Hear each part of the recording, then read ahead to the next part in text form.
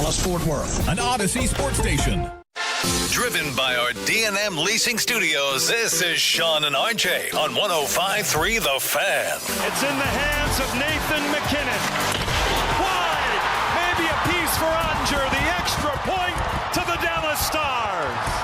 TNT with the call. That is the way we open up the Thursday edition of Sean and RJ live on DFW Sports Station 105.3 The Fan with a monster matchup last night in the National Hockey League. We start there with Sean Sharif, RJ Choppy, Cowboys insider Bobby Bell. We got Pay running the Odyssey app, the Fan Cam, Twitch, and YouTube back up for the 6 a.m. club and the Dallas Stars with a little bit of a statement win for the third straight time this season. Stars and the mighty Colorado Avalanche go to overtime. Jake Ottinger, the difference. Yeah, man, Otter was really, really awesome after that early goal.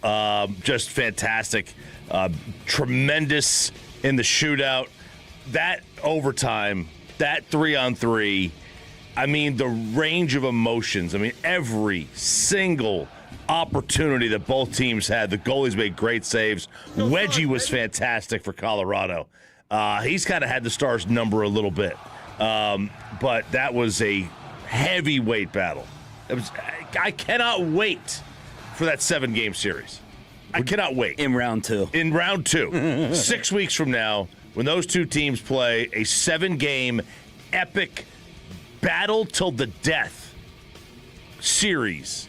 This is going to be one of the greatest series this franchise has ever watched.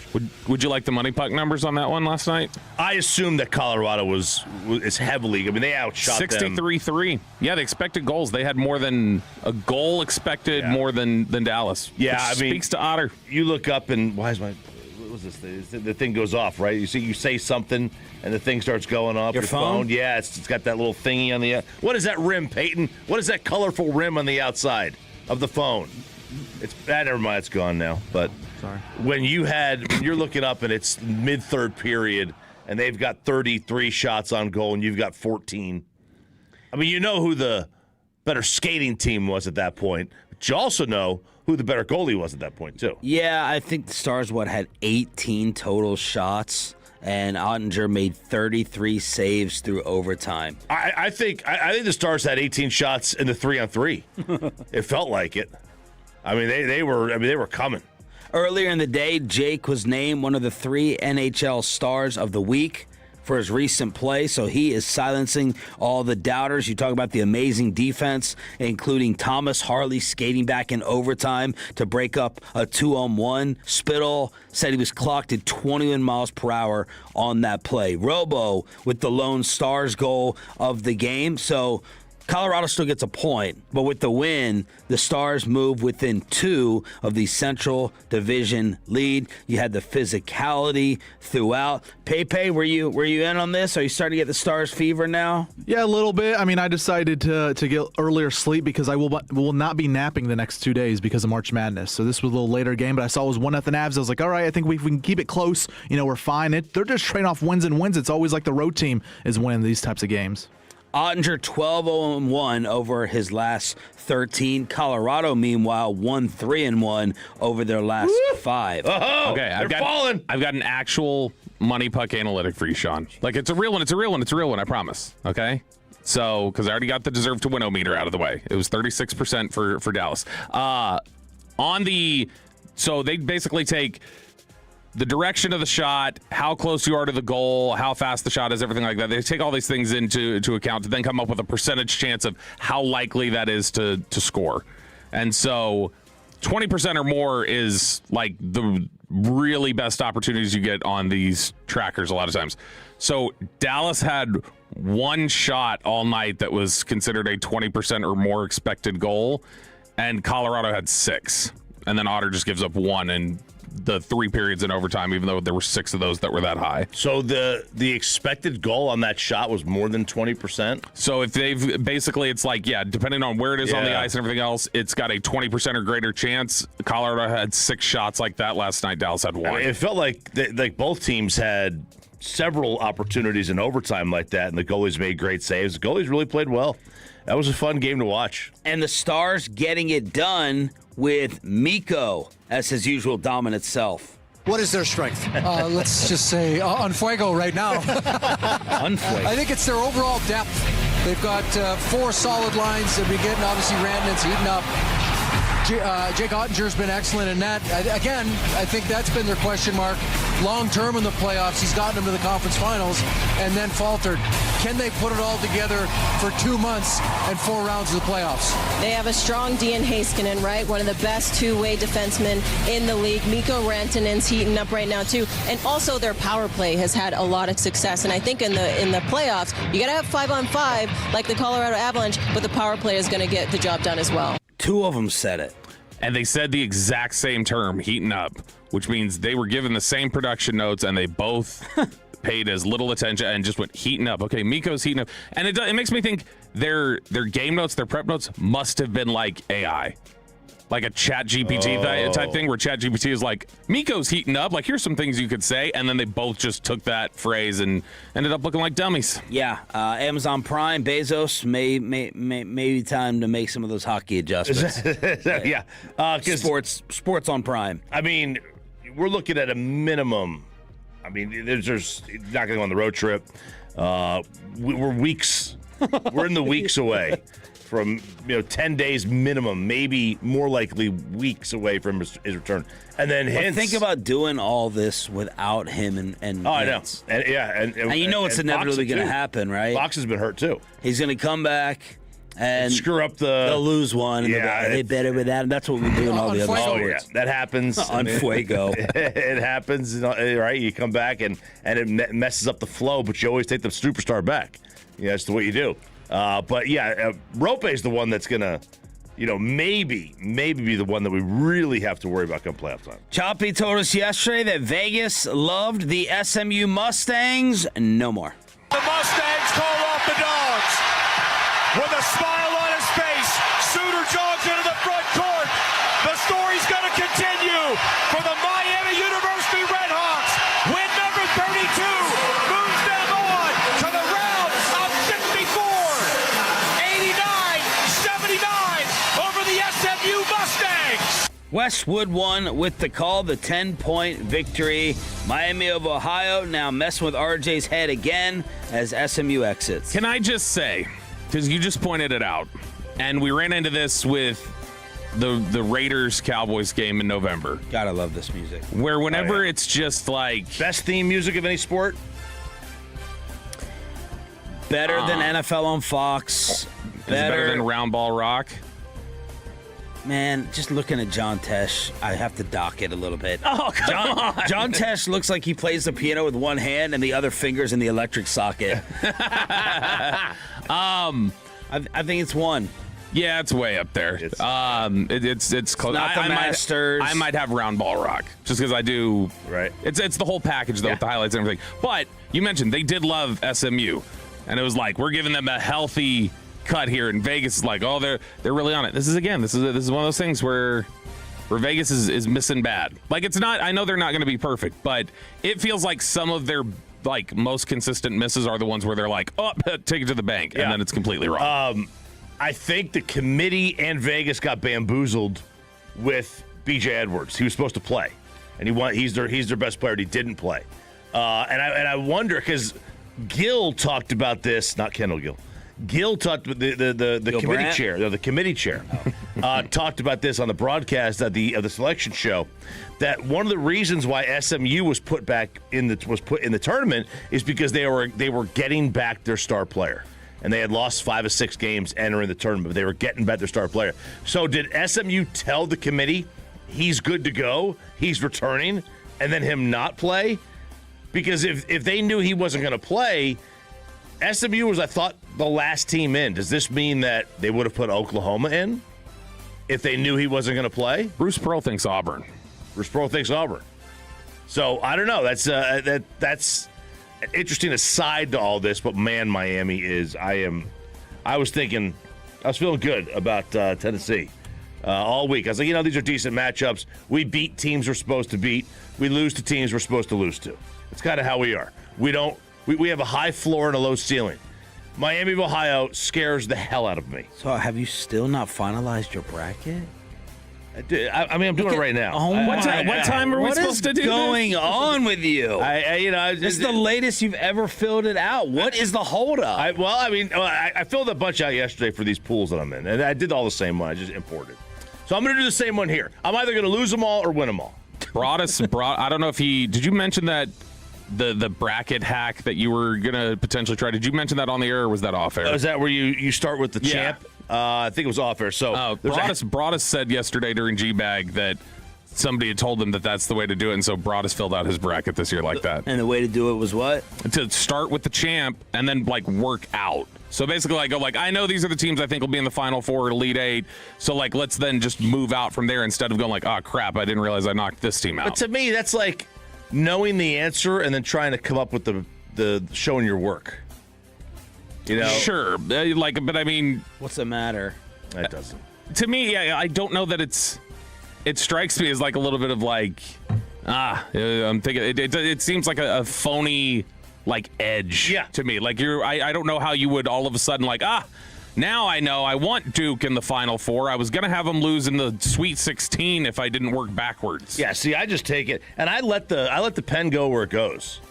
A Ouija board? Yeah, so I took, let's say, for example, I picked High Point to beat Wisconsin and then Arkansas to beat Hawaii. That means they play in the next round. So, the pen just told me, it took me to Arkansas winning. And then I like Arkansas over, the pen just keeps taking me to where I'm going. That's how I get there. Paralysis by analysis. I'm cooked. Get ready, Peyton. I'm going to give you so many 2-second highlights.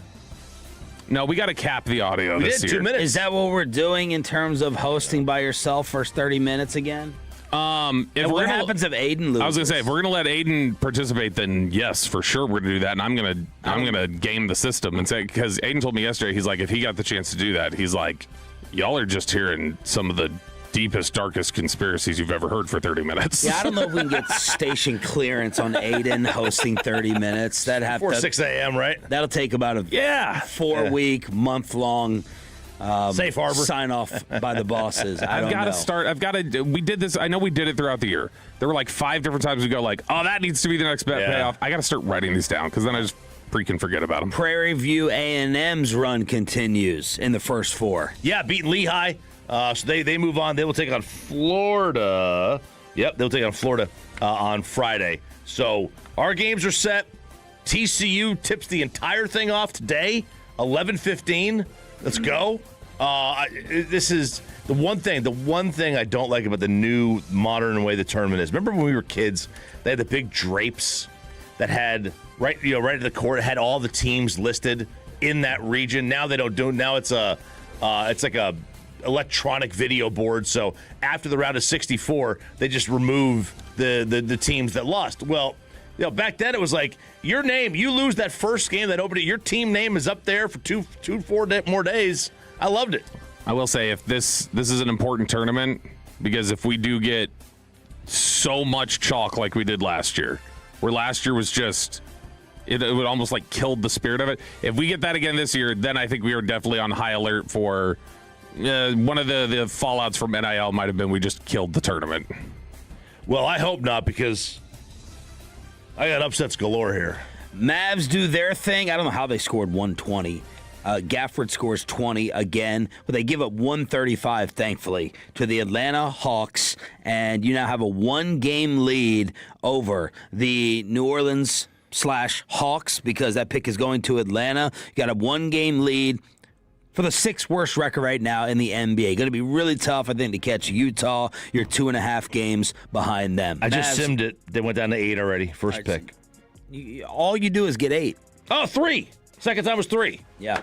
So Mavs lose by 15, and the starters not producing. Najee Marshall coming up cold with 4 points. Koopa 17 on 6 of 15 shooting. 2 former Dallas Cowboys retire, and it's not just Max Crosby's knee that could stop a humongous trade in the NFC East. That's next inside the Star and around the NFL on Sean and RJ. After we get you over to Underdog Fantasy, boys and girls, make plays, win money, right right there for you on Underdog, and you can make the plays in the tournament. I didn't know you could do this until this year, but you get major value. Darius Acuff, is he going to go higher or lower than 26.5 points? How about Cam Boozer, 23.5 points? Make picks, make plays, win money right there on Underdog. And enjoy the tourney even more by downloading the app today. Use promo code TOLO to score $50 in bonus entries when you play your first $5 with promo code TOLO, T-O-L-O, at Underdog. Make picks, win money. You must be 18 or older and present in Texas. Terms apply. See assets.underdogfantasy.com/web/play and get terms _DFS_.html for details. Concerned with your play, call 1-800-MY-RESET or visit ncpgambling.org. Up to date on sports?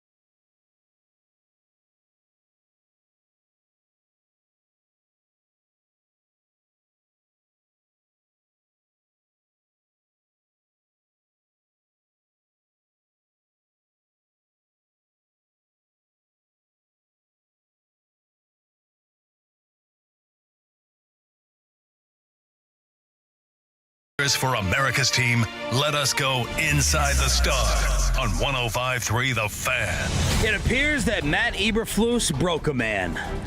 Not the mind of any opposing offensive coordinator. It was the guy he forgot about on the sideline for the Cowboys last season. We got a couple of former Cowboy retirements, and the first one is Logan Wilson. Bye-bye. See you later. Man, I need to dig on something a little more with that story with Logan Wilson, especially now that everybody's gone. The retirement or the him not getting into the game. Because I remember, so a couple weeks ago, somebody had just offhand said something to me, and it was somebody who I think would maybe know this, but they just said, well, maybe Logan didn't want to go into the game.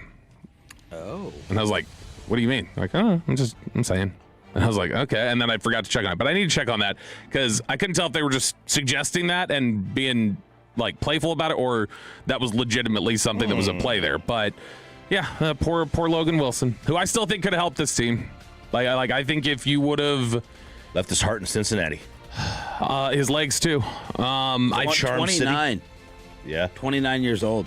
And I will always. I mean, his career to me is always going to be.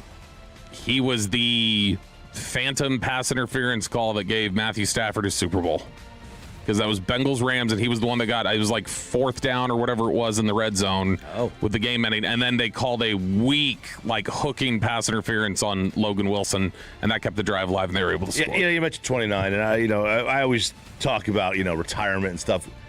Could you imagine what would you do for the rest of your life if you retire at 29? Like, I do imagine I would get bored at some point. Those guys, they'll go into coaching, right? I would get bored out of my mind after a while. I don't think so. How much golf and can I do, especially here where it's not, you can't even get access to websites? No, this is the Mountain West folks. This is Vander Esch. This is Logan. They will go to a ranch in Wyoming and never come back around Dallas or anywhere else. The other was T.Y. Hilton. I found out yesterday he was still in the league. Well, he's not. Yeah. Technically. I mean, I don't think Zeke's put retirement papers in either, but, right. No, this is T.Y. Hilton. This is the thing that blew my mind a couple weeks back when we were trying to talk. We were getting texts from people on the fan text talking about, what's the biggest play or something, biggest moment of the Cowboys in the last couple years, and a bunch of people threw out the 3rd and 30 with T.Y. Hilton against the Eagles. Yeah. And I said something about it during a break. I was like, oh, man, we forgot to mention this one. And Chop's like, I don't know what that is. And I was like, what? Oh, yeah, I didn't remember And then I that. described it, and he goes, I don't remember that. And then I showed him the play, and he goes, I don't remember that. Mm-hmm. So he didn't even remember, the biggest play, arguably, from the Cowboys in the regular season the last 5 years. But he, that's T.Y. Hilton was somebody who I always thought should have been. He was never built like him, obviously. He wasn't a brick like him, but I always thought that he could have had the capacity to do Tyreek Hill style things if he just would have been healthy consistently, and he never was. Ooh, run after the catch like Tyreek. He was, T.Y. was jukes. fast. Tyreek Hill is a different beast in a lot of ways. But he was fast and he was super strong. But T.Y. Hilton was really, really good. Another former Cowboy is coming back to the NFC East. The Panthers are trading Andy Dalton to the Philadelphia Eagles for a 2027 7th-round pick. So really an 8th-round pick since it's next year 7th. Yes, that's right. Yeah, it's really, undrafted free agent. Really an 8th. So Andy Dalton and that backup. How much money has he made? Oh, God. How much money has Andy Dalton made? Meanwhile, while you are looking that up, Mike Florio dropping something. $114 million. Pretty good. Yeah, that's good. Mike Florio dropping a little tidbit on A.J. Brown with all the trade rumors. They got scared off by some of the, as I'm told, preliminary medical research. They decided too much of an investment for a player at this age, general wear and tear. We're not going to do it. But they were lining it all up. Yeah. So if they get A.J. Brown, they trade Devontae Adams. And, of course, he's talking about the Rams. The Rams got scared off because of some medical research on A.J.'s knee. We have not heard that at all. So add him to the Max Crosby list. Yeah, we've never heard that ever in regards to the Los Angeles Rams, who were like, Matthew Stafford, your arm's a noodle, your shoulder doesn't work anymore. We'll wait for it to fire again. Todd Gurley, we'll pay you a bunch for a bone-on-bone knee. Yeah, they have never worried about injury concerns like that. And it'd be really odd with like no chatter about A.J. Brown being there. Like when they talk about wear and tear and some of like the little stuff that's coming up, I don't ever think of A.J. Brown as being like hurt guy. Yeah. But the age, I mean, he's a bigger dude. Yep. So he's carrying around more, but I'm sure that there'll be some firing back at that report with AJ possibly traded as a post-June move. Draft Sharks, which I don't know what this website is. I was just looking up A.J. Brown injury history. But Draft Sharks has a 76% chance on A.J. Brown of an injury in 2026. Oh, putting percentages on injuries? 76%? Mm-hmm. But they have him as a high-risk injury player next year. But when they say injury, do they mean season ending or just like... his current projected sprained games ankle? to miss is 2, and his durability is a 5 out of 10 on their list. Todd Archer with some Cowboy notes, ESPN.com. One thing we heard about the Cowboys behind the scenes, San Francisco initially thought the Cowboys were willing to trade Osa Odigizua for monetary purposes and were offering a day 3 pick in return. When they were informed the Cowboys were willing to keep Osa, the Niners gave up number 92. As a result, the Cowboys add their first day 2 selection. Biggest remaining hole, middle linebacker. They were in on Quay Walker, Nakobe Dean, and Devin Lloyd, but could not close the deal. They had tepid interest in the remaining free agents and now find themselves looking for a trade partner for a veteran. The Cowboys would rather not go into the season with a rookie serving as the green dot for their defense. So maybe we can look around on that possible trade market to get a veteran linebacker after Devin Lloyd added to the list that they missed out on along with Nakobe and Quay. Well, that's also that's worthy of applause, I guess. Good for the Cowboys that they were like, nah, we'll just keep the player. And they successfully drove up somebody's price because they historically have been they'll take anything. Yeah, they'll take whatever. They'll get rid of Amari Cooper for nothing, and then they'll be the ones to go like, well, yeah, we'll throw a 4th-round pick at Jonathan Mingo or a 4th-round pick at Trey Lance. So it's interesting to me that. Could you imagine getting less for Amari than Osa? Yes. Like 2 rounds? Yeah, given where they were, I can understand it, but not as little as they got. No, but that's I don't know that I buy that, though. So that might be a successful bluff from them. Because I don't think they were willing to keep him. I think they were pretty set on we're going to move Osa. The Buccaneers made a bigger offer to Mike Evans than San Francisco, according to the Tampa GM, but it sounded like Mike Evans just wanted a different challenge to end the career. Cleveland Browns, and I hate this. I think this has messed up the NBA to a great degree. Cleveland submitted a rule that would allow teams to trade draft picks 5 years out instead of 3 years out. And I want that quickly rejected. I want that out of here. I hate the NBA trade talks and discussions. They're giving up a 2031. Yes. I hate it. It makes it too confusing to follow trade possibilities and all the different pick swaps as well. And then it will go to this, and then it'll jump to that team 5-6 years down the road. I don't care that it gives teams more flexibility. I think a major important thing is to keep fans interested in these offseason discussions and trade talks within the year. And when you throw out a second rounder 6 years down the road, I get lost with it. I don't like it either. And one of the things is these GMs, the GMs that accept the first round pick 5 years from now, deep down they know that's not their pick. Yeah. They're accepting that pick for somebody else. And when you trade that 5th round pick or that first round pick 5 years from now as a GM, when you trade it away, you're like, that's not my problem. I'll be fired by then. Because that's just the reality of it, is that these GMs, except for Jerry, don't keep their jobs for 8 years anymore. It's the other thing about that, I mean, not just it's hard to track and things like that. It's a reckless thing to do with your resources that a lot of teams in the NBA have shown a willingness to. Dallas is like, we all feel like Dallas has really stripped down to the bones like their ability to add young talent. Like we're just like, sure, throw us a late first for Anthony Davis. We just need any sort of draft capital that we can rebuild here because we've moved so many picks over the years. And so, yeah, I think it's also just from let's not let teams recklessly destroy their future and potentially get stuck for half a decade. Yesterday, we had a mini debate over whether the Cowboys offense was elite last year or not.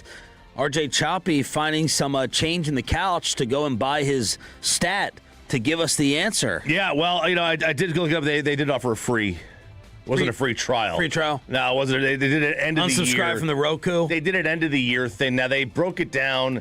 They didn't break it down by passing, rushing, all that. It was just the offense, defense, special teams. So Bobby and I leaned towards and said Cowboys offense was elite last year. Choppy was disagreeing, and you were looking for this DVOA stat. I've got the stat for you. You didn't have to go that deep, but go ahead and go DVOA. Very good. So I went back and looked, and every team, I feel like if you're like a top 8, you should feel good about what your offenses. And they are top 8, right? The Cowboys were a top 8 offense. But the difference between the 8th ranked and the 4th ranked offense is fairly small. So the Cowboys offense was 10%, right? That was at 10%. So that's 10% above league average, right? Just the baseline league average, which doesn't sound like a lot, but I think it really is a lot. Because when you're talking about 8 to 10 possessions, being 10% better is quite a bit. The 4th ranked team was 15% above league average. Makes sense. 4th ranked is 50% better than 8th, and 15 is 50% greater than 10. Overall, the number 1 offense was the Rams. They were 30% above league average. 30%. That's a massive gap between the Cowboys and number 1. That's a different stratosphere. So knowing where they sit at 8 and knowing how far they are from the Rams, does that at all change anything in terms of your willingness to accept an offensive player, or not even I wouldn't even say the first round, just not ignoring the offense in the offseason? The teams ahead of them were Rams, San Fran, New England, Buffalo, Indy, Green Bay, and Detroit. I would not put New England or Indianapolis as better than them offensively. Green Bay can be talked into, but I don't think so. So I think you're looking at the Rams, Detroit, and Buffalo as better. And from a points per game perspective, that the DVOA is efficiency. So like if you get 10 possessions and you average 30 points a game, that's basically the same efficiency as 7 possessions and averaging 21 a game. Right? It's 3 points per possession. I just don't have obvious needs to where I'm like, all right, that's a draft improvement. Maybe Terrence Steele, and as Bobby brought up yesterday, maybe tight end in terms of explosive, but otherwise I'm going all defense. That's me. Yeah, I mean, it would have to be a very unique situation for me to be able to say, all right, yeah, I'm willing to go in on this. I really like the tight end idea. Now, I don't think in the first. I wish they had more day 2 selections, because that's where I think he could really hammer. Cowboys were bottom half in the NFL last year in red zone touchdown percentage.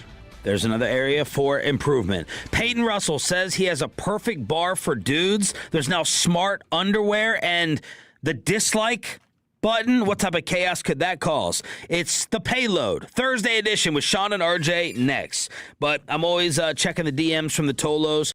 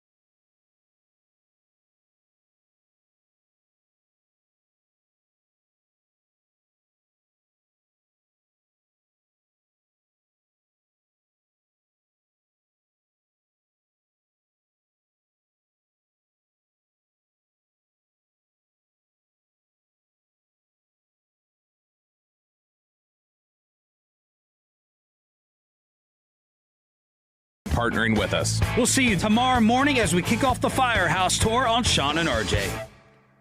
And it's back to Sean and RJ right here on 105.3 The Fan segment here brought to you by Classic Chevrolet. If you're in the market, upgrade your vehicle. Get to Classic Chevrolet and Grapevine today. The #1 Chevy dealership in the world, 3 years straight. More new Chevys than anyone else, all priced to sell. Visit ClassicChevrolet.com. This is Texas. This is Classic Chevrolet. Together, let's drive, relax, enjoy the difference. Based on new Chevrolet registrations, 2023 through 2025.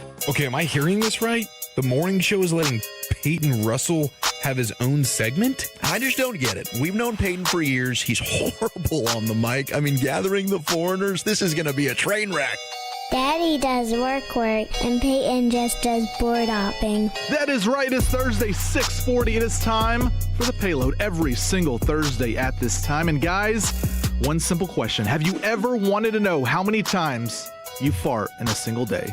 Now, the real number could shock you, but, some days might be worse than others. But, RJ, I feel like this is up your alley, man. I mean, it's up something. Oh, I'll tell you, if the number is anything less than 40, I'd be stunned.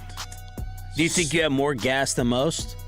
Yeah, I it's nonstop. Like, I do nothing. But, I mean, the amount of times I am just ripping.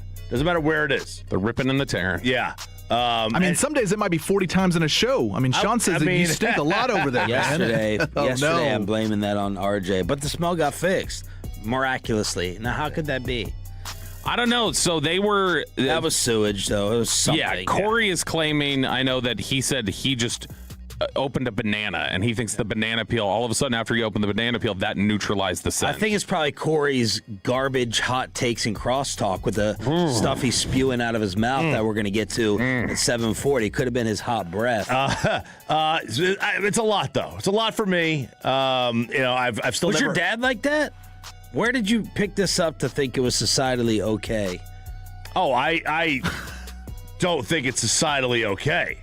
But you know me, I'm all about me. Yes. I care about my comfort. There's no way your dad did it. He did it not in public. Not in public. He did it at the house all the time. Yeah. Like just nonstop. But me, I don't mind. I'm an old man. I will walk. I did it out here, right in front of Kurt. Now, he had his headphones on, but I mean that was a flapper. That thing was. I mean, that made noise as I was walking, and I took like 3 extra steps just to get it all out. Well, guys, I present to you the smart underwear. Yes, there's there's smart phones, smart TVs, smart everything. We now have these smart underwear. Researchers at the University of Maryland want to get to the bottom, no pun intended, of how often people pass gas so they can determine if it has to do anything with your actual gut health. They have begun to distribute smart underwear to volunteers all over the country to track how many times you fart per day. And this underwear, you might think, okay, well, what is it? It's like, okay, it's the same material as most underwear. It's a little more than tidy whities. It's not the full boxers, all the way down to halfway to your knees or whatever. But, it's a comfy underwear from what the pictures say. But the device on the back of the underwear is the size of a nickel, so you can barely feel it. It's just back there. Maybe at first when you lay down, you can feel it, but it's just going to detect how many times you pass. Yeah, so it shouldn't feel much different than the underwear you have on today if you're wearing any. I don't know, RJ. I am. Yeah. You are? Okay, cool. Always. And if I wash this, it's not going to damage or break? Maybe there's a way to take it out. I mean, I'm sure it's a little device thing, so I'm sure there's a way you can take it in and out if you have to wash it, or you just get rid of the underwear and you wear new ones. And what's the cost? No cost right now. It's just volunteer, so they're giving it to volunteers right now. Now, if the tests come back and they're like, okay, this is serious, I'm sure they're going to charge, goodness gracious, $25-$30 for it. It looks like they're. I don't know that this sounds like, just from what you just said, this does not sound like a device that they're going to continue to sell after they get their research. It sounds like it's just researched. Otherwise, I don't know. No one's going to buy this. Yeah, I wouldn't think. I mean, there might I'd buy it once just to see what the number is, but then it's like after that, it's like, okay, I don't want this anymore. You can just count.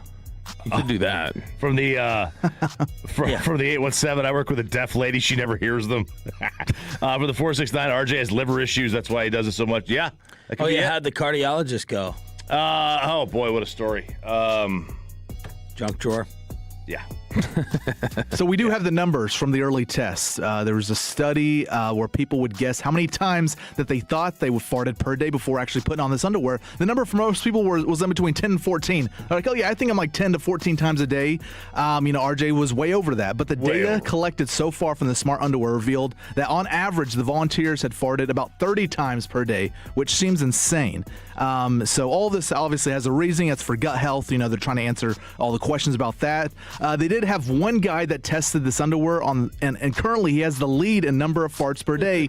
And the total like the madness bracket watch was 175 per day. This guy farted 175 times per day. I don't know if he had a bad Taco Bell or something earlier in the day that carried over. The least amount was 4 times, which that might have been a female. Girls don't fart, right? That's a girl. Yeah, that's a girl. Maybe my diet stinks.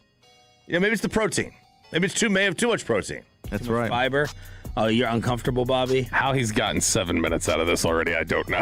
Yeah. Okay, all right. This will be his March Madness payoff. We'll move on. We already know the 30 minutes will be. All right, guys. Twitter or X, if you call it, that is starting to test out their new dislike button with random users. You can dislike every time the Mavs win a game, and the admin of the team, Twitter account tweets out the final score. You can dislike it every time they win. So you're going to like it, when they lose, like last night or most of the times this season.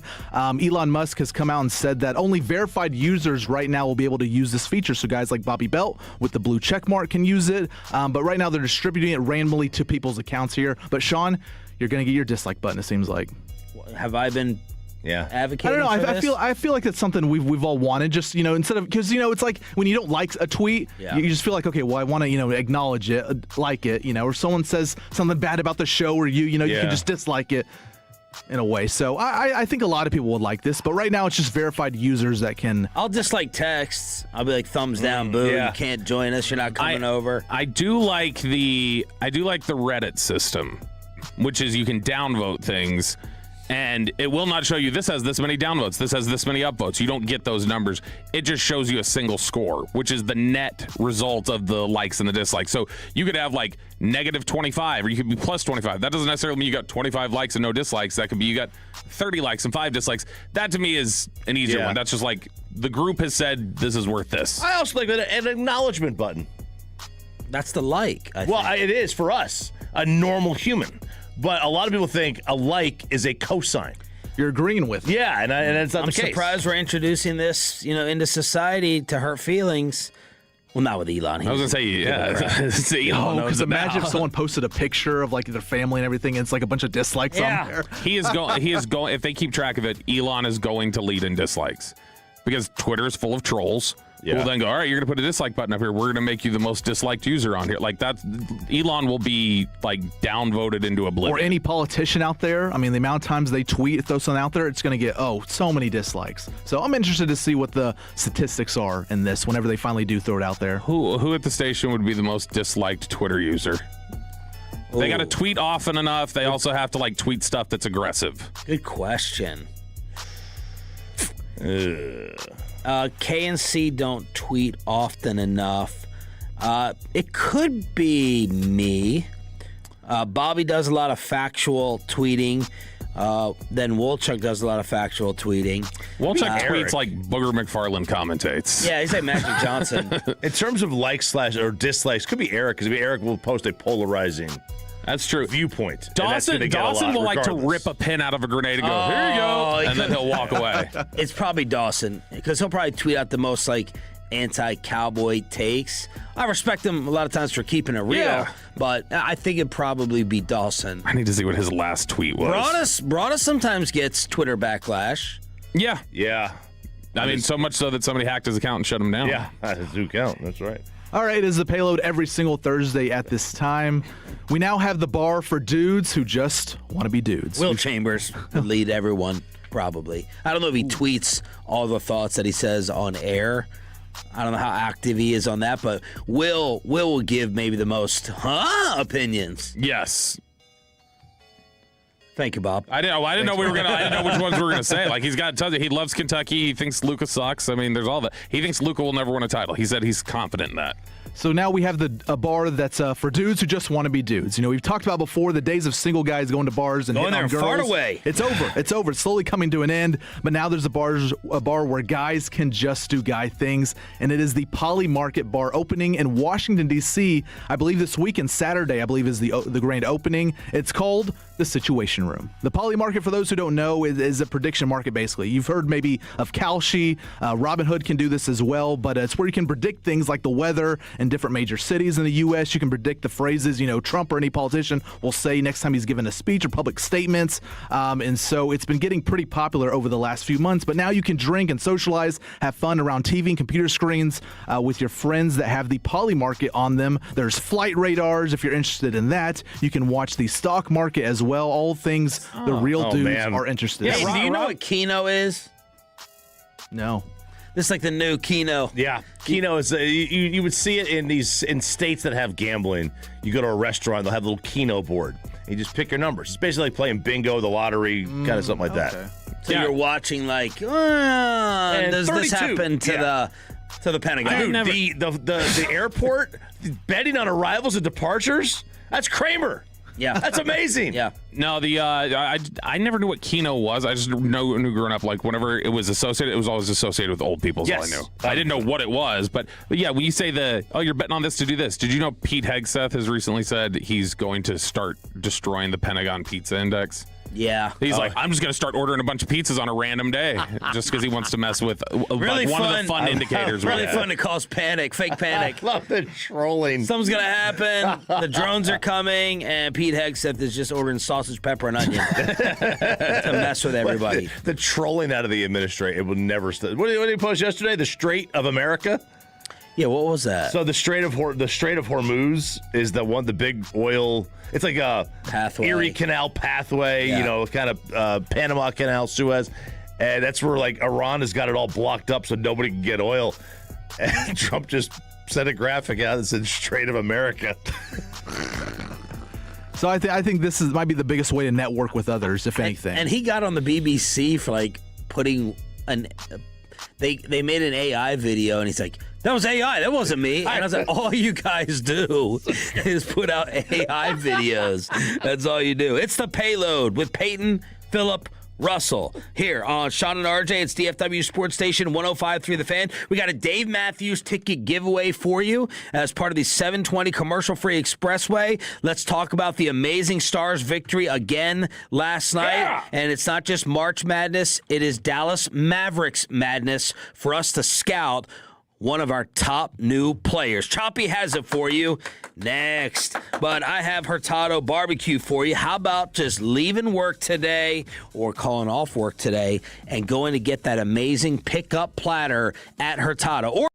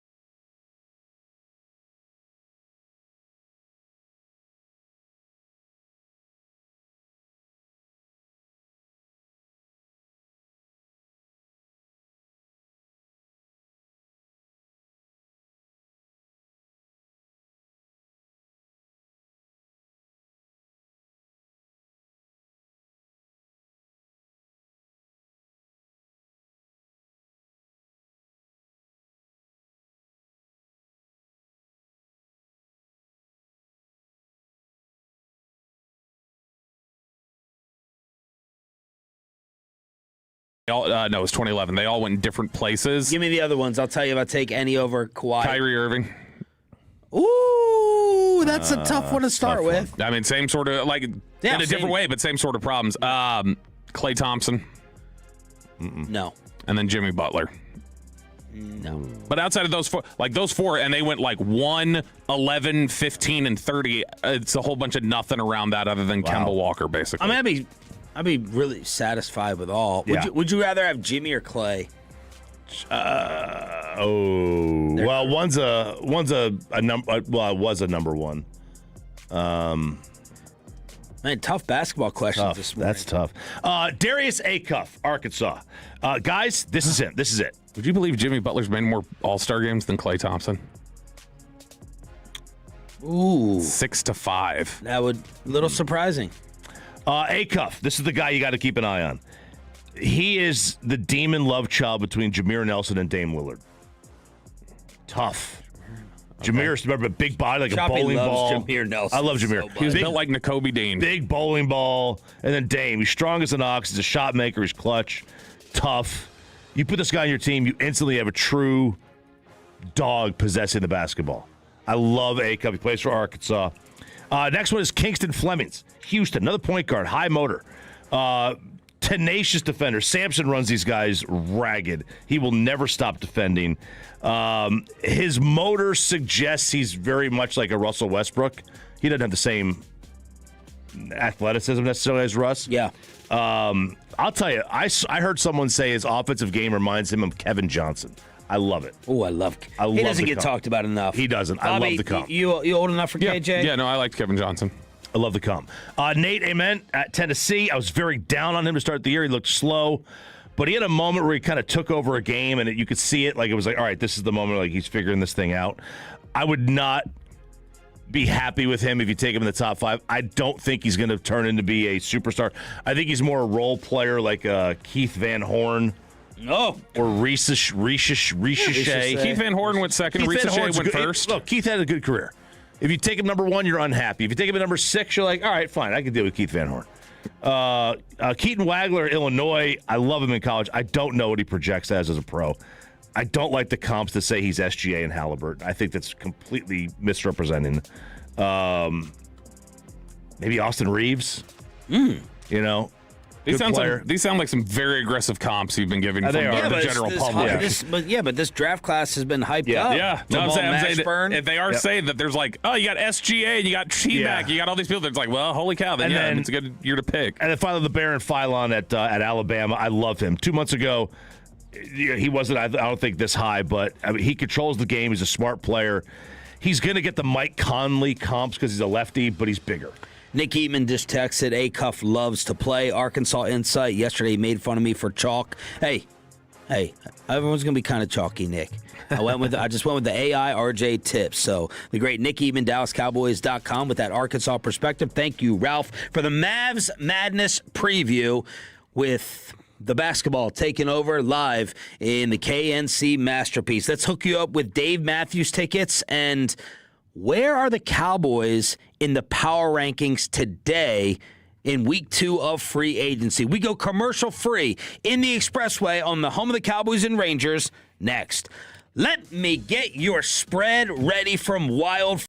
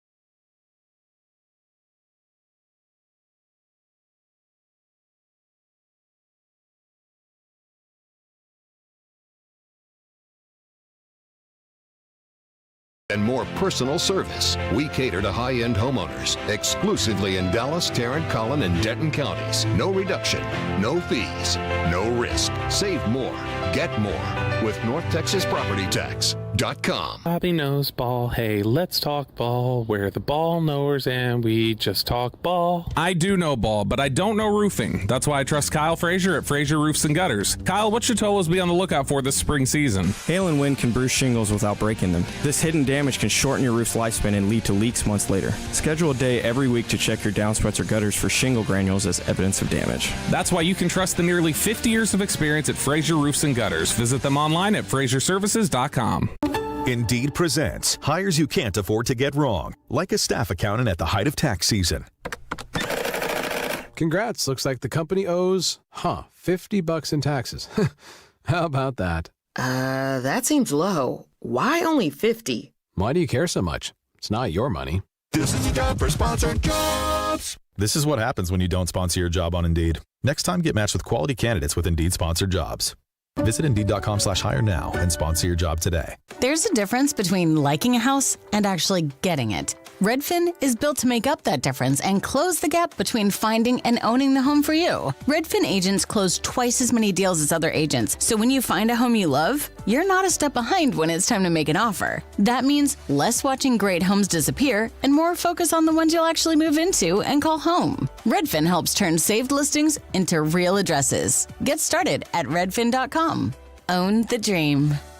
This segment of The Fan is brought to you by Permapeer. It's March and you're filling out brackets and betting on buzzer beaters. But when it comes to foundation repair, there's only one clear winner, and that's Permapeer. So call the Dirt Nerds at Permapeer Foundation Repair of Texas. 214-466-1496. Visit dirtnerdsdfw.com. What up, Tolos? We're excited to kick off another year of Sean and RJ's Firehouse Tours. All year, we'll be hitting a local DFW firehouse, broadcasting live and giving away a coveted one-of-a-kind Tolo item. Where are we going to be tomorrow, Chop? We'll be at Lake City's Fire Station number 3, located at 3750 Cliff Oaks Drive in Corinth, right off 35E. And Bobby, what is that one-of-a-kind giveaway while they last? 105.3 The Fan insulated lunch containers. Huge thanks to Frazier Roofs.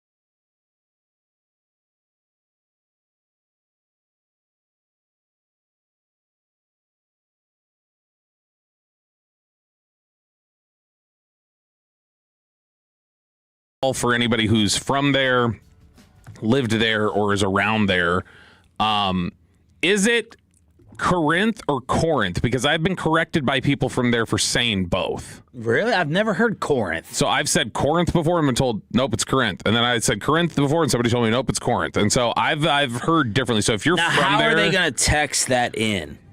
Core or core? So C-O-R-E if it's Corinth. Yeah. Or... Yeah, just C-A-R. Yeah, do C-O-R if it's Corinth, and if it's Corinth, do I-N-T-H or whatever, because it's more emphasis on that, I guess. But no, I have said both and been corrected on both. Okay. Have you ever heard Corinth? I have. But I mean, I've heard it in the Bible, Corinthians. See, that's what it is. People who I've heard say Corinth recently had moved here. So I don't know that I've ever heard somebody say Corinth. 940 said used to live there. It's Corinth. Wow. But I don't know. We'll see, because that's just the first one we've gotten there. Everybody's saying it's Corinth. What? On the fan text. Everybody. Well, now, Peyton, you got to revoice the prologue. I'm not doing it. 877-881-1053 in order to hit us up here. Everybody text us back. Come out tomorrow. Corinth. Yep, everybody. They said like in the Bible. Okay. We're going to have to get the wireless and walk around and get everyone to confirm with our big turnout at even 5:45 in the morning. Why is trash talk happening here at the station again? Bobby, saying Corey Majors, the G-Bag Nation. We got to start that off at Neighborhood Watch at 7:40 because this is our hood. This is our neighborhood. Yeah. And we need to clean things up. Apparently, 7:40. I'm not familiar with what is going on. But let's get to our first off-season power rankings now that we're week 2 into free agency. Yep, we got NFL.com's power rankings from Eric Edholm. And so he's got a reshuffling of the deck after everybody's made some of their moves. Just before we get started, where would you say roughly, because obviously they're back behind several teams, where would you say roughly the Cowboys were at the end of the season, and do you think they're any different today? Roughly, I mean, they had to be in the 20s. Yeah. I would have guessed 23, 22. Yeah, I was thinking 22 to 24, somewhere in there, probably. And now I would go probably 3 or 4 spots higher. Okay, chop. So as high as 18, maybe, somewhere in there. I don't think I get higher than 18. 21 was where they were, I'd say, at the end.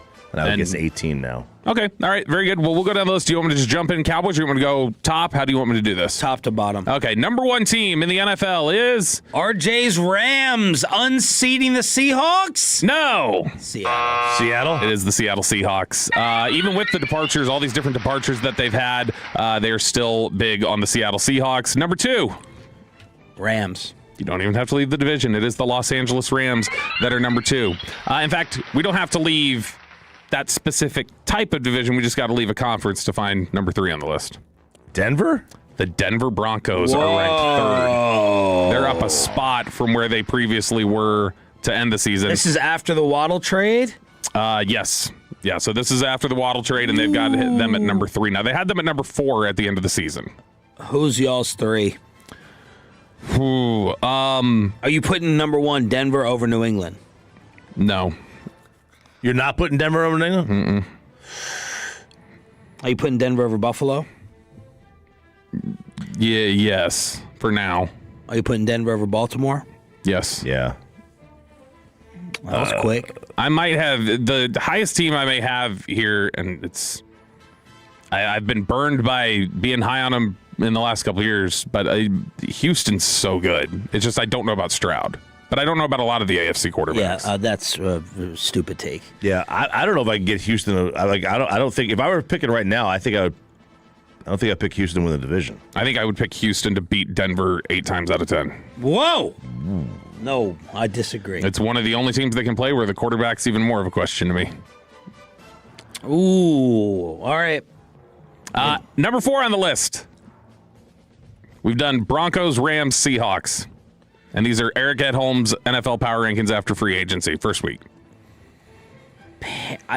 To me, a lot of these rankings pay homage to the people. I was going to say, were you about to say Panthers? No, Patriots. Oh, I thought you were going to say Panthers. I was like, my goodness, you're really high on Jalen Phillips. Patriots. No, not Patriots. Buffalo. Patriots might be getting a little disrespect here. Buffalo, it is the Buffalo Bills. They actually move up a spot on this list. Number 5. They are going to put... New England. Nope. Baltimore. Nope. Are they going to put Chicago? Nope. Philly. Nope. Green Bay? Nope. Jacksonville? Nope. San Fran? The top 3 teams in the NFC, according to this list, are all in the NFC West. The San Francisco 49ers, after they say you get the ever-reliable Mike Evans, you've cleaned things up after the bizarre Brandon Ayuk situation, you get Oso Odigizua, so they're high on the 49ers. Number 6 on the list, up 9 spots from where they finished the season. Up 9 spots, so this still is not New England. Houston. Not Houston. Not New England. AFC, though. Baltimore. This, to me, and they haven't made a whole bunch of moves. That, to me, is just you're paying respect back to, well, they finished the season crappy, but we're going to assume Baltimore's good again. And I would do the same thing. Number 7.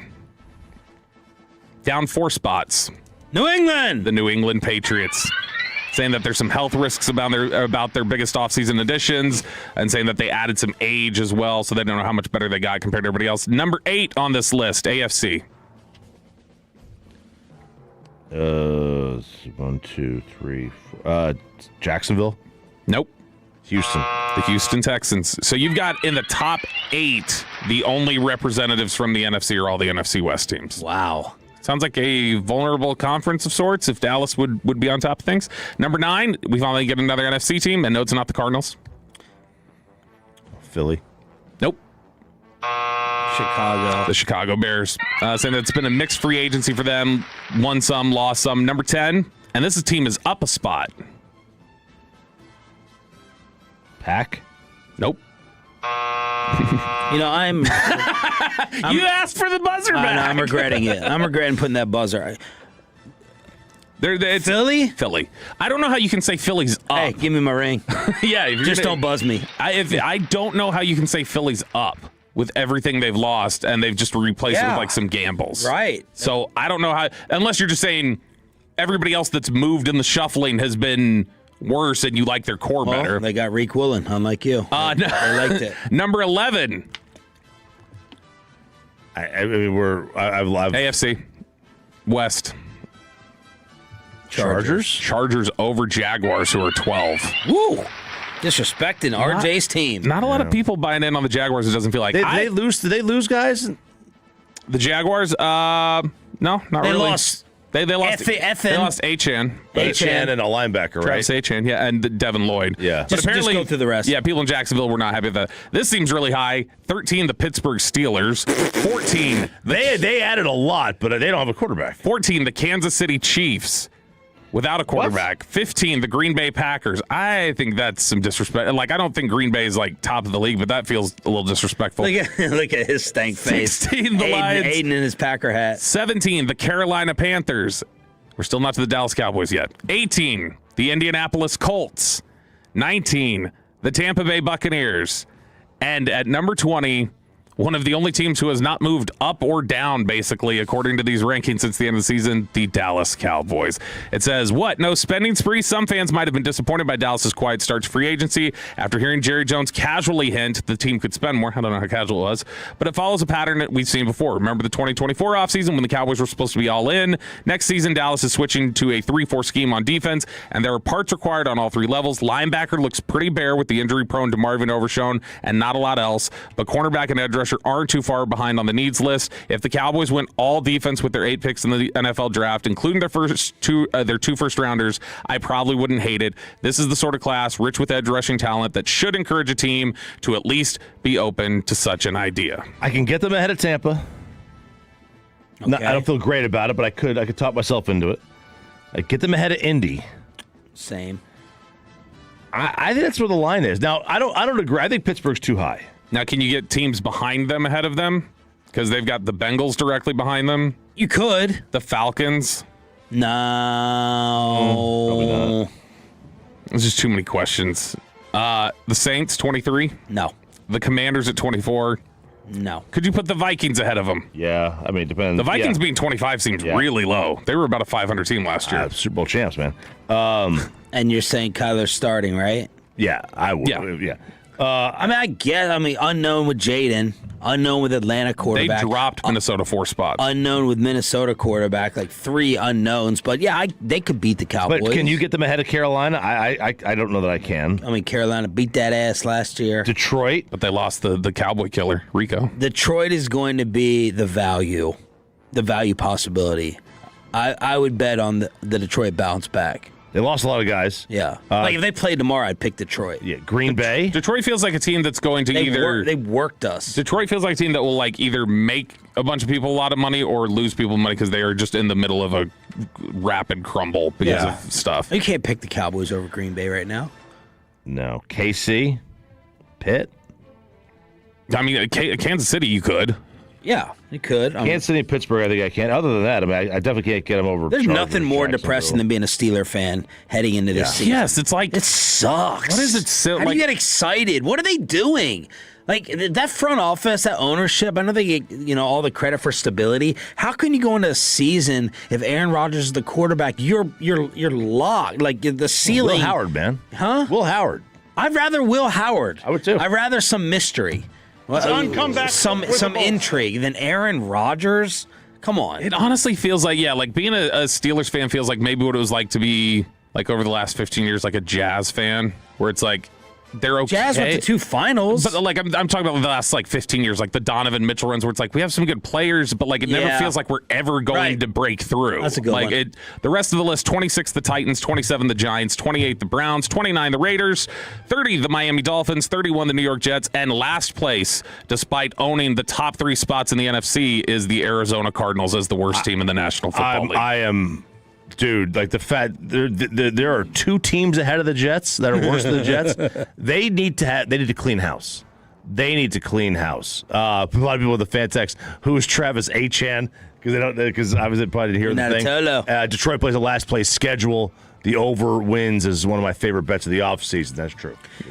877-881-1053 to weigh in on the Franklin Frankel fan text and to win the tickets we're about to hook you up with here on DFW Sports Station. How long do you think the Barnwell contender thing will take? Short or long? I could make it short. Yeah, I could make it short. So he did the weaknesses, right? The contender weaknesses. So the big remaining issues for the 20 contending teams. Again, the 20 contending teams. I was like, all right, let's just go. I want to see. I did my old Rangers trick. Control-F, type in Rangers with the S because Rangers Suarez screws everything up. So I just typed in cow, right? And then I put the B and the O and the Y, and it didn't pop up. Did not pop up. So he is not having them among their 20 contenders. Now, look, that's fine. Like, they have a lot of holes. But, I mean, he has 5 and 12 Washington in here. As a contending was it Tannenbaum that we saw at the end of the season in their year in advance predictions? He picked them to win the Super Bowl next year. Washington? Yeah. So, like, the teams he has on this are Baltimore, Buffalo, Carolina, Chicago, Denver, Detroit. Carolina's a contender? Yeah. Chicago, Denver, Detroit, Green Bay, Houston, Jacksonville, Kansas City, Chargers, Rams, Minnesota, Pats, Eagles, Pittsburgh, San Fran, Seattle, Tampa, and Washington. It's just like, yeah, okay, you're right. This doesn't have to take long. I could see, like, I get it. Like, San Fran, they don't have a ton of holes to fill, I've been winning right? you over on him. Yeah. The Cowboys' biggest issue to me outside is simple. It's Dak's health. That's the biggest question mark. That's not a hole to fill. So is he either saying the Cowboys have no holes to fill or they're that far away? I mean, you get a defense that plays halfway decent. You I don't know what he means by healthy. contender. Does he mean that's a team that could, like, by the craziness of the NFL, win the Super Bowl? Or is he saying, like, these are teams that could potentially compete for a playoff spot? I think he's talking about competing, like, you could see it. As the year goes on, if they end up at the NFC divisional round, you're not stunned. Well, then it's insane to put the Chiefs in there right now. Well, yeah, because Chiefs couldn't end up in the NFC divisional round. Because of Mahomes, or the team, or everything? I mean, it's a brutal football team right now outside of Mahomes. And even still, like, Mahomes, like, there's no telling how much availability was there. I don't think you can, like, reliably project them to say that's a team that could reasonably be a contender. Let's hook you up right now for Turning It On, Leaving It On with one of our best concert ticket giveaways in a while. That's right now, caller number 10 at 877-881-1053 wins a pair of tickets to see the Dave Matthews Band at the Dos Equis Pavilion in Dallas on Saturday, May 9th. That's caller number 10 at 877-881-1053. Who is starting trouble amongst the radio shows here? That leads off Neighborhood Watch. We need to take people out of their bubbles and their safe place and make them think about the world we live in. You are fake news. So what do you guys hear? What's the scuttlebutt? Everybody taking shots right now. All the shows taking shots here at the station. Let's talk about it here in Neighborhood Watch, which is presented by D&M Leasing. Before we get to that, people are asking, since we just mentioned about Corinth, as I would say 95% of the fan text is saying it's pronounced now. Wow. We're going to be at Lake City's Fire Station number 3 tomorrow. So some people were asking, well, wait, where are you guys going to be? So that's 3750 Cliff Oaks Drive in Corinth, Texas, 76210. It's going to be a 10-minute drive for me tomorrow morning, boys. I'll be waking up at 5:30 in the morning, probably. All right. We do have to take care of our own housekeeping, our own business. We've got I was driving home yesterday, and I turned on the station, as I have a tendency to do when I'm in the car. And as I turned on the station, I'm just hearing Corey Majors launch into attacks. Really, like, not even like super aggressive, like, ooh, we're gonna jab you here. Ooh, I've got like a really good like punchline here, or whatever else. Just felt like he just wanted to talk about how much they were the show at the station that needed to keep the peace because nobody else would do it. And that they were the ones that they got to be nice to people because nobody else at the station will be nice to people, basically. This is going to be cut 11, Peyton. This is a cut. It's about a minute 15 long, but it's Corey Majors yesterday for no reason when they were talking to Khaki Kevin Walker, deciding to just talk about how nasty the rest of us were. Do you still go by khaki, Kevin? Because you are not wearing khakis today. No, I'm not wearing any khaki today, but I do believe they call me that every single day. Okay, wearing a mean green hat, so I'm okay with him today. And remember, the Fred Davis nicknames. A-okay with this show. Yeah, we like Fred Davis's nicknames. Yes. We also like Rima. So, we like everybody on this show. We're fans of, we're Tolos. Of the station, and we're fans of everybody. Here's the thing about being this show, guys. All right? Yes. We're the bridge. We're the bridge between the morning and the afternoons. And then we also love the night show because we were birthed there like a tiny baby horse. We were birthed out of the nights. Actually, we were birthed out of the weekends. Yeah. So we love the weekend shows too. That's just part of we love everybody involved here. And so we got to bridge everybody together. We can't just sit here and be like, I never have to talk to G-Bags, so screw them. And passive aggressive Dawson, who's just going to take shots at him and move on. We can't do that. Bobby and the nosebleeders, we can't be that show because we have to face these people. And I see Peyton out there. He's like, how can I get this audio and snag it and really tick off the guys in the morning? Yep. Because I know Sean's in his car right now listening and going, he's just pounding his steering wheel and he's just like, can't believe he's taking shots at us. I don't know where that came from. Yeah. Who says birthed? Yeah, this is the guy who said horrible the other day. For the past week, Corey needs to learn this statement of don't punch down, but for the past week, show me your meat. He has these opening diatribes on the show about the disrespect and that the market or the business and the industry gives the KNC masterpiece, and he's got this chip on his shoulder. Sometimes a chip is a good thing. Sure. I loved it. When you're talking about us, it's a bad thing. So I don't know why this constant need to prove.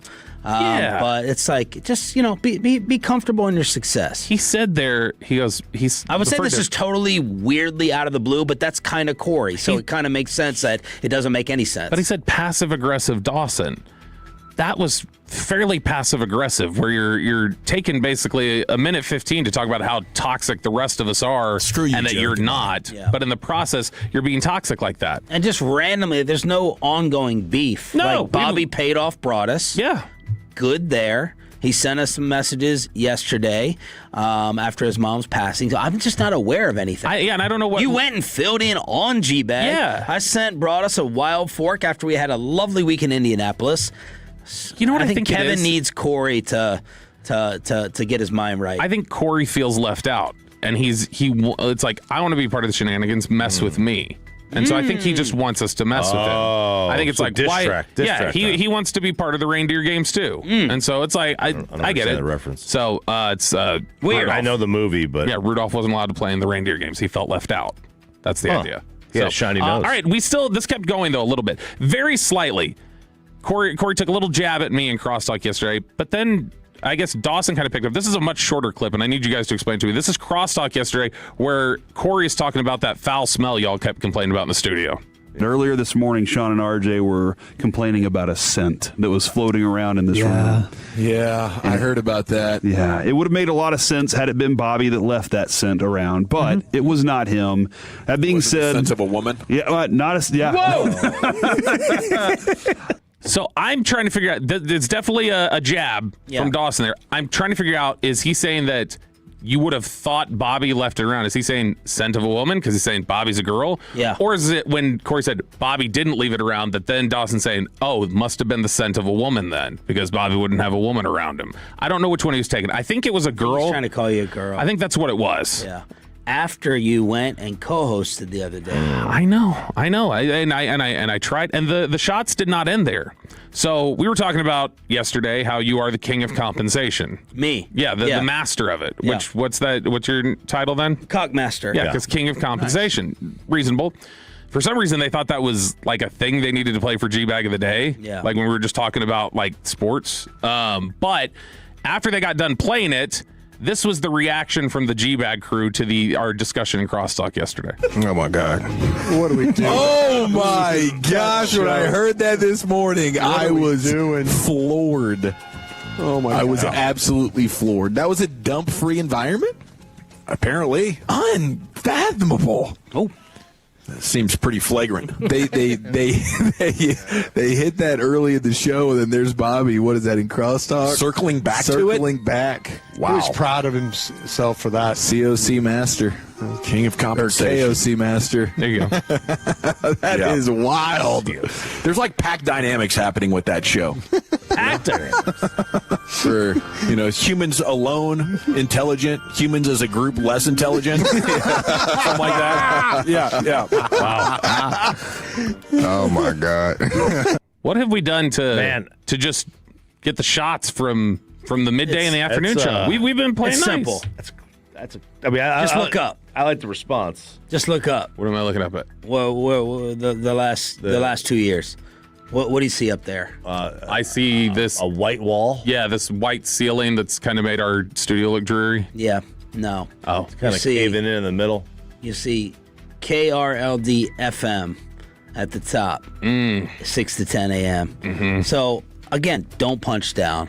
We've been living up here, ears popping, dominating. Yeah. Hell yeah. Trying to be humble about it. Yeah. Trying to be humble. We don't have to tell you all the time. Not trying too hard. How much we're crushing, like We're Corey not has gonna to try tell too hard. everyone in the world. Corey's got to tell everyone and their mother how they're winning and dominating. And when you're sitting up here like this, you're going to catch some strays. I appreciate the pack mentality reference because I do, Dawson, enjoy wolf documentaries, and that's a very it's a pack mentality. Yeah, and I'm not a fan of the dire wolves returning. I don't think that's a good thing. Tomorrow will be a perfect example in Corinth.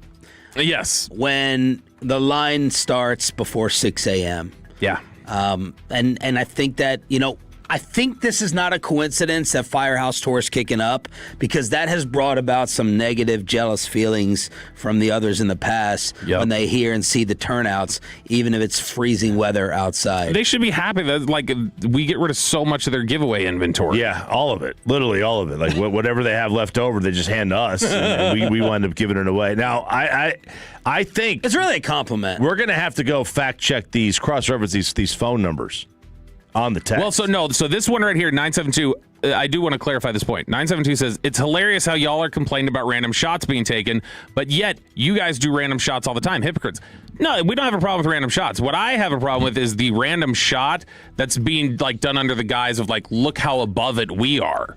Because G-Bag loves to say, most toxic show, Mean Girls in the morning, and then Corey is in the middle of lecturing us for being toxic. Well, then he's being. So I'm not. I agree. I love shots being taken. It's fun. It's good to get a jab in. It's just then don't tell me in the process how above it you are and that you don't do that. And also, listen, Sean and I grew up in an era where this wasn't verbal barring was not called bullying. Yeah. Okay. Dawson's the same age, but Portland doesn't count.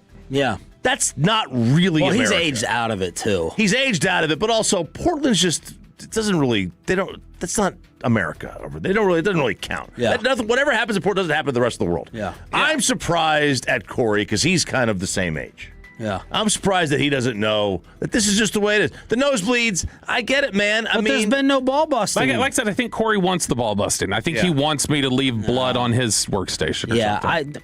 I would have less confidence I'd have more confidence in a Corey freak out than a Broadus freak out. Oh, me too. You never know what Corey you can get. Yeah, no, I agree with that. So anyway, that's what it is. Yeah. Weird, just random, awkward. Yeah, it was. I mean, look, you gotta feel better about yourself to do that. That's okay. And by the way, a lot of late push, a lot of late Friday at noon will come again. A lot of late push, overnight votes coming in on Corinth. They're saying it's not Corinth. That it's a lot of late Peyton, a lot of late overnight votes. Call the mayor. Call the city office. Call the mayor.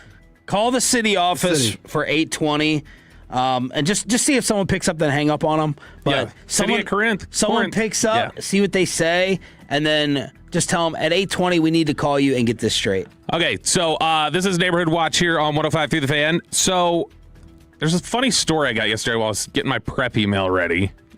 Kristen called me. They went out to the Star in Frisco. They were I think it's every Wednesday. It's pretty consistently, they've got this themed movie night where they throw up a movie on the Ford Center big board, and people go out there with their lawn chairs and sit on that little outdoor field, and there's like vendors out there giving stuff away and things like that. And so they're in spring break, so Kristen was like, all right, let's go out there. So they were going out there and hanging out with some friends. So they, before that, were like, let's go get some ice cream first. So now let me ask this real quick, because I just got a tweet from Bassmaster, and he's saying G-Bag is so jealous of you guys. It's comical. Can I like these now, or is that breaking the Walchuk rule after we just had that beef? Can I like G-Bag insults? Yeah. Or is that bad teammate? I think all bets are off. I'm even thinking about retweeting it.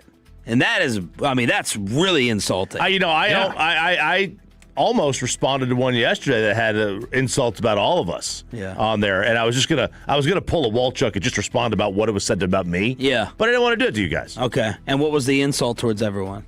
Well, I don't want to. I can't say it on the radio. It was bad. Give me the name. It's very. Give me the name. Oh, you know who? It's a trolley troller that disappears every 6 months or for 6 months at a time because he gets suspended.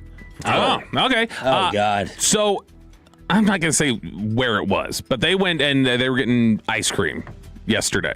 And so, as I've mentioned before, Addison's got like a bad peanut allergy. She's got to she's got to carry the EpiPen with her everywhere because if she gets it mixed in there a little bit, so we found out late that she had a tree nut allergy because her reaction to it was she was throwing up. Like we weren't getting the normal sort of reaction to it. And when we finally figured out why is she getting sick, and they're like, yeah, she's got this allergy. They're like, yeah, that's actually pretty bad because if she's vomiting, that means she's really close to anaphylaxis. And so they're like, carry this EpiPen with you. Definitely avoid peanuts everywhere you go. So because of that, we found some ice cream places whenever we tell them hey, she's got a peanut allergy, what is good here? Then they'll go, oh, we'll scoop it out of the back, or we'll get a different scooper or whatever just to make sure there's no cross-contamination.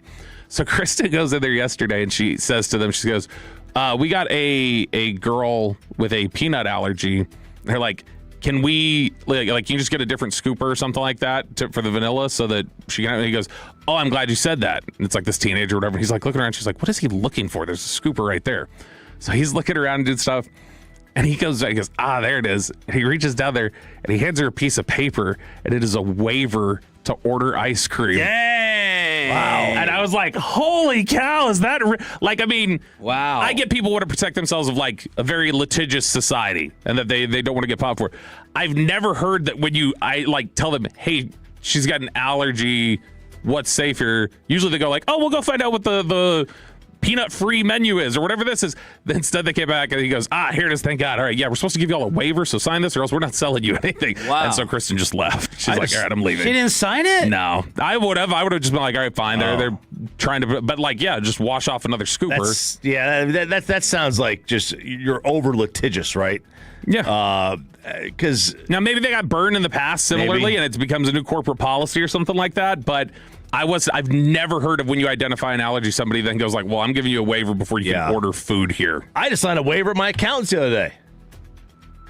He has a massage chair in there, and I went to go sit, and he goes, hey, don't do that. You got to sign a waiver first. I go, why? Just sit in the chair? Yeah, sit in the massage chair. I go, why? He goes, because if this thing breaks your hand, I don't want you suing me. Your hand? It puts so much pressure in the air. It's like an air, but you put your legs and your hands in, and the legs, it lays you back and it compresses your body. I felt claustrophobic. I was like, get me the hell out of here. Did you sign it? I signed the waiver and I sat in this thing. I felt claustrophobic in this thing. What? It was like stretching my body out, compressing my legs. How much do you think this thing was? $2,000 to $5,000. So it was expensive. And then finally here in Neighborhood Watch, Nordstrom. As we see the continued death of malls around DFW. I'd said this with G-Bag the other day when I was filling in for 3 hours for them. Yeah, thankless. That there are 3 malls left in DFW that I feel are sort of alive. They're populated the way they need to be. What, North Park Galleria and Northeast? North Park Gallery and Grapevine Mills. Grapevine Mills. I mean, you could say Stonebriar too, probably, but Hitting up North Park tomorrow. Galleria Dallas, the Nordstrom in there is closing. They announced May 16th will be the final day. That leaves 2 Nordstrom stores left in all of DFW, but the Nordstrom in the Galleria, which used to be super busy all the time, that is officially going away on May 16th. Sad, man. Sad. Neighborhood Watch every Thursday at this time. Commercial free with the Dave Matthews ticket giveaway. We'll hook you up with more tickets in the 9 o'clock hour. RJ thinks this is the most coveted list in sports. Are your Texas Rangers on it? Diamond Cavs on the home of the Rangers after this.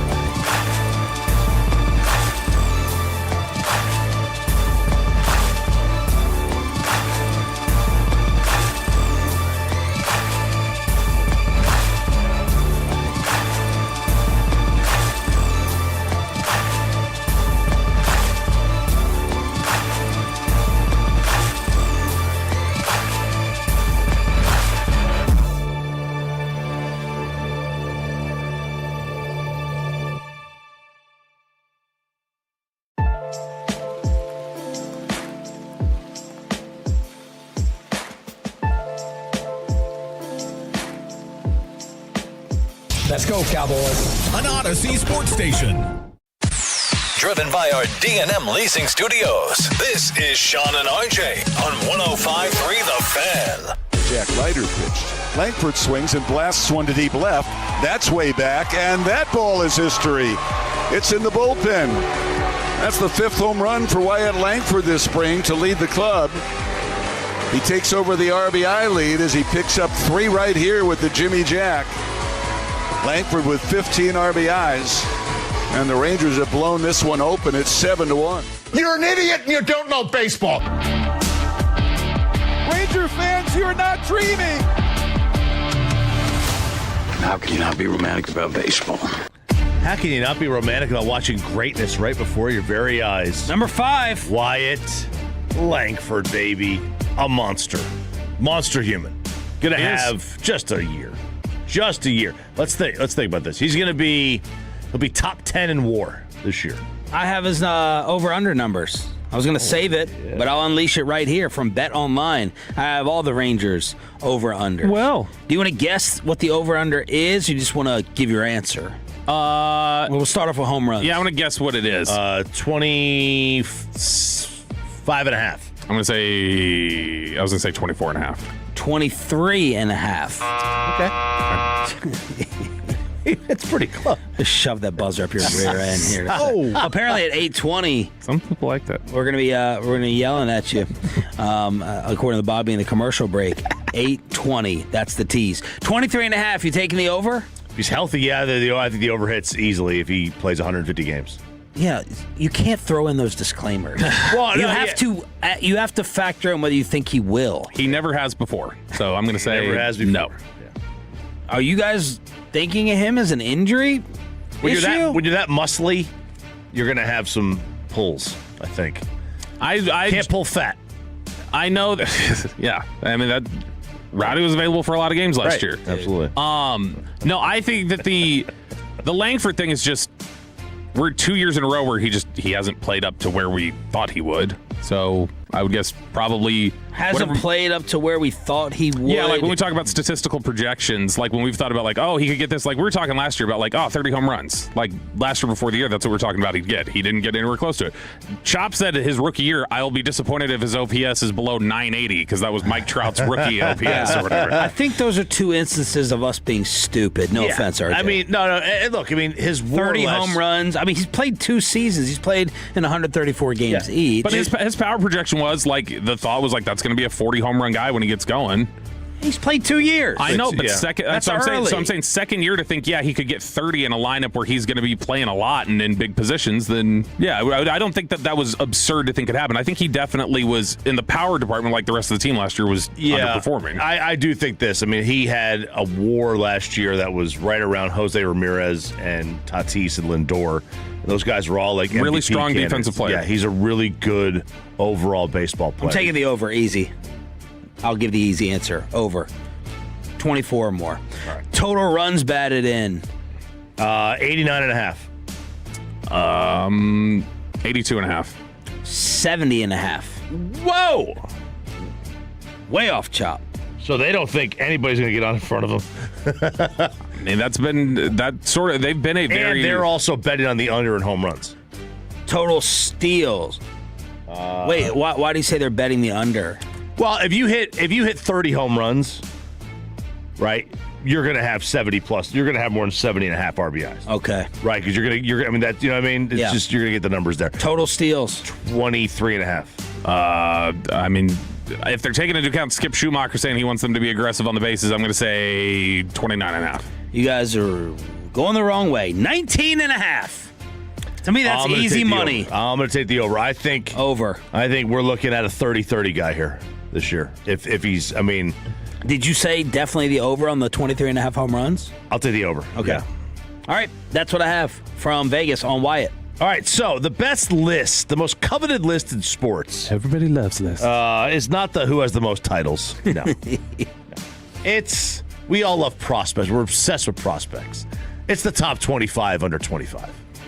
Oh yeah, right. If you could tell a team, would you rather have a bunch of guys?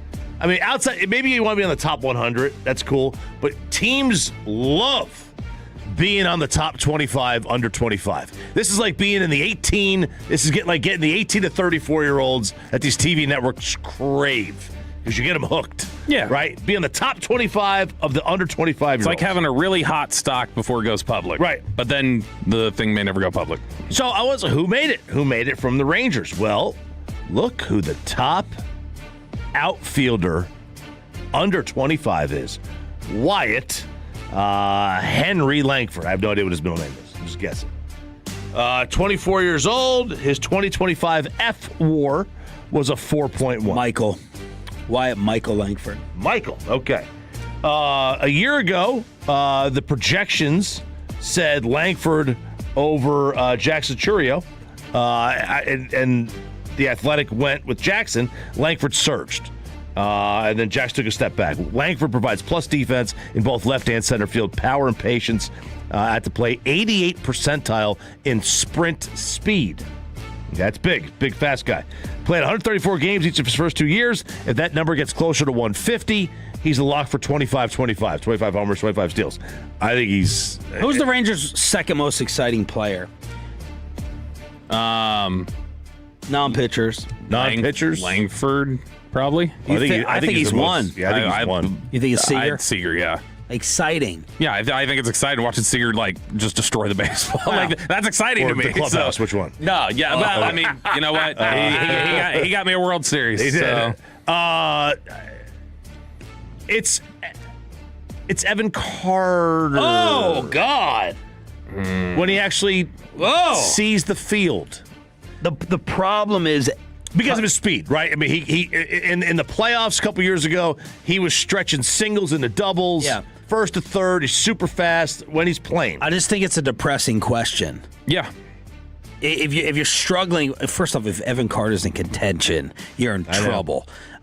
Seager, I mean, yeah, you just have to love the art of hitting because he's not going to electrify you on the base paths or anything like that. Good defensive player, but if you're struggling to come up with 2 and 3, I think that's very telling. When he's on, it is fun watching Josh Young play. Like Josh Young can be really good defensively at times and can he can destroy the baseball. So I mean there's stuff about Josh Young that's fun when it's there, but I mean it's also brutal when it's not working. Speaking of Evan Carter, he's honorable mention. Top 25, under 25. So the outfielders were Langford, Pete Crow Armstrong, Roman Anthony, Roman Anthony is either going to make everybody look like a genius or an idiot because everybody is saying this is like a top 5, 6 offensive player, like just going to absolutely be an MVP candidate every year from now on. And I mean, he looks the part, but like he's either going to make everybody look crazy or super, super smart. That's it. It's in the list for the top 25 under 25 from the Texas Rangers. Diamond Cavs here on Sean and RJ on 105 through the Fan. So yesterday we talked a lot about all the Rob Manfred changes, and he wants to move second base maybe, and they're going to tinker with this in the Dominican League and the Atlantic League and some of the other ones. Well, what about this? So the World Baseball Classic, obviously right now, has taken place every 3 years in spring training, near the end of spring training. By the way, is Nimmo on that list for exciting? I'm looking at who Vegas sent me. Evan Carter's not even on here for all the over-unders. Josh Smith is, Young is, Berger is, Nimmo is, obviously Wyatt and Seager. Yeah, I mean, I would imagine Nimmo's going to be up there. Like, I mean, I wasn't watching him a ton when he played, but when I've seen, he's a good player. He's a very good player. I will say Josh Smith has been fun at times. Like, I mean, he's a really high effort guy who can be fun to watch sometimes. I think Nimmo is gonna get here. He's gonna hit some balls to center field and think, See, that's these are home runs at Citi Field and they're not home runs here. That's the problem though, is that it feels like so much of the Rangers the last 2 years are sometimes. It's just sometimes is the answer for a lot of sometimes. Isn't City it's a bigger park. It's a bigger park, but nothing's like this. Is when the ball's not traveling here. This is cavernous. But Rob Manfred is talking about the WBC and moving it to the summer. So obviously they have commitments with Fox in terms of the All-Star game through 2028, being in the middle of the season. But as the World Baseball Classic has continued to evolve, they're considering moving it to the summer. So you could get this done. You don't need to take 3 weeks to get this done. You could have your pool play games. So you got 4 teams in each group. So that's 3 pool play games. You could do, and even if it's 5, you have 4. You could do, you have your All-Star game, your All-Star break, and start on Sunday. You get a day off on Monday, Tuesday, Wednesday, Thursday, Friday for the pool play games, a day off on Saturday, and then Sunday, Monday, Tuesday as your knockout round, and then you can go back to playing baseball on Thursday with the regular season. So you're only missing 10 days of the season, as opposed to 2 or 3 weeks where, the NBA or the NHL would take off for the Olympics. So I'm going to miss 10 regular season games? Well, you would only have to push it back. You would probably keep the same amount of games. I think hockey kept the same amount of games last year when they had the No, but as a player, if I'm participating in the WBC with this new suggestion, am I missing regular season games? You're not. The season would pause for about 10 days. All right, so now we're making it even later into the cold for playoffs. Well, you could start it earlier, right? So you can start it this week as opposed to next week. You started a week earlier, and it would really only push things back a little bit. I mean, why? Why do that? What the NFL has mastered is the off-season months. So, yeah, I just took over. I mean, I had a lot of headlines in sports before my season even started. Yeah, I don't disagree with that. I think one of the reasons is more availability. So Scooble should have pitched the final game. Yeah, he should have pitched. He didn't. He was there, but he didn't pitch. He didn't want to pitch because he wanted to get ready for the season.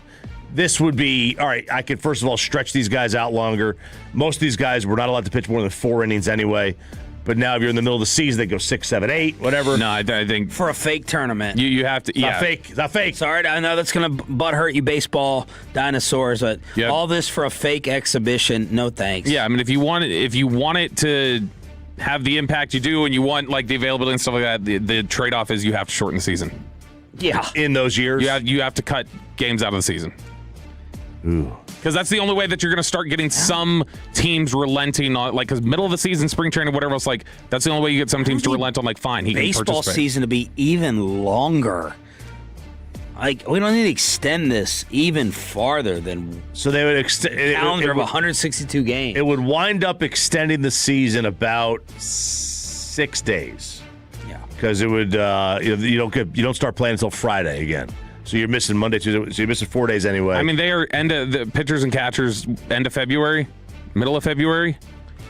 Pitchers and catchers? Yeah. Right around Valentine's Day. So, okay, middle of February, and in this instance, the season would be ending middle of November? Yeah, probably about, yeah. That's a long time for it to be on. And, I mean, I think that's the thing is people have thought, like, yeah, it's too long. That's what makes, like, the NFL so great is the quick, like, all right, you get these one-shots, basically, over the course of 18 weeks. They need to shorten all of them, except for football. Diamond Cavs on your home of the Texas Rangers with Sean and RJ. It's DFW Sports Station 105.3 The Fan. I think we're going to have a surprise guest to decide tomorrow's Firehouse Tour and where it's taking place. Is it Corinth or Corinth? And is this the end of Giannis in Milwaukee? And Luka is putting more salt in that wound. All of it next on Sean and RJ 105.3 The Fan. But let's get you talking to your friends.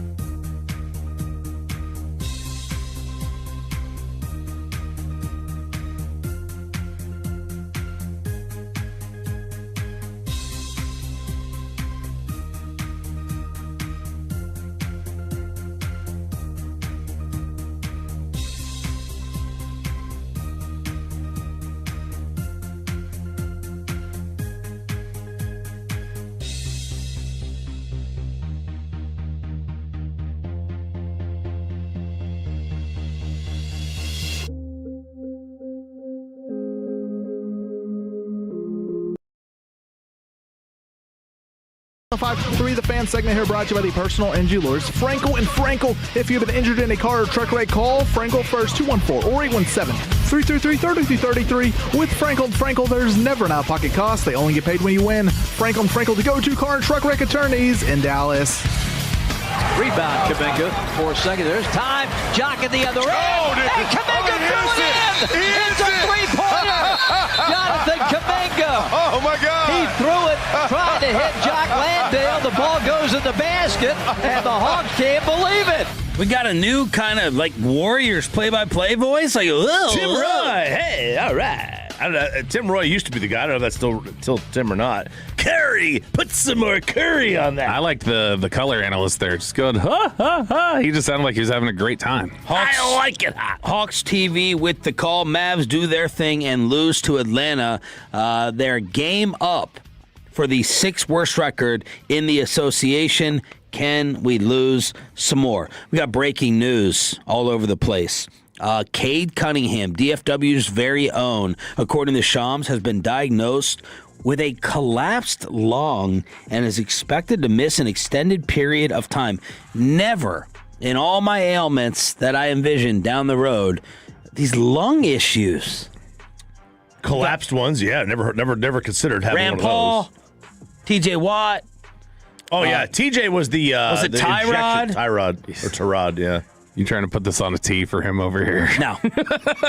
No. I just want to show I'm up on current events with what happened yesterday with Mark Wayne Mullen talking about collapsed lungs and everything. That is my favorite Mavericks NBA player now. I love Cade Cunningham. I mean, I still consider Luka a Maverick. But Cade Cunningham, I freaking love him. Pays his Dirk respects. Absolutely in love always with the shouts out Diggler. DFW. Big time supporter of Dallas. I love Cade Cunningham. And it took him a minute, it felt like, and then he has left no doubt that he is a number one pick type player. Yeah, absolutely. Took a second though. Yeah, no, there was a time where people would have. I mean, people thought of him as like an overwhelming number one pick, but he was still 17-5-5 rookie year, and then 26-6. That's good. And then boom, 22 per last year, 26-9-6, and this year 24-10-5. And the big Detroit turnaround that he's spurred with all that. All right, Shams also all over Max Crosby 2.0. we have a second Crosby comparison. The first with Giannis is, no, I don't want to leave. Oh, you guys, no, I've never said that. And it felt like, yeah, behind the scenes, get me the heck out of here. Well, now we have a medical disagreement in Milwaukee. The Bucks want Giannis to shut down for the remainder of the year after his latest injury and the team's playoff chances dwindled. But Giannis has refused the team's requests and wants to play again. There's been multiple meetings over his status in the last 24 hours since his hyperextended knee diagnosis, and a disagreement has ensued between the sides on whether it's best for him to return. So they are fighting internally. Hopefully this leads to Giannis finally demanding and getting out. Yeah, it's microphone. Oh, there we go. It's a matter of where you want to see him go. Like if it's going to be the Knicks, I'd rather have him stay in Milwaukee. I don't want to go to the Knicks. I hate the Knicks. I want the Knicks to be good. I don't want that. I want their crowd to be good. In playoff runs, but I want them to win. 28-40. And when is Bobby's boy Doc Rivers going to go? Look, he tried to tell everybody.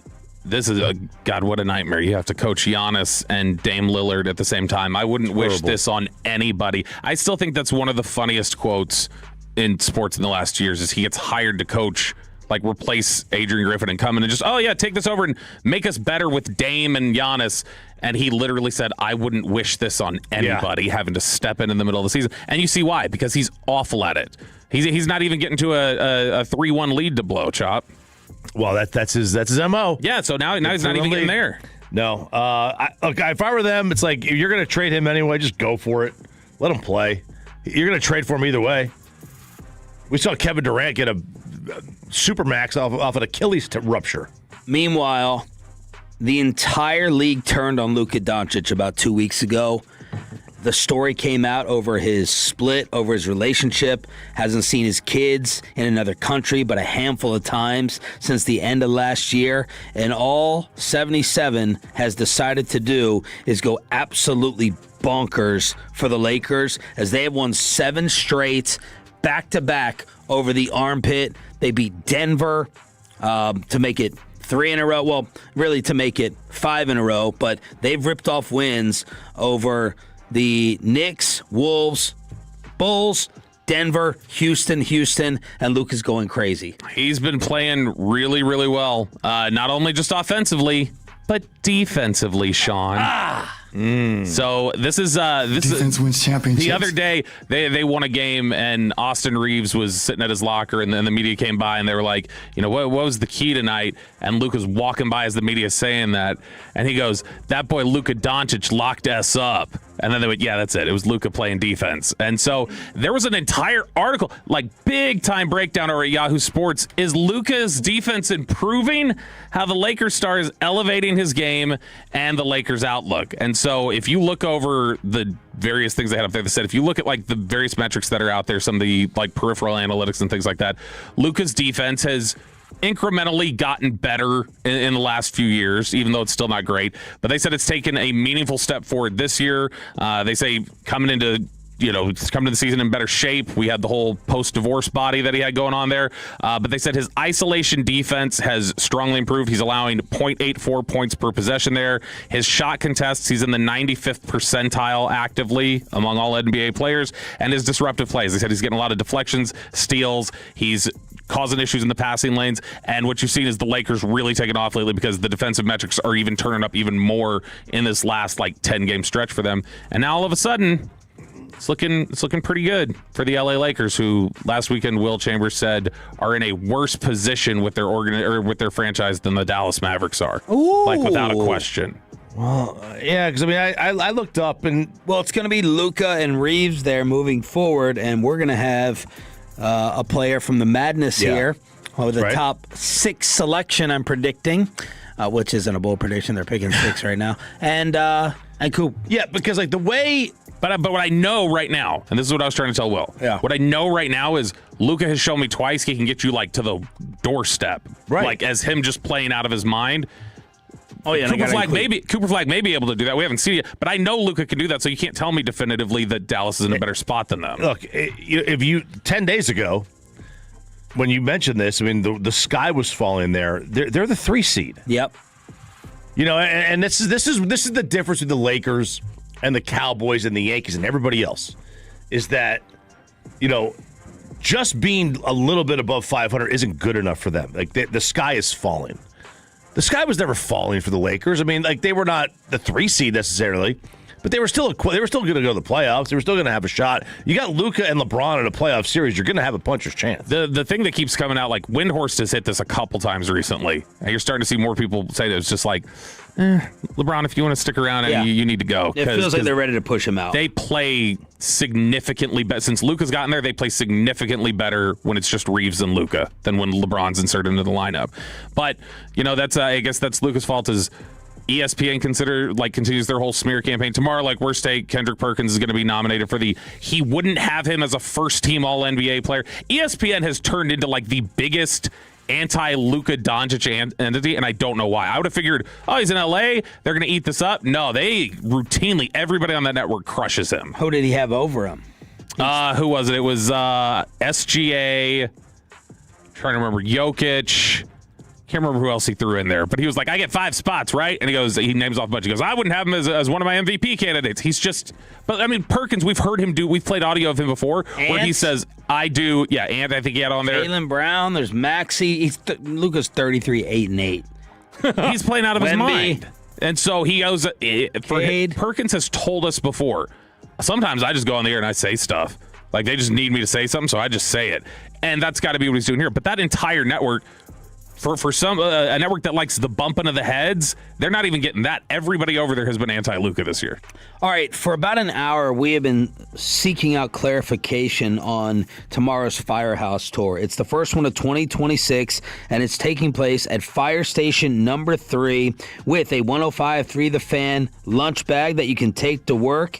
And Payton Russell, we've been trying to figure out the exact name of the city, which has thrown us for a loop. So I called the city hall, talked to a representative. I tried to get through to the city secretary. She was unavailable, so I wasn't able to get her on to clarify. But the representative said, I asked, okay, is it Corinth or Corinth?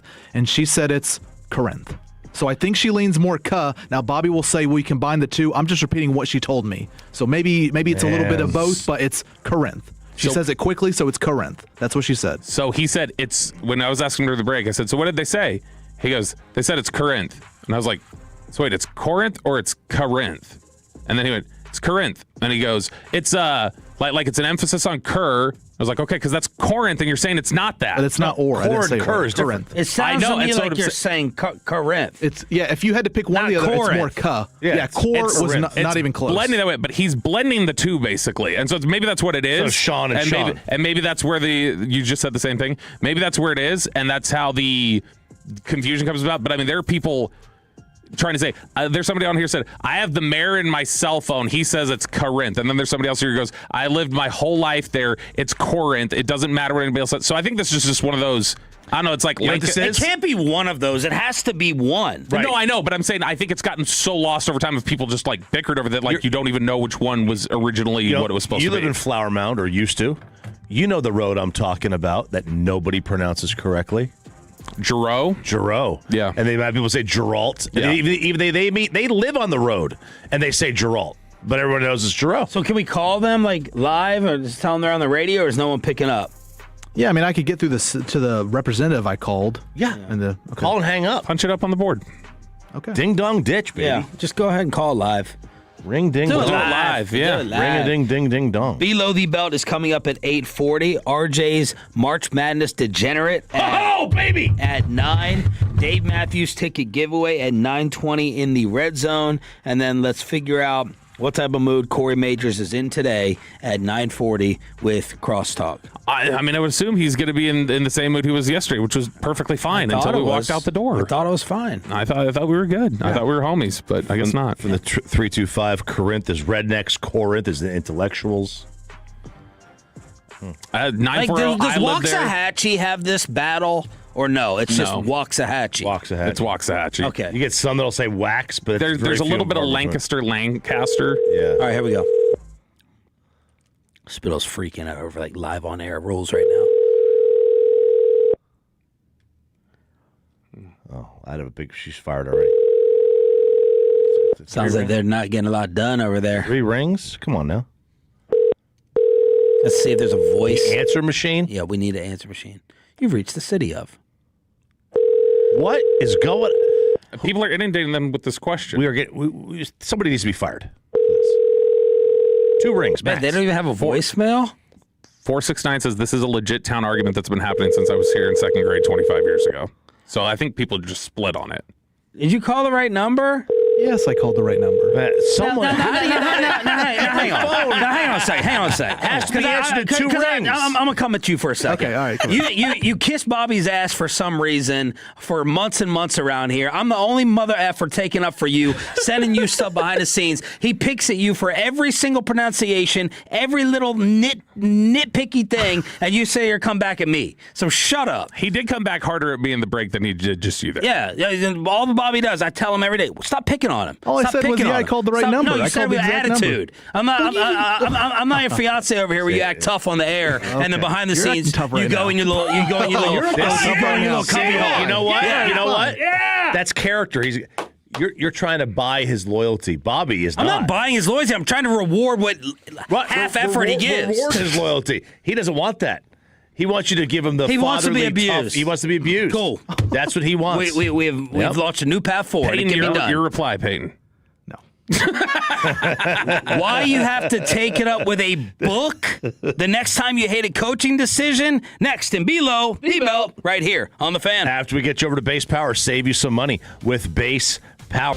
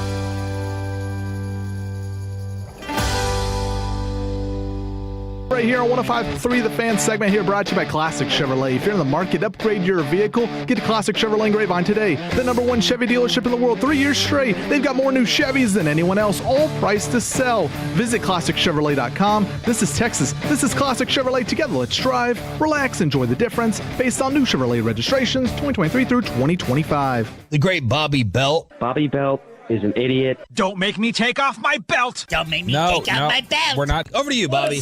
What exactly do coaches do anyway at this point? Let's talk about it in Below the Belt, which is sponsored by Academy Sports and Outdoors and Window Nation. Before we do that, a name we've talked about a lot, especially recently because he's been mocked here a couple times, C.J. Allen from Georgia. So C.J. Allen had gone to the Combine and was like, hey, I'm gonna end up testing at my pro day. That's what I'm going to do, because we did not get testing numbers from him. He measured in, did all that, but he didn't do any testing. So you go to his pro day yesterday, and Jordan Reed from ESPN writes this. You remember, we've referenced this potentially being a problem before. Georgia linebacker C.J. Allen only participated in positional drills today at his pro day. He did not do any testing. He did not participate in testing because of swelling in his knee, per sources. During the season, Allen had a minor procedure for a meniscus tear that he suffered in mid-November. Scouts were complimentary of his drill work. But this is something that we had heard coming out of Indy that, like, maybe there's some teams that are just like, is that knee great? Like, it didn't sound like it was a thing of like, oh, he's off the board, you can't draft him. But if there's already questions about is his knee great, and then your two opportunities to test, you can only get talked into position drills on your pro day because you're like, yeah, knee's just not good enough. And specifically, I mean, swelling in the knee months later. Yeah. After, I don't know. That's a little bit concerning to me. The last two mocks that we have covered, I think, had Gerard McCoy from Tennessee, the injury concern. Mm-hmm. Should he just be taken off the board because of the medical and the red shirt stuff that Jerry talked about? He's not likely to be a red shirt this year. Like, everybody's talking like he's going to play. Yeah. He's going to do stuff at his pro day. I'm just thinking about, is it red shirt or risks? Well, it's a risk because you don't know how far are they willing to take it. To C.J. Allen as well. Are the Blue Star specials like not going to be a thing this year? Because I think he said no red shirt. So obviously that was Revel. In the past, that's been Jalen. But does that extend to the guy coming off of a medical red shirt like McCoy? The thing to me is McCoy may not be off their draft board. I would think that for the Cowboys, I'd be really surprised if they did take him at 12. Because it's just like there's so many things they're trying to do to just, all right, we're covering bases. We're going to go get Rashawn Gary. We're going to go get Jalen Thompson. We're going to get this that's stable. It's nice, things like that. I can't believe they'd want to walk into the season going, one of our big-time rotational corners is a guy who's not played football in 2 years, and he was 19 years old the last time he played. Yeah, it's a tough one because for me the draft is all about upside, and he certainly has it. Like, there's certainly an upside and an unknown. Now the question is, obviously, does he? What if he's a Michael Gallup situation and he just doesn't trust the knee? And he never trusts it. That you certainly have to plan for that. That's concerning. It is. There's no doubt. There's no doubt it is concerning. I would argue that I'm not as upset with the Blue Star specials because we've done the research on it, and they don't miss in the second round at a higher rate than anybody else. You know, they're basically what league average is, a little bit above. In terms of second round hit rate, and depending on how you view a hit. And look, you could view a hit one of two ways. It's like 50 or 60% of the team snaps, or a second contract. I fight with people all the time. He was awful here at the end. They needed to move on. Jalen Smith was a hit to me. Jalen Smith made a Pro Bowl. Jalen Smith was like a 2 to 3 year big time defender. He got a second contract. It's not it's not when you feel great. Like if that's a first round pick, that's not a hit to me. As a second round pick, that's a hit. Cheeto's still in the league. I mean, Cheeto's a hit. Now he wasn't a hit here. Would you rather have Cheeto's career, which is just kind of steady, solid for his whole time, or you got Jalen Smith of like 2 years of pretty high level? And I'm not saying there's an easy answer there. I think there's an argument for both. I'd probably lean towards Cheeto. I would lean towards Cheeto. Give me the years. But I'm not like no doubt saying it. Was Randy Gregory a hit? They wanted to offer him the second deal, and you're biased. Was Randy Gregory more of a hit than Jalen? Easy no. Randy played really well in 18. Like, I mean, the sack numbers, I think he had 6. It wasn't like a ton, but like in terms of just like the 18? way that he played, 2018. Holy crap! Are we that? Yeah, felt like he was Flying here by, man. 4 years Flying by. ago. 2018 was that, and then 21 was his last season here. And so, I mean, he was. I think that he was good those 2 seasons, like really good. I mean, good enough that like Denver was willing to pay him a $70 million contract. But yeah, I don't. That's hard to say because yeah, he didn't get the second contract. It fell through. So I don't know. That's difficult to say. All right. So we've talked about decisions that are made on the football field by coaches, and it feels like. I mean, how many times have we said, like, you're calling plays? That's a big part of it if you're a head coach. But if you're not a head coach calling plays, like, what is Jason Garrett's job, for instance, when he was here? Well, Jason Garrett's job was, all right, you're in charge of the culture, and you're in charge of, like, probably the biggest thing, in-game decisions. You're making all those big-time, like, executive presidential decisions of, like, do we hit the button or not? Like, what do we do here? You're there to make that decision. Turns out, a lot of guys don't even make those decisions. So Willie Fritz, this is an article from The Athletic, and it's called How One Book Influences the Decisions of Over 100 Coaches in College Football. And this has apparently started to bleed over into the NFL. Willie Fritz, who's the head coach at the University of Houston, he wanted to go for it, but his coaches told him that he was crazy, and the book would revolutionize college football and validate Fritz's instincts was still a year from coming into his life. It was the opener of the 2014 season. He was coaching for Georgia Southern. They were going up against NC State. He felt like with a 20-17 lead with 3:35 left and 4th and 1 on the NC State 11, he thought they should have gone for it instead of kicking the field goal. They said, nope, numbers say kick the field goal. So he said, fine. He kicked the field goal. Then he watched NC State march down the field, score a touchdown, beat him, and he was furious. A few weeks later, he had the chance to buck conventional wisdom again. He did not do it. They lost again in the same fashion. So the following spring, Fritz is in his office, and one of his old coaching friends, Rob Ash, says, hey, I'm working with a startup company called Championship Analytics Incorporated, which sounds like a phony company to me, but that's what it's called. And they were trying to add Fritz as a client. And in their presentation, they brought up those 2 specific games and 2 situations where they said, we have a book. We've got the setup for you. And he was sold based on that. He's like, all right, I'm in. And he said he's used it ever since, signed on, never done anything else. It just leaves the decisions up to that. So there are more than 100 FBS teams that count CAI, or that CAI counts as clients, plus about a quarter of NFL teams. They use what they call the book. So we've had the chart before for the 2-point conversions. This is the new thing, the book, which is a literal book. It's color-coded percentages and recommendations updated every week during the season and customized for each team. They address all sorts of game situations, whether it's go for 2. Oh, it's customized to each team. So, like, somebody like Aubrey, for instance, probably gets you a different recommendation on their chart than another one would, which is something that a lot of the Ben Baldwin bots don't have. No. But the biggest thing that they're known for, apparently, is not even the 2-point conversion and different things like that. It is the 4th down decisions that get the most notice, for better or worse, and that's where the book has had the most impact. They say that this past season saw the highest rate of teams going for it on 4th down per True Media, 27% up from 25, which had been the highest total since at least 2005. And they said that when you look down at the 4th down success rate, it's been climbing up. Like, the amount that they're going for it is not changing the rate of success. So they're taking more chances, and it's still basically the same hit rate. But this does make me wonder, what are you doing then? Like I mean, is this laying the foundation for? I seriously, like, this whole thing of we don't want the sport to become a calculator. What's the head coach doing? I think in terms of where's the league heading.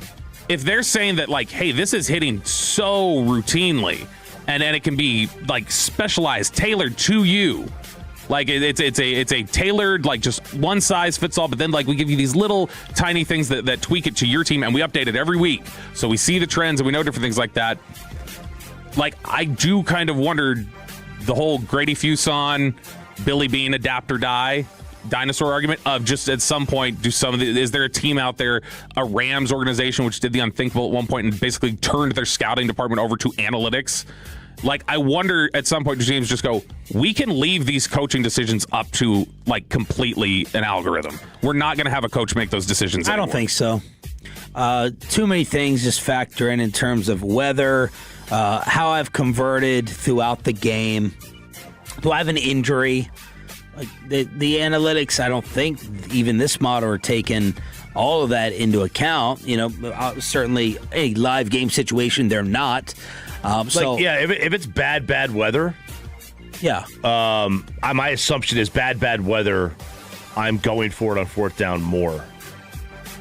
I disagree. The AFC. Well, hang on. I'm not talking about punting. I'm talking about field goals. Bad weather. I'm not attempting a field goal. I might, but I'm less likely to than going for it. I would absolutely punt more in a bad weather game. Like if my right tackle is getting worked all game long, and I'm going to call a play that relies on me to have pass pro on that side, I may change. No, and I'm 100%. If we're getting stuffed on 3 straight 3rd and 2s, I might not go for that. And I'm 100% there. I don't think it's unreasonable to think that somebody out there could convince one of these 32 teams, though, that, like, this is the way of the future. We'll have a head coach but to do whatever. Like we've already we arrived at that deciding point when analytics was at its hottest. So this model, the guy who created this, his name's Mike McRoberts. He's not a football coach. He's never done it. He said he just watched it and he saw what he saw. He watched football and he said he saw logical mistakes consistently mathematically. So what his model addresses is whether to go for it on fourth down, whether to kick a field goal, whether to kick an extra point or go for 2, when to use timeouts. They've got an entire chart of when timeout usage is acceptable, penalty acceptance. They've got a whole list of where you're out on the field, what penalty it is, where it's at in the game, and whether you should accept a penalty, clock management. It addresses all these different things. So basically, a quarter of the teams use this, which means it sounds like a quarter of the teams, at the very least, if they're not turning it over to it, they're heavily taking it as input for all of their decisions. I think the narrative on the league last year was that teams finally took it too far and they got burned, not taking enough field goals, not taking enough points. That's a narrative that I consistently heard, and saw to some degrees week in and week out. So there it is, the book.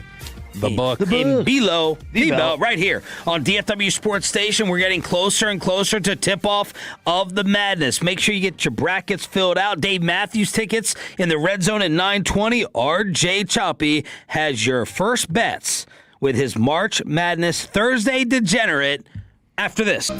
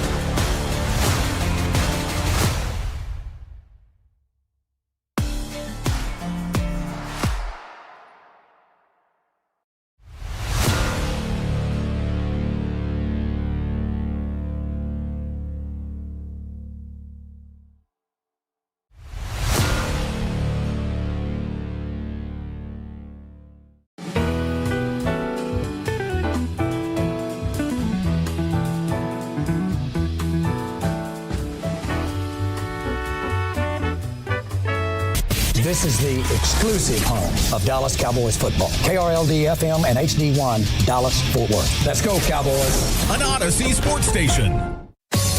Driven by our D&M Leasing Studios, this is Sean and RJ on 105.3 The Fan. The Mustangs call off the dogs. With a smile on his face, Suter jogs into the front court. The story's going to continue for the Miami University Redhawks. Win number 32 moves them on to the round of 64. 89-79 over the SMU Mustangs. He threw it away. He produced. Did we just see what we think we just saw? Wow! Confetti! I think those announcers were rooting a little bit hard for Miami of Ohio last night. I don't know if you picked up on that. I felt they were rooting a little bit too strong. If it was not the Dallas area, I would have rooted for Miami, Ohio too. It's a good story. It's a good story. Trying to reward them for their weak schedule? No, because it's just like you lose one game the whole season, and then everybody's just like, that's it, you should be out. And it's like, all right, well, I would kind of be like, I'd like to see you stick it to those people too. They had a 90-10 crowd advantage because it's so close, right? The game's in Dayton, Miami, Ohio, not terribly far. So they had a massive, massive home crowd cooking there. By the way, I don't know if you guys have noticed this, but they lately have done cameras on the announcers.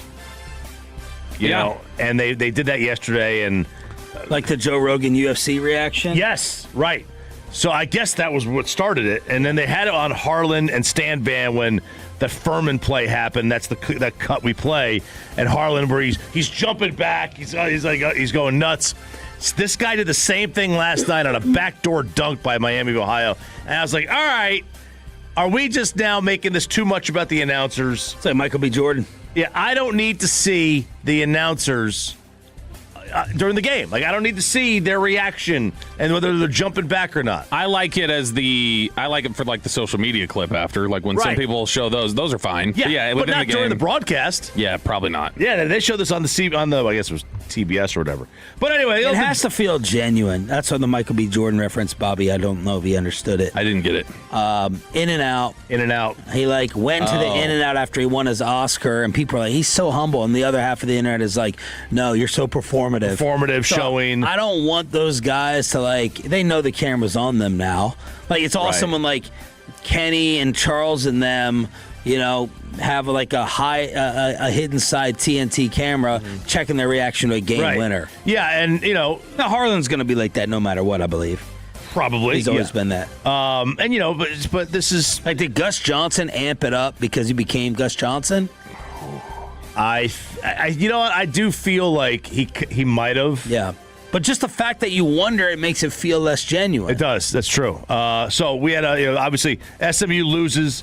Now Andy Enfeld, their head coach, I don't want to say he's under fire or heat, but they're asking the question: did he misinform the committee about their star player B.J. Edwards being able to play in the tournament? He's been out for a couple of games. I think he missed it the last 6 or 7 games. And they lost 5 or 6 down the stretch. And all signs are pointed to he was going to be ready to play in this game. Well, hours before the game, it was like, nope, he's not going to be good to go. And now people are saying, okay, because the committee even admitted on Sunday in the selection show that SMU made it in part because of his availability, which means they made it, and they were the last ones in. They made it over Oklahoma, over Indiana, over Auburn, over some of these other teams, and now they're saying, should they have not made it, and did SMU kind of deceive the committee at all? Which I don't blame SMU for doing, right? But that's screwing over another team who may have gotten left out. Yeah, that's really, really wrong, and really screwing over other teams. So that is what happened last night. Prairie View A&M, they beat Lehigh, so they get their first win in tournament history. I hate calling these wins, but they're technically getting a victory. So now, Prairie View will go on to play Florida on Friday, and then Miami, Ohio will take on Tennessee on Friday. And after that game, I am now petrified because we do not play well against teams that shoot the ball well, and just pass all over the place. But what does that mean? We don't play well against teams that shoot the ball well. Who does? Well, some shoot teams the ball and pass the ball well. Yeah, we will be just running in circles, chasing these guys because we're a good defensive team. You just would not have played well against the Warriors like 10 years ago. Definitely not. Yeah. Definitely not. Just they would be chasing. We're going to be chasing. We're going to be chasing the entire night, and that's going to annoy me. I'm not. How ready. far do you have Tennessee going? Sweet 16, Elite 8, something like that. No, not something like. When is the bracket done? I'm starting to. You're starting to make me think that you're going to cheat. I've already sent it in. He submitted it. Okay, so you know how far you have them going. They're your team. This is you're the Elite obsessed 8. with them. Elite 8. Elite 8. Which is where I think you have them too. I have them Elite 8, I think. And Bobby does too. Okay, Elite 8. Yeah. So I'm just petrified. I'm petrified now. Our metrics say we should be fine. Nope, I don't have them in Sweet 16. They ended the Sweet 16. Okay. Which, either way. So that's where we are. And again, it starts today. TCU tips the entire thing up. They're getting the Big Boy channel. They're getting CBS 11:15, Iron Eagle, Grant Hill, Raftery on the call. Buckeyes by 2.5 right now. And I'm not predicting that. I'm just telling you the line. TCU is the 9 seed. If you blindly bet 9 seeds against the spread, you're going to win about 60%. A lot of the analytics predictors for the tournament, like when you go look at like what the analytical recommendation is for the 9-8 games, they're picking like 3 out of the 4 9 seeds to win. Oh, really? Mm-hmm. 3 of the 4 9 seeds? Yeah. Okay. That makes sense. 2.1 per year on the 9 seeds actually win. Want to make some money? Yeah. Degenerate action, baby. Let's go. All right.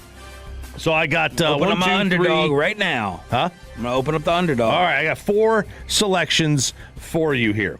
Now, these are not including the ones I said yesterday where the teams on 4 days more rest, you blindly bet those. We've already talked about that. These are the other ones. I love High Point plus 10.5 against Wisconsin. There are about 12 to 15 teams that sit in the top right quadrant, which is pace and efficiency, right? Pace is north-south. Efficiency is east-west. You want to be the top right. High Point is up there. They're in that top right quadrant. That's very good. This is a classic case of one team plays a great tempo and the other one does not. The game started at 12.5. It got down to 9. It settled back at 10.5. I love High Point plus 10.5. South Florida. Plus 4.5 against Louisville. Louisville's going to be without one of the better players in the entire tournament. I even more so love South Florida here. I don't think this is a cover by South Florida. I think this is an upset and an outright win by South Florida. So if you're feeling froggy, instead of the 4.5, just take the money line. Troy, plus 12.5 against Nebraska. I do think the Huskers win, but you know who the head coach is at Troy. It's our old buddy Scott Cross. Scooter Cross at UT. Should still be in Arlington. Should still be here. They let him go. It's absurd. I love Troy to cover. And the Frogs, baby. I love TCU to cover the 2.5 against Ohio State. It's a tough, physical brand of basketball they play. It's classic Jamie Dixon. I think the Frogs move on, and they take on the Puke Blue Devils. My champs. I have a ton of first-round game props. Oh, baby. Let's do it. Bet online. How many seeded upsets in the first round? The over-under is 6.5. And they would. It doesn't sound like there's a delineation from it. They're including 9 seats, I guess. Yeah. Okay. So then, yeah. All right. First round, I'll say 6.5. I'll say over. Most combined points in the first round. The over/under is 189.5. Most points scored by one team. 100.5. Fewest combined points. Fewest points scored by one team. 44.5. Largest margin of victory in the first round. Over/under is what? 38.5. 40.5. Oh, very good. I'll take the over. 40.5. Biggest comeback victory in the first round is 18.5. Yeah, because we do. It does feel like it does feel like we usually get like one of those. They were down 27-7 in the first 10 minutes, and then they come back and win. Will a number 1 seed be losing or tied at halftime of round 1? No. A number 1 seed. No. No is minus 300. Total overtime games in first round. 3. The over/under is 1.5. So you should jump on that. If you think 3? We've had, let's see, Overtime is pretty rare now that I think about it, actually. 3's we've already had one. Yeah. Would they count that as first round, or would they count that as separate? They would count that as separate, but yeah, I mean, I think we'll get more than 1.5. I got SEC first round wins, Big 10, Big 12, ACC. Will a 12 seed win a first round game? Yes. Yes is minus 160. What were the first round wins for Big 10, Big 12, SEC? SEC, the over-under 6.5. Big 12, it's 5.5. Big 10 is 7.5. ACC is 4.5. Man, so the Big Ten's got 9, I think. So they think that, wow. So the Big Ten's going to have 8 of 9 winning. And this is the men's tournament numbers, right? This isn't the women's tournament? What do you think? I was just asking. Yeah, Choppy will do a commercial on the other one in a second. Will the 13 seed... There's no such thing as the men's tournament, Bobby. It's just the tournament. Sure. I mean, there are 2 of them, Oh, actually. why? We can't separate them? The WNBA just reached an agreement on CBA. Do we call it the MNBA? The MNBA? Yeah, right. Just the NBA. Will a 13 seed win a first-round game? You said a 12 would. No. 13. No is minus 250. What do I have here? No, 13. Where's the 13 there? We don't have time for this, RJ. Will a 14 seed win? Man, your bracket has already irritated me so much this week. Yeah, 14 seed. Filled it out. 14 seed, no. If you end up winning this thing, I'll be beside myself. Did you keep Wright State? No, I didn't. No, you coward. If a 14 seed wins, you get minus 700 on that. If a 15 seed wins a first round game, you get minus 1,500. Most points by one player in the first round, the over-under is 35.5. Most rebounds, 13.5. Assists, 8.5. Most three-pointers by one player in the first round, the over-under is 5.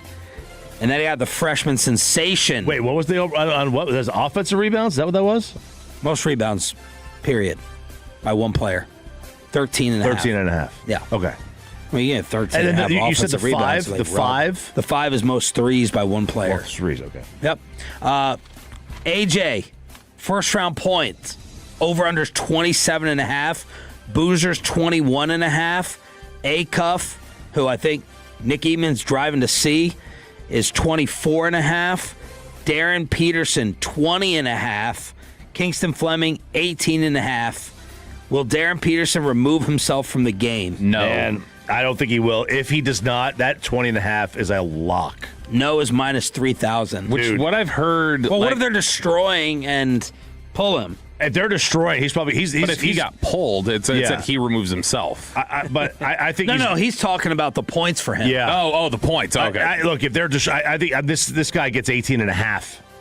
I think the 20.5 is a great, easy number. I love the A-Cup at 24.5. How many double-digit seeds will make the Sweet 16? Ooh, double-digit seeds, there will be 0. Ooh. 0? Yeah, I don't think I have any making I've got 1. I got Missouri. The over-under's 2. So, Bobby, you would hammer the under. Mm-hmm. What will be the highest seed to reach the Sweet 16? The over-under's the 12 seed. Mine is a 7 seed. Mine's a 10. Will a play-in team advance to the Sweet 16? No is minus 350. Which conference wins it all? The favorite, I'm guessing, is the ACC? No. Big 12. Yes, Peyton Phillip Russell. 9-5. You have a button now. As the favorite to win it all. So, there you go. They're saying Iowa State or Houston? That's what it's going to want to be in? Arizona. National champ, the field or Arizona, Duke, Michigan. You can bet on these at BetOnline. Ooh, I like that one. What's the field? What's the number? The field is plus 120. The other 3 are minus 160. I looked at the expert bracket picks you can have on ESPN today. I think there was like 3 people picking Duke, and that was it. The vast majority was Arizona. Yes. Arizona's good. I mean, they're very, very good. They got nasty on the inside. They got some really, really good players on the inside. So those are some of your betting numbers. Choppy will tweet his out at RJ Choppy here on DFW Sports Station. You can hear all the updated live game action during the KNC Masterpiece. Let's hook you up with Dave Matthews tickets in the Red Zone, your football fix, after this. After we save you money. with your energy provider by switching to Base Power, just like Sean and I did. I'm saving 15%. Sean's saving 20%. You switch to Base Power. It's real easy. You make the switch. They give you the kilowatt hours that you're going to spend, that you're going to pay, and it's going to be lower than what you have. Ours is much, much lower. Simple at Base Power. The grid doesn't just fail in the wintertime. When's the last time you've gone without the AC in your house because the power cut out? Not so with Base Power. It is a new revolutionary way to go about backup home generators and the cheap electric bill per month. They're offering both and $100 off, $100 off right now if you're a Tolo by going to basepowercompany.com/thefan. Basepowercompany.com/thefan. When your friends say, "Hey, did you hear?" you can proudly say, "I heard it on the Fan," keeping you sports informed with some quality laughs.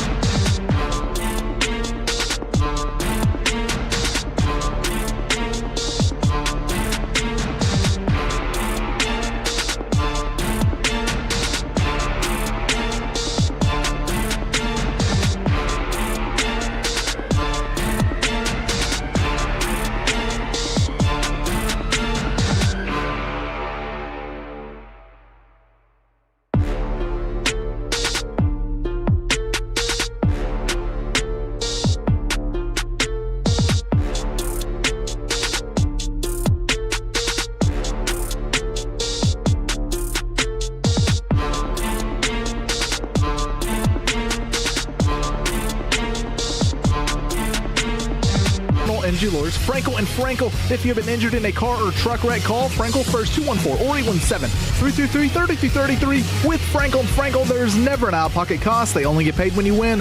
Frankel and Frankel, the go-to car and truck wreck attorneys in Dallas. How many people want to eat a W tonight? You know what I like about the media? They think you can just dial 1-800 and get a quarterback. Crosstalk with the KNC Masterpiece at 9:40 this morning. We'll also relive the magic of the Stars' win over Colorado here on Sean and RJ. And hopefully it's a nice Corey Majors and not the surly Corey Majors that we got yesterday, apparently. Let's hook you up right now for turning it on and leaving it on all week long. All right, Tolos, that's right now. Caller number 10 at 877-881-1053 wins a pair of tickets to see the Dave Matthews Band at the Dos Equis Pavilion in Dallas on Saturday, May 9th. That's caller number 10 at 877-881-1053. Yeah, there are very few bands that sound better live than in studio. That's one of them. This is one? I'll never... If I listen to Dave, I don't listen to his regular stuff. I only listen to live albums. I like acoustic, number one. But then number two, I think live acoustic is something I'll Except for Counting Crows. Bastards. I went to a concert once, and it was the worst one ever. Really? Yes, because Man, I was they do round here really, really well. I was so live. excited for it. It was them and the Wallflowers. I was so excited. And then whatever his name is comes out and goes, hey, guys, we're going to do something cool. We're going to do some acoustic sets for you, okay? We're going to do some acoustic You don't numbers." like acoustic? I love acoustic when I'm prepared for it. When I go to see the Counting Crows and they decide to do an hour and a half, including Mr. Jones acoustically, I'm like, I took like 3 bathroom trips. I was so bored. Wow. They will, the Counting Crows, they will spend about an hour and a half just performing round here sometimes. So, yeah, that would be a acoustic performance is kind of a letdown. Are the Cowboys going to have to look at drafting a running back later in the selection process because Jaden Blue's the 4th string? This is not good. I thought we had solved all this. Choppy was ready to basically throw every other running back on the team to the trash pile after he saw Jaden Blue tear it up against the Commanders in a meaningless game. But there's somebody tapping the brakes on it. It's one John Machota. John over at The Athletic was taking a look at the Cowboys' projected depth chart. We've talked about this a lot. If you had to roll the ball out there tomorrow, who's playing where? And that's what John was trying to take a look at. Where does the depth chart stand right now, and where do you find really clear vacancies that you need to fill? So that's the first one that probably caught my eye, other than he has Joe Milton ahead of Sam Howell on the depth chart right now, which I think signing Sam Howell might be an indication that he, if they had to play tomorrow, would do that. But at running back, 4th on the depth chart is Jaden Blue. It's Javonte Williams, Malik Davis, Hunter Lipke, and then Jaden Blue. He says Williams is the clear number 1, but there are plenty of questions about the 2 spot and beyond. Blue and Moffa didn't make much impact as rookies, but both could see an increase in opportunities, especially if this is the group entering the season. With the defense expected to be the focus in next month's draft, it's unlikely that Dallas will spend a valuable pick on this position group. Lipke should continue to help as a running back, fullback, and tight end. See, that's the thing. If you're just talking about snaps, Lipke may see more like he'd be 3rd in that rotation just because of the other stuff they have. Should Lipke be RB3 or FB1? Lipke should be FA1. Like, he should be a free agent because I just don't see what Hunter Lipke brings to the table, to be honest. I've never understood it, to be completely honest. But he is somebody that they like. They have always really, really been fond of him. Who will and should get the 2nd most carries next season? Answer both. Who will and should? Rookie 3rd rounder. You get rid of Jaden Blue like that? No. It should be Jaden Blue. I will say, and who will it be? I'm going to say it's going to end up being Malik Davis. Okay. I was thinking about just being a troll and saying Javonte Williams and predicting disaster, but well, everyone's healthy. I'm going to tell you, everyone's healthy. Everyone's healthy. Yeah, it'll be Malik. Tight end, next spot receiver is exactly who you think it would be. Tight end, Jake Ferguson, Brevin Spanford, definitively on the depth chart ahead of Luke Schoonmaker. Luke Schoonmaker's just running out his rookie deal at this point. Do we need to worry about them evaluating tight ends? No, they've had a pretty good. They've had a pretty good run of getting them. Schultz, Spanford has been good. Schultz was a hit. Jarwin, as an undrafted free agent, was a pretty good player. Yeah. It didn't work here, but I mean they got Martellus Bennett. Ferg. Ferg. So they've had guys. Decent job. Nice. Tight end is one of those sneaky positions that can take like 5 years to click. Usually you've shown something. There's like breadcrumbs. Schoonmaker's shown none of that. They've given him opportunities and he just hasn't come through. But yeah, they've done okay there. And span 4 to somebody they really, really like. This is the one that caught my attention the most. Offensive line. Shout out Coach Wells in case you're listening. Tyler Smith, Tyler Booker, Cooper Beebe. That's exactly where you think. Left guard, right guard, center. Left tackle, Tyler Guyton. Right tackle, Terrence Steele. And then behind that, Nate Thomas, TJ Bass, Matt Hennessy, the new free agent, Johnny Cornelius, and Trevor Keegan. John says if Guyton can stay healthy, this is a solid group. But that's been an issue the last 2 seasons. He'll get competition from Nate Thomas for that starting left tackle spot. If there are no other options, Smith will move out to left tackle. But Dallas would like to avoid that, keeping the interior 3 together as its strength up front. Depth could still be added here in the draft. That was one of the big things that I took away from our talk with Clayton Adams when we were in Indy, was him talking about, I really like having Tyler, Beebe, and Tyler there as like the middle. I think that's really, really strong. But he mentions there's kind of in passing, like, hey, there's probably going to be a starting left tackle competition here between Nate Thomas and Tyler Guyton, and if they don't feel good about either one of them, now you might see them say, sorry, it's a strength, Tyler Smith has to play left tackle. So we're trying to figure out at the end of the season what's going on with playing Tyler Smith out here randomly, and it was super unclear about how committed they were to Guyton at times, when I thought he played pretty well overall. But this is John saying he thinks that Nate Thomas is going to get a crack at it, and I think that if they believe that he's played well enough, Nate Thomas, or has played close enough to Tyler Guyton to say, yeah, that should be a real competition, then that is troubling to me, because I don't think Nate Thomas has been anywhere close to as good as Guyton. And it's not like Guyton has been taking leaps and bounds. I got one leftover Cowboy quote from the new guys that I thought Bobby would just not be able to stand up over. It's from P.J. Locke, and he was talking about his time with Christian Parker in Denver. CP hates gray area. The gray area creates miscommunication. It makes you play slower. He's just really big on details, teaching you the game. He's a technician in that type of way, how he goes about teaching his techniques.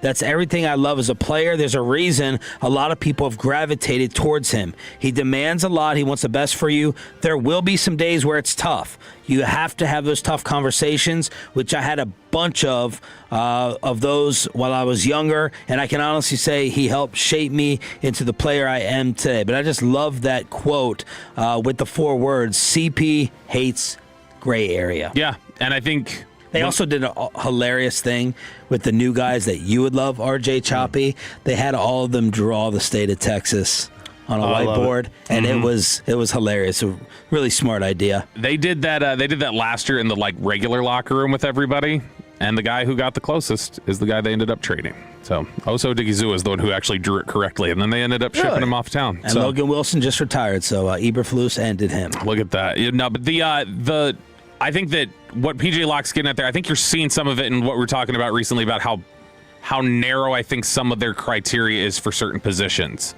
Like, that is definitely the mindset of somebody who does not like living in gray, where it's like, well, I can maybe use him to do this. You can clearly see Christian Parker has ideas of like, that guy may be a decent player for somebody else. It doesn't fit what I need. And so we're not going to keep him around. And the fact that they've had trouble seemingly nailing down what kind of a linebacker they want here and how they want to add to that position. Is Bobby Belt's coaching crush the next Jason Garrett?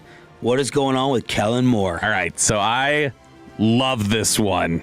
Not because I love actually what the philosophy is, but I love that this is actually something that's going on. So Kellen Moore has a theme in their free agency. We're all talking about well, what are we going to get here? What is Dallas going to get? Are they going to address this? Are they going to address that? This is what Kellen Moore went into it with. Jason Garrett, obviously one of his mentors, right kind of guy philosophy, which was less about being a Boy Scout. That was more about your football character. Did you practice hard? Things like that. Kellen wants the actual Boy Scouts on the team.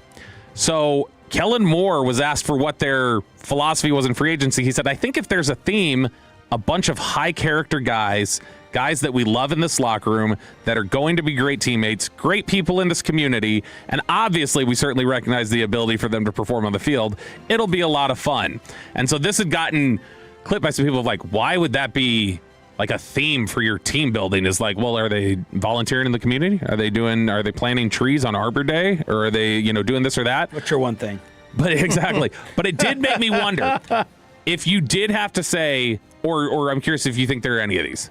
are there any non-football personality attributes that if you were like, I would not want players with that personality type or this personality type just based on what the game of football is?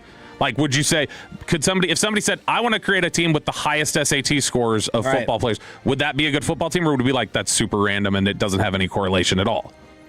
That's a good question. Deep question. I do have What's an your answer. category? It's not a good answer.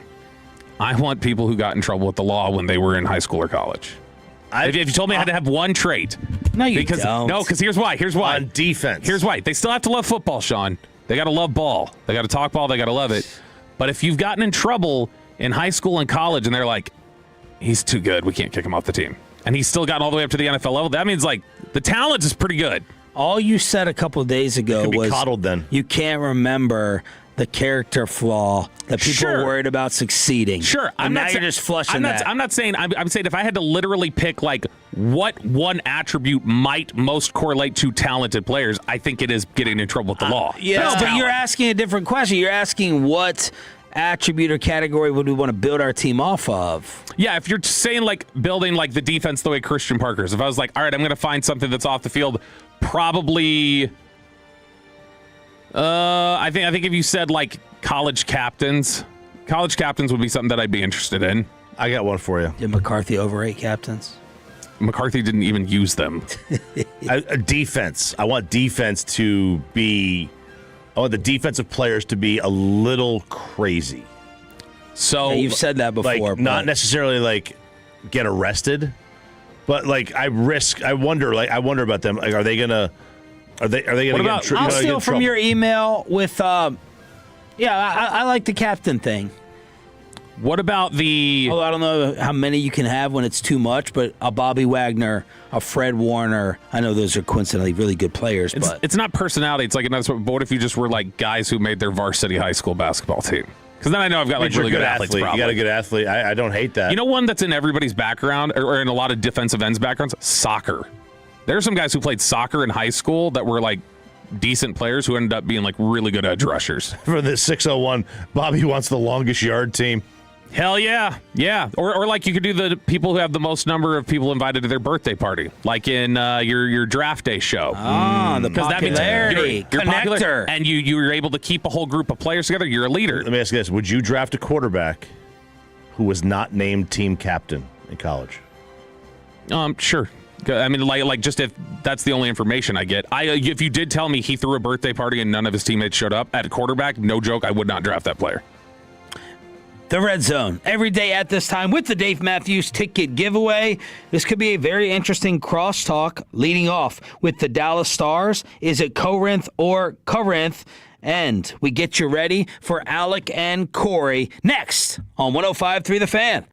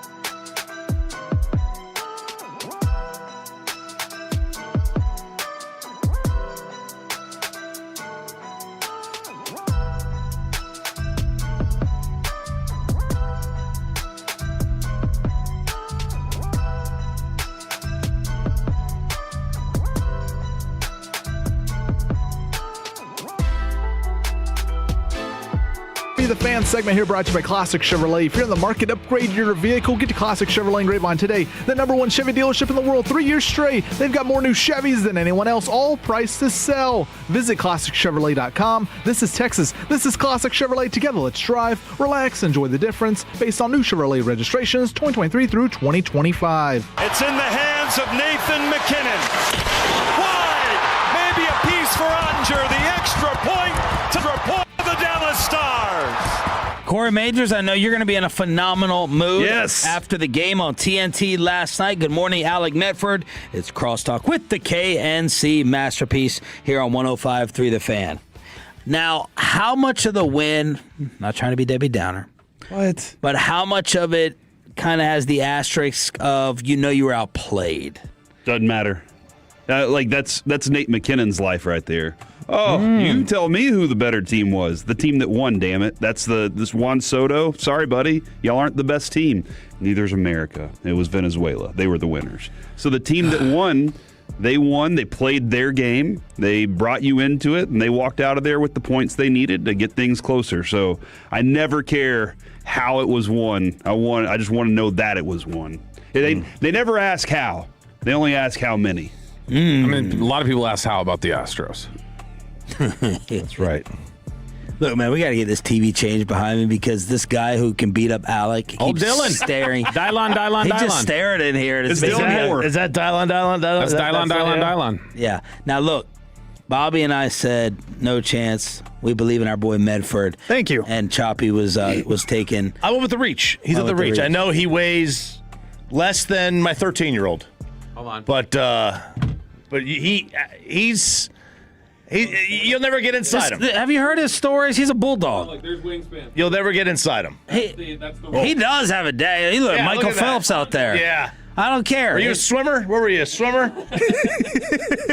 Yeah, he looks. We were all swimmers at one point. I think once Alex gets into the body, that's where he's going to take over. If you could get him on the ground, side position, totally different ball. Have you ever seen him really snap? I tried that last night. Corey? Did not work. No, he's always very it's always internal. Now he'll say things and email, he'll email, but it's mostly internal. And then you can see him though he'll squeeze his fists. Yeah. He'll squeeze his fists. Oh, and yeah. That's the way that you know that something's brewing. A green ring will end up on his Instagram story later in the day. Oh yeah, yeah. Like I'll make it known. Private story. Yeah, yeah. Bobby knows. Like I'll get my thoughts and emotions out in the most professional manner. Like I'm very good at compartmentalizing.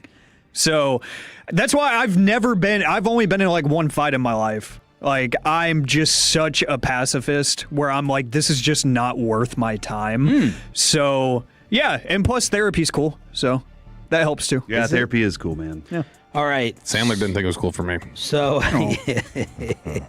we not cool, guys. Both of you born and raised here? Yeah, East Dallas product. All right, help us out with the Firehouse tour tomorrow because our worlds have been turned upside down with the pronunciation of where it's supposed to be.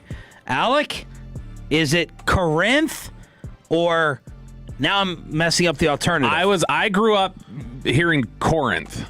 And then somebody corrected me and said it was Corinth. So it's like Corinth. Yeah. It's either Corinth or Corinth.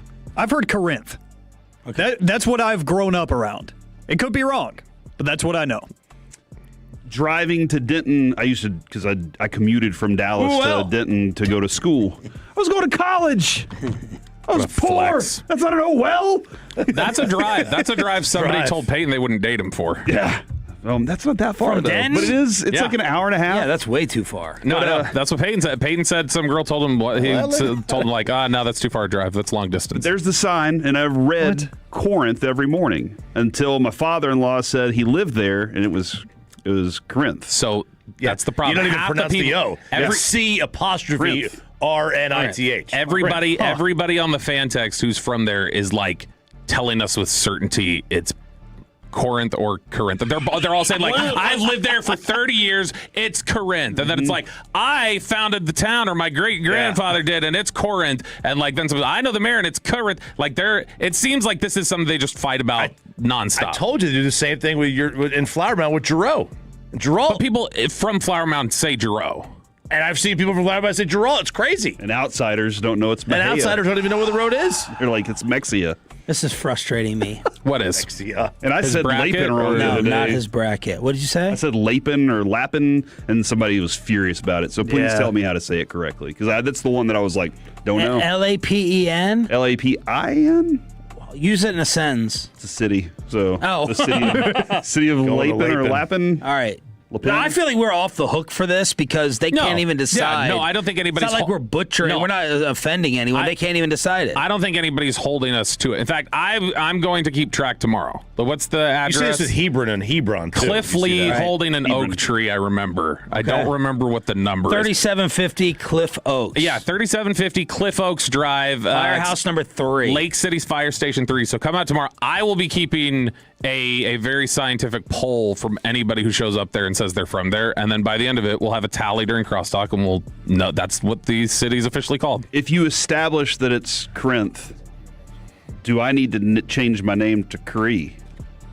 Sure. Yeah, I think so. Right now it's Corey. But you could be Cree. Yeah, but you could be, Cree Summer's awesome. Cree Summer was great. Maybe I've been saying my name wrong the whole time. A Different World. She was a great voiceover artist. My last name's actually spelled incorrectly. What's coming up? Guys, right out of the gate, we get into the Stars action. Then at 10:20, how do you, Tourney? What's your day like today? Are you just going to go veg out and just chill and watch the games? And then at 11 o'clock, a new mock draft has the Cowboys taking 2 unique players that I can't wait to get to. 2 unique players. Where are you on Gerard McCoy? Have you watched him? Yes, I have watched him. 24 tapes, phenomenal. But I was 25 tape. There was none. I know. So I don't. My mom played as much football. That's right. I'm not willing to. I gotta see him work out pro day and know all the medicals are clear to even think about taking him at 20 because I'm not at 12. How are you covering the tournament during your show?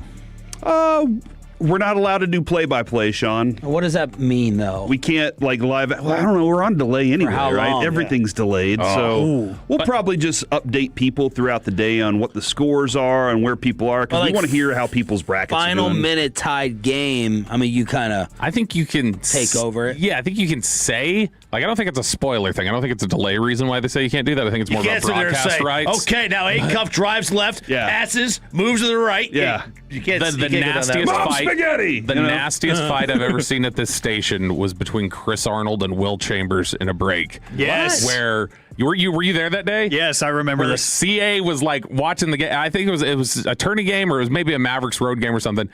And CA was talking about it, and Will was like, "This is too close to play-by-play." Was shutting him down, and CA's like, "You're not going to shut me down." And that went into the break of them screaming at each other about what the rule was on it. Really? Yeah, it was bad. It was wild. In the last, on those last shots that go up, I want to play that drop of Bobby going, "Oh!" from when he was watching the Mavs game, because it's still my favorite. Okay, hit the music page. Oh. I got to talk to you, Corey. Yeah, we do. I did hear a little whisper as I was driving in this morning. Yes. I need to know what fights you guys are refereeing this week. I thought our broadest thing was over with. But more importantly, I want you to become one with your success. I like the chip on the shoulder to some degree, but every day I drive out, I'm hearing you opening the show, responding to whatever trolls or Reddit boards are talking about the KNC masterpiece and where you guys are in the radio world. You don't need it. You're above it. You're winning. You're dominating. You're getting all the ratings bonuses. You're winning contract negotiations. Oh. I don't think you need that motivation. Okay. So now what's next then? Next is whatever oh, you mean what's next to achieve? What's the next tier? What's the next goal? Take over afternoon drive. Yeah, that's a good question. What is the next goal? Because really for this, you're stomping out. I mean, like I've said with the guy that runs the ticket, he's been Barry Switzer, Jeff Catlin. And now that he finally has to do something and put together a different show for the first time in 25 years, it shows you his coaching ability, getting his face stomped in. So what is the next thing when you're sitting there on top? There is none. Just reinvent yourself. You go do what Roy Halladay did. You say, you know what? I've already dominated the major league level. I'm going to go back to A-ball, and I'm going to become a completely different pitcher. Yeah, so you should start at night back to the again. weekend. Go back to do our Sunday morning. Have someone else that plays Reetma. Change everything up, switch roles on the show, right. and start from scratch again. Yeah. That's Alec lead. Yeah. Ooh. Yeah. I mean, never be mind. on the board. Bad idea. Never get that. I mean, depending on the show and where we're talking about, then like the next step would probably be habla español. That'd probably be the next. There you go. Learn We do need to Spanish. take that down. Yes. Yeah. And That is really pretty much the only thing standing in the way right now. Is the fact that we don't speak Spanish. I know you got the chip. I know you got the motivation and drive, but man, don't let the punks get to you. You're crushing it. You're doing well. You're like what the Chiefs were saying after they won their 3rd Super Bowl. Remember they went into training camp. They're like, "Well, what's the goal this year?" They're like, "We just want to have more fun.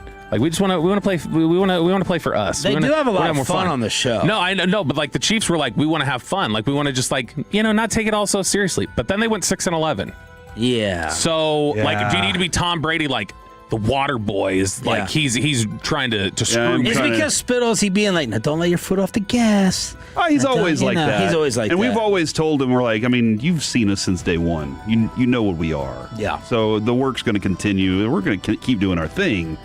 But we do need that next level thing. And I think my big goal is world domination, pinky in the brain. Yeah, exactly. Is it a game of risk? I do want that big award so we can put one on the table right there and be like, everybody look at that. The AVN award? What the macaroni. What we've been able to accomplish since Are you embarrassed? this thing's been built is pretty special. I like it a lot. I think you should do a 5-hour show and take like from 9 to 2 and see if you can dominate that. Oh, the G-Bag's doing 5 hours. So y'all would start at 5? Y'all would start at 5 then? And then y'all would go because... Yeah, we did that once. The 6 hours. We used to do 5 hours when we were Knights. We would start at 6 and we would go till 11. And sometimes we would go later than that. It was good. Why wouldn't you just go 6 to midnight then? That's a good point. Why don't we just do 24 hours a day? Yeah. That could be a lot. You think Kevin so? will lose his voice. Oh, again. How's he doing on the beach? Maybe that's it. Maybe when they were at Knights, they had baseball that would like cut into how often Kevin had to talk, and now he has to talk like most every day. Do we have footage of him at the beach? I don't have footage. I could ask Jess. I could definitely ask Jess to get somebody tomorrow. Would she do it if it ticked him off? But it sounds like he's just kind of stayed indoors. What? Yeah. It's 58 degrees right now in Jacksonville, Florida. Yeah, he just stays indoors because he 1,000% is 58's cold on the beach. He's probably probably mocking up a run sheet every day. Because if he's at the beach, he's 1,000% in a cutoff shirt. It's cutoff. Do you think he has shorts on? Like Zeke style, like crop top? I don't know if it's crop top, but he definitely cuts the sleeves. Right? He's definitely a sleeve cutter. He's not wearing a tank top. Right? Not wearing a tank top. He's not wearing shorts. I don't think he's. If you're on the beach, you have to be in shorts. There's no option. Does he walk out every morning and plant an American flag kite up and just like punch that in the ground and let it fly all day long? Yeah, he would do Bravo flag. That's Florida. How unique would that be? He would do a Texas flag on the Florida beach. Oh, there we go. That. Yeah. All right, everyone, enjoy the tournament. The KNC Masterpiece will keep you updated. The #1 midday show in DFW. So Corey does not have to tell you in the opening segment. Is next on 105.3 The Fan.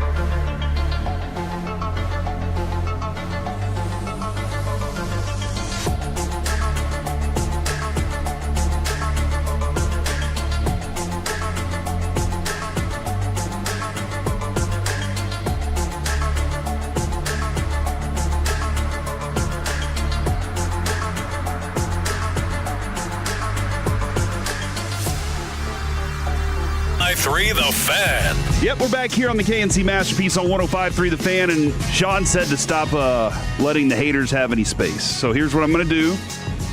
I'm going to ask, if anybody know how to use the remotes in this building? Nope. Because we need to make sure we have the basketball games on. The boss did text, the big boss. He texted everybody, or emailed, I guess, and said, hey, yes, every television in this, not God. That's the man upstairs, not the big boss. And don't say Bruce Springsteen, all right?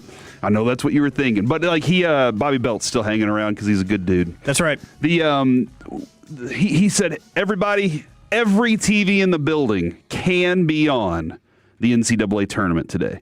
And I was like, awesome, that's great. And then I came in here and I was like, let's turn them on. I know this one's on True TV. True TV at some point will have some hoops. But the first game's on CBS. And I don't know how to change any of the remotes. Okay, you got one. Boom! Good job. The TV behind me that I can't see. Awesome.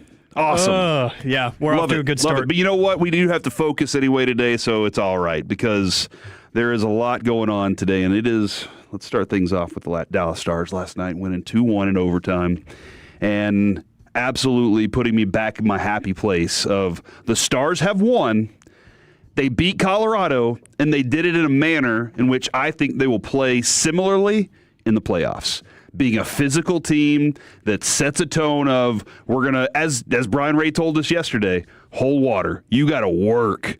You have to work it, girl. And they absolutely did work it, girl, yesterday. What a setup.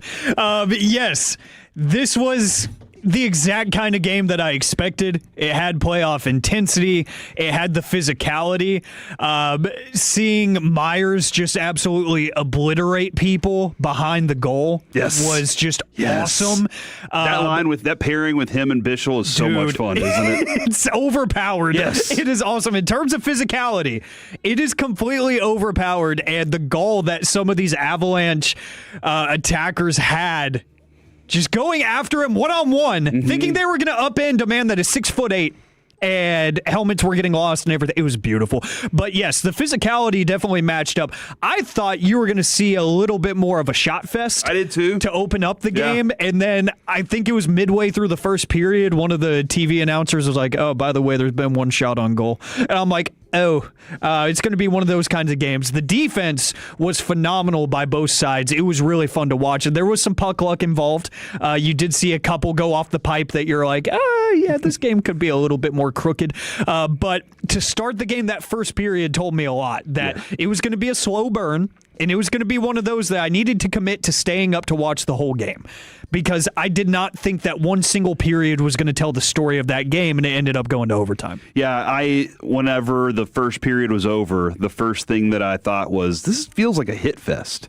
And then I looked up, and it was 24 hits between the two teams. And I was like, oh, this is one of those games, because by the second one, it was 22 and 24 hits by the end of the second period. So they doubled that with both sides of it. And I was like, this is the Shoresy complex this season. First period, hit some dudes. Second period, hit more dudes. Third period, score some goals. Now, they didn't score some goals in the third period, but they took some shots in the third period. That was we finally got a little more of that action going.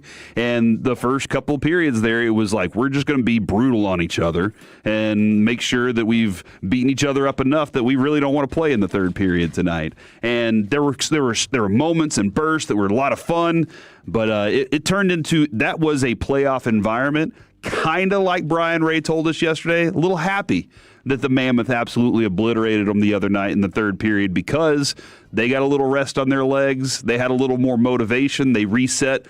The Avalanche couldn't take anything from the Stars yesterday. They couldn't take anything. Like, we snapped your streak. Ha-ha.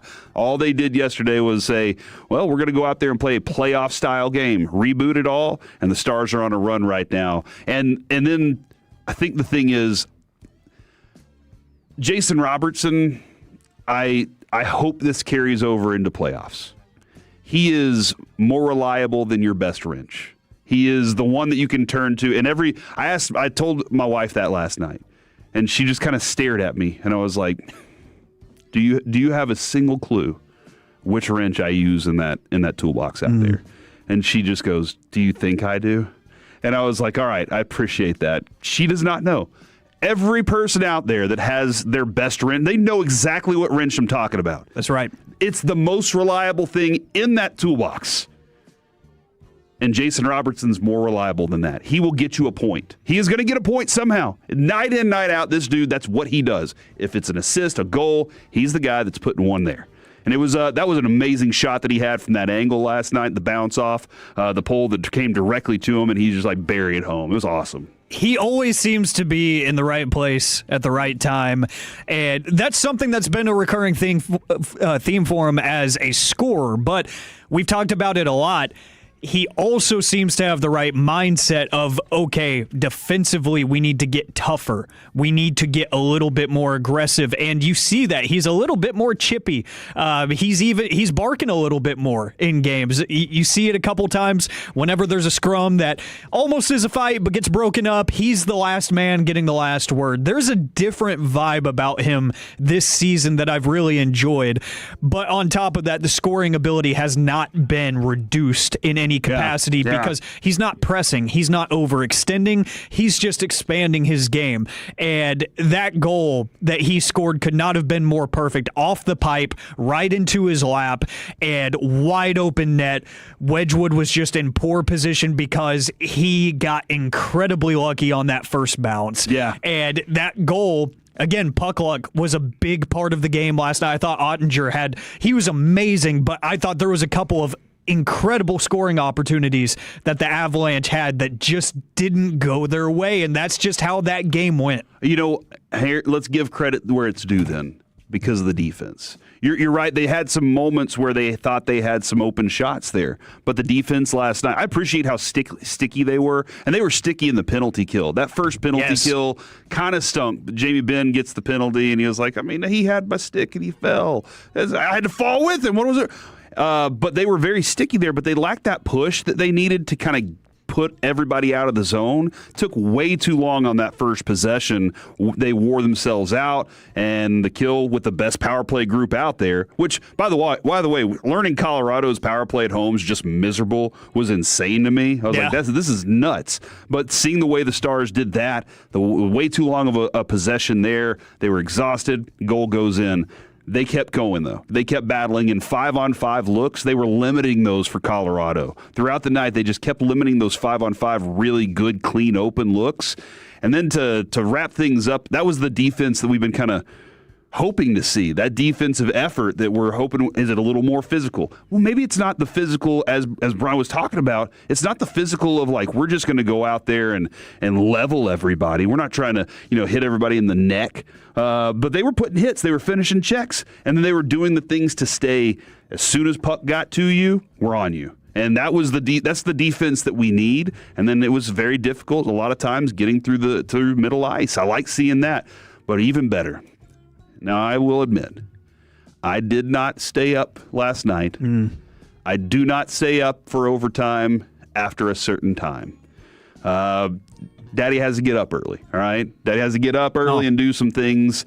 And so I just kind of was like, all right, I'm going to bed now. Woke up this morning, watched overtime, watched the shootout, was like, this is awesome. Wyatt Johnston made it look so easy. Like that, he just skates up real nice and easy, and then flick of the wrist, pops one home, gorgeous shot. Business as usual for a talented scorer. And I felt really good going into overtime. I thought, I don't know what it was. Maybe I saw something different in the third period like we had talked about yesterday and leading into this game. I felt like there was more energy. Maybe it was that playoff feel, but I really did think overtime they were going to figure something out because they were finishing their checks and they were doing everything defensively that you mentioned. And for whatever reason, this season series between these two teams has gone the opposite way that you would expect every time. Glenn Gulletson even said it himself after the game last night. He said, I thought they outplayed us tonight. Mm-hmm. And he said, we outplayed them in our barn, and they walked away with an extra point. They outplayed us in their barn, and we walk away with the extra point. Something about it, I was like, trends do not matter in this season series between these two teams because, like you said, the power play for Colorado has not been great in their own place. The Stars' penalty kill was looking good. Their defense was looking better than anticipated. They looked fresh. They looked motivated. Both sides really did. There was a lot of tempo. There was a lot of speed that was being displayed that I'm not super accustomed to with Stars' offenses sometimes. So the energy level just had me confident. And you said that you had to go to bed. You said that Daddy had to go to bed, is what you said. Yeah. Right Daddy here. has to get up early. Yeah, this Daddy had to get up early too, but I was committed to seeing the whole process through at that point because we got to overtime and I was like, I should probably go to bed. And then shootouts, I was like, I made it this far. We are staying up. And this is going to be the mojo that I need because literally in our prep email for hockey, all I said was Stars better freaking win. That is man. exactly what you said. All I needed from this team, and that's everything that I got. And that's interesting too because that's exactly what I was like, okay, that's what I hope we're talking about tomorrow. By the way, we do have Dylan Moore producing today. We've had Jacob Ray, Khaki Kev. Dylan Moore's in with us today, and he was doing some effort work over there on the TVs, but it didn't quite work out for us, did it? We're getting there. Okay, all right. I like that he's working on it. Takes a village. There are a couple of different things here. I love the fan text is getting hyped about hockey right now. And Robert Tiffin and Spits and Suds, they did by the way, Robert Tiffin, starsthoughts.com, that's the way to go right there. They did an hour after the game, Spits and Suds podcast. You can find it on 1053thefan.com or your Odyssey app. Love the Odyssey app. Absolutely love it. But what I love even more is for years, Kevin and I have been telling people this time of year is when you need to start paying attention to hockey if you haven't paid attention to hockey all year. This time of year, because you got about 3 weeks, you got about 15 games or so before you get to the playoffs here. All right? You got about that much time. You can jump ahead of everybody. If you're listening to the KNC Masterpiece, we're going to be talking Stars. We do it all season long. We love DFW sports. That's just who we are. So the whole thing, though, is you can start scoreboarding your friends, or your friends are going to think you're the smartest one in the room because you actually know what you're talking about. So right now is the time to get in on the Stars if you haven't all season. But I love to see these texts coming in from the 903. I'll be doubling up on blood pressure meds when those two teams meet in the playoffs. And I absolutely am with you on that one. Somebody from the 214 said, why does a point matter when goals win the games? A point is either an assist or a goal. So to get a point, you were either the assister, which set up a goal, or you got a goal. And that was an honest question. I appreciate that. New hockey fans will love it. And getting points also, so there's two ways to get points. As a player, but also as a team, you can get points. Last night, Stars got 2 points for getting that win last night. So that's nice.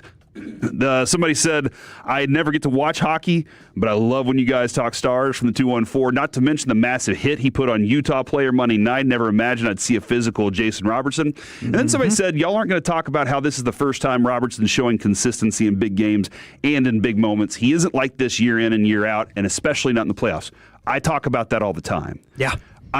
Because right now he is in this groove, everything I've been qualifying everything I say with we still need to see it in the playoffs. No matter what, we still need to see this version of him take advantage of time and space the way he is right now, creating space physically, whatever it is he's doing, he still has to do that in the playoffs, no matter what.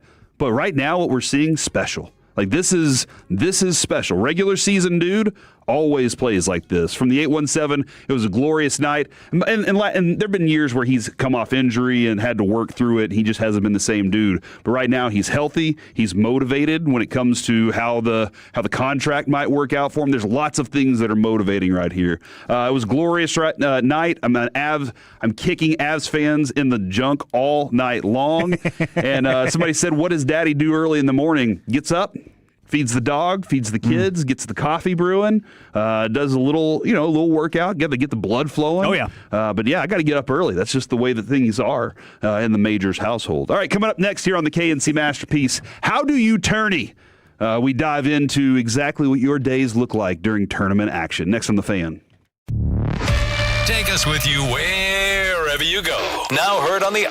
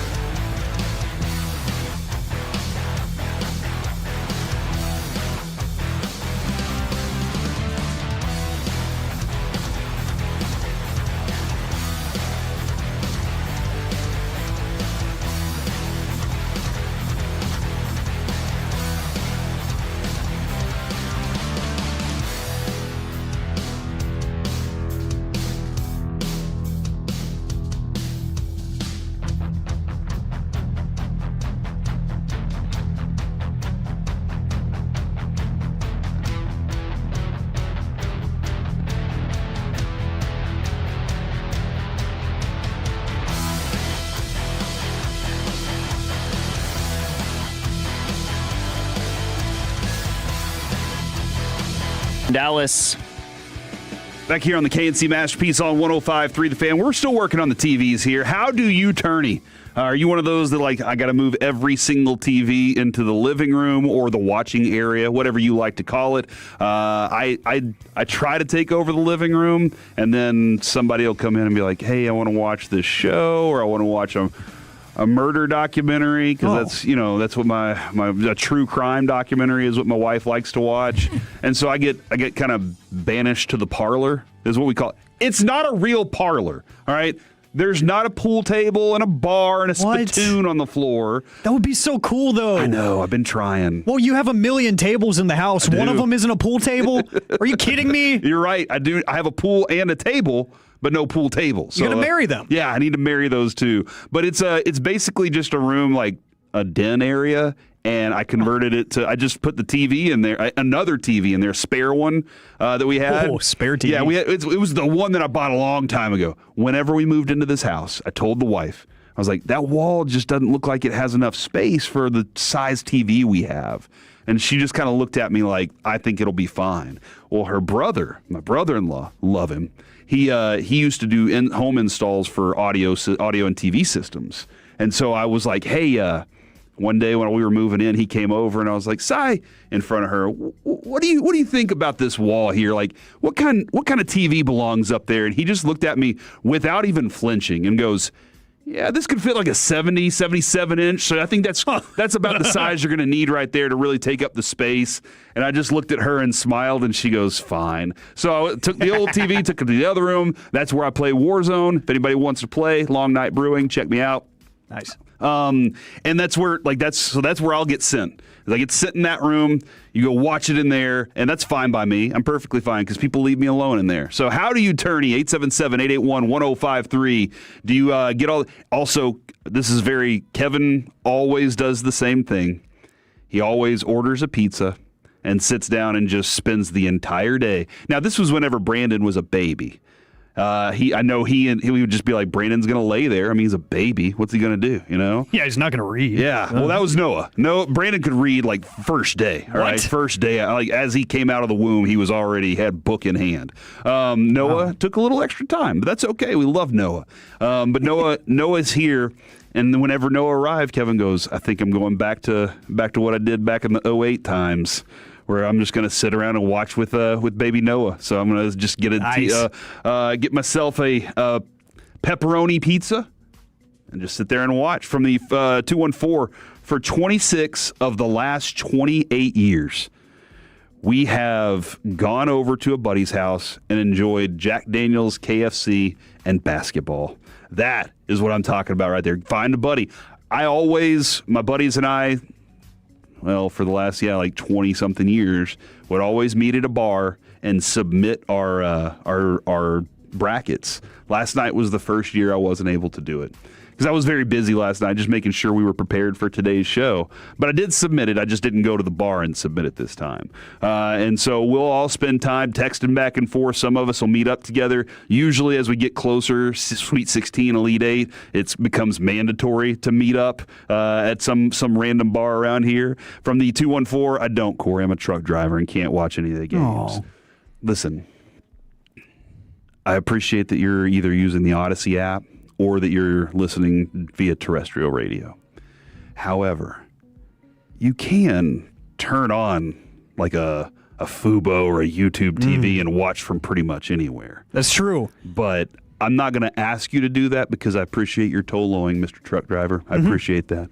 214 Man Cave, case of beer, a little bit of happy grass while watching some football. Like the grass has been mowed, so you're happy that it's been mowed? Is that what he means? I mean, yeah, the sun's out now. Yeah, the rain has kind of come through and given the grass some life, so it needs a little bit trimming, because our listeners do not partake in anything. That's true. Of that nature. So I imagine they just get the yard work done at like 7 in the morning before any of the games tip off, and then they're like, okay, I did my good chore for the day. Now I can just relax and do nothing. I like it. The 434, I do not know where the 434 is, so if you can let me know. 2 laptops, our 98-inch 4K TV, and a Klipsch 5.2 sound system, and the grill.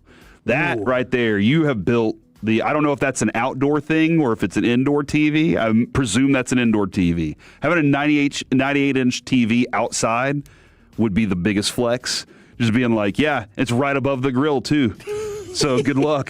From the 972, I don't watch any of it. I don't like baseball. This is basketball. It's the NCAA tournament. I appreciate you though. So we can talk other things if you'd like to. And they said from the 945 they go to Pluckers, go-to spot for tourney and opening day. And from the 214, well, I have to work. But back in the day, I would listen to it all day long, but I can't do it anymore.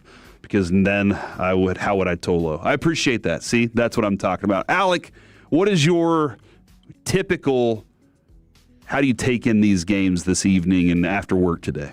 So usually whenever the tournament gets underway, a lot of my friends make their way back to town.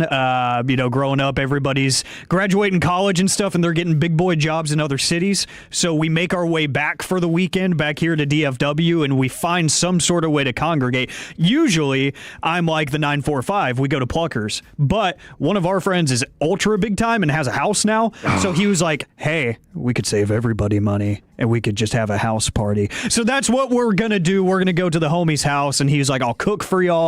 We'll have some drinks. We'll just catch up, watch some hoops, and have a good time. So that's tradition. We always get the same group together because there's all kinds of different fandoms represented there. We have a couple Texas fans. We have a bunch of Texas Tech fans because they went to Texas Tech. We have a couple TCU fans. We have some out-of-state fans as well in the group. So it really makes the dynamic interesting because there's ulterior motives rooting against each other and butting heads actively. So it makes it really fun. It makes it really chaotic, and I'm just kind of like in the group where I'm like, I hope everybody has fun, and I hope that the tournament is fun. So everybody's like actively butting heads and arguing, and I'm just like, what he said, egging on the conversation because it's fun. This is fascinating. 316 and 972, 100-inch TVs. So I didn't realize we'd gotten to 100, but here we are in a new world. He says I have 70 inchers on both sides. Permanent fixture in the house. One dude says on his 100-inch YouTube TV, 4 games at once, and they did apologize and say basketball. I appreciate that. Thank you for replying back in. From the 858, I watched the tournament via the KNC Masterpiece highlights because I'm not a college basketball fan. So thanks for the updates, boys. We will be updating throughout the day. Like that. So I don't think a lot of people are like, I have to wait and watch these games live. I understand if it's your team, but throughout the day we will give updates to those scores. That's part of being a sports radio station that we do something like that. From the 817, going to Ducky's Revenge Arcade. That's in Joshua, right? Going to drink some beers and watch the games. And then from the 817, 2 cases of beer on the couch with Wingstop. So lots of great options. I really appreciate the Tolos diving in on this. Man, somebody's going to be in New Orleans later today. Might roll to the Caesars Casino to watch with the sportsbook. That's the way to do it. I have been in Vegas for the Sweet 16 and Elite 8 before. My buddy was getting married, so he had his bachelor party. Only bachelor party I ever went to in Vegas, and it was an awesome night. But we were there for a couple days, and the tournament action was live. We found a couple tables. We went to a couple different books. We made our way around, and I can just imagine what what today's like, what today and tomorrow are like, with all the games happening all at the same time, and just chaos and everything. I can only imagine that, but it's totally worth it to find yourself in a book and just be there all day. Sure. And what I did was I was like, I'm just going to go make bets on every game. Or, yeah, you could say bets in Vegas, right? Yes, you can. And so I would we made bets on every single game, so everybody had a little action. Not too much, just $20 bets, something like that. Make just a little cash. Won every single one of them. And my buddies, they were their family was from up in the Northeast, so they bet on this one specific team up there. Yeah. And lost the whole weekend, dude. I felt so bad for them. I was like, I'm sorry, y'all went with your hearts rather than facts. And sometimes you have to do that, boys. So that's the way that it goes. Now, last night I wanted to add this, Alec. Last night, Jack Hughes, the whole controversy with the puck is coming down. Now, you alerted me to Jack Hughes' initial. Can you kind of give me the setup here, because there was some more information that came out yesterday? Yeah, so Jack Hughes scores the golden goal for the U.S. hockey team, and they win the Olympic gold medal, and that's a piece of history. That game-winning puck is now a piece of history, and typically, in the regular season and stuff, you see players keep stuff like that, and he did not get to. It is now in the Hockey Hall of Fame, and he has publicly said that he wants it back, and he was pretty blunt with it, saying, like, it doesn't make sense why they have it. I want it. I scored it. Let me have it back. So that's where things stood yesterday when we gave the story during the show. Mm-hmm. As we left yesterday, the Hockey Hall of Fame said it was never yours to have anyway, which I thought was like the ultimate just charge you up. I would be so furious if somebody said something like that to me. And I believe that the dude should have the puck too. So last night during the Stars game, I saw the Jack Hughes interview. And he was like, yeah, so, my dad said he's honored that it's in the Hall of Fame, so I wanted to give it to my dad, but, he says he's honored, so I'm going to let it be and just let it sit like that. And somebody asked the follow-up, and I thought this was the most brilliant answer by young Jack Hughes. Somebody said, so have you called the Hockey Hall of Fame, or have they called you? Has anybody reached out? And he looked at him and he said, man, I've been playing hockey, so that's where my head's at right now. And I was like, that's genius. I'm not worried about this other thing in the off season or whatever. I'll let other people worry about it for me. But right now, I'm focused on playing hockey. And that's the best answer he could have given was, that's where my mind is. Because that's what they went and did whenever they went to the Olympics. He went and played some hockey and won the damn gold. And now he's like, now I want to focus on this for my team here in New Jersey. So congratulations to Jack Hughes on delivering the best line of the night last night. Yeah. Which was, that's where my head is right now. And good for him, because it got unnecessarily tense. I was overly invested in this 24-hour long beef that he had with the Hockey Hall of Fame, because they were both being petty about it. And like you said, ultimate mic drop moment, because they're back, they're playing hockey games again, and he's just like, look, I'll take the high road here.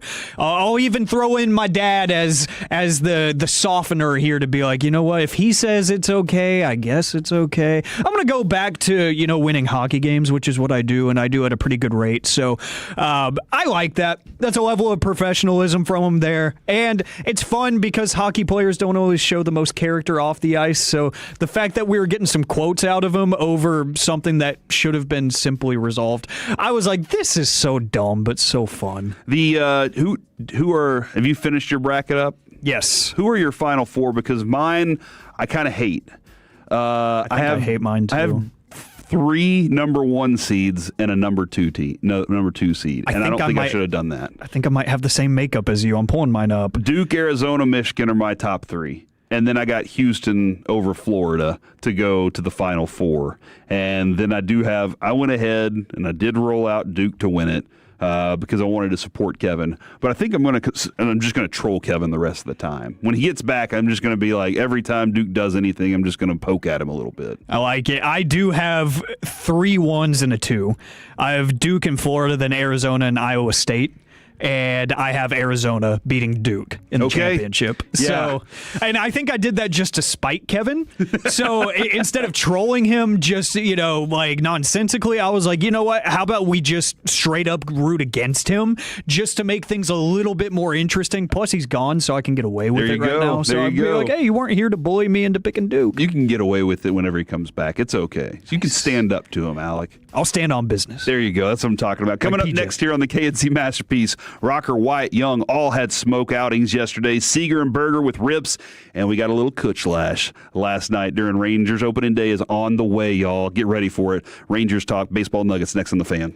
Coming up in the next G-Bag Nation, the NCAA tournament will be underway and in progress throughout the show. Tune in. We'll give you updates and analysis. Nation 2 to 7, The Fan. The tournament is back. The upsets are...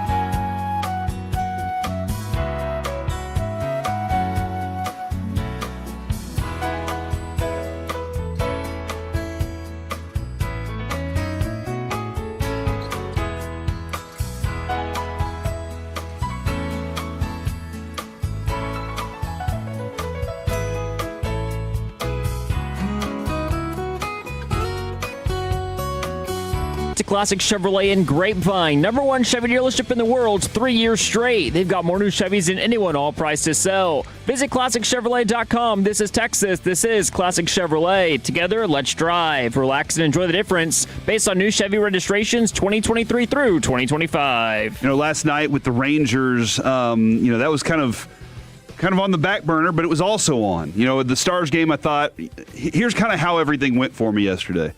Got home, did the gym, started preparing dinner. And I do cook a lot, man. I just now noticed that. Started preparing dinner, and then I was like, all right, Mavs are about to play. Start the Mavs game. And then I was like, okay, Stars are about to play. Let's flip it over to the Stars game. And they were like, not yet. And I was like, son of a gun. Because this is how hockey does. And then during this time, I was like, I got to keep track of the Rangers game too. And I know it was on as well. I had options to be able to watch it. And I was like, this is awesome. This is exactly the time of year right now where all this fun stuff starts to happen. Again, if you want to get ahead of your friends that are going to get in on hockey whenever the tournament starts, then you say, okay, I'm going to get in on it now, and I'll be able to let them know exactly how things are. But Rangers season's on the way, baby. And last night they took on the Kansas City Royals. Now, it is the Kansas City Royals, so we do have to take it with a grain of salt, all right? But we had a fascinating turn of events. There was one lineup out, and then all of a sudden, that lineup completely changed. Now, it didn't change in that they took players out. It was the same lineup. They just retooled it because Michael Wacha was pitching. And so they said, well, if Wacha's going to pitch, that changes the way that we're going to go after it. But more importantly, Kumar Rocker was pitching last night as well, so we had to keep track of that. Man, Twitter blew up on me last night. The Rangers posts, I loved it. I love this time of year. Following Sean McFarland, Kennedy Landry, got everybody that I follow covering the action. I know exactly what I'm going to get. Nemo's 0 for 4. Don't worry about it, all right? Don't worry about it. He's still got a 1.160 OPS during spring training. We're doing good. But this is the number that's really starting to pop here. Wyatt Langford last night, 3 RBI, a hit, a run, and that dude right now is hitting, he had a home run last night, hitting a 1.538 OPS. That is insanity as far as OPS goes, and we got to be loving. I am prepared right now during Baseball Nuggets to stand on this. Oh, no. Whatever superlative you want to call Wyatt Langford this year, whatever you say he's going to be, I am prepared as opening day happens to say you're correct. Whatever you decide he's going to be this year, I'm not prepared to say anything bad. Superlatives mean super, all right? Good. Anything that you're like, he's the MVP, he's the best, he's whatever you want to say, I'm prepared to believe you because I think this is Wyatt Langford's season. SZN, isn't that how we do it? Yeah. The kids these days. That's right. I'm prepared to say that this is going to be Wyatt Langford's season, and I'm looking forward to it. The 1.538 means he is just raking right now. He's got 5 home runs in spring training. And I think that that's going to be the dude at the top of the list for me, man. He's got to be at this point because we talked about the issues last year offensively at the top of the lineup, just getting people on base for guys like him and Corey Seager to drive in runs because that's what they do, and they do very well. And for me this spring, it's been the timely hitting and the timely getting on base because it feels like you mentioned Twitter exploding. It feels like every time I see live updates from Kennedy Landry or Sean McFarland, it's, well, Langford got on base with a double and then Corey Seager home run, or it's Nemo singled and then Langford doubled and then Seager doubled and then they scored 1 million runs. Like, that's what it feels like. And it's been impressive, and that's what you thought you were going to get with a full-time Wyatt Langford last season because Marcus Semien did have a reputation of being a reputable leadoff guy that can get on base, that can draw walks, that can get a base hit. It felt like everything I wanted to see the last couple of years. That's what I'm starting to see, and granted, it's spring training, and the competition is different. It's Michael Wacha. Like, I know, I understand. But the consistency in which I've seen the domino effect of the top of the lineup playing the way that they have envisioned and they have told us for a while now is what they expected to see. Wyatt Langford's been the biggest part of that for me. So I'm pretty much right there with you in lockstep of whatever superlative, whatever idea you want to throw out about him, whatever bold prediction. I'm probably right there with you. I'm just going to nod my head and say, yeah, I can get behind that. 940. I threw $20 on Wyatt for the MVP at plus 4,500, so I'm calling him MVP from the 817. First-time All-Star and AL MVP. He is the face of the franchise for the next 15 years. And then from the 314, temper your expectations. Langford is an MVP in spring training. That's fine. Hey, like I said, whatever you want, as long as it's positive, because I think you're going to be happy with his play this year. Now, let's continue to go down the line just a little bit, because Andrew McCutchen last night had himself 3 RBI, and he had his first Rangers home run of spring, and that's nice to see as well. But guess what, dude? Guess who had 3 hits last night? One, Josh Young, who also had himself a home run. Josh Young batting behind Josh Smith, who had a couple stolen bases last night as well. Josh Smith, by the way, 1.32 OPS. Josh Smith is having a hell of a spring. That is a dude that was motivated to make sure that he wasn't just part of this team, that he was the I am your second baseman. So he went up to the plate with that demeanor, and he's also played in the field with that same demeanor as well. And just talking to him when Kevin and I were out there in spring, I see the fire in his eye. Like, there's some guys you're like, you don't see it. You can absolutely see it in him. Jack Leiter, I can absolutely see it in Jack Leiter too. I'm very excited for those two. But last night, Josh Smith, 2 hits, 2 stolen bases, had a run scored as well, so that's nice to see. But Josh Young batting behind him, had 3 hits and a home run last night. Hopefully that's the version of Josh Young. Hopefully we get a very consistent version of Josh Young throughout this season. One thing that has been consistent is him just absolutely yeeting his bat into the stands, too. He's done that twice this week, which was just amazing. But, yes, he is swinging for the fences, and he's looking comfortable again. He's getting back in the lineup after having a couple of little injury bugs. But it's nice to see him getting his work in before opening day, because that's been really my biggest question, which it feels like a recurring theme, and we've had to throw the injury-prone tag on him at this point. But yeah, it's what is his status going to be for opening day? What is he going to look like going into opening day? It looks like he's got his timing. It looks like this last ailment didn't really do too much to him mentally. He's looking good. He's feeling good.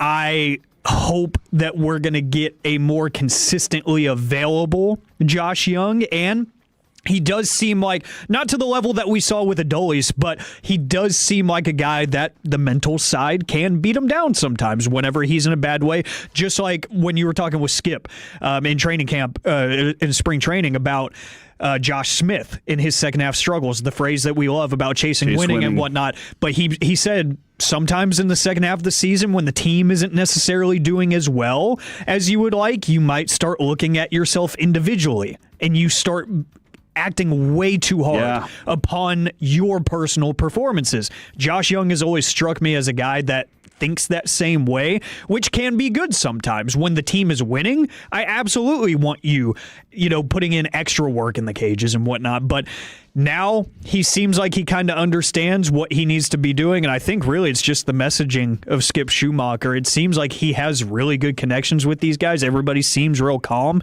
I mean, Jock Peterson, he's having an abysmal spring training, but he seems confident. He's saying all the right things. So we'll find out on that one. Yeah, we'll find out on that one, but it seems like at least the guy that is making the call and making the decisions is saying all the right things to his guys, and everybody seems cool, calm, and collected right There's now. a reason that McCutchen's here, but I appreciate what you're saying, but there definitely is a reason. They added 7 walks last night, 3 of them from Sam Haggerty.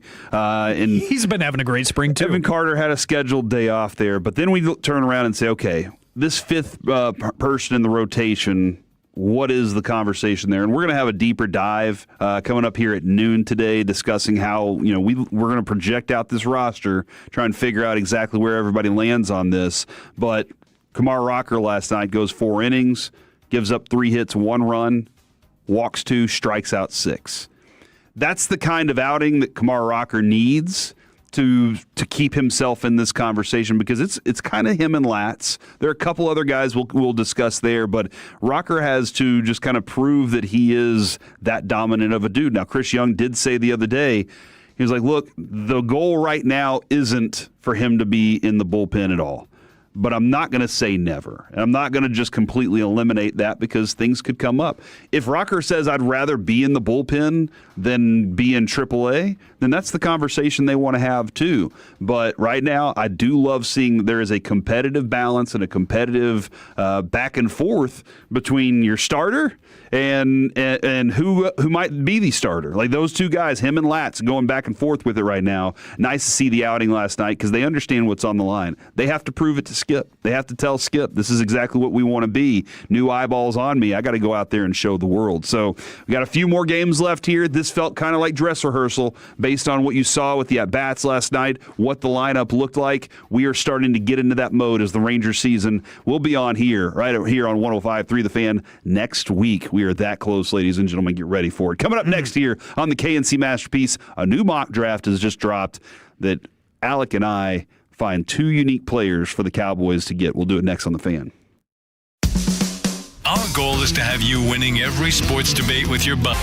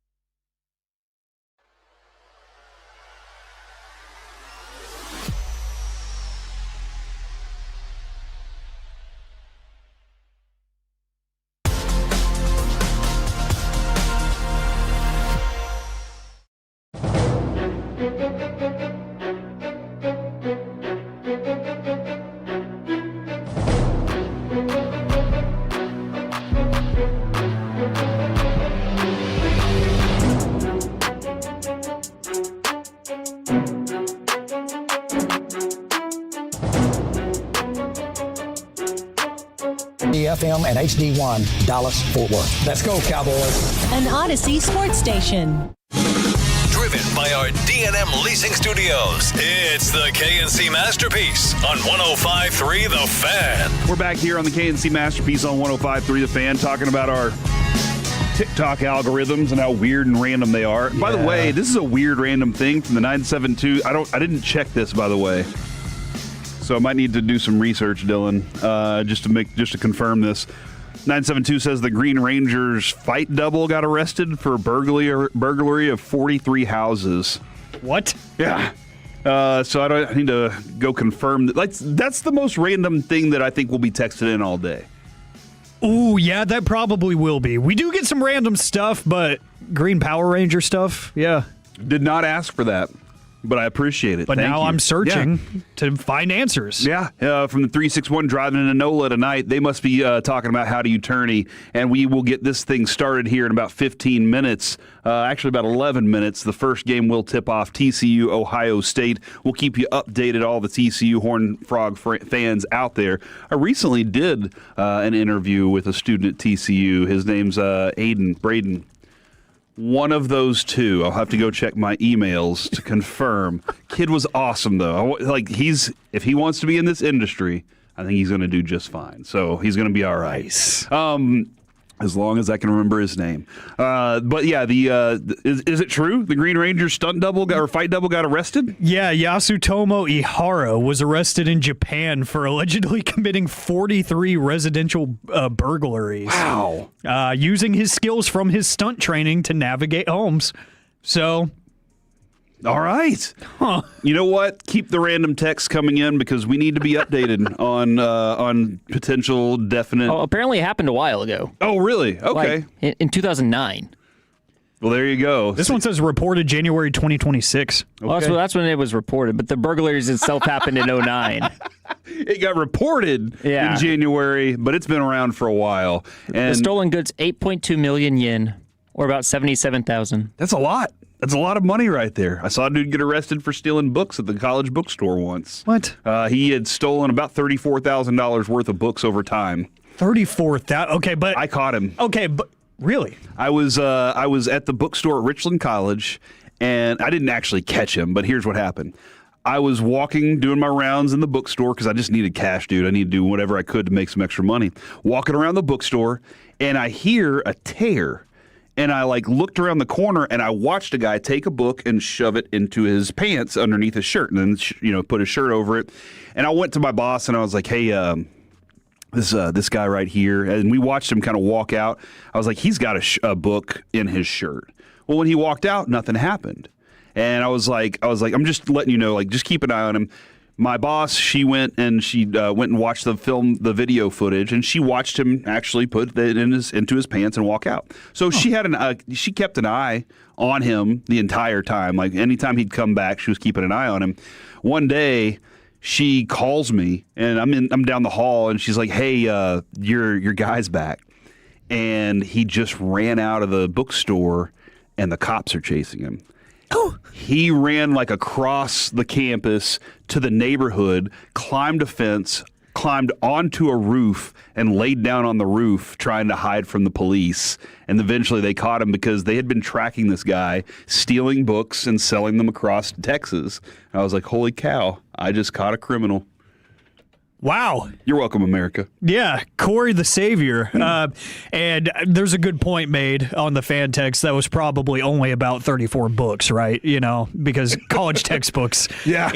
They're very expensive. Very expensive. All right, so, Alec and I have been all over the draft, trying to make sure that the Tolos are aware of the players that we're kind of looking forward to get at 12 or 20. Now, obviously, there's so much more to this draft because we are trying to desperately figure out how to get a second-round pick because there is still some good talent in that range. But, you want to take advantage of 12 and 20. Jerry's talked about that many times. We have those 2 first-round picks. Now, that being said, you have so many holes on your defense that you would love to add to it. I feel like your offense is good. I feel like there's not a spot on the offense where you actually have to do any work. maybe a couple of different areas, but I don't think you have to upgrade anything right now. No. But for the defense specifically, if you want to build out the defense that Christian Parker really wants, you're going to have to add some talent on this thing. And I saw this mock draft this morning. Now, Bleacher Report is chaos. All right. It's one way to put it. Bleacher Report's NFL scouting department released this. I didn't know they had a scouting department, but I appreciate it. They released this new mock draft this morning. Mendoza 1. No surprise there.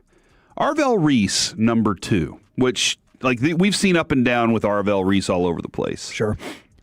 Sonny Styles 3 to the Arizona Cardinals, which would be the worst thing for him, I think. I'll just leave it at that. Yeah. It just seems like dudes that have his skill set that go to Arizona just never fully pan out. Mm-hmm. They never get the best out of them. At 4, Jeremiah Love to Tennessee. A lot of people have mocked Sonny Styles to Tennessee, so him going at 3 would be insane because Love would then make some sense to go at 4 there. 5, Carnell Tate to the Giants. 6, offensive lineman to the Cleveland Browns. 7, Caleb Downs. Caleb Downs with Dan Quinn. Good combination there. Makes sense. I could totally see something like that. New Orleans Saints say let's add Jordan Tyson, Arizona wide receiver who we've watched, we like. Dude loves to block. He's a crackback blocker. Then Kansas City takes Reuben Bain, which him falling to 9 still kind of blows my mind considering what Reuben Bain's body is. But him being in a top 10 is a no-doubter for me. Then I think we've kind of settled in on we're probably going to get Mansour Delane. Yeah. Well, guess what? The Cincinnati Bengals said we didn't get Caleb Downs, so we're taking Delane. Then the Dolphins take Mekhi Lemon. Guess what name you have not heard yet? Texas Tech edge rusher David Bailey, who they say the Cowboys get at pick number 12. Now, Alec, this would be a dream come true if David Bailey fell to this spot. I just don't see it happening. Not at all. There is no way. I mean, there was even one point in time a little bit after the combine where odds makers were having him more favorable to go number 2 than Arvell Reese. That's how good of a player this is.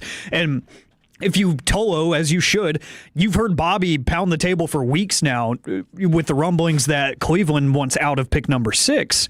He's like, if David Bailey is still there at 6, you go up and get him because he won't be there after that. Right, exactly. He will not. And just imagine if Cleveland, obviously Kevin's fantasy of them taking another quarterback would be amazing. But imagine if Cleveland took him and said, you know what, Myles Garrett and David Bailey, why not? That would be terrifying. They would still need to find out how to score points. But I don't see any world where he makes it out of the top 10, maybe even the top 5. Mm-hmm. He's that good of a player. So something dramatic has to happen. I don't know if it's a Laramie Tunsil situation or if it's a medical situation for him to make it outside of the top 10 because there's no reality where I see it. I'm not Doctor Strange. I can't see every reality, but I don't see any feasible manner for him to slide because he's that talented of a pass rusher. Yeah, I'm very bewildered, bemused, befuddled. Flabbergasted. Yeah.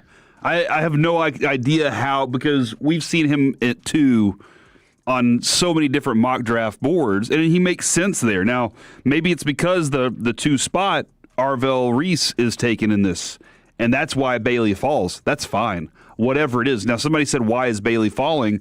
This is just a mock draft, and I don't see a lot of other mock. This one's kind of unique. I don't see a lot of other mock drafts having him fall that far or that much even. But this one right here, it doesn't really say why he falls there. They just say this is what the Cowboys are going to do, which, yes, this is a no-brainer if he's there. Now, the Cowboys obviously have Ezeraku on the outside. They also have Rashawn Gary that they just added to the mix, but you absolutely do something in that. From the 443, LMFAO, Bailey at 12, just fire that wannabe draft guru right there. Yeah, I think you're right. So that's where that goes. Now, what's interesting is what else you get later. So we're going to scroll down a little bit. One of the guys that we've been really high on, Akeem Mesidor, goes at 15 to Tampa Bay. Like, that's the perfect fit, going to a place like Tampa Bay and playing there. Jermod McCoy, actually, at 16, which is pretty decent there. We've been kind of keeping an eye on C.J. Allen. C.J. Allen yesterday, according to some reports, did not do all the work that he, all the work because he had some swelling in his knee from a meniscus surgery that he had in the season. Everything seems to be checking out there, but he had some swelling. So, and everybody was like, he was fantastic in the drills they put him through, but he didn't do all the workout that they expected to see there. I love C.J. Allen. The brain works that we talk about so much on him. Everybody still has him going second round. So, like, I see all these mock drafts that still have him falling into the second round. If you can figure out how to do something like that, I'm pretty happy with it. That being said, at 20, the Cowboys do not pick Keldrick Falk. They do not go with Avion Terrell. They go with Cincinnati linebacker Jack Golday. Now, Jack Golday is a special brand of football player. And, Alec, you've gotten about 5 minutes of watching this guy that you were like, this is awesome. I watched him a while back. This dude right here is versatile, athletic, and gigantic. He is a unit. I was joking with you that if we're going to go down the route that we tried with Matt Eberflus, where we're going to do the old school, big, bulky, white linebacker, it's this guy. It's not Jack Sanborn. They got me too excited about Jack Sanborn. I'll be the first to admit that. But in all seriousness, incredible. Did I say Jack or Jake?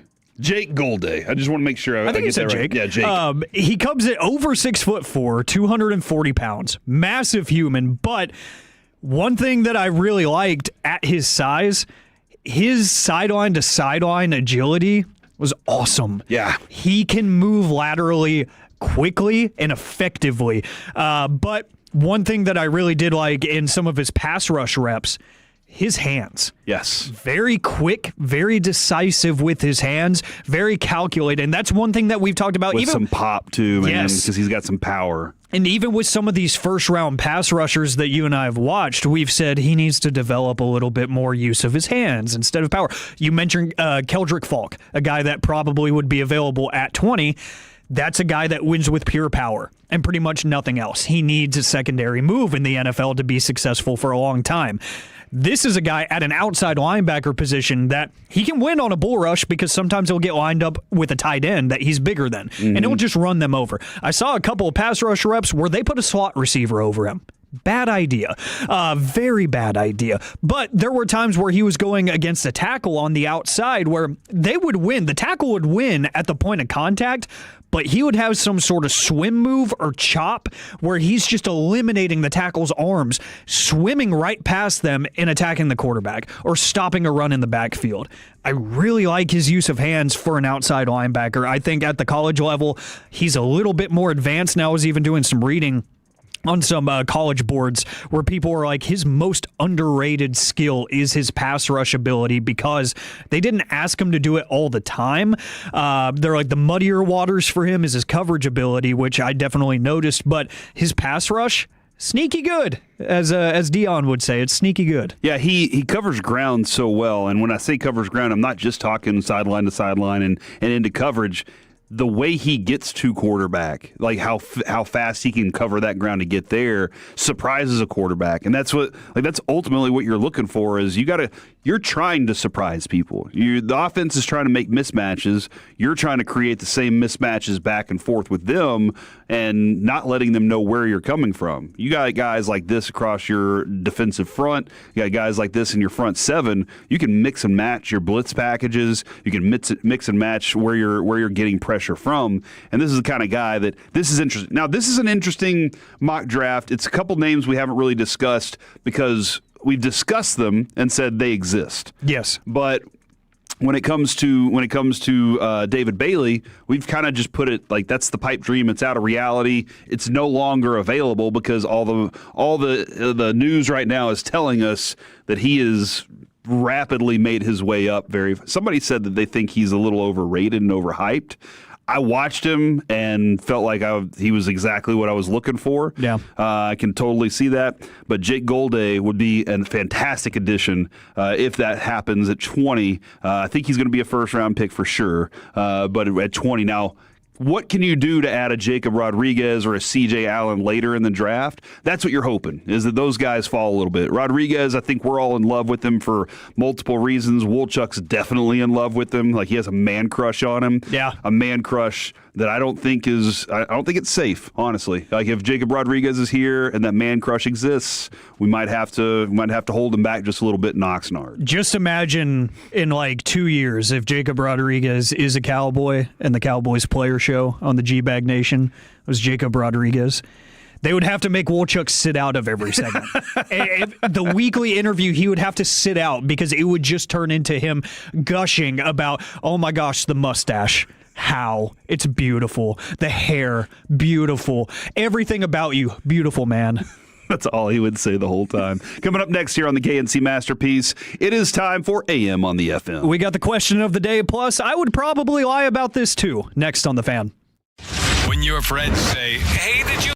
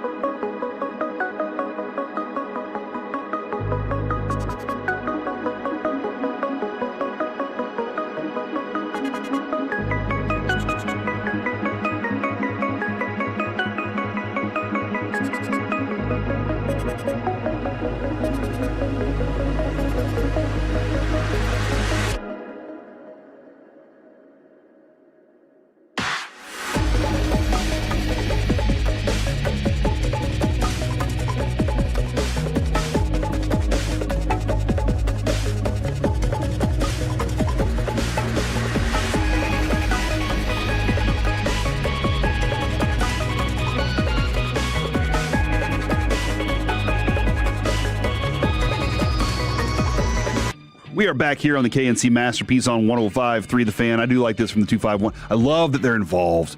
There's a gold-minded edge linebacker and corner that's going to fall the 4th and 5th round. Nobody's talking about it. More likely skill positions and offensive players will take up a majority of the 2nd and 3rd. Smart. Maybe we don't need that 2nd round pick, and we will be able to get our dream picks in the 3rd and 4th rounds. Yeah, and you got a bunch of 5th round comp picks, and remember your starting quarterback was a comp pick. That's right. So that is right. Hey, I kind of like it. Go back to the Legion of Boom and look at how many 5th round picks were on that championship team. Coming up right now is AM on the FM. What does this button do? Please, please, do not push the button. You have no idea what it... Alec, you be quiet. Alec, that was awful. 1 for Alec, 0 for Peyton. Don't you dare touch that dial. Don't you dare do it. It is time for AM on the FM. My name is Alec Medford, the man that they call the pride of Mansfield, Texas, and the newly elected mayor of the Medfordplex. You don't need the mayor to be able to talk correctly. No, not at all. Right. You just got to make decisions. Yeah. That's all I'm going to do, and we're going to make one here with the question of the day here in just a moment. Plus, I would probably lie about this, too, if there was millions of dollars involved. We'll get into that here in just a little bit. One of the wildest stories that I saw, I believe, over the weekend, and I've been saving this because it's just ridiculous. It needed a good amount of time to be spoken about. A years-long crime has been resolved, and I would have lied about it too. We'll get to that here in just a little bit, but the National Day calendar today, gentlemen, says it is National Poultry Day. So big day for chicken. Real big day. Is chicken the only poultry, or is anything foul? I think it's anything foul. Is quail poultry, Dylan? Do you know? Huh. That's a great question. You look like you're a hunter of some sort. I think it would be categorized as poultry. First to AI overview. Domesticated birds raised for meat, eggs, or feathers. Oh, so like a wild quail would not be poultry in that way because it's not domesticated. I guess not. The examples they give are chickens, turkeys, ducks, geese, and guinea fowl. I only knew about guinea pigs. That's right. And I wouldn't eat those. Yeah. So because they might be in one of those because they're in a claw machine somewhere in China right now. That was such a sad story. Oh, yeah. I regret bringing that to the air. Youngsters. But it is National Poultry Day. So naturally, I got to ask 877-881-1053 Frankel and Frankel injury attorney text line to answer Twitch and YouTube as well. What is the best chicken dish? Ooh.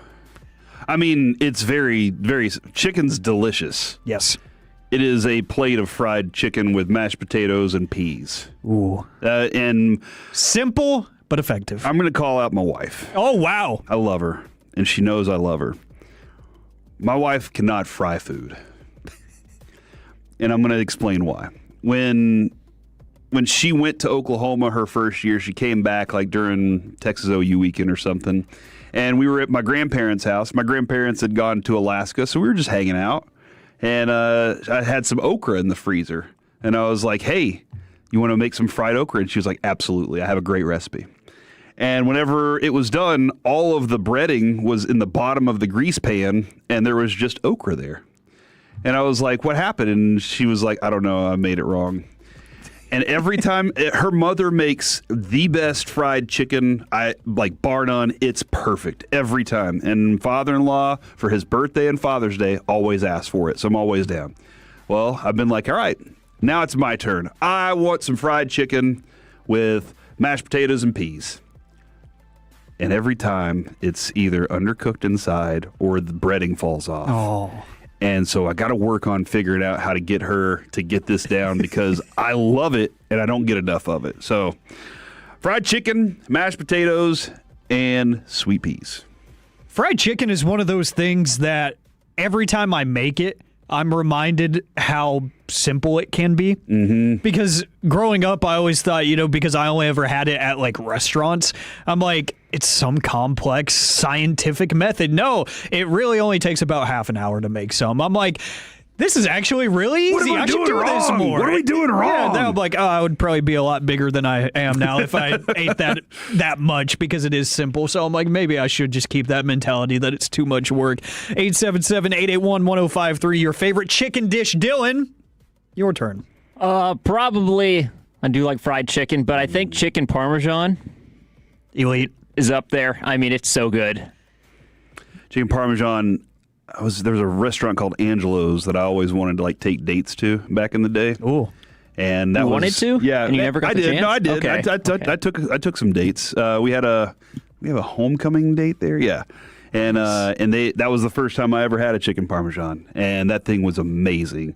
Anything that's just covered in marinara and cheese is going to be fantastic. Oh yeah, that's hard to mess up. Yeah, like I was watching, I think it Unless was... you undercook it or the breading doesn't stick, Just taking shots at the wife, left and right. Look at that. I was watching, sometimes I go down these YouTube wormholes of chefs going to Michelin star restaurants and trying stuff. And they saw a Michelin star restaurant that had chicken parm. And they're like, it's kind of hard to mess it up, but let's see if it's somehow better. And they're like, okay, this changed the game. We can't explain it, but this is just amazing. But they're like, yeah, you got to be pretty stupid to mess this up. And I'm like, I love how simple and to the point they were. They're like, yeah, you got to be pretty dumb. For me, it's the chicken wing. The wing is elite just because it can be a party food. It can be more of a delicacy if you're treating yourself. If you want to go to a more expensive place, get bigger portions and whatnot. It can fit any mood, or it could just be late night. Hey, this place is open till midnight. They got wings. Cool. After, a night out with your buddies. But there is nothing better in my mind than a lemon pepper wing. Dude, lemon pepper's so good. A lemon pepper wing cannot be defeated. There are plenty of great wing flavors and rubs and whatnot. I'm a big garlic parm guy. Any kind of buffalo, even mango habanero I'm a fan of. There's not many wings that I don't like. Mm-hmm. But lemon pepper, because one, again, hard to mess up. It's a pretty simple seasoning. But two, it's just so good. What's interesting about wings is we found, I've known this, but Wolchuk and Chiafalo found out while we were in Arizona, Kevin's favorite flavor is the Frank's Red Hot wing, just the regular wing that you can dip. And he's like, I don't even need to dip it. I just eat it that way. A couple of years ago, we were in Surprise, and Wolchuk had found a place to watch the Mavs game because we couldn't find any place that had a Mavs game on, and we were like, we have to watch. We sit down, and Bassick is sitting there eating some wings. These are the worst. Whatever this place was, it was wings with a Z. It was the worst wings ever. Fake wings. And Bassick just he had a bite of one and then just kind of slid the basket over and was like, if anybody wants those. And before he could even get those out of his mouth, Eric reached over and said, I'll take a sip. And then he completed the rest of that basket. There was, 9 wings in there? And Mike just sat there and watched him eat all of them and was like, I cannot believe this is happening right now. I view chicken wings the same way that Peyton does Eva Longoria. Okay? No matter how old. Yes. No matter how wrinkly. No matter what the status is, man, if that thing is sitting in front, I'm going for a bite. I kind of the same way about Eva Longoria, though, so I appreciate her. I mean, it's a fair take. Yeah. I mean, I definitely, I don't think Peyton's really getting dunked on for it. Yeah. Yeah. I think it's valid. But that's a great take on the way that you look at those, no matter what. It's wing there. time. Yeah, and would I spend money? Would I look at a wing, know that it's a low grade wing, and say I'm putting my money on it? Maybe not. But when a guy like Baskey punts, and now free low grade wings are heading my way, let's go. Come on. There's only ever been one time that I've stopped eating wings because I was like, these are a disgrace. Other than that, they could be mediocre beyond belief. I'm still going to finish the entire bucket. And you're a drumstick guy. Yeah, I prefer drumsticks over the flats, but I have started to come around on flats. Yeah, and that's starting the thing. to get it now. Even if you're I'm a flats guy, and I'm not going to turn down a drumstick. No, and I know you're the same way. Mm-hmm. You're a drumstick guy. You're not going to turn down a flat, but it's beautiful if we go on a wing eating extravaganza we're together, the perfect couple. Corey. Yeah, we are the perfect wing couple together. Yeah, and you're the blue cheese guy, and I'm the ranch guy. Yeah, so us sitting down to have a basket of wings together. He takes the flats, I take the sticks, and then we both have our own sauces to go with. You celery or carrots? Oh, I'll take either one. Okay, same here. Yeah, either dude. one. We Celery can do or carrots doesn't matter to me. Swabby swab. This is great. Yeah, dude. so we're just gonna that basket's gonna be empty. And there was an old Dennis Leary thing where he was like, we're all sitting around a fire, and if somebody doesn't like meat, throw him on the fire. More meat for the meat eaters. And I think that's where Chiafalo is. It's just as long as there's some protein to take in. Oh yeah, he's about it. I mean, just look at him. As long as there's some protein, maybe a little bit of fiber mixed in too, then we're pretty good. If we had Choppy in here, I think this would be like the collective, like the strongest group of hosts. It would be the most masculine for sure. I was commenting on Corey's physique when we were in Surprise. Like, my guy's he's dialed in. Look at him. The I'm ripping it right Look now. at that, dude. Yeah, Men's T, thanks a lot for all the success. Medford does push-ups in the commercial breaks. That's all he does. Half the time he's doing it on the air, and people just don't even realize it. He doesn't have to catch his breath. Can you put this chair on my back? I need weighted push-ups. Yeah, and I'm like, okay. Yeah, I sat on his back one time. I remember that, yeah. We even put the wheel of misfortune on the back one time. I think a couple weeks ago, just got bored during the show. It was when you guys weren't surprised. Yeah, you guys left me. So I was like, you know what? We're going to get some extra work. And Wheel of Misfortune, you're the new friend today, even though you're broken and battered. AM on the FM here. Eric, what is your favorite chicken dish? Oh, my gosh. I mean, wings obviously was taken upon by Alec. Yeah. We missed chicken fajitas, by the way. Fajitas has not been dropped yet. Yeah, that's true. That's an elite dish, too. But is it better? It's not better than the beef fajita, right? Oh, beef fajita is the way to go. I think you get the beef, the sizzle. Mm-hmm. Gosh, when you're the one sitting at the table and you watch that guy round the corner with the sizzling it beef absorbs fajitas, all that marinade. You feel so too. good. Yeah. Everybody else has a lot of shame with whatever they ordered if they didn't get the sizzling. Add the shrimp to this beef fajitas. What am I doing here? Yeah, let's just add more. And a rib. I mean, I guess I would just go with give me some Babe's fried chicken, dude. There you go. Yeah. Right? Fried chicken. That's the way to go, dude. It's fried hard to chicken. miss. Yeah. It's hard to miss. Yeah. So good. From the 817, who could take down Fred? That dude's a straight up beefcake. Oh, you know what? That's a blind spot. Yeah. Good pull by that guy. Yes. Sub Choppy for Fred, or sub me for Fred. But Fred's definitely in the strong man. Bring him into the room. Yeah. Just add him. We have more room. Just add him to the deal. A lot of shoulders touching, but we got plenty of room. We here. can all pick up the giant balls and put them up onto the deal, right? Yes, and especially World's with strongest man style. The amount of caffeine that he consumes too. Oh, dude, he's wired and ready to rock. He is not to be messed with. Every time I host a holiday show with him, I'm reminded that an energy drink every now and then is not too bad, because I'll ask him, what cup is that? We're 15 minutes into the show. He's like, at least 4. I'm like, okay. He's I saw a different him, man. He was snorting the coffee grounds that one time when the hot water wasn't working. Yeah. I was like, dang, Fred, and you're then what's committed. crazier is he had something in his lip, and I was like, okay, must be like a Zen pouch or something. It was just straight grounds, like beans. He just had beans lined up in his lip. He was like, I got to get the caffeine somehow. One of the greatest inventions ever that I was put onto in college is there's a company called Grinds where they make almost like little dip pouches, like Zen pouches, but it is coffee grounds. Wow. And they're flavored and they're amazing. They give you that little boost that you need throughout the day. Got me through college. That's brilliant, dude, because I like eating just like the chocolate covered coffee bean. You know? Yes. Like that's not a bean good. that you want to flick away. Yeah, about no, not at all. About 10 of those will do you just right too. 100%, dude. Love you guys. Thanks, Eric. Really appreciate it. Dude. What a mic drop. And then real quick, guys, because we pay off the teas. This story actually dates back years and years. After 10 years in prison, Tommy Thompson has been released. Of course. In 1988, Thompson, an American deep sea explorer, found millions of dollars worth of treasure in a sunken ship. Okay. He discovered the ship, the SS Central America vessel, commonly referred to as the Ship of Gold, off the South Carolina coast. He ended up finding about $50 million worth of gold coins. And he claims that he does not know what happened to those coins. So they arrested him for not giving up the coins. And in 2016, he claimed severe memory loss due to chronic fatigue syndrome. The judge in his case at the time responded, the selective amnesia, it adds up to a lack of credibility. They kept him in prison. And after years of going back and forth and him just refusing to answer what he did with the coins, they finally released him just this month from prison after simply saying, I don't remember. So he may have sold the coins. He may have kept the coins. He may have handed them off to somebody.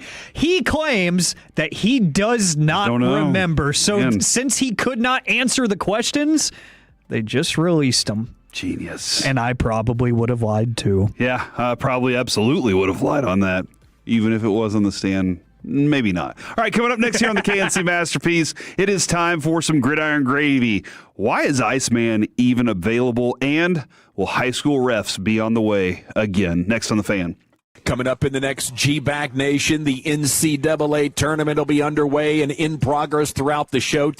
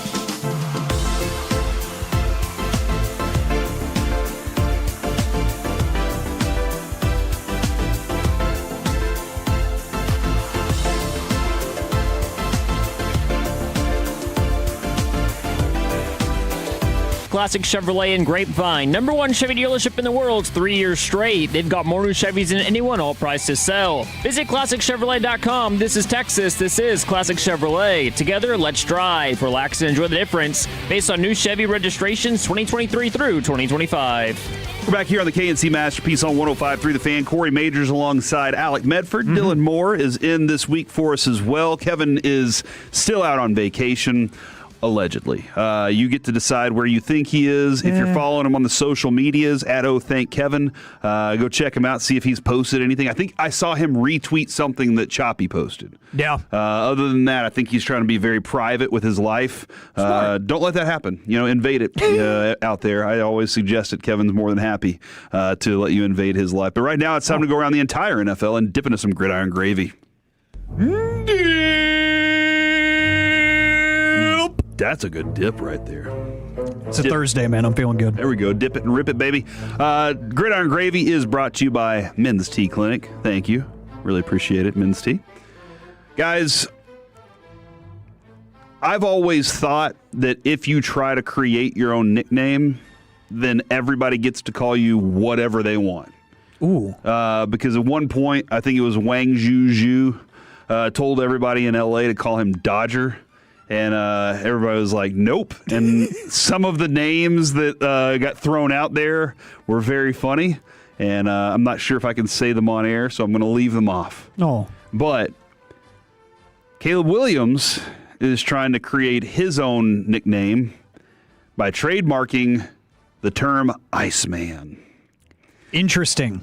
The U.S. Patent and Trademark Office, which it seems like they're very busy right now, their records show that multiple filings were made a couple days ago with the intent of using them on eyewear, sunglasses, tote bags, digital trading cards, water bottles sold empty, sports bottles sold empty, plastic bottles, athletic and sports equipment, footballs, balls, and games, so much more. Attorney Josh Gerben was the first to spot the filing, and he explained that the name is tied to the silhouette of Caleb Williams' mid-throw, inspired by a pivotal 4th and 8 play during a playoff game against Green Bay. We all saw that throw. It was awesome. Yeah. And he's hoping to compare it to the Jumpman logo, and that will be his iconic look. Oh, so the guy that saying you raised me up, he's doing legal stuff now? Mm-hmm. Josh Gerben? Yes. So this is interesting for a couple of reasons. That was actually solid. I'm amazed. Thank you. Wonderful song, by the way. He's got good Christmas music, too. Don't get me started. He does. A couple things that are interesting there. One, I think we have a lack of creative athlete logos. So it excites me that a prominent player is going to do something interesting, because some of these logos that some of these guys have for their iconic shoes and whatnot, they're lame. Like they're overly simple. We've overly modernized the idea of some of these personal brands. So I hope it looks cool. It's not going to compare to Jordan. It won't. But two, Iceman is interesting just because I know Drake is reportedly releasing an album called Iceman. So I wonder if we're going to get a fun little legal feud for merchandising there, because he's been working on that album for way too long now and has been delaying it after delay after delay after delay. So maybe he screwed himself and Caleb Williams is like, no, that's mine now. That's my name. You took too long. This is mine. So maybe we could get one of those fun legal battles like you see when teams try to rebrand their mascot and whatnot, where somebody goes and buys up all the possible names and trademarks them. So it's like, you got to pay me a couple $1 million if you want this. So a couple interesting things there, but it's such a good nickname. It is such a good nickname for the circumstances of that play specifically, but the city that he plays in, it's just perfect. And I think he's going to be pretty good at the quarterback thing. So I like it. I like it a lot. From the 214, Hal. Marvel has one, and Val was the best. Val Kilmer in Top Gun was Iceman. That's the first Iceman I thought of. But then somebody from 682 was like, what about George Gervin? I forgot about George Gervin. The greatest finger roll on the planet. So, yeah, I don't know exactly how. I guess they never had their patent. They never trademarked it. You got to pay for it. You got to pay to play. And Caleb Williams is like, let me spend some of this money to try and get this thing done. By the way, TCU hustling right now. This is one of those really good try-hard games. Yeah. TCU, number 9, up on Ohio State 26-20 right now in the 8-9 matchup to kick off the NCAA tournament and the NCAA East first round. So that's what's rolling right now. So excited about that. The NFLPA has no comment on their plans for Fail Mary 2, the league that brought us the Fail Mary, which we saw. High school refs, which, look, man, high school refs, y'all do some great work out there on these high school games. It is tough. It is not easy. But it's being floated out there. NFL Players Association, no comment. The union is going to have to speak up at some point, though, but it is being floated out there that in lieu of having games officiated and controlled by the best of the best, the NFL is willing to rely on less than the best. And that is something that I don't want to see happen again. We cannot have this happen again where the referees aren't good enough to be out there just because of the back and forth with the CBAs and the unions. We can't have that. If the NFL really wants to put a good product out there, you can't have something like that screwing everything up. Jason Licht said the Bucs made Mike Evans a significantly higher offer than the 49ers. The Buccaneers wanted Mike Evans to come back. The wide receiver, though, was looking for a new challenge, he said. And reports were 3 years. He was being offered $27 million a year by the Buccaneers. He signed a 3-year, $42.5 million deal with incentive to go up. But he said Lick said he means everything to me, but he means everything to our entire organization. Obviously, he's the best offensive player we've ever had. It was tough. It became pretty clear that he wanted him and his family were just ready, like he said publicly. He said we made a bit even better offer, but Mike Evans was like, "That's it for me in Tampa Bay, y'all." I believe him when he says that they made a higher offer and that Evans just wanted to move on. It feels like a less dramatic version of the Tom Brady Patriots split, where it was like, no, nothing is going to happen here that's going to change the circumstances. He's gone.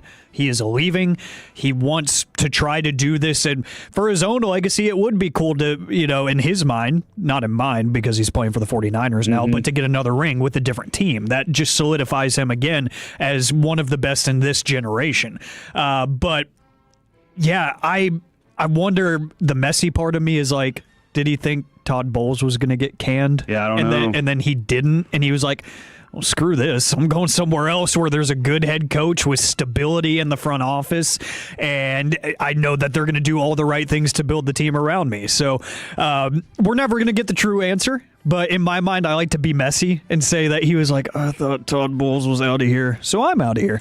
The NFL announced yesterday also that it sent 2 team-proposed rules to clubs for consideration in their annual meeting. One of those proposed rules, introduced by the Cleveland Browns, is to allow draft selections to be traded up to 5 seasons in the future. Teams are currently allowed to send draft picks up to 3 years in advance. The rationale provided for change is that extending the range of available compensation by another 2 years would allow greater roster building flexibility. I also think it's like some of those GMs are like, I might not be here in 5 years. Screw it. Let's go ahead and throw those out there. But how do you think that this would be something they'd be willing to push through? Yes, I do. Just because what is the start of legal tampering and all of that, everything that happens in between kickoff of the Super Bowl and opening day for the NFL. What do we always talk about? The NFL wants it to be 365. They want headlines all of the time.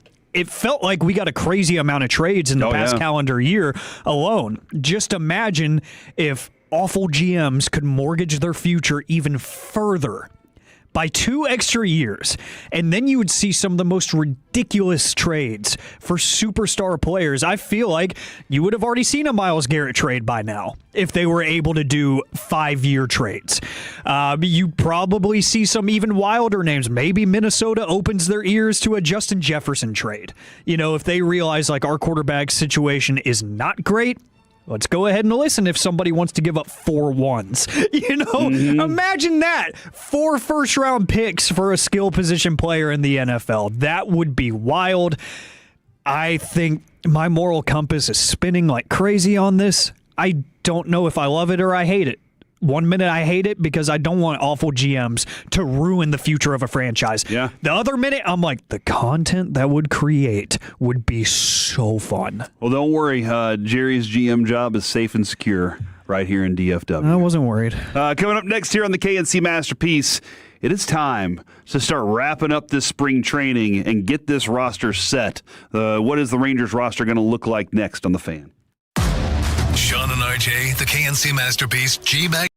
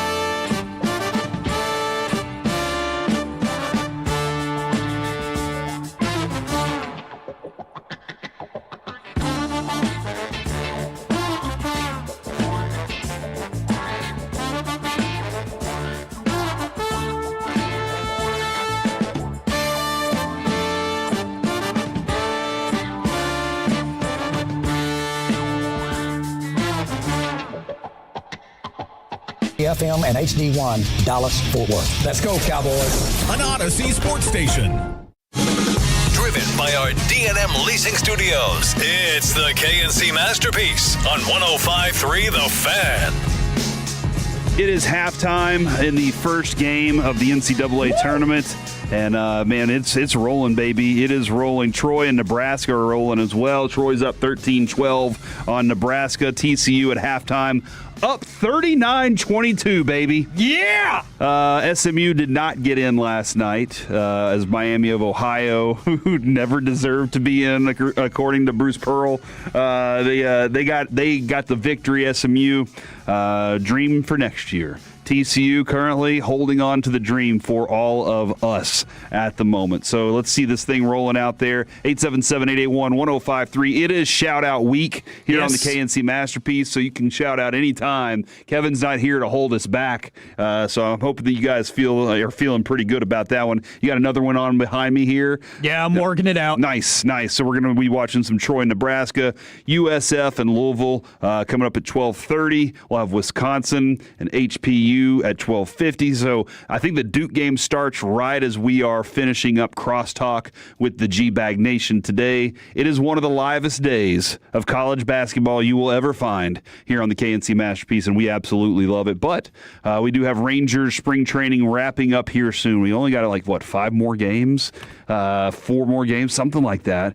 And then we're rolling next Thursday for opening day up in Philadelphia. Looking forward to that. And I love that our guy Nathan Evaldi is representing the team on the road, and that Jacob deGrom will represent the team here at the home opener. It's wonderful to have both of those two guys up there. I'll tell you what, man, I just love some Nathan Evaldi. There's something about the dude. He is the team leader. He is a dominant pitcher. He's won our World Series, and he's won other World Series as well.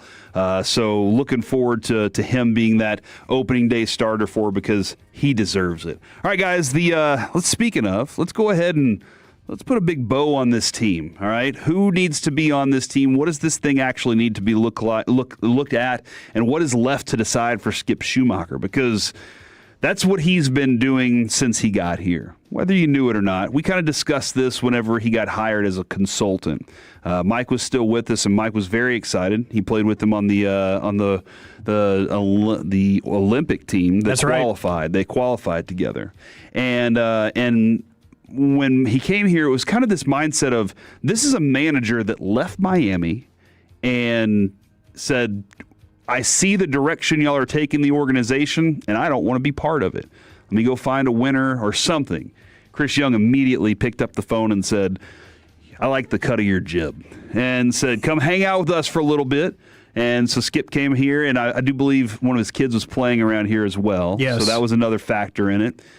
And then as things started to wrap up last year, and maybe Boach was kind of like, all right, guys, I've done my job here. I had a 3-year deal with you. And Chris Young said, thank you for your service, sir. And they parted ways. Skip was always the front runner for it. But the great thing about it was Skip, kind of like Schottenheimer, had some time to observe the group. He was watching it. He was paying attention. But he also told the guys, y'all have a clean slate with me. We're going to figure this team out. You're going to have opportunities, but some of you have things to prove to me that you deserve to continue to be on this team or in your role. And then some of y'all still have some opportunities to prove me wrong. So we're looking forward to seeing how they all respond to that. So far, the spring has been pretty nice. So here's what we're looking at: the starting rotation. There is only really one thing left to decide there, and that is kind of Latz or Kamar Rocker. But it's that fifth person in the rotation. Both have done a very good job. When it comes to Cal Quantrill, he pitched well in the World Baseball Classic, but has an out in his minor league contract on Saturday. Would they keep him and send Latz or Rocker to the minors? I don't think so. I'm not in a place where I think that they would do that. What's probably going to happen, Alec, I'll see if you agree on this, they're not going to make a real decision on Latz and Rocker, and they're going to kind of use both of them because they have 40 games to start that are really tough. and they need their 13 best pitchers from the start. So both of these guys fit in that category. They don't have a lot of room to manipulate. A fifth starter might be needed as a few as 6 times in those first 40 games. So there would be occasions where both of them could pitch and do the double pitching situation. I could see that easily. I don't think you've seen so much from one guy versus not enough from the other. I think you've seen plenty of good and rough from Rocker. And then from Latz, you haven't seen anything that's blown you away. You've seen the consistent guy that you know, that you already expected. So if somebody was so miles ahead or behind one of the other, I would say sure. I could see a reality. Like, even just a couple weeks ago, I would put my money on Latz being that guy, just the way he was always being brought up in conversation when being asked. But right now, I do think that they would like the benefit of having the options without having to worry about, okay, if things go wrong with Latz and then we have Rocker down in AAA, what if he just pitched one day and Latz is down and Latz had a rough outing? We need somebody right here, right now. But Rocker already pitched, so then you're having to make a spot start with somebody that you probably aren't comfortable putting up there. So having that flexibility would be nice. I just don't know how they are going to navigate the fine line of we don't want to get Rocker's mentals messed up by telling him, hey, we're keeping you on the roster, but for now you're going to hang out in the bullpen. Yeah. Or telling Latz the same thing. You're going to stay with the major league club, but we're going to put you back here and we might not really use you right now. We're just going to have you up in case we need to make the switch. So if they're willing to navigate that, which I bet they probably are at the beginning of the season, it's going to be one of those things, like you said, it's going to be up to the very last minute until they get hardcore proof in the regular season that somebody stands out more than the other.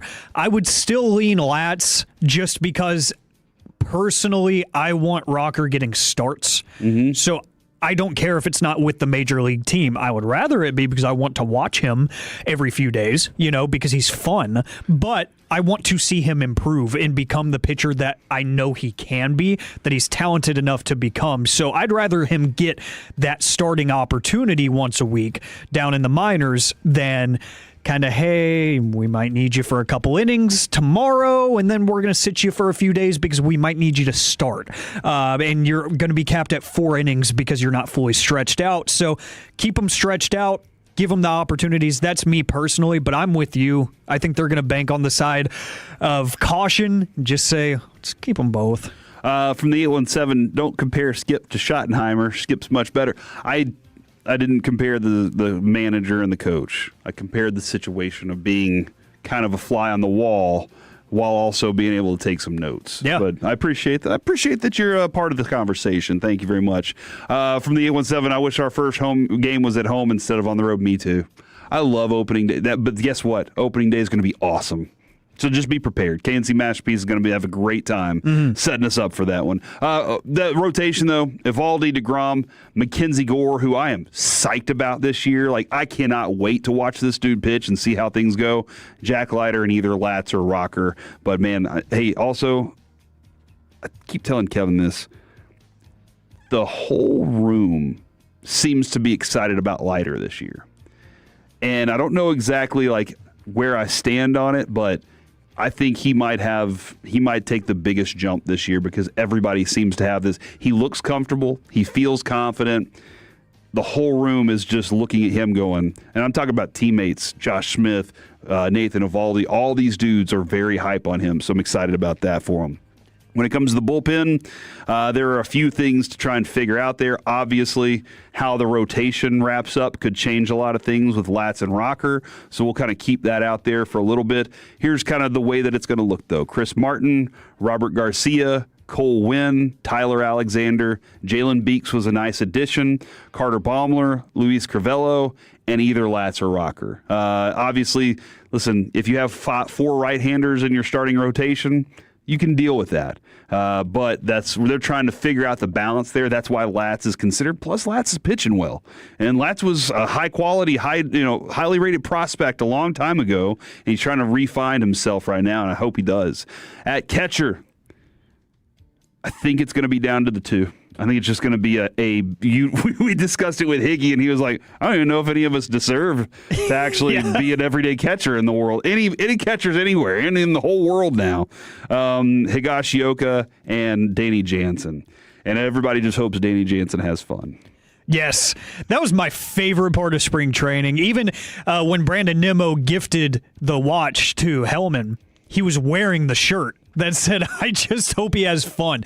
That's my favorite bit. The clubhouse camaraderie has been great, but the catcher position I feel a lot better about this season. It's not just totally to degrade Jonah Heim at the plate. I just think Danny Jansen might end up being better than people give him credit for, especially if you're going at a pretty pure 50-50 split, keeping him off his feet a little bit.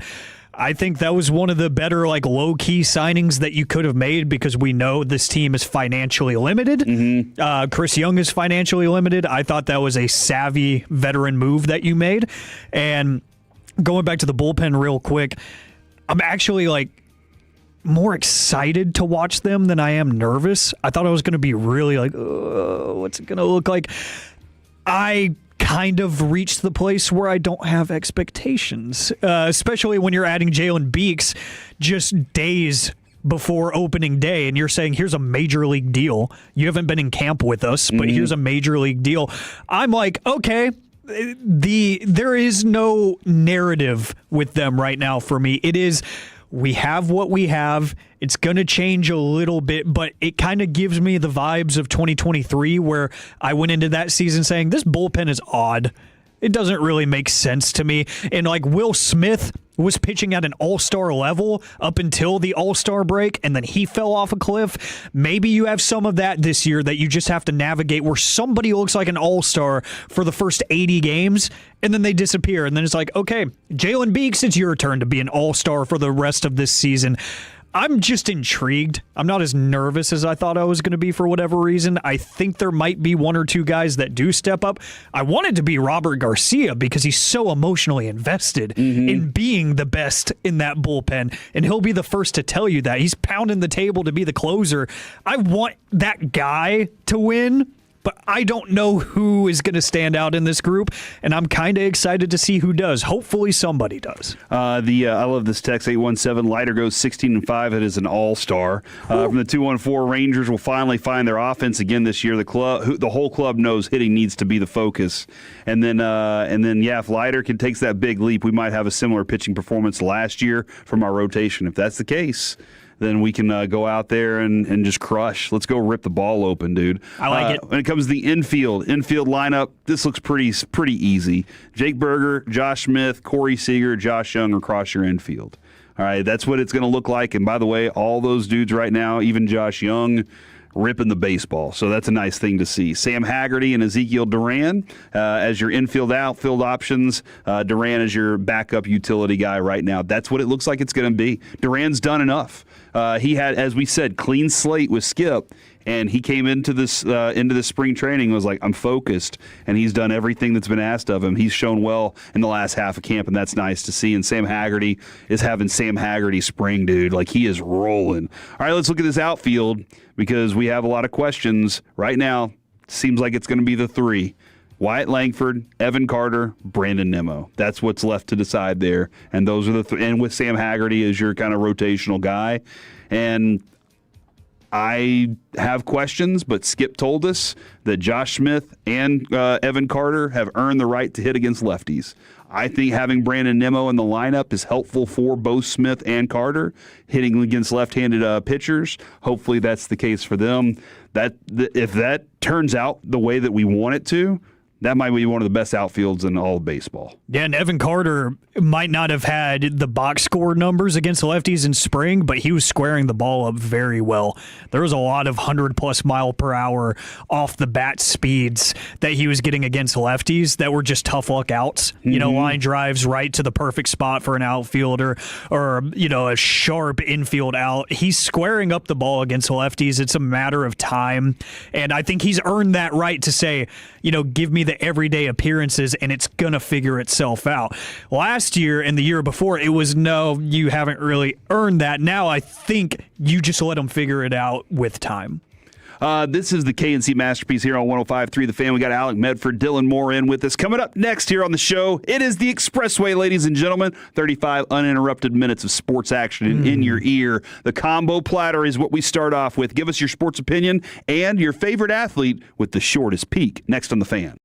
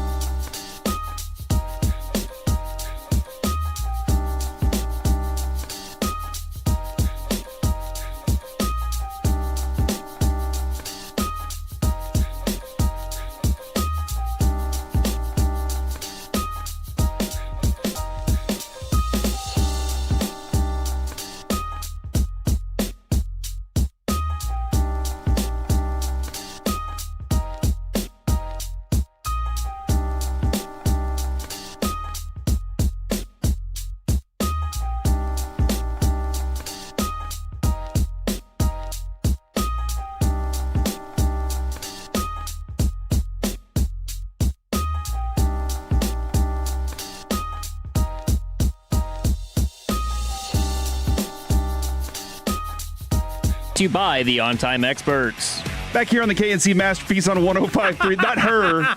Not her. Back here on the KNC Masterpiece on 105.3 The Fan. It is the Expressway, ladies and gentlemen. 877-881-1053. You're going to dive in on the question of the day. This is from the mind of the Medfordplex. Oh, no. This is what, I usually say that because Kevin will be like, hey, we're talking about this today. And I'm like, I have no clue what I said. I may have texted this to you, cannot remember what it is. And he's like, just look at the run sheet. And I'm like, oh, yeah, probably a good idea. Well, but we'll get into this one in just a second. It is the combo platter, ladies and gentlemen. Give us your sports opinion and your favorite athlete who had the shortest peak. That means that time where you were like, this dude is going to be insane. And then it was just a very short span of time where they were actually that good. And now I don't think Roddy B actually fits this one because Roddy B was a flash in the pan kind of thing. Like he had a good game and then a bad game. Like he never really had a consistent stretch where he was awesome. He was just he'd have a game where you were like, if you can just unlock that, Roddy B can be it. Free Roddy B. But it never really quite turned out the way that we wanted it to. So while you're thinking of that, 877-881-1053, the combo platter, your sports opinion, and the guy who had the shortest peak. I wanted to get this real quick before we got to that, though. I found... Man, the Stars last night just were awesome. It was awesome watching the Stars, go back and forth with the Colorado Avalanche the way that they did. That first goal, okay, on a power play goal, I get it sometimes. And then Robertson buries one that bounces off the post, and that puts you up. It puts you tied 1-1. And then in overtime, in the shootout, Wyatt Johnston just makes it look easy because that is just what Wyatt Johnston do. He makes the game look simple. And so what I need to know, because I posted last night, I was like, look, man, Robertson right now with a point, like that's as reliable as your best wrench. It's more reliable than that wrench. And somebody said, or my friend Josh, he was like, hey, he didn't want to let Wyatt stay ahead of him that long because they're both just battling for the team lead in goals scored this year. Does a shootout goal count? Or does that not count? That's what I need to go check here. I'm going to go check that for you right now. But the NHL Power Rankings were released yesterday. At number 5, the Minnesota Wild, who the Dallas Stars will play on Saturday, mind you. That's right. And then they come back home to face the Knights. Number 4, the Hurricanes of Carolina. Number 3, the chumps that got beat last night, the Colorado Avalanche. Number 2, the team that drinks beers, the Buffalo Sabres. Nice. Because as we learned this week, what's the key to their success? Drink beers. And number 1, the number 1 overall seed, the Stars are the team that puts it all together at the right time, rolls to a conference tournament win. So they're comparing this to the NCAA tournament. Dallas has gone on a 13-2-1 tear over the last 2 months, and it's just 3 points behind the Avalanche. By the way, it's only 2 points now after last night, 98-96, I do believe. And they are the number 1 seed in the Hockey Power Rankings, according to CBS Sports. So thank you so much to CBS Sports for that, but thank you even more to the Stars for absolutely dominating the way they are. Mavericks also played last night. They get their loss. Cooper Flagg was really good at a lot of different things, but it started off poorly, and they were never able to actually overcome and become that team last night. And that's fine. We don't need them to. We need continued development for the Flag. And then we need a continued push towards the top pick that we can get, which is probably going to be 6. So we'll look at that. I am currently, this whole segment has been recorded in a text to Derek Holland and Eric Chiafalo. So that's a weird thing that just happened. I wish it sent. But right now, ladies and gentlemen, let's go ahead and dive in on your combo platter, the sports opinion that you have, and the player that had the shortest peak. Alec, take it away. So I was just scrolling on the internet a couple days ago, show prepping, and I saw on the NFL subreddit somebody just wildly brought up, hey, remember when Shaq Leonard was the best linebacker in football for 3 years, and there was nobody close, and then he disappeared because his body gave up on him. And I'm like, oh yeah, that was the thing. He left the Colts and went to the Eagles. and then he had to retire. Dude, I thought he was going to be the greatest linebacker we'd ever seen. Yeah, I believe it was a neck injury, I want to say, and he just wasn't the same after, didn't have that same athleticism, that same maneuverability. He was one of the smartest defensive players in the NFL for a 3 or 4 year stretch. I think it was 3 consecutive first-team All-Pros. He was incredible. And they're like, do you guys remember that? Like, that was wild. Yes. And I was like, huh. Athletes that were really, really good for a short amount of time. So, sports opinion. Gentlemen, I will say that I do think the Mavs successfully accidentally tanked their way into the 6th overall pick. Oh, nice. That's what I do think, or the 6th worst record, I should say. And the lottery odds, they are what they are. I do think they somehow end up with a top 5 pick. Ooh. I do. I don't know what pick I can reasonably talk myself into them getting, but I do think that they end up with the 6th worst record, and they end up with a top 5 pick. I don't know why. Maybe it's just the excitement I've been getting watching some of these high-end draft prospects. Oh, there's some good ones, man. Because I've been spending an extra amount of time watching AJ DeBonsa, and I'm going to fall in love with his play style, and I'm going to fall in love with the idea of him on this team, and then it's not going to happen.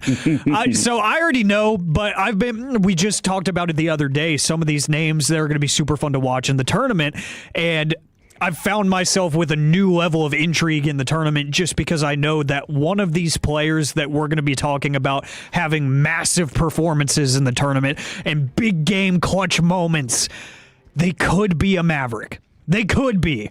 They could be on my team. So I do think we will see them end up with a top 5 pick. I just don't know which one.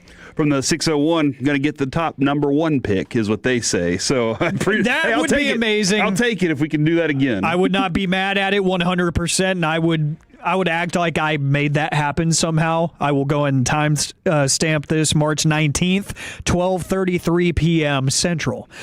That is when the Mavericks got their fortune that favored the bold. A lot of people texting in just random names.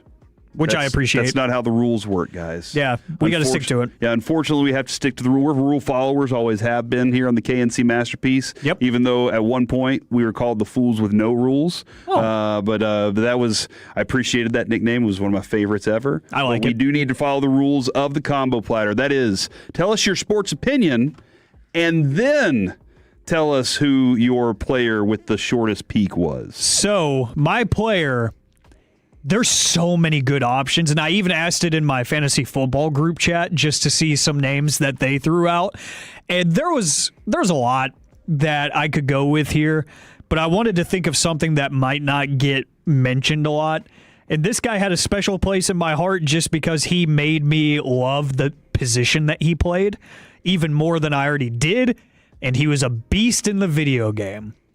Todd Gurley.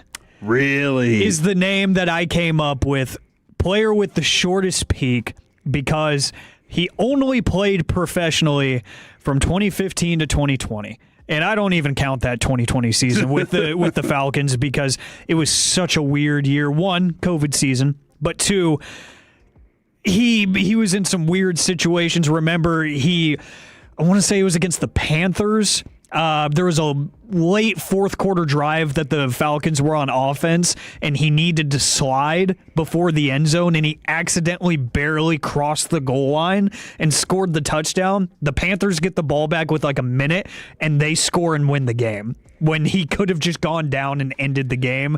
It was such a weird year for him, so I don't even count that. Dude, in 17, he had 2,093 total yards and 19 total touchdowns. The next year, he had 21 touchdowns. He was a machine, and I remember grinding my ass off on Madden. Easy. To go get... Go ahead and save that one for us, Dylan, for tomorrow. Nope, don't do that. You. Don't do that. I don't remember what year of Madden it was. It was probably 20... I want to say Madden 17 is my guess. He had a Team of the Year 99 overall card that I just kept on working to get those packs because I was like, this is my favorite player in the league right now, on top of the fact that it's the most broken card.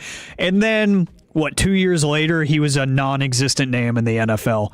So weird that you can go from one of the best to not even in the league, and it was because his knees completely gave up on him. No more cartilage left to give. Bone on bone, they're like, you need to go ahead and hang him up and be a family man. So sad, because I thought he had a lot more to give, but his knees just didn't. Just like Shaq Leonard, his neck didn't have anything left to hold up. He lost his athleticism, his twitch. Had to go. Too soon. There's a lot of text coming in right now. Rangers will have 2 of the top 6 in MVP, 2 of the top 6 in Cy Young voting, and Peyton Hillis. That is the birth child of Parker and Peyton Russell. Peyton Hillis. That's right, yeah. Dude was just running everyone over for that one season. Yes. That one season alone was what he did. From the 4-6-9, Stars winning the Stanley Cup, and Paxton Pomacall. Injuries just derailed it for him. Love Paxton. He was a friend of the show. Yes. Really love him a lot, and that is very tough to see. Steven from Rockwall, Sports Opinion, Cowboys go 12-4 this year, and Bo Jackson was definitely, like, Kevin has lots of thoughts on Bo Jackson. Good thing he's not here. Yeah, but I think Kevin would agree that for a short period, he did some awesome stuff. It's just he never lived up to the rest of it that came from there. And then from the 2-5-4, Cowboys play in the NFC title this season. Whoa. From Walton Waco. And RG3, Washington ruined him. I very specifically remember Aaron Rodgers' quote that said, it's very trendy right now for these quarterbacks to be running around, but at some point they're going to be like, I'm tired of getting hit. I just want to throw the ball. And that's kind of what happened with RG3 was once that knee got obliterated, he didn't really want to play that style anymore. He was like, I'm a good thrower. And they were like, no, you got to do that other stuff. And he was like, can we just have a good offensive line and me throw the ball and let the running back run the ball? That's definitely one there. The one for me, my sports opinion, it is hockey related. I'm going to go ahead and announce it now.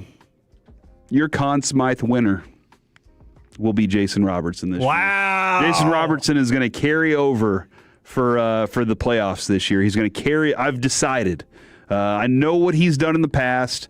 He is playing a different game right now. And whenever it's time to get into these playoffs, he wants to show everybody why he should have been on that American team. And he's going to say, you know what? I've decided to become that physical of a player along with the great skill that I have. And he will be your Conn Smythe winner. And I really do. I hope that for him. I've been very tough on him for a long time. But what he's doing right now, his reliability factor, I just can't go away from it. I'm going to go with Jason Robertson. And the guy that just had a very short, I think it's the shortest peak, actually. It was an apex that you could not see coming. He was a meteor that went flying through the sky and then just fizzled out. It was Jeremy Lin. Lin Sanity. We were watching this happen, like we were a weekend show, and every weekend we'd come in and be like, what is happening right now? And we were like, the Mavericks had this dude sleeping on a couch. And out of nowhere, he's like doing this for the Knicks. And it was awesome to watch for just a little bit. And then it just disappeared. But Jeremy Lin would be the guy for me. From the 8-1, here it is from the 4-6-9. Robo will end the most with the most goals on the team. And Hank Blaylock from the 4-6-9. If you want to have some fun with your sports opinion, I did find some betting odds for Conn Smythe. For the Conn Smythe, some futures odds. What do you think Jason Robertson's odds are? Plus 4,500. You're really close. Plus 5,000. Okay. So I like those odds, Majors. I like those odds. That could be fun to put 20 on, you know? Mikko Rantanen, plus 2,500. See, that's interesting. That's an interesting play. Because that could legitimately happen. He could be that really dude that leads the way. And Jake Ottinger. Wyatt? Let's see. I wonder if Wyatt's even involved in this Yeah. because his power play numbers alone could put him in position for it, but then they could be like, nah, he was more like Draisaitl, where he just kind of was the second to this guy, and his power plays were the only thing that he had. But maybe not when it comes to He's that. not on the list. Okay. It goes up to plus 10,000, and he's not even there. All right. You can get Otter, though, at plus 4,000. Okay. I think I can go with Miko and Robertson and make a play there and feel very comfortable right now. Rope Hintz at plus 9,000.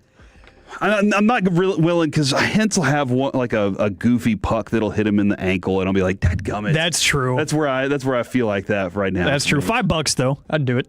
From the 214, the Mavs will be on the Western Conference Final next season, and Kevin Moss. If you never saw Kevin Moss, Kevin collected the most Kevin Moss cards because he had a weird stance. He looked like he was sitting in a chair.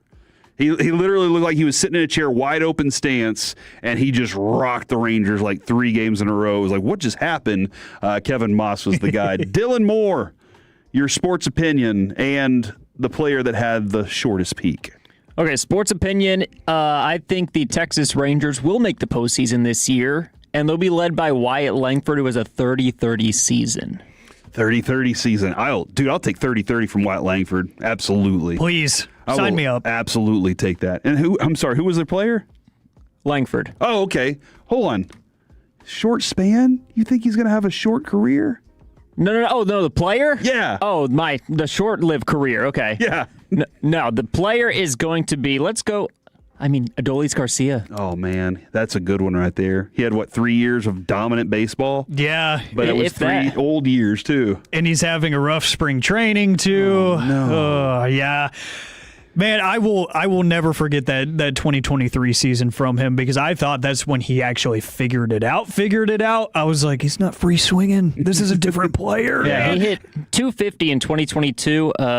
2024, he was 224 and 227 last year. Dang, yeah, no, that was rough. That was rough, and when I didn't see him on his country's team during the World Baseball Classic, I was like, oh no. 39 home runs in the World Series year. Last season he had, you want to take a guess?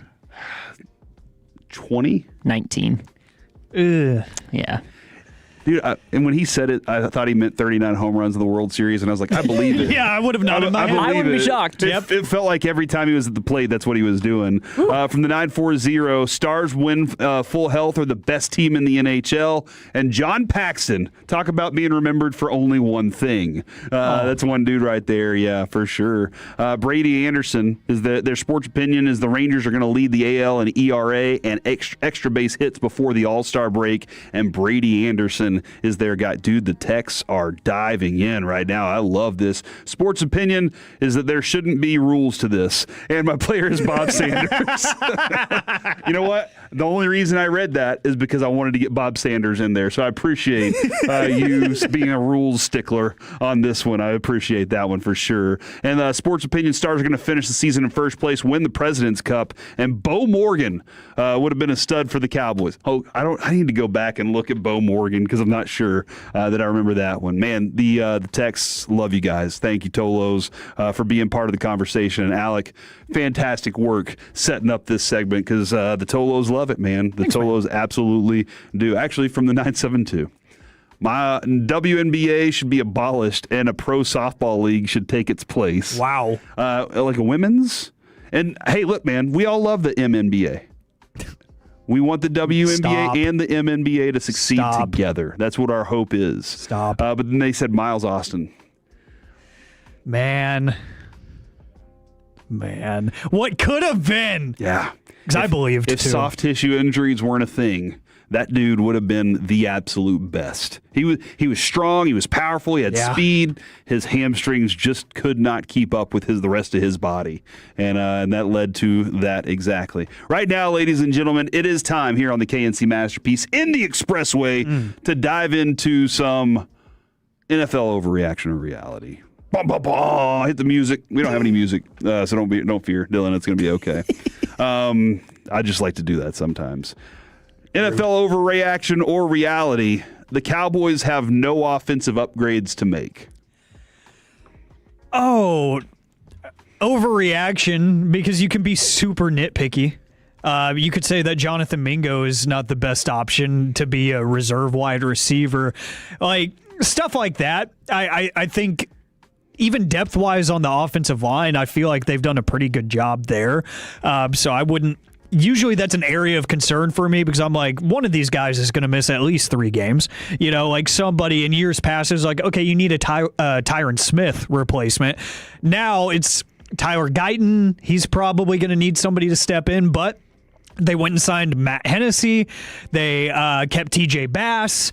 So they did their due diligence on, hey, we're probably going to need somebody to step in at some point. So I would say overreaction just because you could be nitpicky at the receiver position in terms of who is going to play when George Pickens needs a break, when CD needs a break, because Jalen Tolbert did walk away. I didn't think he was that great last year, but you lost a piece. You didn't really do anything to add to that position. Running back, you kept your guy, so I'm not too worried there. But, yeah, I would say it's really a really nitpicky overreaction. I would love to see they're going to give Jaden Blue every opportunity to have the spot. I would love to see Phil Maffa. I would love to see him have like a real opportunity. He had it last year in training camp. Yeah. He had all the carries. He was the dude. And then the shoulder injury caused a little problem for him, but he had that opportunity. So I would love to see a real true backup, somebody to push it. Kevin asked a while back, Miles Sanders kind of signing. Do you want something like that? Now, Alec, I'm not dancing all over my successes and Miles Sanders failing, all right? I would never believed in Miles Sanders. Then he fumbled, and I didn't want to believe in him anymore. But I believed in Javonte Williams. Yep. And Javonte Williams came in. He did the work, and he battled. He fought for this team the whole year. He did slow down a little bit because they do need, while he's a bell cow for them, they need somebody else that can be a rotational running back for him. I think they're going to do everything they can to give Jaden Blue that opportunity. But then, again, Maffa, I want to see what he's got. I want to see his opportunities, and I'd love to see another body added to that for this camp so you don't just kill Javonte's legs before everything. But I think running back is a place where backup running back, I think that they might still need an upgrade there. But I don't think they're going to address that in the draft. 3 receivers, Pickens, CD, Flanoy. I'm confident there. Am I confident in Mingo? The breakout game. The breakout catch has got to be on the way at some point. Yes. Have you ever seen a dude block as well as him? Oh, my gosh, man. So worth the pick. The 940 Mil Fafa, owner of the shortest Cowboys career ever. Yeah, he was there for 2 seconds. Oh, man. Yeah, you were walking a very dangerous line there. I'll tell you this. If they just out of nowhere said Kenyon Sadiq is too good to pass up on, I'd lose my damn mind because of how bad the defense is. Yeah. But I would love to see an addition like that to the offense and see how Schottenheimer uses that. Because right now, Ferguson using this offense, Bobby was talking about it the other day, it's almost turned Witten-esque, and where he's just kind of, run and turn around and catch the ball, and I got 10 yards. And if that's what you want from your tight end, that's fine. But can you take the top off of this thing? So as far as offense goes, couple of tackle spots. Other than that, you're pretty good there. You're feeling pretty confident in the development there.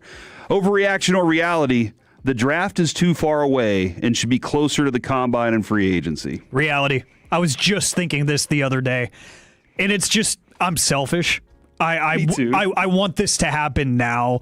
I've seen enough from the guys that I knew were going to be freak athletes. I've seen enough from the guys that I was like, he really needs to have a good combine, Jacob Rodriguez. There's enough knowledge. There's enough information. There's enough reason for me to know that I am comfortable with whoever I want on this team and that I am not comfortable taking certain players. Like, to this point, I am totally fine with taking Jermod McCoy off of my draft board. So I think that even the teams would agree with you, if you have that same sentiment that they're like, we've been doing this for about 300 plus days already. Mm-hmm. We already know who we're comfortable with now. I bet they're like, hey, let us have our 30 visits first, which, cool. Make it the week after the combine. Yes. Get all 30 of your 30 visits done in 7 days. Make the math work. You can figure it out. You guys have a ton of money. Get these guys on the PJs and get them out here. Get them out to the Star, have your visits. You got a week, maybe 10 days. How about that? So you can do 3 a day. Get those 10 days out of the way and then say, okay, 3 weeks later, we're doing the combine, or doing the draft, rather, because I am ready, and the wait is killing me. From the 817 overreaction, pro days can be helpful. Take your time evaluating to make the right pick. I appreciate Medford's approach on the pro days. Let's go ahead and do them quickly. Let's get them in let's get this mix going. Now, what I do appreciate is I think the more teams need to, and more players, more college teams need to use these pro days for their advantage. Sure. Show it off, really highlight them, call NFL Network and say, come down here and get this footage live, because those would be fun. Hear these players talk a little bit, get a little more information floated out of them. But those are the things I'd love. I like, if you want to extend it a little more, if you want to be where you are, that's fine. But I want to speed up the process and get to the draft. I love it so much. Overreaction reality. Aaron Rodgers should go ahead and shut it down. Reality. Easy. He should have done it a couple of years ago. I mean, the move to the Jets should have been the sign that, brother, it is time to hang him up and start a family so you can be a family man, and then I can use that adage against you. So there's nothing left for him to prove, for one. It is an ego thing at this point. This is Aaron Rodgers wanting to be able to point in people's faces and say, ha, told you so. Right? He only cares about adding on to his own legacy because he shows up on Pat McAfee every week and he gets to talk for an hour about anything he wants, which is mainly himself.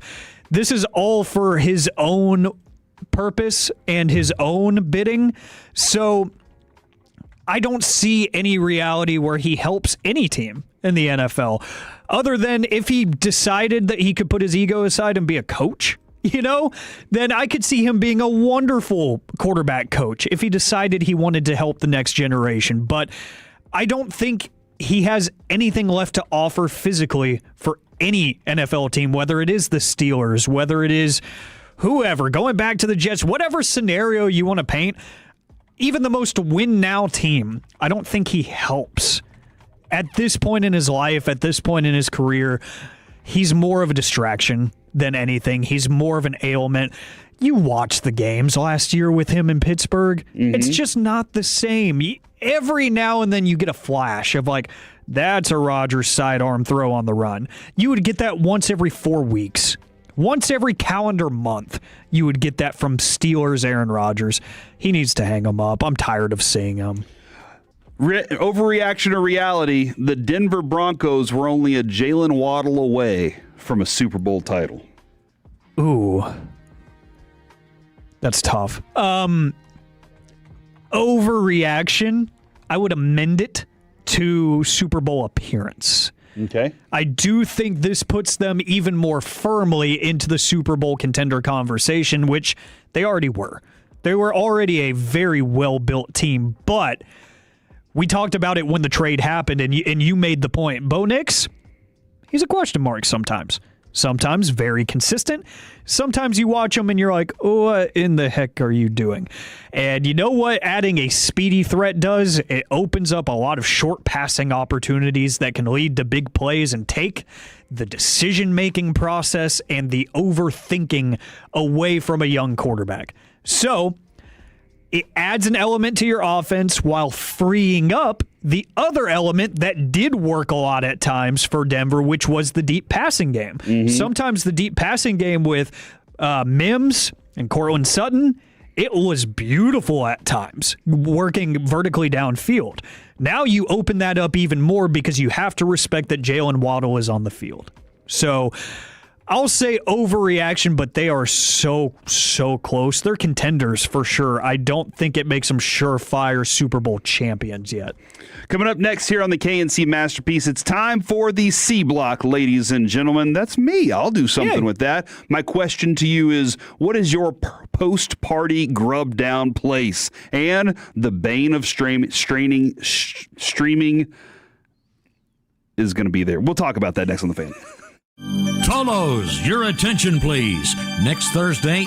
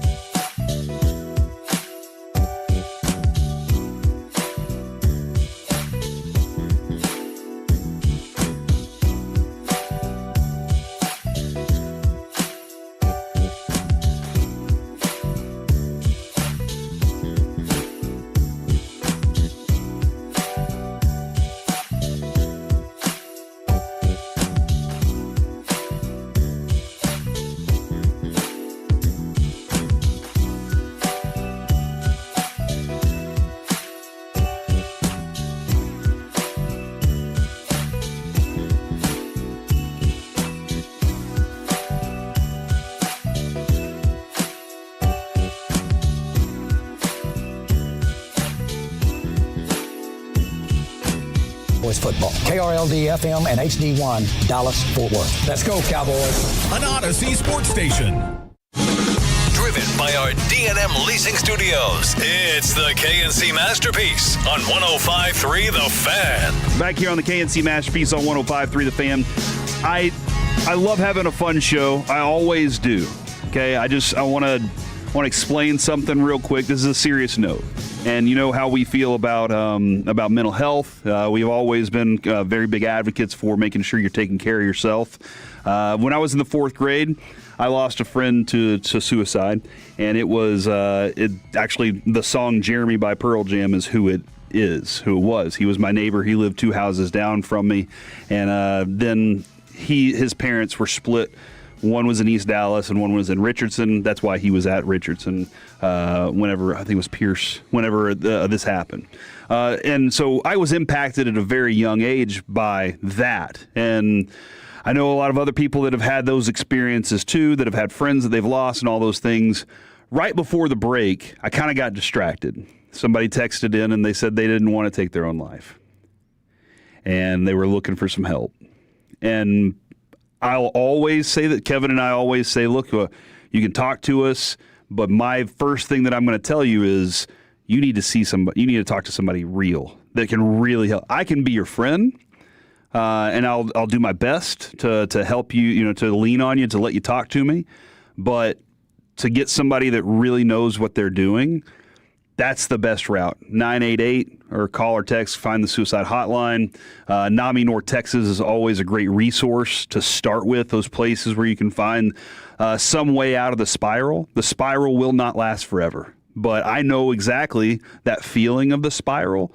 It's a place where you just feel like you're suffocating, you're in quicksand, there's no way out, and every thought that you have stacks on top of another thought and pushes you down even more. But if you can find that little path out, that'll make you realize that you can do it again and over and over and over, and you'll find ways.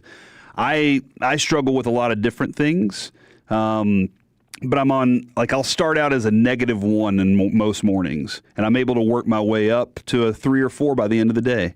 My wife starts out a little lower than that, and she has other ways and other tools.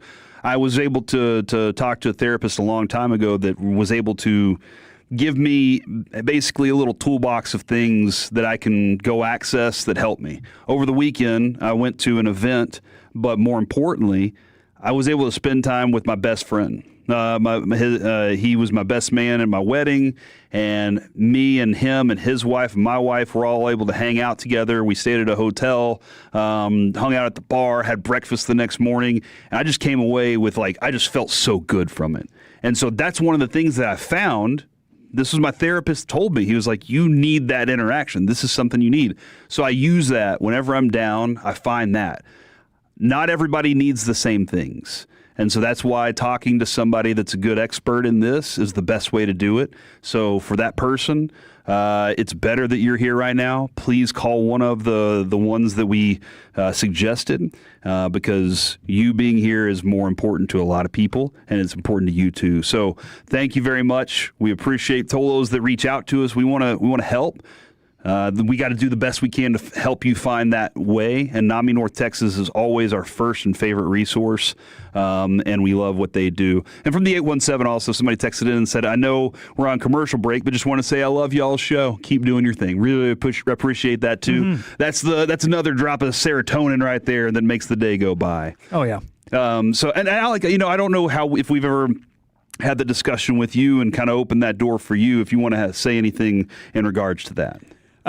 One thing that you probably didn't catch it a couple days ago or a couple weeks ago now, whenever I don't even remember the context of why I took my shirt off on the fan cam a couple weeks ago, but on my chest, I have a tattoo that is mental health related. It's a song lyric from the song One More Light by Linkin Park. It says, who cares if one more light goes out? Well, I do. It's a song that he wrote about his best friend committing suicide. And then Chester, a few months later, took his own life. So that was my first tattoo on my 18th birthday because Chester was like an idol to me. Loved the music and everything, but I knew his upbringing was super rough. And I've dealt with my own struggles too. I still do. You talk about the spiral. I'd be lying if I didn't say that in the past week I haven't had one. Yeah. Like, it's been rough. Like, I'm 24. I'm still learning life. I'm still figuring stuff out. So I have my days, I have my weeks, I have my minutes, I have my hours, and like you said, you wake up at a -1.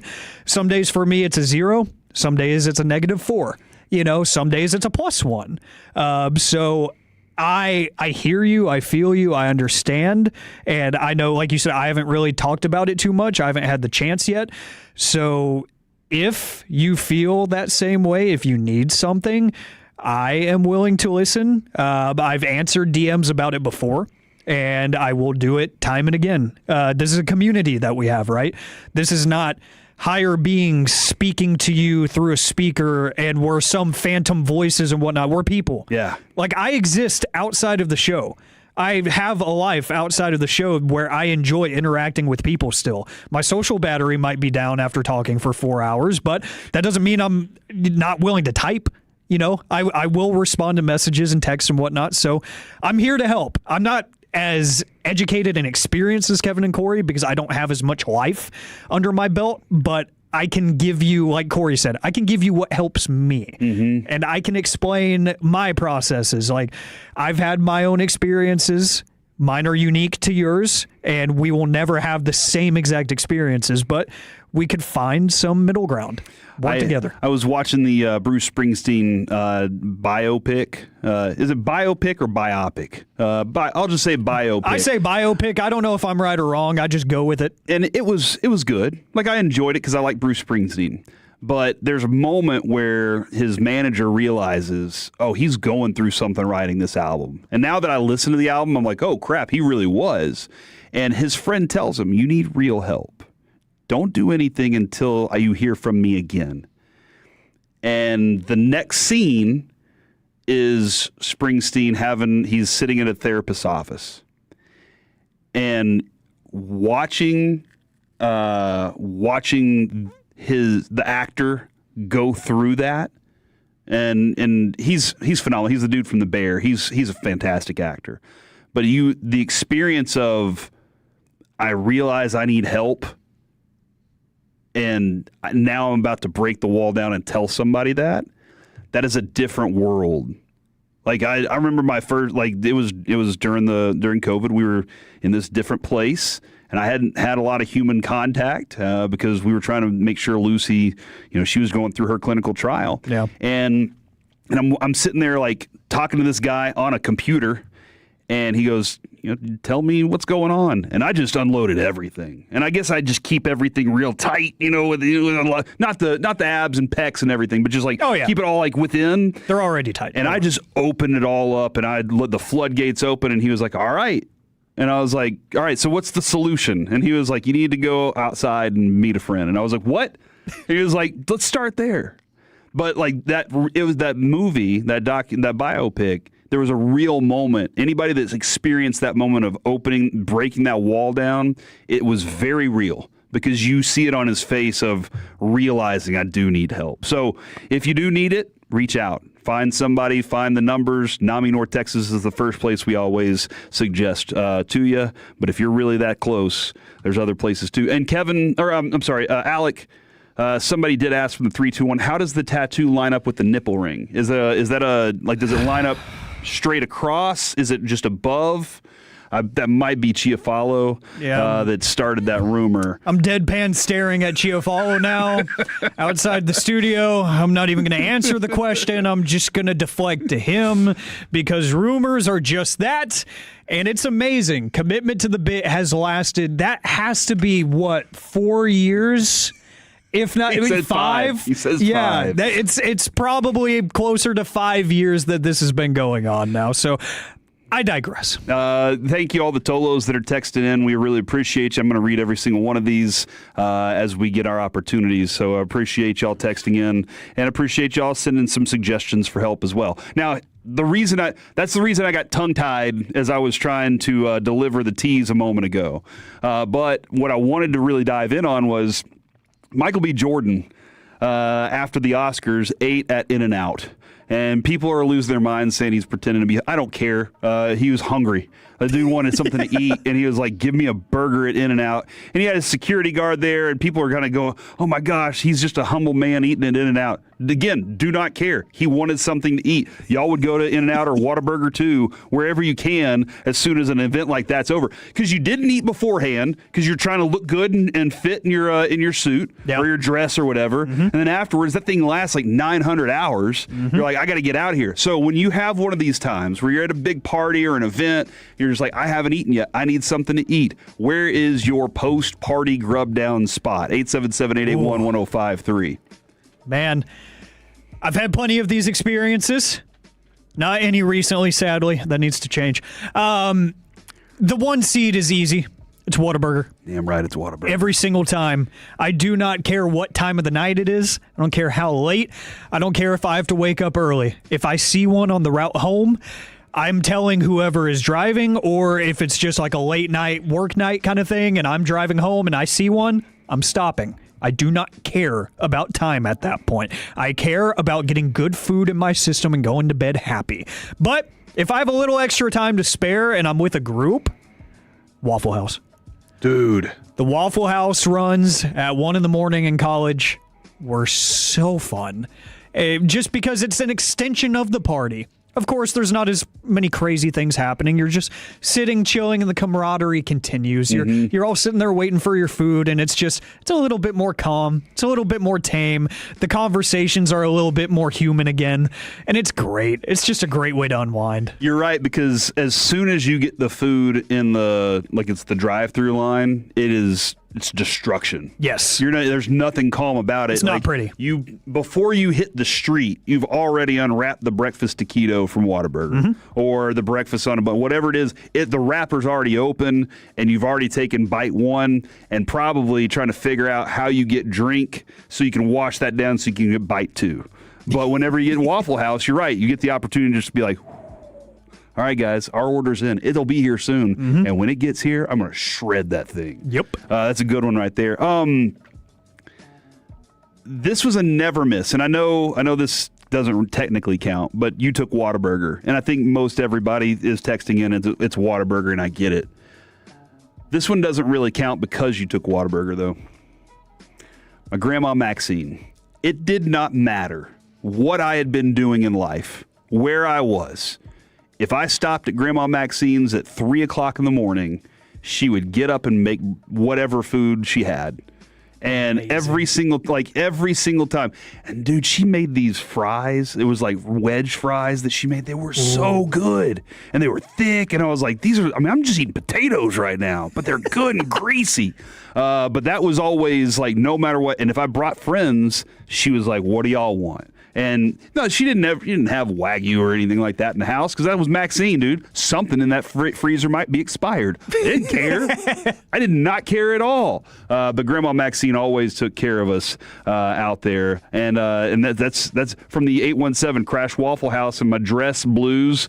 Added a buddy's wedding. Me and my Army buddies crushing all-star specials from the 817 Taco Casa.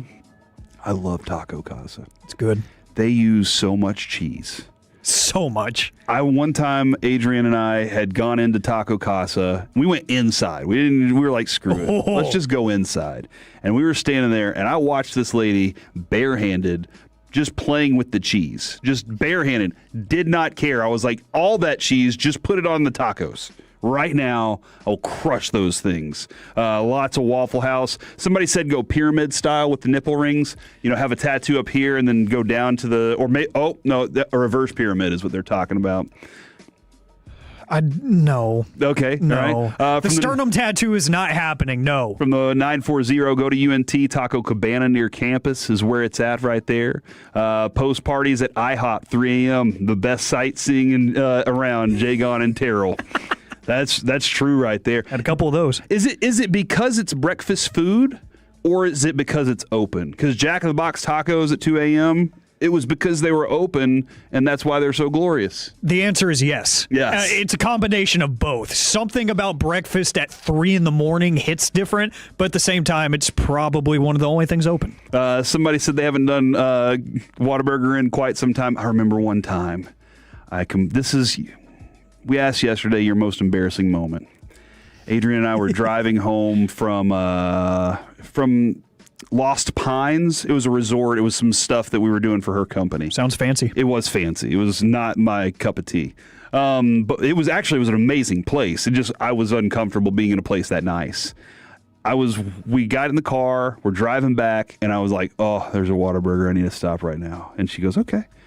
Pull into Whataburger, put my order in, and the person recited the order back to me and said, is that good? That'll be it? And I said, yes, sir. And they go, I'm a ma'am.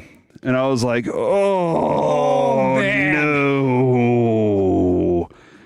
And that was before order was placed. However, I trust Whataburger, and everything went down very well. From the 214, Old Hag Pizza down in Kessler Park, freaking amazing. And from the 972, don't forget Fuel City Tacos. You know they have a zebra back there? Yes, they do. Do they still have the zebra? I don't know, but I've seen it before. Mm-hmm. CA told me that, and that's where it's at, baby. World Baseball Classic may move to the middle of the MLB season, according to Rob Manfred. I don't know exactly how real this is, but he said, obviously, we have commitments to Fox in terms of the All-Star game. As the game continues to evolve, we have talked about midseason tournaments in general, and certainly if we decided to get serious about a midseason tournament, this would be an ideal opportunity. So we'll see if that thing goes down in the middle of a baseball season and completely throws everything off for you. Coming up next here on the KNC Masterpiece, it's time to go through a Bucky Brooks list. He has put together his top 5 at every position in this draft. We'll do it next on The Fan. Take us with you wherever you go. Now heard on the iHeart.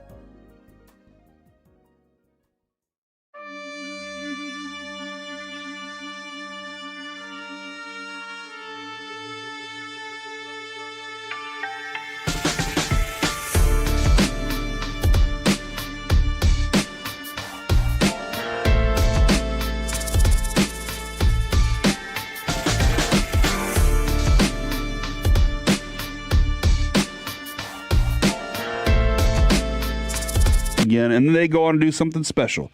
Or, you're like, I don't like their mascot, or I always heard something weird about that campus. The way we do this is we're just humans, but nobody's ever picked that perfect bracket. Ever. Been close. Did you see? Except for that one time I did, but I didn't submit it. So that was kind of a big deal. Yeah, I did it like the last 4 years and forgot to submit I didn't submit it. But Kevin was like, well, hold on, who do you have in the Final Four? So I'll tell you when we get there. And Mike was pretty shocked at how consistent I was. I do think I missed one of the Final Fours, though. I did see a picture. I want to say it's at NFM in Grandscape. Kalshi, I think it is doing a $1 billion contest for the perfect bracket, and they have giant digital ads up in Grandscape right now. Like, if you can be the one to finally make a perfect bracket, we got $1 billion with your name on it. That's how widely inconceivable the idea of a perfect bracket is, because companies are willing to put $1 billion on the line. Dude, yesterday the Andy Dalton trade went down, and the Eagles got Andy Dalton. Random. And I was kind of like, what is this all about? And a lot of people know my take. I like Andy Dalton. I thought he was an amazing TCU quarterback. I thought going to the Bengals and getting them into the playoffs consistently was good. But the year that the Cowboys got him, I was like, no, he's too good to let them be bad. I didn't want that. And then Mike was like, man, Corey really hates Andy Dalton. And I was like, no, it's just because if the Cowboys, lost, I wanted them to lose out in that situation. Sure. But everything went well. But for him to go to the Eagles, it's a smart decision on the Eagles' part to have a backup like him there, because he can help. I think he can help Jalen Hurts see the game a little bit better. But man, I don't. I would love to see us get opportunities to go after him if he has to play a little bit longer. So that was a little bit of breaking news yesterday that we didn't get to. But right now, let's dive in on Bucky Brooks' list. He did the top 5 for every single position group in the draft this year. Alec, what would you like to start with? Defensive tackle, end, quarterback, running back. Where would you like to start with Bucky Brooks' top 5? I feel like we should start with defensive end, because the sexiest names will be there in that top 5 and a very prime position for your team. One of the guys we have not discussed yet, actually 2 of the guys we have not discussed yet, number 5, Derek Moore. Derek Moore out of Michigan, bull rush specialist, rock solid game, has steadily improved during his time at Michigan.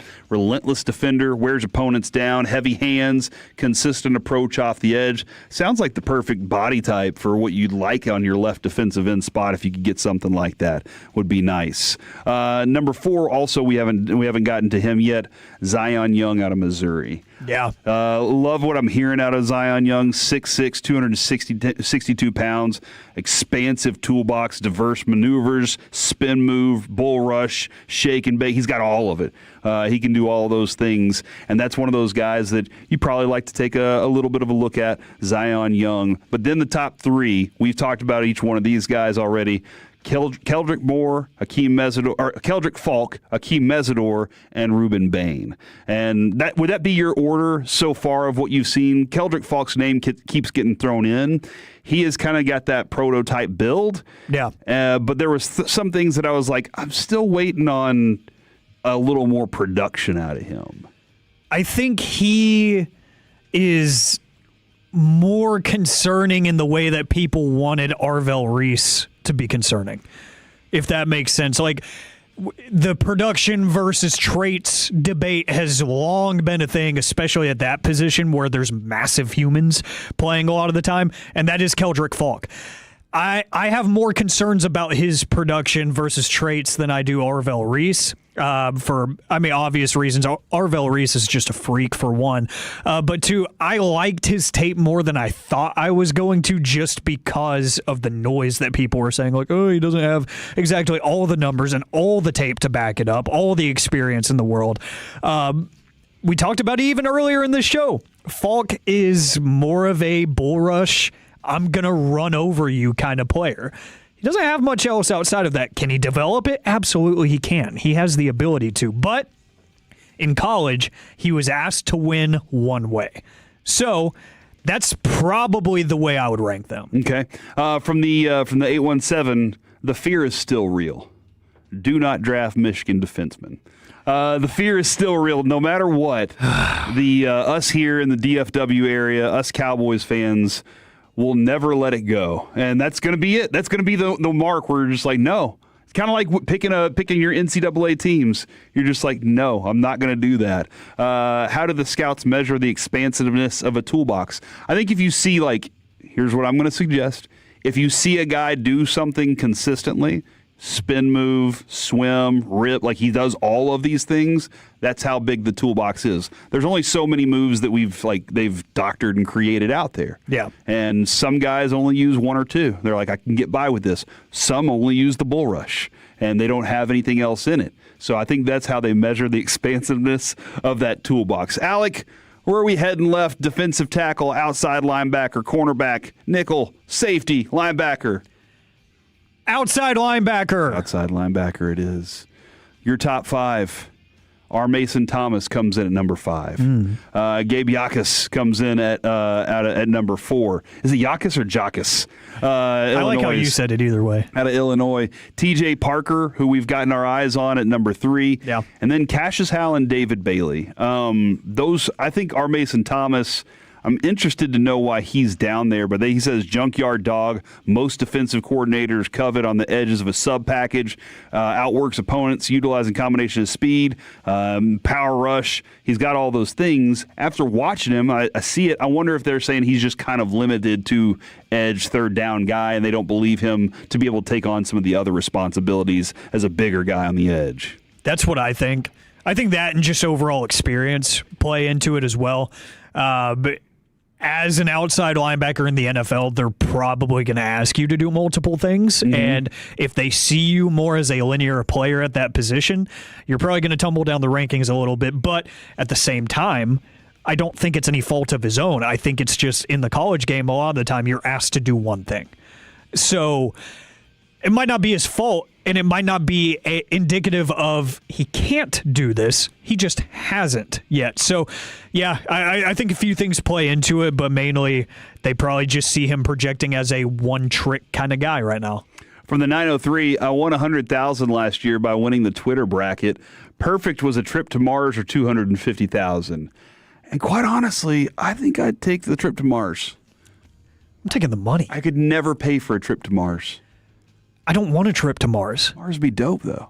It would be. How many people have been there? You know what else is dope? Like quintupling my net worth.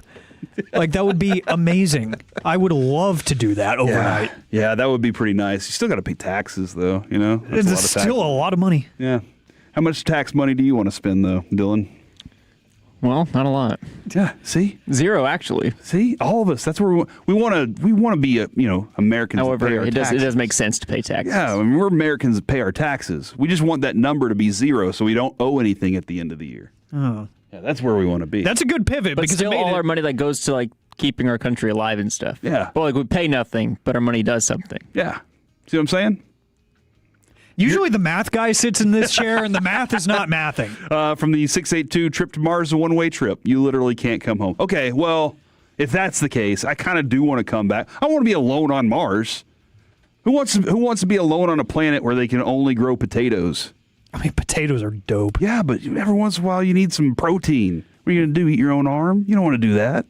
Seems useless. I mean, maybe some of that red dirt got some protein in it. Cassius Howell, your second guy on that list, ahead of TJ Parker, behind David Bailey? Yes. Him and Parker, honestly, you could probably coin flip on some days with me. Okay. But Howell's awesome. Like, I would love to have him on this team. I'd love to have Cassius Howell as well. Somebody asked, was it Brandon Laurie did the question yesterday on Twitter where he was like, all right, you end up with C.J. Allen and Cassius Howell. Yes. How you feeling? And then he came back and he was like, evidently, this is the worst case scenario according to everybody out there.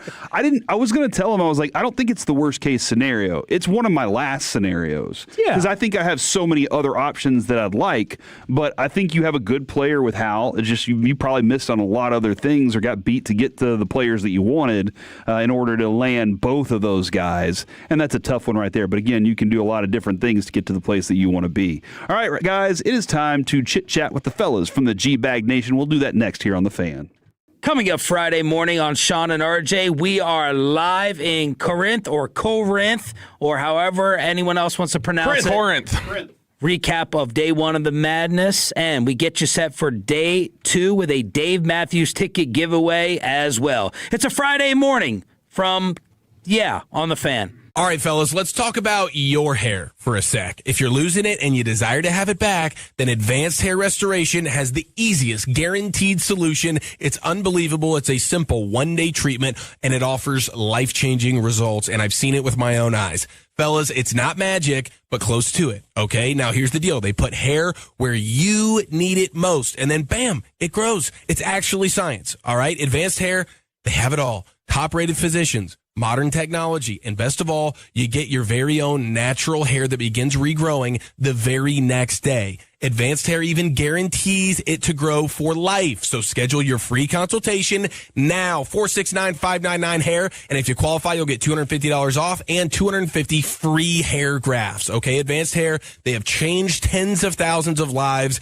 and they are the team that I personally recommend. So don't wait. Check out the before and afters online for yourself, 469-599-HAIR or advancedhair.com. I'm Pat Boyle here to help you beat the books with Lesser One Sports. Win the double-digit seed Pound of Flesh. 11-seed VCU takes on 6-seed North Carolina, and the Tar Heels have struggled without their best player, Caleb Wilson. Likely a top 10 pick in the NBA draft. He's done for the season with a broken thumb. Carolina struggles to defend the three, and VCU shoots it well. Also, the Tar Heels are one of the worst free throw shooting teams in the tournament. That spells danger in March. The VCU Rams are a small dog. I like them to advance. I'm Pat Boyle. Bet smarter and beat the books. Download the BetMGM app today. I'm Boomer Esiason. My mom died from cancer. She was only 37 years old. She didn't have life insurance, and that was devastating for my family. That's why having life insurance is so important to me. Ethos makes it fast and easy. Get a quote in seconds, apply in minutes, and get same-day coverage. You can get up to $3 million in coverage with no medical exam. Get your free quote at ethos.com/play. That's ethos.com/play. Paid spokesperson. Time spent on application may vary. Online health questions required.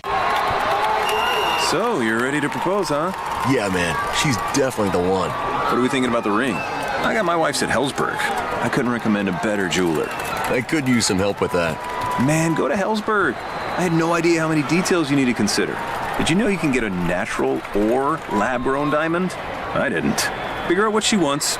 Trust me, they'll make it happen. Start your story with Hellsberg. Shop in store or at hellsberg.com. Okay, class, let's begin.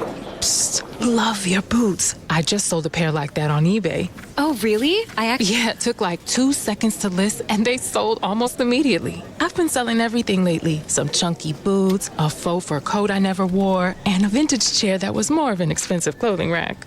You know, I actually bought these on eBay. Wait, are you Kitty Sell Stuff from Brooklyn? Okay, quiet, please. Find what you love. Sell what you don't. eBay. Things people love. There's a difference between liking a house and actually getting it. Redfin is built to make up that difference and close the gap between finding and owning the home for you. Redfin agents close twice as many deals as other agents, so when you find a home you love, you're not a step behind when it's time to make an offer. That means less watching great homes disappear and more focus on the ones you'll actually move into and call home. Redfin helps turn saved listings into real addresses. Get started at redfin.com. Own the dream. H-E-B is making price cuts across the aisles to help Texans save even more when they shop. From household essentials to daily must-haves, you'll find thousands of low prices are now even lower, with hundreds more price cuts added every week. Just look for the yellow and black price cut tags in-store and online, and add up the extra savings every time you check out. Save even more with Price Cut. H-E-B, another reason why here, everything's better. Whether you're commuting to work or heading out for a fast coffee break, getting an auto insurance quote is just a tap away. With AAA, you're always connected, so you can focus on the road ahead. Rest easy knowing AAA's got you covered, no matter where life takes you. AAA, we're always with you. To start your quote, visit AAA.com/insurance. Insurance provided to qualified AAA members by Auto Club County Mutual Insurance Company. Membership requires a separate payment. Hey, Tolo's RJ Choppy here for one of the best dealerships on the east side of the Metroplex in Terrell. It is Platinum Ford. Owner Stephen Gilchrist and GM Adam Vinci, they're Tolos, taking care of you, the Tolo. each and every day when it comes to the purchase of your brand new Ford car, truck, SUV. I am proud to say that I am a Platinum customer, and I promise you're going to get the same incredible experience that I got. Adam's got everything from Super Duties to full-size Broncos and more. Start the process right now online, PlatinumFord.com, and then drive a little further to save a lot more at Platinum Ford. This is Ryan Watson, owner of Alliance Hyundai. During the Hyundai Getaway Sales Event, we have over 600 vehicles in stock, like the all-new 2025 Hyundai Santa Fe. Every new Hyundai comes with America's best warranty, 10 years, 100,000-mile limited powertrain warranty, and owner's assurance. Visit us at AllianceHyundai.net today. Having insurance isn't the same as having State Farm. It's like needing a lawyer, but getting some guy who just watches courtroom dramas. How does the defendant plead? Guilty. Wait, what? Also, objection. You object to what? Erroneous. Counsel, approach the bench. Hey, can I get a whack at the gavel? You wouldn't settle for just any lawyer, so don't settle for just any insurance. Get the real deal with State Farm. Like a good neighbor, State Farm is there. Ever notice how your floors still look dirty, even after you mop? Yeah, what's up with that? Swiffer Power Mop gives you a deeper clean you can actually see. I'm listening. Unlike string mops, Swiffer Power Mop absorbs more dirt and locks it away, even in those hard-to-reach spots. Like behind the toilet? Exactly. The new micro scrubbers deliver thousands of tiny deep cleaning actions, so your floors look, smell, and feel clean. Bye-bye, dirty floors. Hello, Swiffer Power Mop.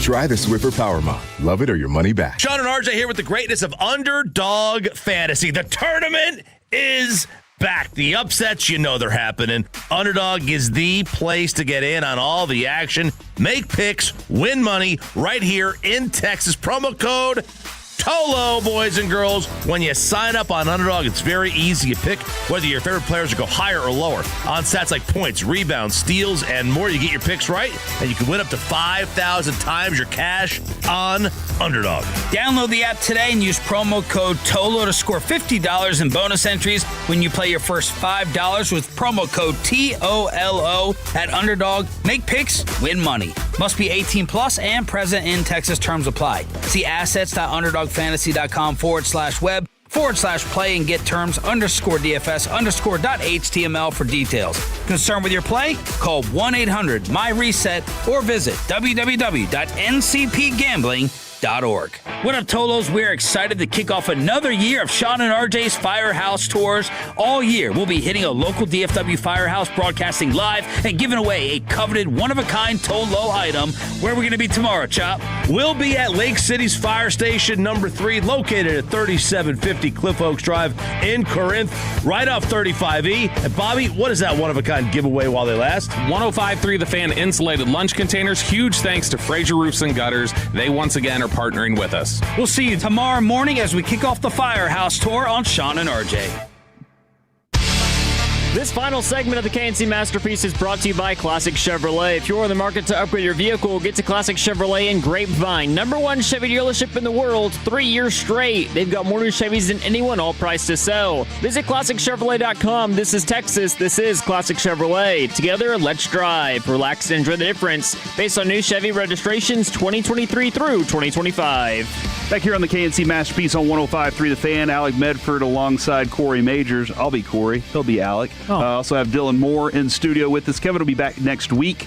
We'll have a lot of fun with Masterpiece of the Week tomorrow, as I think Alec is going to win. No, I'm not. With something that he said earlier today. So no, it didn't exist. Was it the finger situation? It was. He grinded a lot. We'll just put it that. Yeah, we'll just put it that way. I feel like we could use that instead, Dylan. Yeah, I have stumbled a few times today. We Alec do have Medford alongside Corey Majors. I'll be Corey. I guess we're just picking names this time. We do have the G-Bag Nation joining us right now, courtesy of D&M Leasing. Gentlemen, how are we doing today? Doing well. Corey, how are you? I'm doing good. I'm actually very clear-minded today, but have stumbled a number of times along the way. Sometimes I know that it happens. feeling. Yeah, it happens to the best of us. Gavin, I wanted to ask you something. I was looking up here, and we got the fourplex going, and South Florida and Louisville were playing, and right now Louisville's up 37-27 on South Florida, but I saw Jim Jackson down there. I remember watching Jim Jackson when he was a Maverick, and I was like, good player. And then he went to New York, and he was a very good player up there too. Where does he on your world of, man, I liked watching that guy play? Man, absolute bucket. You know, I think if he played in today's game, he would be even better than he was then, where, as a more traditional two-guard, he had to wait for his opportunities, but I thought he was a guy that could get his shot as well. But, he was on the Trailblazers teams in 99 and 2000. That's right, yeah. So I got to actually cover him a little bit. I thought he was, really good, and another one of those guys that maybe played in a previous generation that doesn't get brought up, but I think in different settings he could have been more of a star. Yeah, I think you got a really good point there, because in that era it was still a big man's game, and it was still getting to the basket was important, and he could shoot threes from anywhere on the court. Yeah, he could, dude. And that was a lot of fun. And then obviously shoot off the dribble. The 3Js just breaking up the way that they did still breaks my heart. But here we are, with Jason Kidd still back. We were reflecting on some of those teams yesterday, because this is the first time since before Dirk the Mavs offense has been this bad relative to the rest of the league. Like, they always have managed to be efficient, but right now I think they have the fourth worst relative offensive rating, and it was the last time that happened was 97-98. Is that by design right now with the idea behind tank, or is that just they are that inefficient? I'm trying to figure out, because tanking's such a real weird thing to do, because you got to organizationally get people to buy in, or just put bad people on the court. Yeah, I'm gonna say most of it is just not having good enough players. Like, they were already becoming a poor shooting team. Which was sad to see as that was devolving, and you knew you were going to need more shooters around Luka. But I would say a lot of it is the poor shooting, but then some of it is developing your rookie in Cooper Flagg, and the field goal percentage from him hasn't been great throughout the entire year. And then you get turnovers on top of that as well, which negatively impacts your rating. Yeah, last night Flagg with his career high in turnovers, not good for him. But we'll give the kid a chance. In the running for tanker of the game, by the way. Stay tuned for that. Ooh, that would be his first win for tanker of the night. Bob McKay was very adamant that you got to fill out the bracket. Did y'all get your brackets filled out? Okay, absolutely. I did. At Bob's behest. I'm trying to make sure. I just hope I'm actually in what I'm supposed to be in. You know what I mean? Like, I definitely clicked the link and did a bracket, but I don't know if I'm in the Odyssey world of competition. And I hope I am, because it seems like the giveaways this year are staycations. Yeah. Mm-hmm. Need that. Yeah. You kidding me? Yeah, like a 2-month stay at a home in New Mexico. Like, right? you get paid time off for 2 months. Yeah, I was just joking about in that. New Mexico. There are some really cool things. I don't think we've ever had this kind of a payout before. Is this legal to talk about, by the way?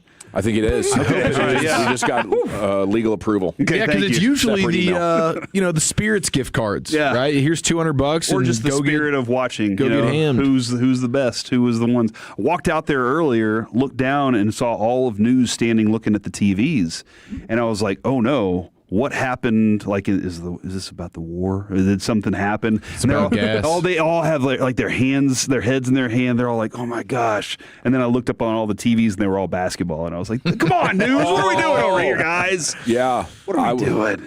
They're doing it right, man. Yeah, that's awesome. Madness Thursday. Do we have upset alerts happening already? Are they bracket watching? TCU did take down Ohio State. So TCU was 9, Ohio State was the 8 seed. That was the first game to go on. And then Nebraska just torched Troy. I think it was 73-40 was the final. So that was a runaway right there. It's really funny, because Troy's the team that cuts no corners.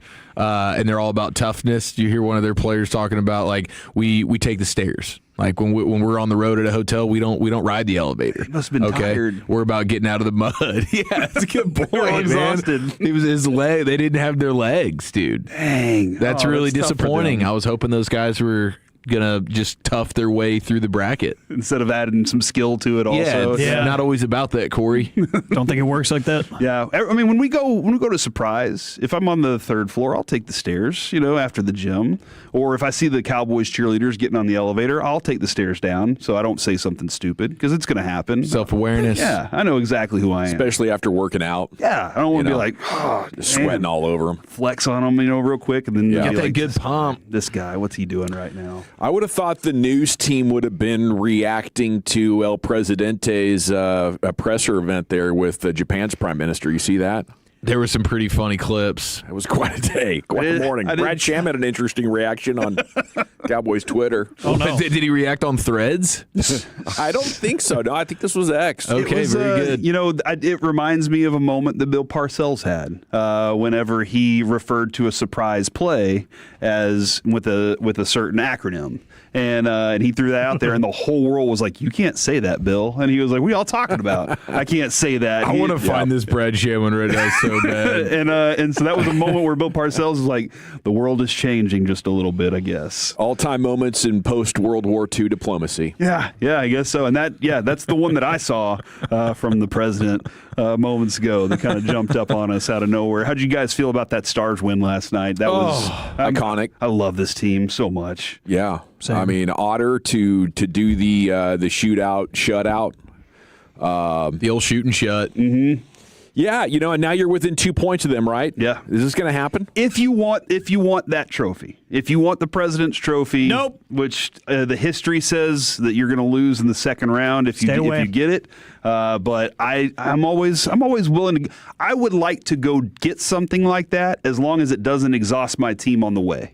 I don't want to be a team that limps into the playoffs exhausted and beat down. And good angle. I want them to, if they're going to win it, I want them to be on the rise right now and rise into the playoffs. And not one of those teams like, man, we wore ourselves out just trying to get first place. Yeah, that's not something I want. But they look like they've been building all season. How about the physicality, Corey? Dude, you've been banging the physicality drum for a long time now. They're a very skilled team. Very skilled. Absolutely. They're one of the best skilled teams. And we talked with Jim Nill during the beginning of the season about that. He was like, no, I understand that.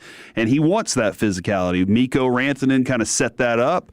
And now it looks like Robertson's picking it up a little bit too. So I love the crew, the TV crew. Mikko Rantanen's heating up, man. He's really starting to heat up right now. On the IR. Is he? Is that right? Is that the icy hot kicking in or what? Yeah, sure. Great analysis. All right. What do you guys got coming up on the show, Graham, today? Pure gold as always, Corey. Thanks so much for asking. We will have the Dutch oven himself, Derek Cullen, joining us at 3:20. We'll talk Rangers with him as we are now just 1 week and about an hour and 20 minutes away from playing ball out there in Philly. You gonna end up going lifting with him? Is that the plan? At some point, I'm gonna have to. There it is. But I'm gonna need about 6 months to get in shape. 6 months to get in shape to go work out one time. Yeah, dude. Derek's ridiculous. His videos, they're pushing all sorts of crazy sleds, and his forearms are still ridiculous. Giant man right there. Still riding T-Rexes and stuff. Yeah, he's an animal, dude. That is the G-Bag Nation. We've been the KNC Masterpiece. Roll home with the G-Bag Nation. Until tomorrow, you've been Masterpiece. Our goal is to have you winning every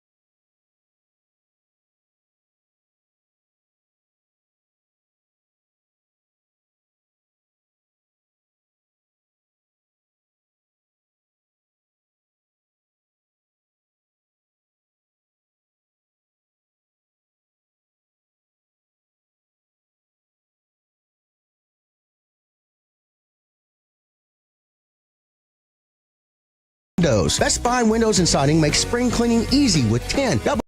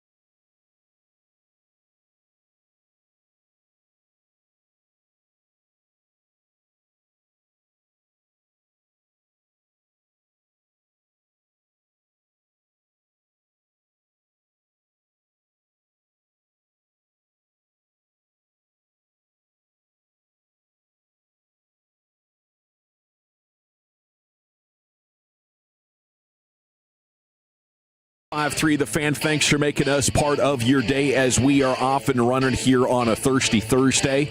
Warming up out there. Maybe you're going to find a patio near you. Enjoy some happy hour this afternoon. It is that time of year. General at your service. If you see me, bear me. And hey, there's Lucius Alexander in the Pimp Cup. Master Control here, 75 and 635. Fixing to go 5 flawless. Like it's nothing. The man has it stuck on automatic here at the Lakeside Studios.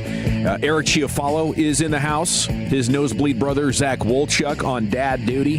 They're enjoying the paternity leave for the next couple of days, so send that man some love on social. Let him know he is missed. And speaking of that, Brian Broaddus is out getting his dad set up, getting Papa Broaddus set up today. Family man. So we look forward to Brian's return once again tomorrow here on your home of the Cowboys, home of the Rangers. Speaking of Rangers, we are now 1 week and 75 minutes from the first pitch being thrown of the season up there in Philadelphia. So excited about that. They have a couple more spring training games in Surprise, and then they'll be back at the Globe Monday and Tuesday for a little exhibition action against the Royals. And then it'll be on to Philadelphia to get this party started, and hopefully this time with offense. That'd be much appreciated. Okay, buddy, I wanted to start with the C.J. Allen story that we were tracking yesterday while we were on the air. Thanks so much to Pool Works for having us out up there in North Richland Hills. Hell of a pool store. And if you have any pool needs, just look up Pool Works. But the C.J. Allen story was evolving as the Georgia Pro Day was happening, and all the coaches were looking forward to C.J. Allen. And, I think what it amounts to is another bombshell for the Cowboys in their draft plans. Right up there with Jermod McCoy. Like, apparently the insiders are saying the Cowboys don't want Jermod McCoy, and maybe they have additional information that complicates his recovery. I think they're crazy for that. Jermon McCoy redshirted 2025 for the Tennessee Volunteers. He's already sat out when he could have played, so I'd be comfortable with that. But with what I saw last night on C.J. Allen, when I got to get home and look at all the videos, there's a significant hitch in his giddy-up, buddy. Uh-oh. There's no way I'm taking him at 20. I don't know if you take him at 92. I don't know to what extent his knee is going to limit his pro career. But what I'm working with here is that procedure happened in November. He kind of rushed back because he wanted to be there for his guys, and you give him the credit for being tough and putting his team first. But if you rush back and it's a meniscus surgery, and then 4 months later it's swelling on you, you're unable to run the 40, and you get out there in the drills. Now, why would you run if you're limping? Why would you run if you got swelling on your knee and you're limping? The only reason you would is because you can't be sure that you can do more than that. And you got to show NFL teams what you can do. So when you and your agent decide, hell, if we don't do anything, they're going to assume we're broken. Mm-hmm. Let's go. You know what? I think I can do pretty good. And there's a couple of the drills where you can really tell he's favoring that knee. So the favoring of the knee, along with the reports of the swelling, I'm totally out on C.J. Allen at 20. This is different than me downgrading him for not having a good combine workout or not having a good pro day workout. This is, to me, puts him in the bin of players' legitimate medical concern. This is a code red. You might be off my draft board entirely, and certainly in the first round. We got to go talk with our doctors extensively about this. Yeah, especially in a draft class where there's a lot of good linebackers. It's not like, oh my gosh, we're so desperate for the position and we're light with the bodies and the talent here in this draft, so we're just going to go ahead and take a guy. Like, you can still, there's plenty of people that, despite the injury, would still have Anthony Hill from Texas and Jacob Rodriguez from Texas Tech ahead of C.J. Allen, just based on tape and everything else.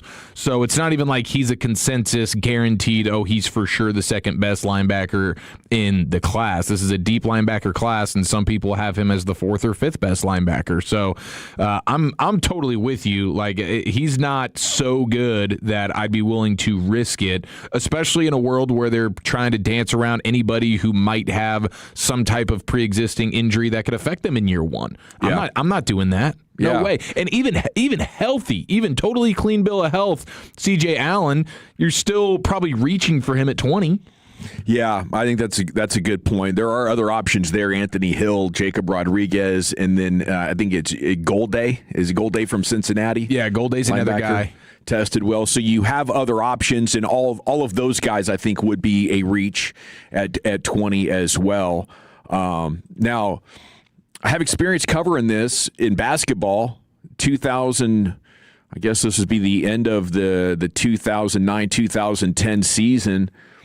We're getting ready to cover Trailblazers practice up there in Portland, and Brandon Roy isn't there. And then after practice, they're like, you can go talk to him. He's in the lobby, and he limps over on crutches. The playoffs are like in 2-3 weeks. Right? Okay. So it's like, oh my goodness, Brandon Roy's knee situation was bad. They had to do an operation this morning, and he had the meniscus procedure that allows you to come back in a couple of weeks, right? Which is what C.J. Allen did in order to keep playing his final collegiate season. Right, so fast forward to the offseason, they lost in the playoffs. Brandon Roy had a nice little playoff run, but fast forward into the offseason, and ownership and front office, he's up for a contract. They're like, we don't want to do this contract. We're not seeing good things with his knee. Ultimately, they caved, did the contract. Beginning of the next season, he's a little off. Then he's got to take 2 weeks off here, 2 weeks off there. By the end of the season, he has totally fallen out of form, right? Mm-hmm. And it's like, the short-term meniscus surgery allowed him a couple of weeks later to play at a higher level, but the longer time went on, the lack of having the full meniscus in there now, he was one of the unlucky ones. And it's a gamble that these players take in order to get back quicker. right? And there's a long-term payoff on it. So I gotta really consult with my doctors now and get a full understanding of where CJ Allen is in the context of all of that stuff happening, because I would not be surprised if this is like a career-threatening situation. 4 months later, something you had repaired is acting up on you and preventing you from being a quality athlete out there. Yeah.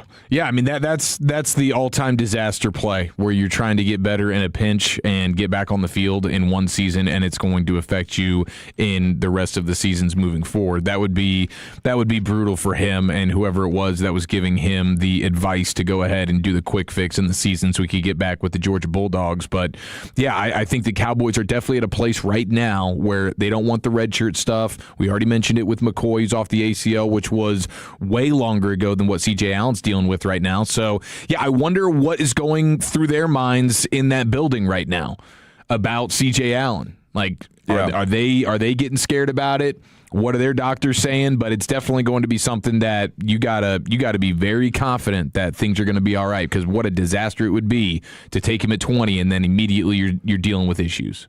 443 says, did Gavin watch any CJ Allen tape from 2025? Well, of course he did. Yeah, this is the captain of the Blind Scouts Society. Yeah, okay. Yes. Yeah. The BSS. This is Captain BSS here. Yeah. Don't you question his credentials? But I think the most important thing to do is, yes, watch how he played in 2025, and you say he's not a fluid athlete. He's not a hip flipper. This is not who he was, and I get all that. Yes, I watched the hell out of the guy, especially with how much the Cowboys need linebacker. This was different, what you saw yesterday, and this reminds me actually of the Jalen Smith thing, where I was watching my TV, watching a guy favoring a leg, kind of playing 1.5-legged, and I'm on Twitter going, what the hell is going on here? And people saying, well, he was just a Pro Bowler.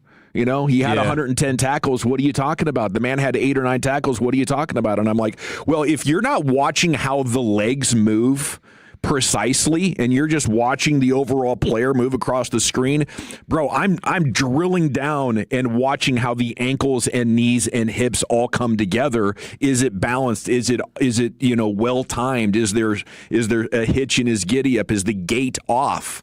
And that was what I detected yesterday when I watched CJ Allen. And, I think the only reason he goes out there and performs is because the draft is coming up. And I maybe he was a little overconfident, thinking I'm going to go out here and show these guys something. But I guarantee trainers across football saw that. And you know what? The other thing it reminded me of is Revel over the summer in Oxnard when he came down and had those awkward steps. It's the same kind of deal. It's those when you don't know how the play is going to go, can your body impromptu make adjustments? And you could tell he was just not trusting that knee and actually skipping a couple of times on reps where he was running across the field and going up to catch it. Yeah. You could see where he wasn't loading on that knee. Instead, he was skipping and doing a double strike with the opposite foot. Like, these are pretty obvious athletic things that would just say the body's not right. Yeah, this is one of those deals where, like, in the second round, the Cowboys make that more kind of aggressive play to say, hey, it's the second round. But when we're talking about CJ Allen in the first round, it's a different story. Yeah. And especially for a team that needs all the day one help that they could possibly get. Yeah. So that's a scary deal for him. And maybe it's different in football compared to basketball. In basketball, you got 3 or 4 games. And what would happen with Roy is if he took a week off, he could have one great game, But then for the next 10 days, he'd be in recovery mode. Maybe in football, since you're only playing once a week, it would be less of a deal. But would you want to sign up for that, going into it with a first-round pick? Probably not. Maybe a day 2 pick, maybe a day 3 pick. Mike Florio says the Rams got scared off a trade for A.J. Brown over concerns over his knee. A lot of knee stories here. This week in football. They got scared off by preliminary medical research. It was too much of an investment for a single player at his age. Really sucks for the Eagles, but I think it's good for the Cowboys. Either he's not the same player, or they won't be able to clean up in a trade involving him. Ricky Scoop saying this morning that guys going to New England, maybe June 2nd. They just have to wait until they get on the other side of June 1 to get better cap savings for this year for 2026. Yeah, that seems like the most likely. I'm sure the Eagles were trying to do everything they could to get a trade going so that they could get some draft help immediately. But I don't know that is going to be possible, so you get a little bit more financial relief by doing it after June. So maybe they do have a little handshake agreement ready to rock and roll for later in the summer. Yeah, hard to say for Ricky Scoops. You just know at this point he's not making it up. I think he's got somebody telling him pretty reliable information, though. Might be getting closer to the NFL expanding their trade rules. The Browns are going through with the proposal. We talked about this story a couple of weeks ago that would allow NFL teams to trade draft picks 5 years into the future instead of 3. Current rules allow teams to trade picks for up to 3 years compared to a 7-year window in the NBA. That's a dangerous game, and there's a number of NBA teams that have realized that, looking at the Oklahoma City Thunder and imagining which of their players could still be theirs. But I think in the NFL especially, it would have to be a hell of a situation to move picks out because things can change in 1 year. I mean, let alone 3 years from now, 4 years from now, 5 years from now. This could be an all-time regret. And and then you have to include what are you trading up that for? That's for a quarterback. These quarterbacks bust all the time. Yeah. I mean, from a fan standpoint, it just gets so weird. Like with the NBA, when they're trading picks 5, 6, 7 years down the line, it's just it's tough to digest and keep track of everything, which is frustrating.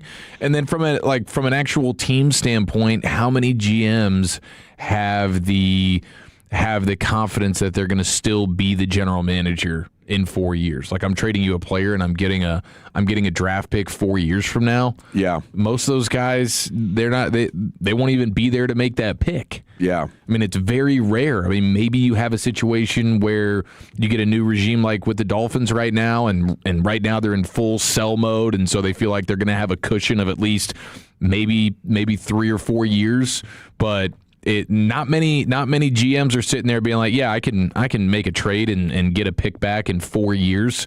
That GM's probably not even going to be there anymore. Yeah. What good is it for me? It's going to be a very rare situation, but I mean, I guess you can I guess it opens up the opportunity for maybe just the bigger name players and bigger name quarterbacks. Already established guys where it's like, okay, we'll give you the 5 first-round picks that you want for, if Joe Burrow's going to get moved out of Cincinnati this time next year, then it's like, okay, now it makes a little bit more sense because we're going to get just a buttload of picks and maybe an owner, even though not the general manager, but the owner's just like, hey, let's go ahead and do that because I'm still going to be here in 4 years. That's even definitely if you're not an owner green light move. Right. That's a lot of fan excitement around drafts to just remove from your team for a half decade. Like, that is a ballsy move. And wouldn't that be hilarious if Cleveland in-state is angling? We got to get this rule in, so we're going to make a run at Joe Burrow coming up in 6 months' time. Golly, Joe Burrow would nuke that deal in a heartbeat, dude. Joe Burrow would retire before he played there. He's got local knowledge. Yeah, he knows firsthand. Not doing that.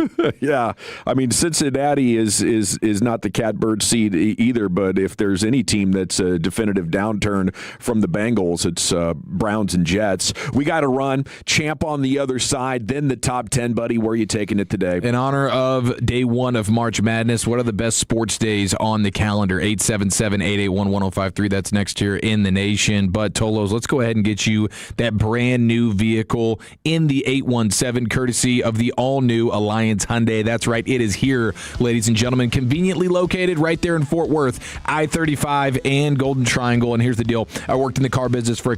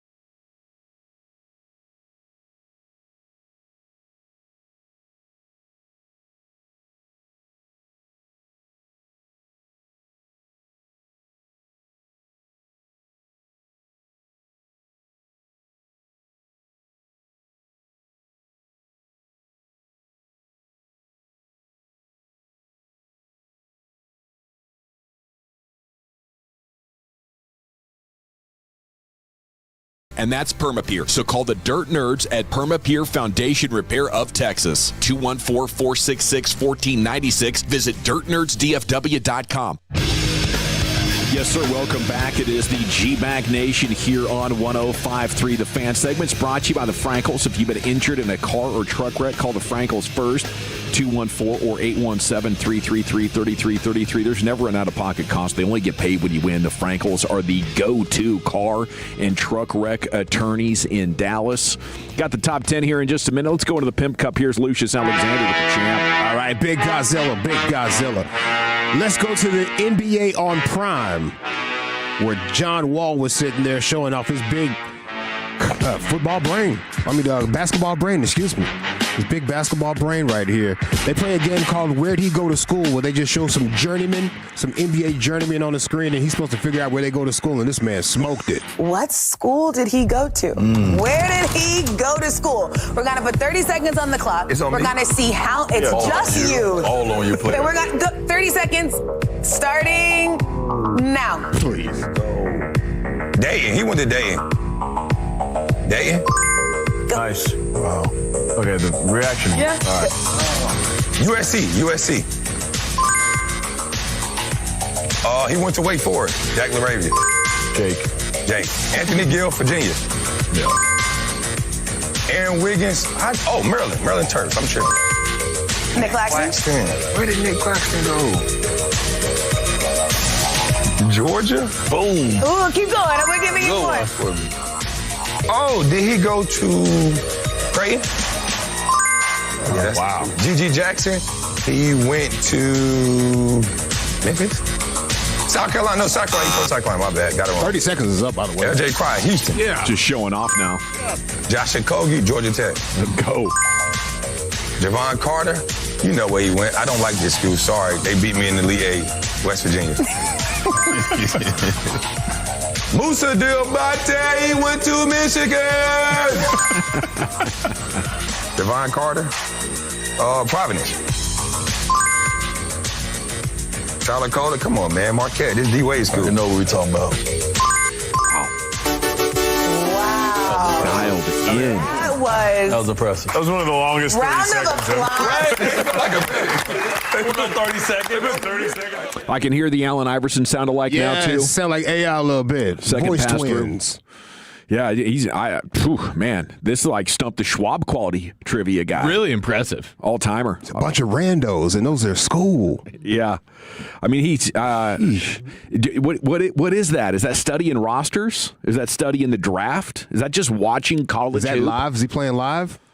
Is that live? Because what are you doing at this point? How do you know this? Video game aspect, and then just being such a basketball lover. You're watching college basketball all the time. You're always watching the NBA. You're just immersed in that world to a point where you can rattle that off. That was extreme. That's like a 12-year-old who can do that, who's locked in on video games so much, like where you could just name the backup player on any team. You're doing random fantasy franchise drafts in the what's that thing Rayman had? That's Rayman levels. Yeah, right? stuff. Seriously, dude, really impressive. Yeah, in our day, it was we could be like that with a lot of baseball teams because of baseball cards. You know, okay, and there you didn't have a lot of player Yeah. movement, so you look back on those baseball cards dozens of times, maybe throughout a day, all summer long. You know, trying to trade with your friends, plotting. No, Trying to get that Bo Jackson from him. I mean, this is pre-original Nintendo, mind you. You know, Okay, so yeah. obviously you don't have the video game consoles, you don't have the smartphone stuff like this. Yeah, for the kids these days, it's all about the video games, dude. I didn't know. Yes, and I don't blame them. You know, video games best entertainment invented ever. Yes. So good, it's Yes, addicting. right. You know, it's addicting like a substance.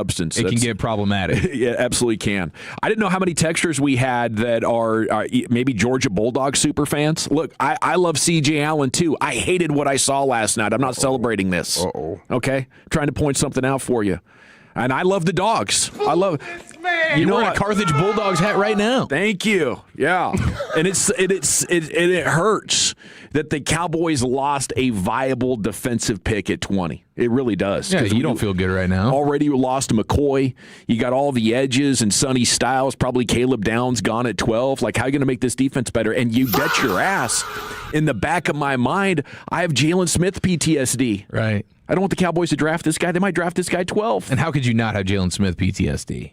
It was horrible. And the same decision makers are still there. So you know how they love those Blue Star specials. It's time now for the top 10 at 220. Here's the Chief for Zach. Day one of March Madness. Feeling good, feeling great, unless you're a Duke Blue Devil right now. Down 10 halfway through half number one versus Siena.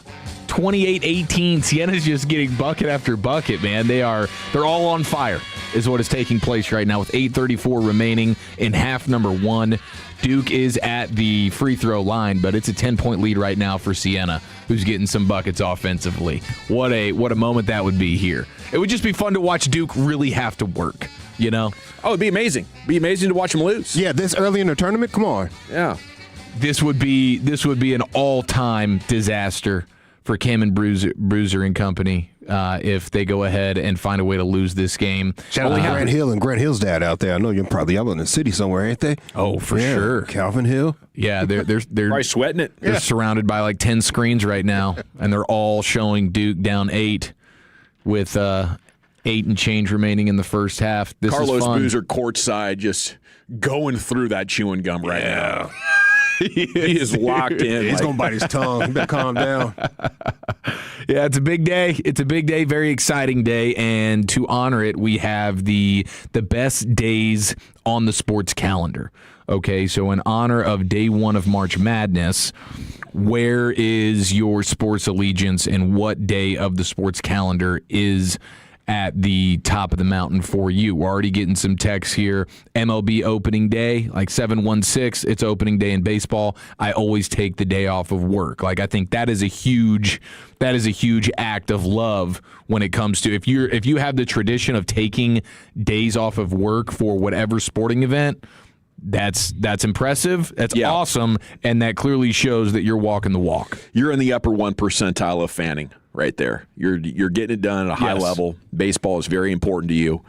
I might go the other way. I might go at the end of the baseball season, game 162. If you're not making the playoffs, thank God this thing is over. there is football going. There is that. When your team the season is so long, and the hope that you have on day one is the exact opposite on day 161. But I would say if I got to pick one, it's got to be divisional round Sunday in the NFL. You still got plenty of games. You're reacting to what happened on divisional round Saturday.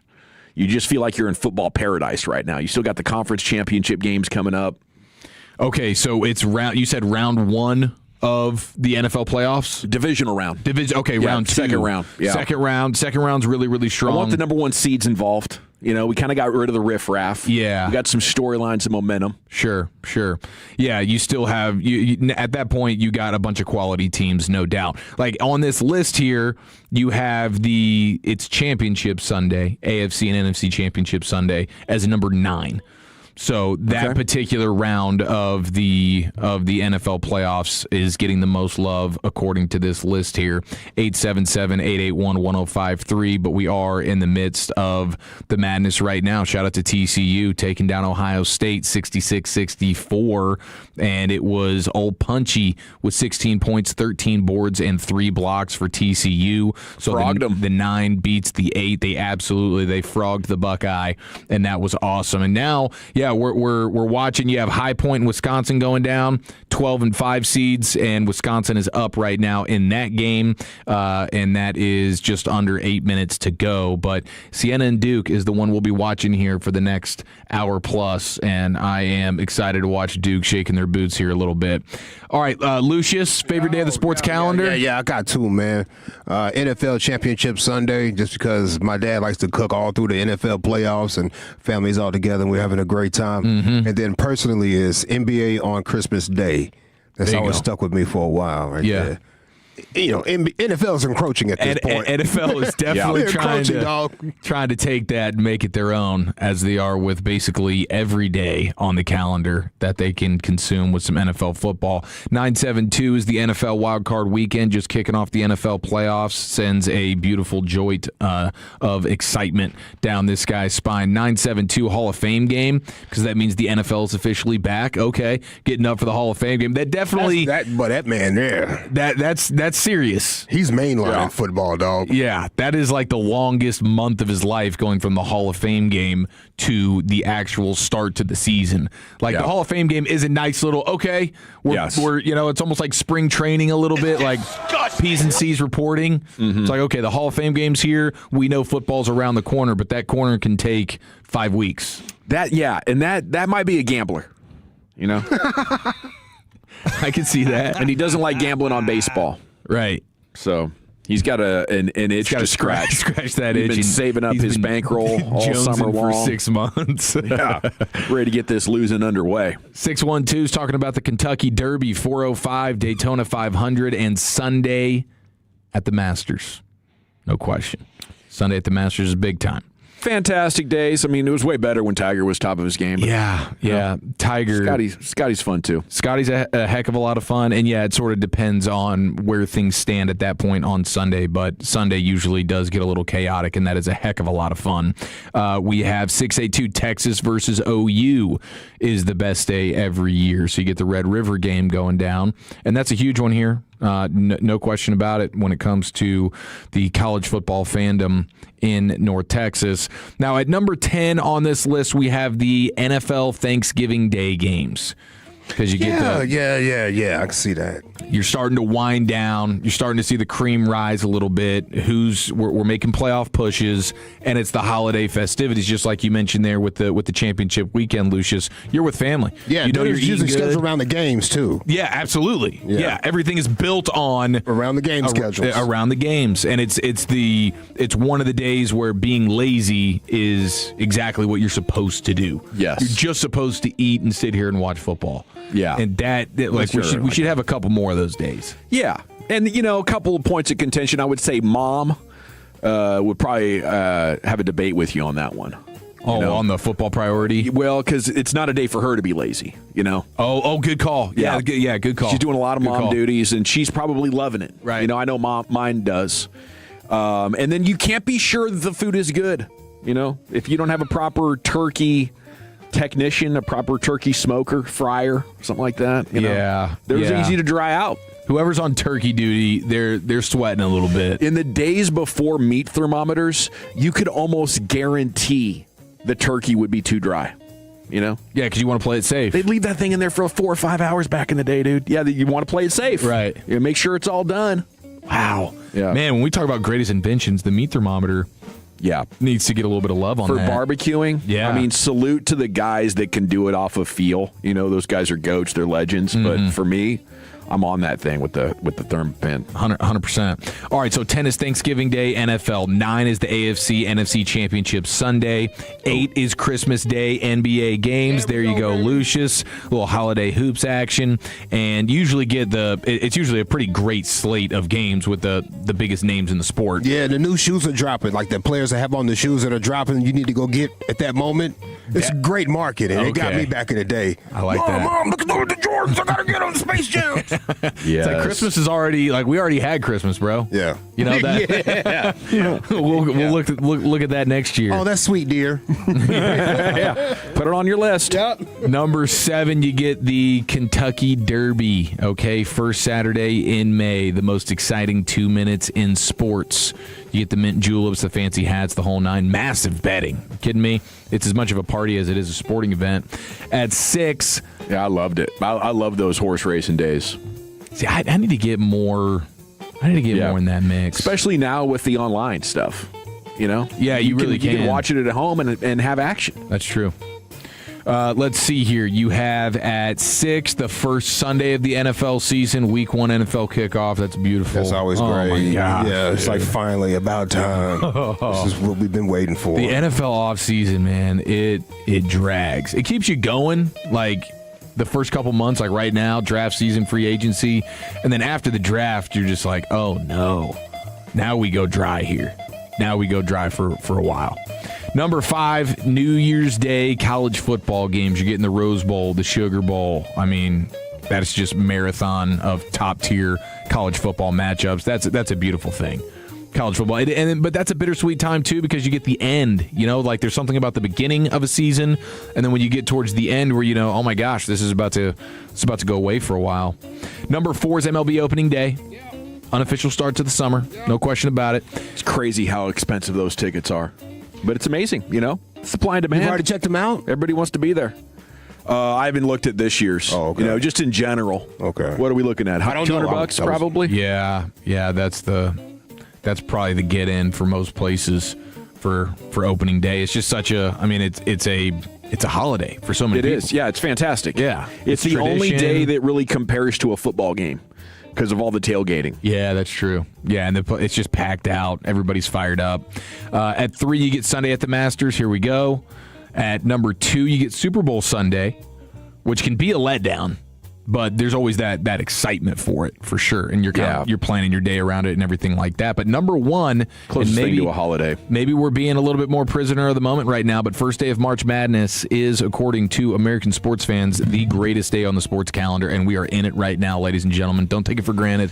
A lot of people taking the day off work, and salute to you if you're watching and Tolowin along with us here as we watch the games. We'll pass along relevant scoring updates. We'll have our eye on this Duke game. We got an update or an upset alert here very early on in this tournament as a 16 getting, what are they up now, 8 points here in the first half. They're up 9 right now. Up 9. Okay. Let's turn the page here and get into this next topic. What's the worst spring break night you've ever had, and how does it compare to what the Florida State kicker went through last night down there in Florida? That's coming up next year. It's the G-Bag Nation on 105 through the Fan. But first, Tolos, I want to tell you about my number 1 most favorite local family-owned roofing company here in North Texas. Of course, that is Greystone Roofing and Construction. Brand new year, but it's the same story with Greystone being number 1, and now we approach storm season. Be careful. Watch out for the storm chasers. You need to know who is on your roof, and you do when you use Greystone. You can visit greystone-roofing.com. That's great with an E, stone-roofing.com, and you'll see for yourself why homeowners across the area trust owners Josh and Alexis Vining. Fantastic people. I love them to death. High school sweethearts. Been in business together for almost 30 years right here in the DFW, and they're certified in every possible way. They actually have licensed insurance adjusters on staff, which is super unique, and they always bring you honesty, integrity, and the highest level of quality in every project that they tackle. No cutting corners, just pure dedication when you use Greystone. You'll always have skilled experts treating your home like it's their own, paying attention to every detail. So whether you need repairs to fix a leak or perhaps you need a full-on home glow-up to transform that property of yours, they're your one-stop shop for all things roofing. Head to greystone-roofing.com today. Schedule that no-cost inspection. And remember with Josh and Alexis at Greystone Roofing, you get exceptional service and peace of mind that stands the test of time. It's greystone-roofing.com. Coming up Friday morning on Sean and RJ, we are live in Corinth or however anyone else wants to pronounce it. Corinth. Recap of day 1 of the madness, and we get you set for day 2 with a Dave Matthews ticket giveaway as well. It's a Friday morning from, on the Fan. Question: what business couldn't use extra income? Hey, it's Tiki Barber. Right now, Amazon Hub Delivery is looking to partner with ambitious local businesses to become Amazon Hub partners. You and your staff will deliver packages to customers in your area when it's convenient for you. With each package delivered, your business gets paid. Get started at Amazon.com/Hub Delivery. That's Amazon.com/HUB Delivery. Hi, I'm Kamiko, the founder of Miko's Hot Chicken. When we started our family restaurant, we were also raising a family. But let me tell you, it wasn't easy. Our Chase Inc. card was there to reward us on all of our business needs. Now we have a thriving location, and we're hungry for more. With the Chase Inc. Business Unlimited card, you can earn unlimited 1.5% cash back on every purchase, so your business can go from here to possible. Chase for business. Make more with yours. Real business owners compensated for their participation. Cards issued by JPMorgan Chase Bank and a member FDIC. Subject to credit approval. Terms apply. The Fan After Dark is making its live broadcast debut at Cold Beers and Cheeseburgers in Euless for our very own tournament watch party next Friday night from 7 to 11. 99-cent wings, beer bucket specials, and we even got happy hour extended the entire night for the Tolos and, of course, the Fatties. We'll see you there. Tolos, Chiafalo here to remind you, if you're buying or selling a home, one thing can stop a deal real fast: the roof. I'm Josh Vining with Greystone Roofing. Realtors trust us because a bad inspection can delay a closing or kill the deal completely. We offer no-cost roof inspections and honest, fast assessments. Before you list or buy, know where you stand. Greystone Roofing, the choice of real estate professionals across North Texas. Visit greystone-roofing.com. Licensed, local, and family owned. The best roofs come from Greystone. I'm Jeff Stewart with Reliant Air Conditioning. Did you know that the first 85-degree day is right around the corner? Across the Metroplex, over 2 million air conditioners will fire up for the first time in 6 months. And that's the day every AC company in town gets slammed. And wait times stretch out for days because simple, preventable problems have suddenly become expensive emergencies. But here's the truth. Most breakdowns on the first 85-degree day aren't surprises. They're small issues that could have been caught weeks earlier with a simple tune-up. So for a limited time, Reliant Air Conditioning will tune up your AC for just $85. But if you sign up for our Hero Club maintenance program, your AC tune-up is absolutely free, and you'll stay protected year-round. So don't wait for the rush. Call us at 877-YOUR-HERO or schedule online at ReliantAirConditioning.com and see how we've been gimmick-free since '83. Reliant Air Conditioning. Call 877-YOUR-HERO. There's a difference between liking a house and actually getting it. Redfin is built to make up that difference and close the gap between finding and owning the home for you. Redfin agents close twice as many deals as other agents, so when you find a home you love, you're not a step behind when it's time to make an offer. That means less watching great homes disappear and more focus on the ones you'll actually move into and call home. Redfin helps turn saved listings into real addresses. Get started at redfin.com. Own the dream. My name is Whitney Allen, and I'm a widow. My husband, Ryan, died. We never thought we'd ever have to use life insurance, but the unexpected happened. With Ethos, signing up was fast and 100% online. You can get a quote in seconds, apply in minutes, and get same-day coverage. No medical exams, and you can get up to $3 million worth of coverage. I'm grateful we were prepared. Get your free quote at ethos.com/radio. That's ethos.com/radio. Paid spokesperson. Time spent on application may vary. Online health questions required. Cowboys fans, the NFL offseason is heating up. Before summer temperatures come on with a full blitz, schedule a first-time $59 AC tune-up and professional cleaning with on-time experts. Proud partner of the Dallas Cowboys. Here's the truth. Dirt, dust, and debris are the #1 killers of air conditioners. Most companies do a quickie system check, but at the On-Time Experts, we remove all that harmful buildup. Go to theontimeexperts.com and schedule your $59 tune-up today. The On-Time Experts, a proud partner of the Dallas Cowboys. What's up? It's Draymond Green. I'm back for my 14th NBA season, and my podcast, The Draymond Green Show, is back too. This season, I'm breaking down games, reacting to the biggest NBA stories, and sitting down with teammates, rivals, and culture shapers. And trust me, I'm not holding back, on the court or on the mic. 2 new episodes every week. New segments, big conversations, real basketball talk for the real hoop heads. Listen to and follow The Draymond Green Show wherever you get your podcast. We're back. We're better. Let's get it. Gavin Dawson here from Men's T Clinic. It is time here in 2026. Mention me with your first appointment. Get a free in-body composition analysis and a free B12 shot. If you're tired of feeling off, low energy, weight gain, lost drive, you are not alone. 1 in 5 men has low testosterone. So what is next? Let's stop the cycle. Do what I did. Call Men's T Clinic, the local experts in testosterone and total male wellness. Real labs, real data, personalized plan. 972-GO-MEN'S-T. mensteclinic.com. Get back to being you with Men's T. Men's T Clinic. 1-800-246-OT. mensteclinic.com. Tolos, your attention please. Next Thursday is opening day with our Rangers taking on the Phillies in Philadelphia. Coverage all day leading up to first pitch at 3:15 right here on your home of Rangers baseball, 105.3 The Fan. If you're in the market to upgrade your vehicle, get to Classic Chevrolet in Grapevine. Back-to-back #1 Chevy dealership 3 years straight, and they've got more new Chevys than anyone in their all-price of sale. Silverados, Tahoes, Blazers, Malibus, Equinox, and more. Visit ClassicChevrolet.com. This is Texas. This is Classic Chevrolet. Together, let's drive, relax, and enjoy the difference. Based on new Chevrolet registrations 2023 through 2025. Thank you very much, Lucius. It is the G-Bag Nation here on 105.3 The Fan. 214 asks, where is Brian? He's getting his dad set up today. You know, if you've been tracking the broadest story, mom passed away over the weekend, so he's getting his dad set up in town today. So, yeah, Bronson will be back tomorrow, but just bear with us as everybody's missing our favorite former Cowboy scout. All right, Siena's not missing many shots. They have 43 points with 1:10 to go in the first half against Duke, as 16-seeded Siena is looking for an upset on historical proportions. There's still 21 minutes and 10 seconds to play. But the notable thing here, Chief, is that Duke cannot get much pressure against Siena defensively. Like Siena is getting the shots that they want at the rim, and Duke is. They are late adjusting. They're late getting over to challenge shots at the rim, and oftentimes you're looking at uncontested backdoor layups and dunks right now for Siena. And then on offense, Duke appears to be pressing, and they're throwing the ball away. They're doing the weird thing where they don't know if they should go all the way to the hoop or pull it out and pass. Like Duke right now needs to get to halftime without this thing being a blowout and get settled. Yeah, they need to get some confidence. There's looks like a 3 ball that just fell for Duke there. That'll be a good situation.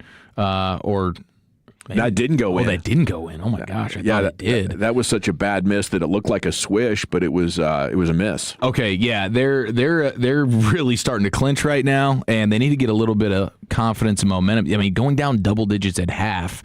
And they're on their way to doing that right now with just over a minute to go. Yeah. My goodness, dude. And it's the paint dominance here for Siena. The 3-point percentage, they're 5 of 9 from downtown. Duke 2 of 13. All righty, so we'll have an eye on that game as it gets into the second half, as well as the other scores from around the NCAA tournament. You got the Sean and RJ broadcast tomorrow at the Firehouse in Corinth. I was totally unaware of this controversy on how you say the name of the town. I got one buddy, Victor. He's a big-time Tolo, and he lives there, and he's always said Corinth when we've talked about where he lives. So I didn't know there was a debate on maybe it's Corinth. Yeah, I didn't realize that either, but I've always been a Corinth guy myself. Okay. So I think they're going to have some fun tomorrow with the locals out there at the station trying to figure out what this all is. Okay, hopefully they don't have a situation like the Florida State kicker did last night. Connor McEnany. The most Irish name ever, and he is an Irish dude. Yeah, I mean, St. Patty's Day get away from him a little bit? It absolutely did at 877-881-1053. Leave your name and city you're texting from if you want to. What's your worst spring break experience or bad night out story?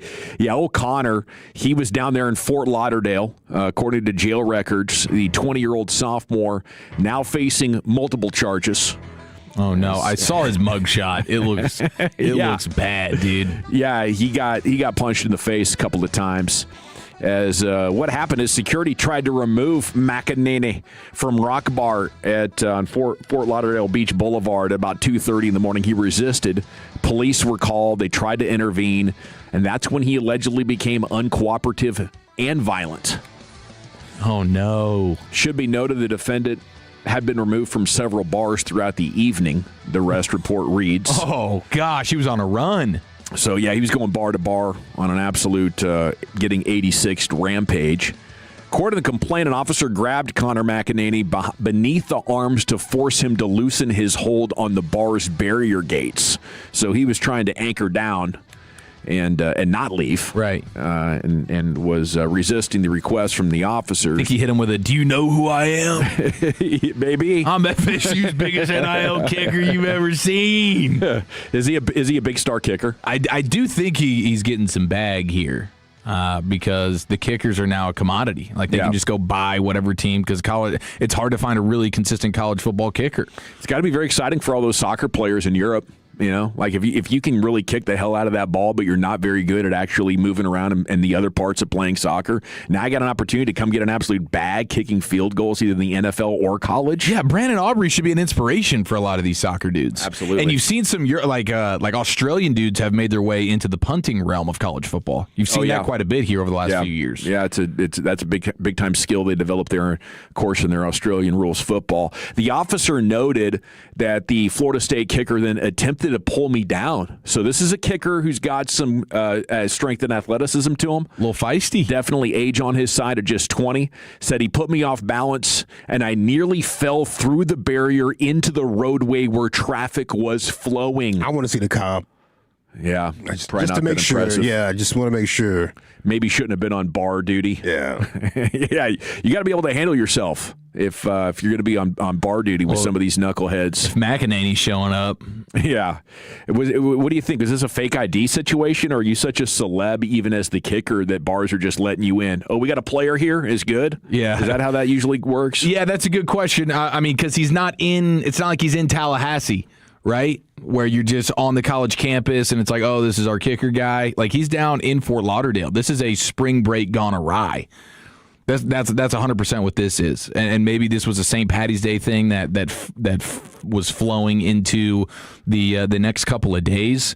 I don't know. I don't know if this is just trying to go feats of strength, watch how much I can drink, and then it gets totally crazy, or maybe it's a spring break. I saw my girlfriend doing something I wish I didn't, and now I'm crashing out. Now I'm in a bad place. That could happen. Yeah, 100% that could happen. It's so weird that you can't have just a little bit of self-awareness in those situations to just go home.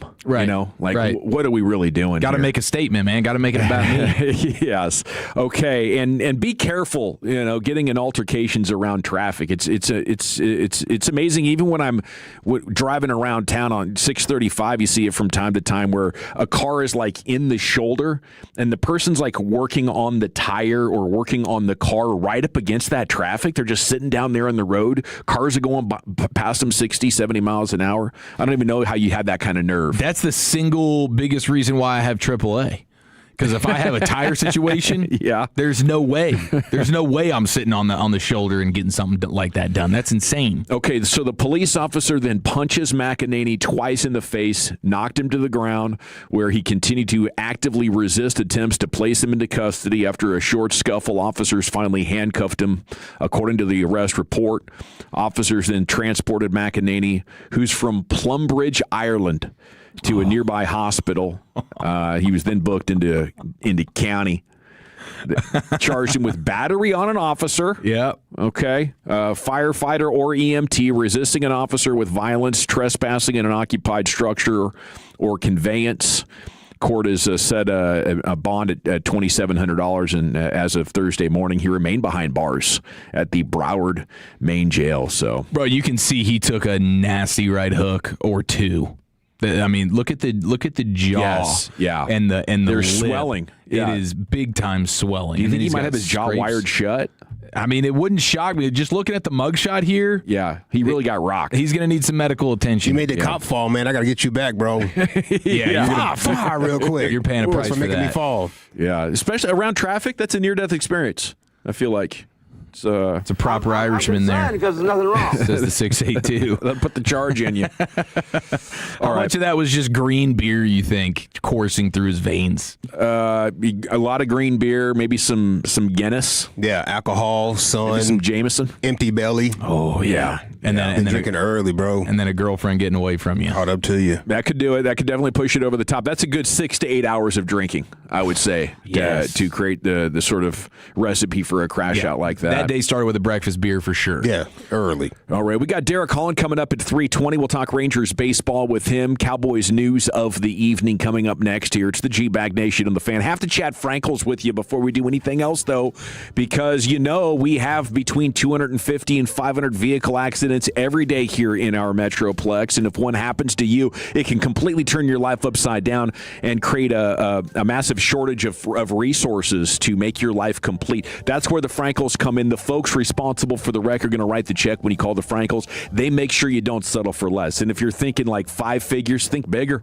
These settlements can be 6 or 7 figures, and that's why you want to call the Frankels, because they have the special set of skills to extract that value for you and to make sure the person who brought that negligence into your life compensates you for what can be a completely different kind of life. You might have pain and suffering on board for decades.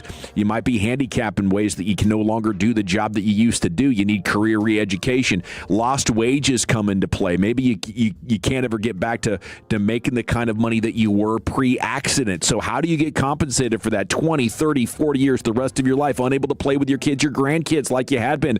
You can see I'm painting quite a picture for you just to make the impression that when you're hurt, not your fault, you got to call the Frankels. They'll make sure you don't settle for less and you're taken care of for the rest of your life like you were before the accident, right? The Frankels, 214 or 817-333-3333. Go online, frankelfirm.com, Principal Office, Dallas, Texas. The more time you give, the more our crush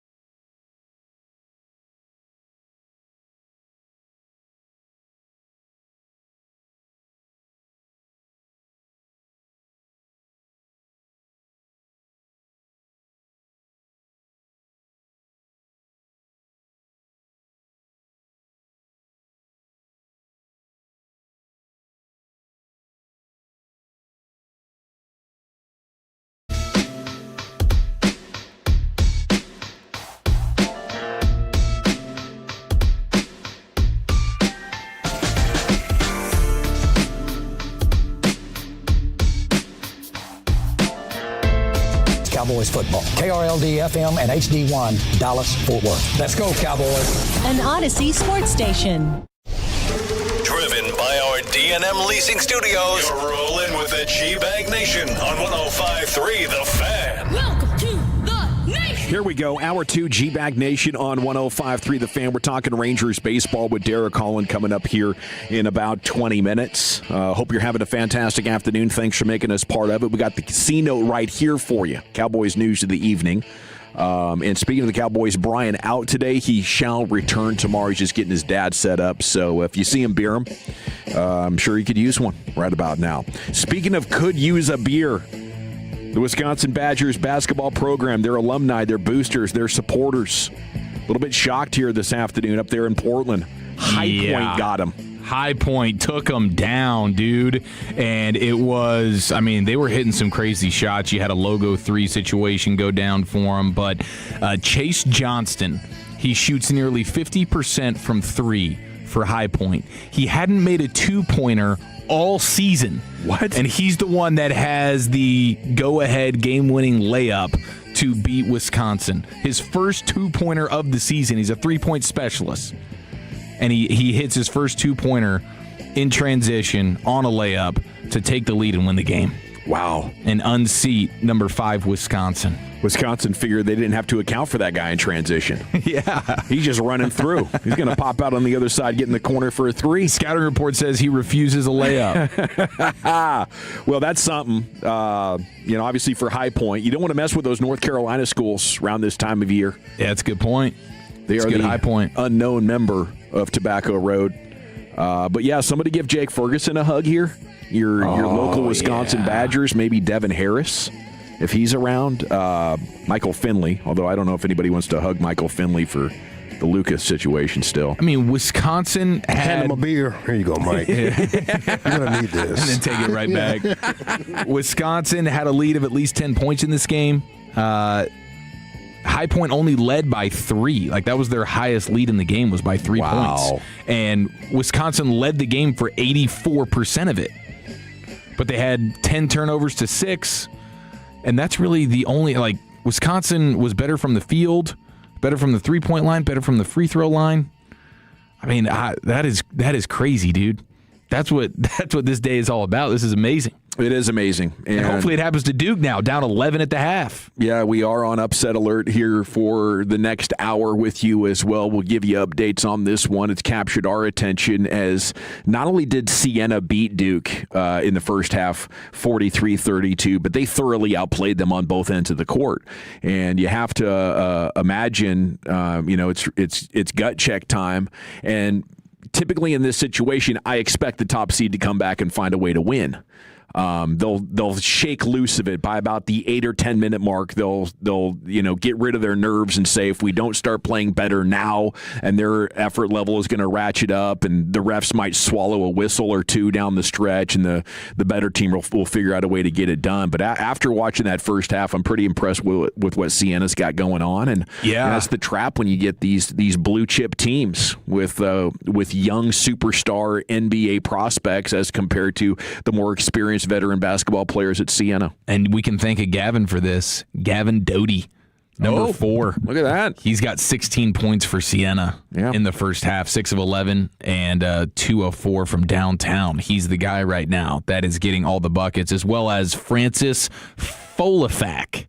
Okay, so we have a Folafak that's making an appearance here.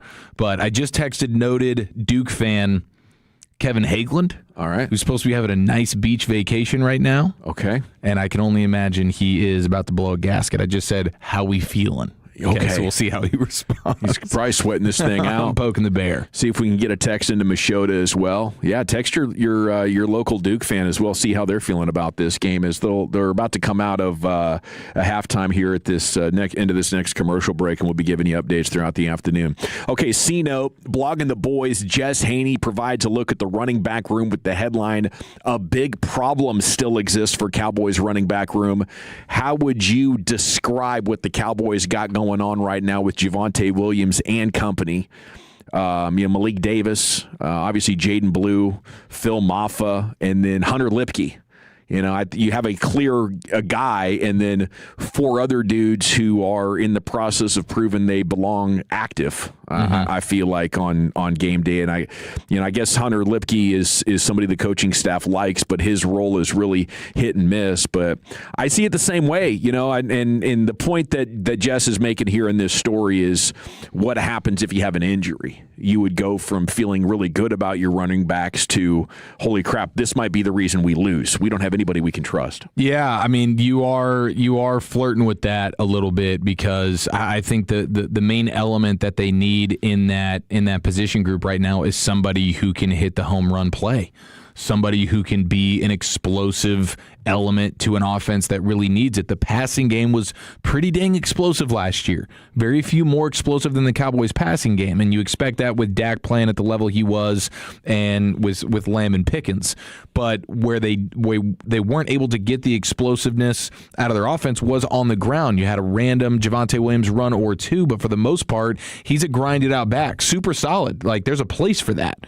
But they need somebody who can be the home run threat. They drafted Jaden Blue to be that guy, and we were all pretty confident, like, his skill set, absolutely, he can do that. Like, if Jaden Blue is meeting every expectation, could he be some version of Devon Achane?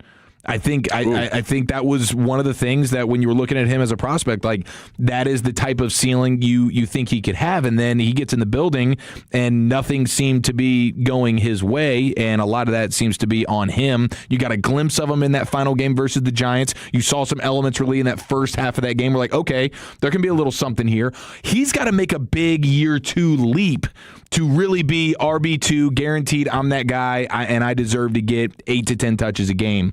And he's a guy that can go ahead and make a 5-yard run, a 35-yard run. And that's what they need. Yeah. And if they're not confident that Jaden Blue can be that guy this year, then I do think it's worth exploring.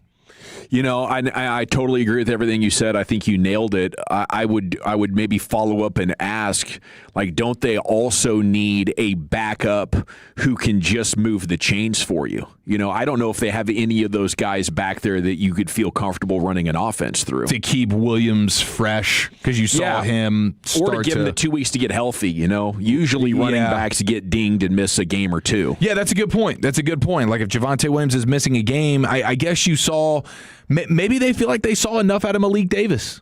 I mean, he did start to, I'm thinking like the Kansas City game, right? Maybe it was only 1 or 2 plays in that game, but he popped off for a big run. But maybe they feel like he can be a guy, but he made some nice runs. Yeah. Like he can be a serviceable dude, but do you really want him being your starting running back on any given Sunday where you want to give this guy 15 to 20 touches? I don't know if he's that guy, but they have so many other needs defensively that it might not. And then in free agency, they didn't attack that spot at all. I mean, offensively in general, they've pretty much ignored it. So maybe internally, there's confidence that Jaden Blue is getting ready to, find the missing ingredient that he just couldn't find last season. You got me excited bringing up Achane again. I know we talked about him a little bit yesterday. I would really want to know if Miami sees any wiggle room in their position on not wanting to trade him, because he is the perfect guy, and could maybe even become the main guy with Javonte Williams being a change of pace back. If you were able to get Achane, would they give up for him? Like, I'm offering 92 for sure, but they probably look at it like, if we're going to move him, we need better draft capital than that, because that is their chance to win. And they rode it to victory quite well, winning 4 of 5 around midseason. Yeah, and we'll see how they can get him going the way Mike McDaniel was able to. Mike McDaniel was just a great play designer when it comes to designing runs that can really create explosive plays, and then also the passing game and the all the different quick passes to Achane. Like, there were some games where it felt like their whole offense was just Tua gets the ball and immediately throws it on a swing pass to Achane. Please go make 10 dudes miss and go make a play for us. So we'll see what type of role they carve out for him and how they can create good opportunities for him this year. But he's a starting running back. He's an electric, explosive back. He's not the same type of dude that Javonte Williams is, but Devon Achane is a starting running back in the NFL, and he would command, I would think they would probably want, if you call them right now, they'd probably say, give us 12. Wow. I really think that's what they would say. Wow, and that's fair. You just hang up and say, we'll do something else, but maybe circle back around midseason at the trade deadline. Yeah, that's a trade deadline candidate one for sure. Because Achane, if I'm not mistaken, he's going into the last year of his deal. So, I mean, maybe he could be moved if they don't get a long-term deal done with him this offseason.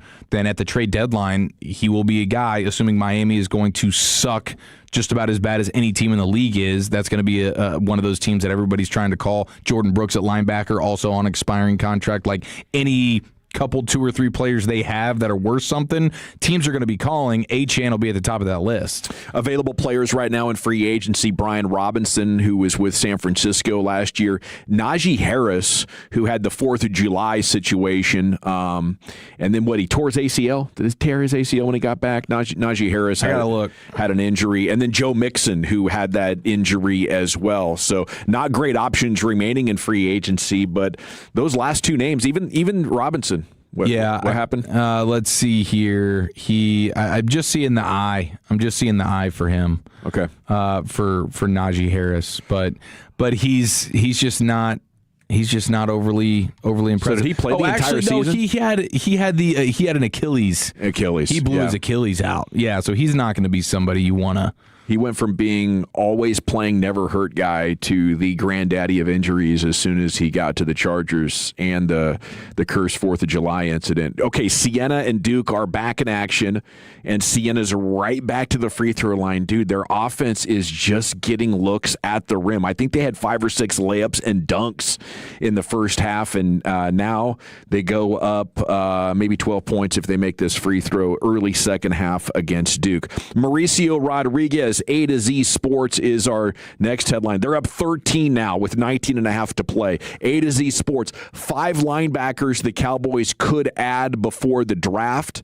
And the thing that is clear here is that the Cowboys still have plenty of ways that you can make your linebacker room better. Which one of these makes the most sense? He's got Patrick Queen, who the Cowboys reportedly inquired about on some level, quickly decided against it. Jane Slater reporting they didn't want to reach and pay that much money for the player right now.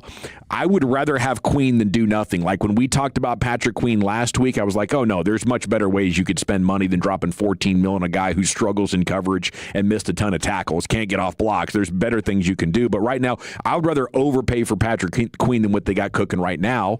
I don't think they have to, but that's just what kind of a corner they've painted themselves into. Yeah, you are in a spot of desperation, so beggars can't be choosers at this point. I wonder if a Patrick Queen thing would be something they would revisit after the draft, like George Pickens. If for whatever reason they're not able to get a linebacker, they don't feel comfortable at 20, and they don't trade down, and then they just miss out on all the other quality linebackers there in round number 2.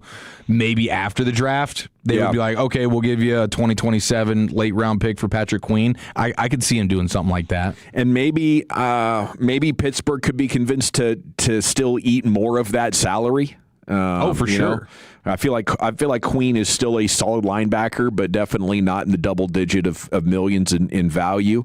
Okay, then you have 4 free agents. Bobby Wagner, talked a lot about him. He is old, but still getting it done at a very high level against the run. Jermaine Pratt, we've talked about him a couple of times. He's still out there. He's 30, played very solid for the Colts. Probably would be pretty cheap, under $5 million, and a guy whose coverage skills at linebacker have been amongst the best things he's done throughout his career. Okereke has a reputation for being good in coverage, struggled with missed tackles in 2025, still out there. And then Bobby Belt's guy, Shaq Thompson, 32 years old, had a good season in coverage. And I feel like the Cowboys with Christian Parker have definitely turned a page on we want corners that can cover and tackle. We want edges that can rush the passer and stop the run. And with linebacker, I assume that would mean they want guys who are balanced, who can play the run and play the pass. And you have multiple options here that remain. So if you're not picking any of these guys up, what could their plan possibly be? Yeah, I mean, I guess certainly it's going to be making a move in the draft. Maybe they're crossing their fingers that Sonny Styles falls to them or falls far enough that they could trade up and get him, or they feel really good about a C.J. Allen or a Jacob Rodriguez, or name one of these linebackers in what is a pretty good linebacker class. So, I mean, they have to have some level of a plan here, but every single guy you just mentioned there of those free agents would step in and probably be your best linebacker. Yeah, they can right now today. They can help you right now. So if they're not bringing them in, there's got to be something else that's out there. Maybe they do have faith that Sonny Styles is going to be there, like you mentioned, or they have a trade in mind, or hopefully the explanation isn't they just have ran out of cap dollars to use. Right. And if that's the situation, then we would veer back into depression talk, and it's a good thing Wolchuk isn't here, because we know that would hurt his Cowboys' heart. I just hope it's not true, and I hope they have a great plan here at linebacker in the next 5 weeks to 4 months. I'll give them all summer long, but if we report to Oxnard and it's a bunch of bums there in the middle, I pretty much know what we signed up for. All right, Derek Holland, what is drawing all these walks in spring training worth when it comes to believing in this Rangers offense? We'll ask Dutch about that and more coming up next year. It's the G-Bag Nation on the Fan. I have to chat Men's T Clinic with you before we do anything else, though, because if you feel like you're running on empty, you should know 1 in 5 men suffer from low testosterone. And if you feel like that might be you, go to a Men's T Clinic location. We got 5 of them here in DFW. They can take your blood real quick, do a testosterone test, tell you what your numbers are, and then get you optimized. And it is going to feel amazing. It improves your health. Maybe you've noticed some extra lbs picking up around the midsection at the same time you're losing muscle mass. What is that? That's low testosterone. Maybe you also have brain fog. You're having trouble sleeping. You're not locked in like you used to be. Also another clear sign of low testosterone. And it's time to stop ignoring those symptoms and look at the man in the mirror. Maybe you're not that younger, more alpha version of yourself that you used to be, but you can do a pretty dang good impression still, can't you? Especially if you get locked in and get your hormones optimized with my friends at Men's T Clinic. Testosterone replacement therapy is so good and so valuable for your overall well-being. It'll be approved by your insurance. They also have affordable cash options available for you as well if insurance is not an option. Mention me and get a complimentary in-body composition analysis and a pure B12 injection at your new patient appointment. That's a $125 value. You'll see why myself and other Tolos describe Men's T Clinic as life-changing. And it's not just the testosterone replacement. They also have hair replacement. They have advanced bedroom wellness, joint therapies, and so much more. Tell them we sent you. menstclinic.com. Salute. Take us with you wherever you go. Now heard on the iHeartRadio app, YouTube, Twitch, the TuneIn app, our Odyssey app, and of course with the biggest mother of a radio signal in DFW. Thanks for making your favorite travel buddy 105.3 The Fan. When you want a new car, you want it now. That's why AutoNation moves at the speed of savings. Right now, put your tax refund to work at AutoNation. Even drive with 0 down plus 0 payments till June. No speed bumps, no detours, just great prices on new and used cars, trucks, and SUVs. Save on thousands of vehicles with 0 down plus 0 payments till June. Act fast, save now at your nearest AutoNation store. 60-month max term financing on approved credit. Interest accrues from date of purchase. See store for details. Expires 3/31/26. It's getting wild on the court, and Specs has the assist to take this tournament to a legendary new level. You know the drill. Stock up on delicious finds for every tip-off, upset, and overtime thriller. When you score savings with Specs, it's nothing but net. Don't wait for the buzzer. Run the perfect play with Specs wines, spirits, and finer foods. The lowest prices in Texas. Shop Specs! Did you know you can get free electricity every night and help the planet? Call Green Mountain Energy at 1-866-GREEN-TX to get free nights of 100% wind energy for your home. That's 1-866-GREEN-TX. Green Mountain Energy, PUCT 10009. At Mercedes-Benz of Plano, we're proud to be the #1 Mercedes-Benz dealer in Texas with the largest inventory in the nation, the most sold, the most trusted. We are the star of Texas. Dallas North Tollway at Spring Creek Parkway and online at mbplano.com. krld-fm.com. Hey, it's Dawson here. It's March, and you're filling out brackets and betting on buzzer beaters. But when it comes to foundation repair, there's only one clear winner, and that's Permapier. So call the dirt nerds at Permapier Foundation Repair. Cracks in your walls, sticking doors, uneven floors. This time of year can expose warning signs, which could lead to big problems. Get a free evaluation from Permapier Foundation Repair. Plus, they're also Tolos. Call Permapier Foundation Repair 214-466-1496. Visit dirtnerdsdfw.com. When shift happens, call the dirt nerds at Permapier Foundation Repair of Texas. 1-877 Cards for Kids. KARS Cards for Kids. Ready to get rid of that old car? Donate it to Cars for Kids. Call 877 Cars for Kids to reach a friendly live agent. Donation is super easy, and your car can be picked up as soon as tomorrow. Call us now or go to carsforkids.org. 1-877 Cars for Kids. Donate your car today. Did you know you can donate real estate too? Thousands of dealerships compete for customer satisfaction every year. For the 13th year in a row, D&M Leasing was named America's Leasing Company of the Year by Cars.com. Ranked number 1 in the Southwest for service and customer experience, D&M makes getting a vehicle easy. No dealership visits, no pressure, just leasing experts who handle it all. Call 817 or 972-35-LEASE or visit dmautoleasing.com today. D&M Leasing, America's Leasing Company of the Year. Make leasing easy at D&M. It's tournament time, so bring your bracket to Cold Beers and Cheeseburgers in Euless on Friday, March 27th. Join Fred and Blake from the Fan After Dark from 7 to 11 for the Fan Watch Party. Happy hour is extended all night long for the Tolos and Fatties, plus 99-cent wings, beer bucket specials, and award-winning half-pound burgers made from fresh, never-frozen ground chuck. And, of course, the legendary Juicy Lucy is a slam dunk.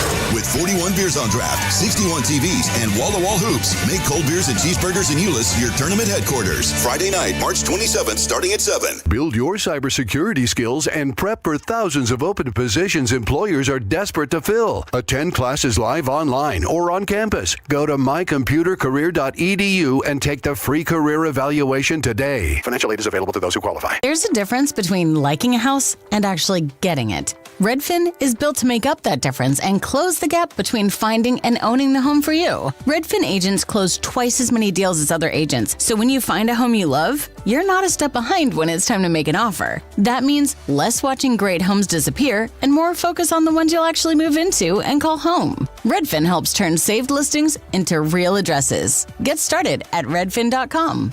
Own the dream. Febreze.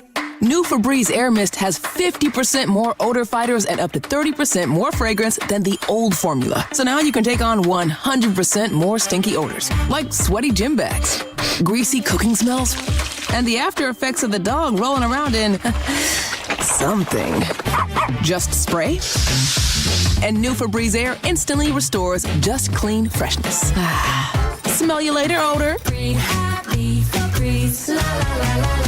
I need a little range, step to the range, come on, meet me at the range. Introducing the new Chick-fil-A Jalapeno Ranch Club Sandwich. With that juicy Chick-fil-A chicken on a buttermilk ranch bun, jalapeno ranch sauce, and pickled jalapenos, it's a little ranch with a lot of kick. The new Chick-fil-A Jalapeno Ranch Club with original spicy or grilled filet. Available for a limited time only. Order ahead on the Chick-fil-A app. Hey, it's Chiafalo. Think Verizon, the best 5G network, is expensive? Think again. Bring in your AT&T or T-Mobile bill to a Verizon store and they'll give you a better deal. Now, what to do with your unwanted bills? Maybe turn them into a paper airplane headed to see you never, AT&T and T-Mobile. Jokes aside, their best 5G network has you covered with the most ways to save on plans, streaming, and phone deals. So just bring in your bill to your local Verizon store and they'll give you a better deal. Must provide a postpaid consumer bill within the past 45 days in name of the person redeeming the deal. Additional terms apply based on Root Metrics Best 5G Network Award US 2H 2025. All rights reserved. This segment of The Fan is brought to you by BuyersBarricades.com. Buyers Barricades is a full-service traffic control provider, taking care of your project from the evaluation and planning to setting up, maintaining, and taking down the equipment when the project is complete. The Texas Authority in Barricade Rental. BuyersBarricades.com. All right, welcome back. Cam Boozer locked in on both ends. Just got a bucket in transition after a big stop, and Duke has cut that deficit to 4. Upset alert.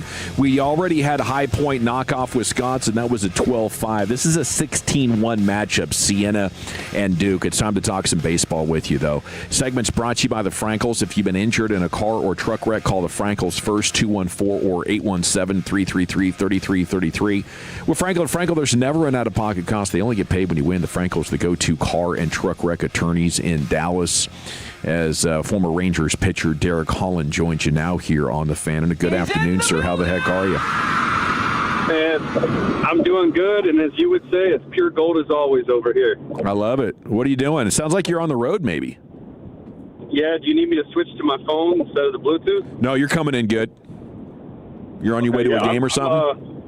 No, we just finished practice, heading back. I do want to promote, our guys. We've been doing really well. Just took care of business, getting number 20 team in the nation. Let's go. The other thing I got to point out, I got to give a shout out to my coaches. Coach Brill says that Wyatt Langford will be in the top 5 of MVPs this year. And also, we have a pig coaching at first base. You don't want to miss it. You got to come check out the games this week. An actual real-life pig? No, he's just built like one.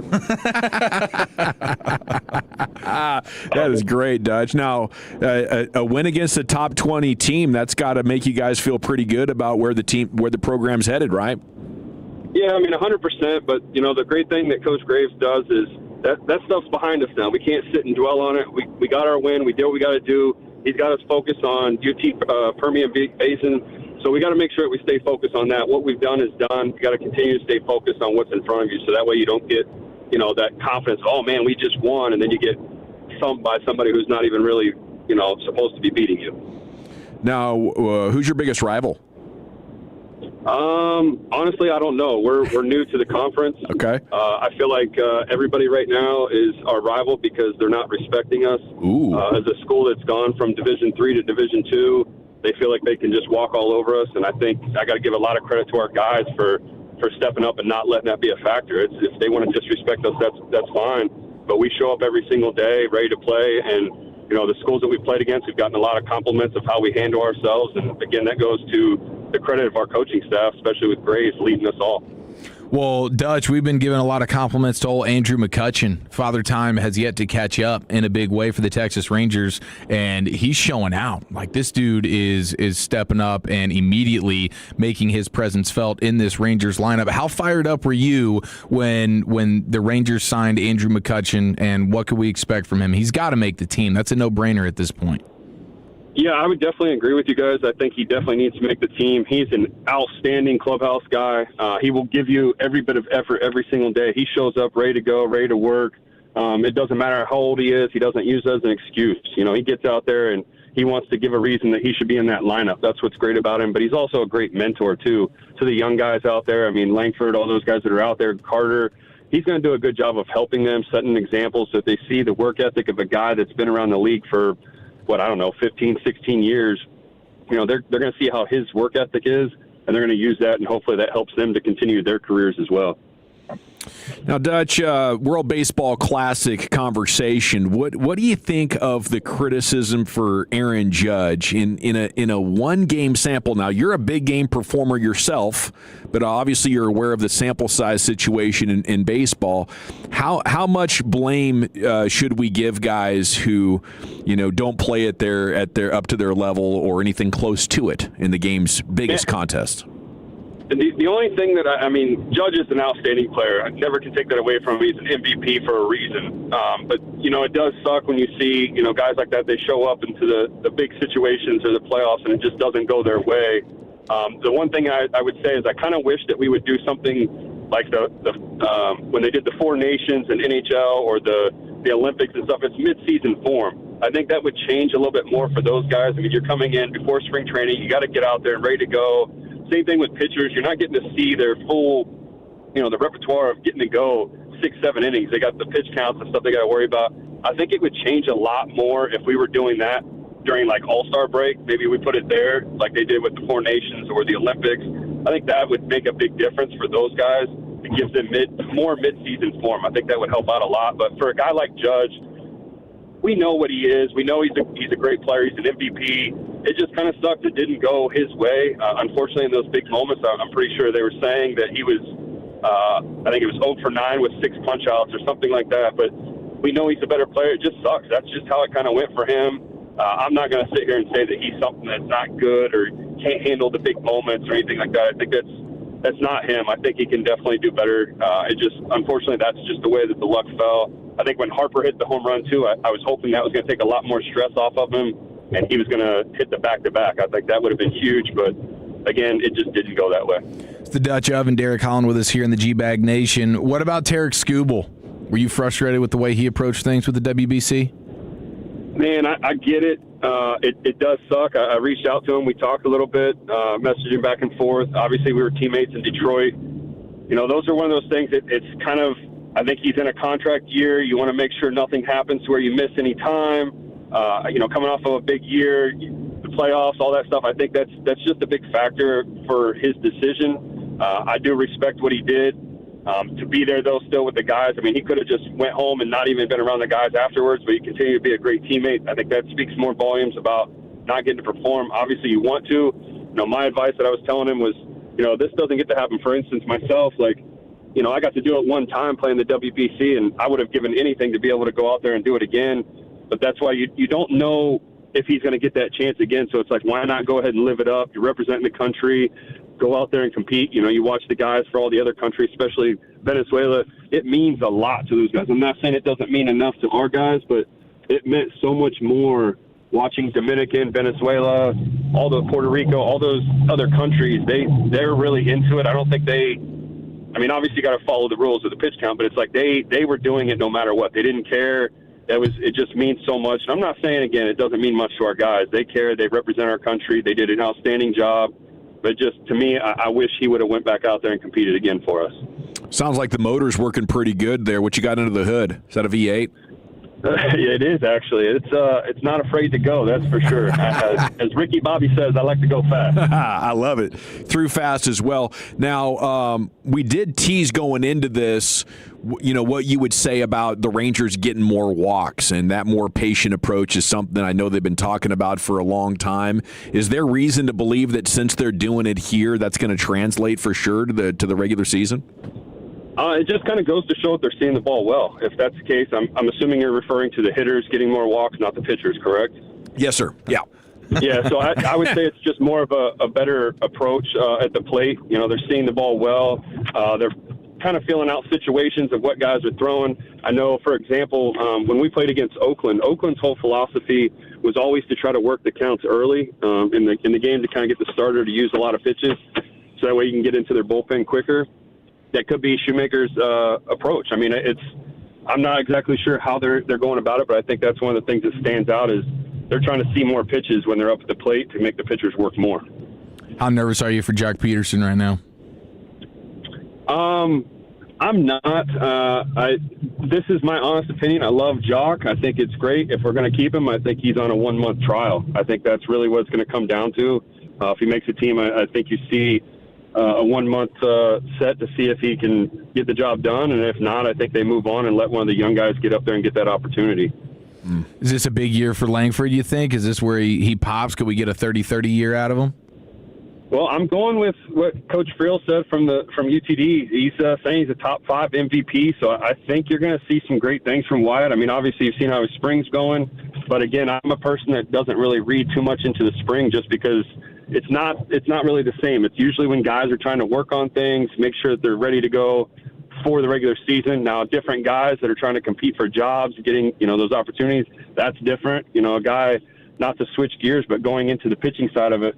We look at Kumar Rocker. I think this has got to be a big year for him. He's got to do something. We've had time with him. As much as he's one of my boys and everything, I just think that this is a big year for him. He has to set the tone.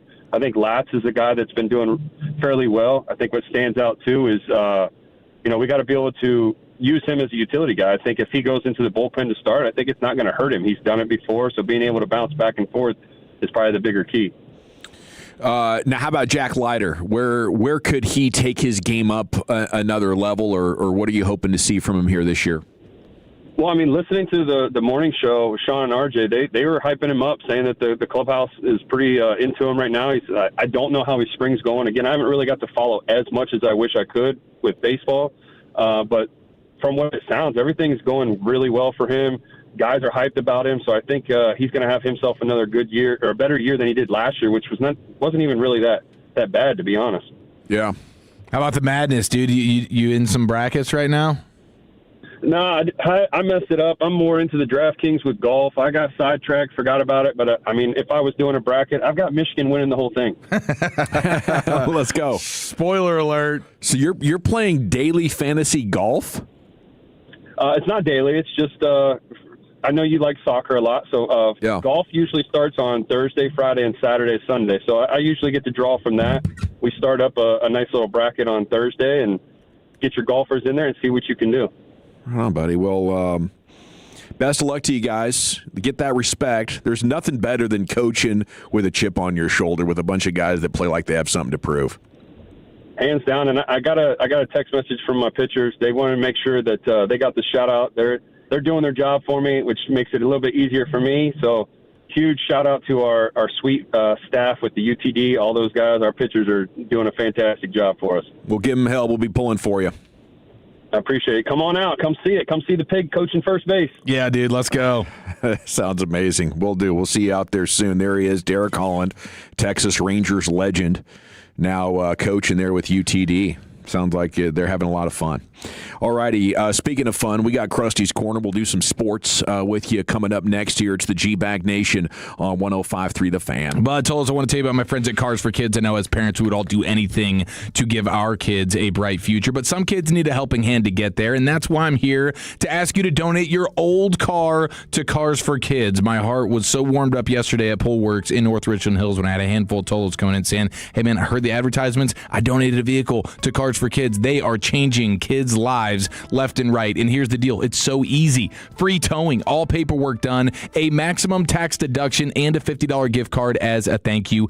Every cent of net proceeds goes to Texans Can Academies, giving at-risk kids the education and hope that they deserve. Listen, if my kids needed help, I'd pray someone would step up. Be that someone today. Visit carsforkids.org or call 866-835-5437 and write off the car, not the kid. Coming up Friday morning on Sean and RJ, we are live in Corinth or Corinth, or however anyone else wants to pronounce it. Corinth.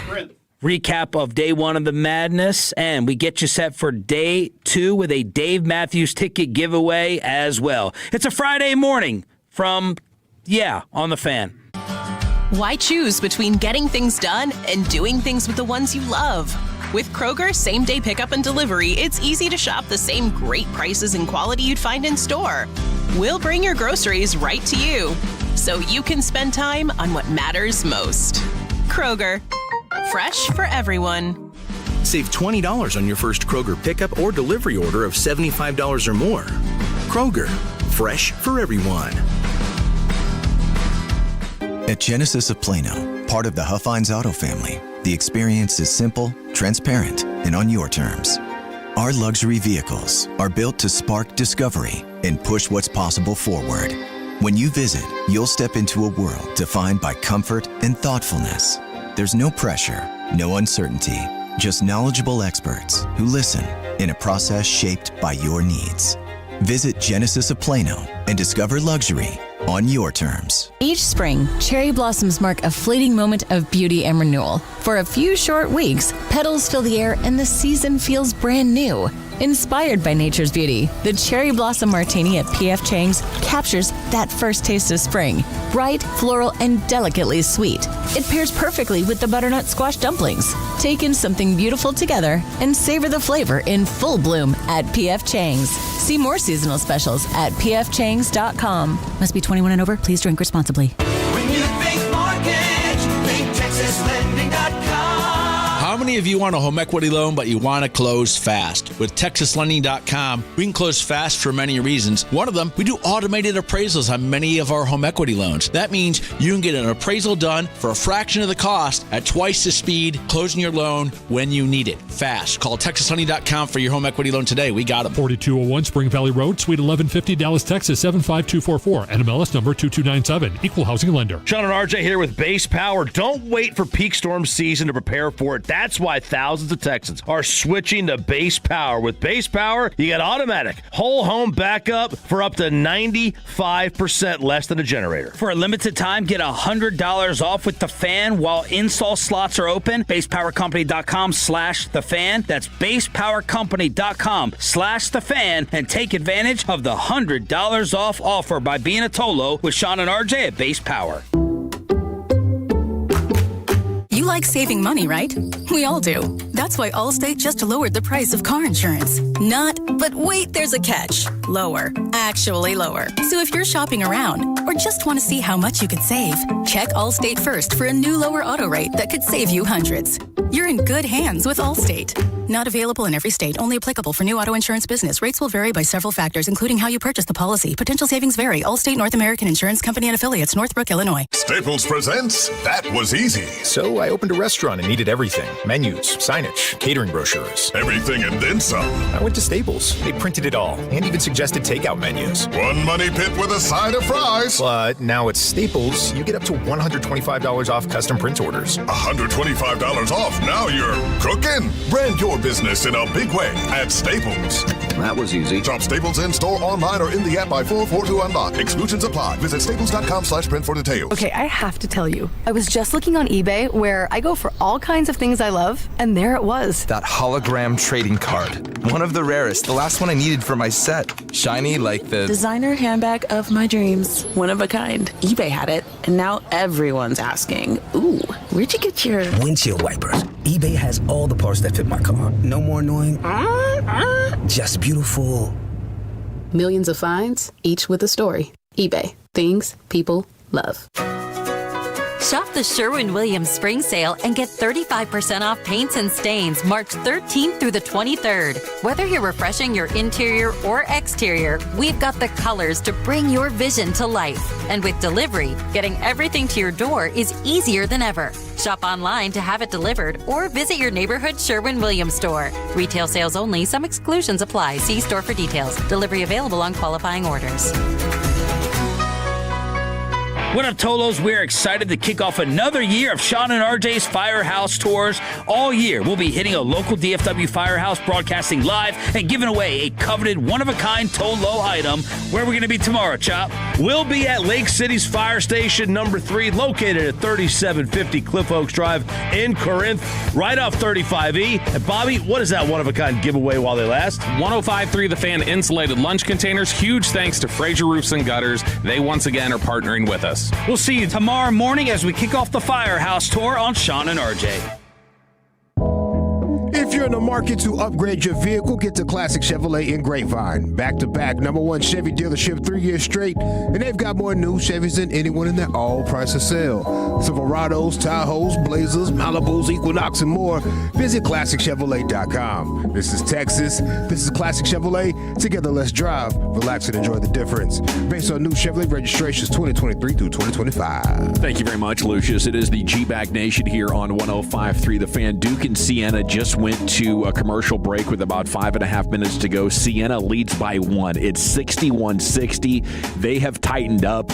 Duke is dominating on the glass. They just had 3 offensive rebounds in a row before they got the lay-in to make it a 1-point game. Then they get a stop, and now they've been fouled, and Siena might be losing its grip on this upset watch as Duke is establishing itself.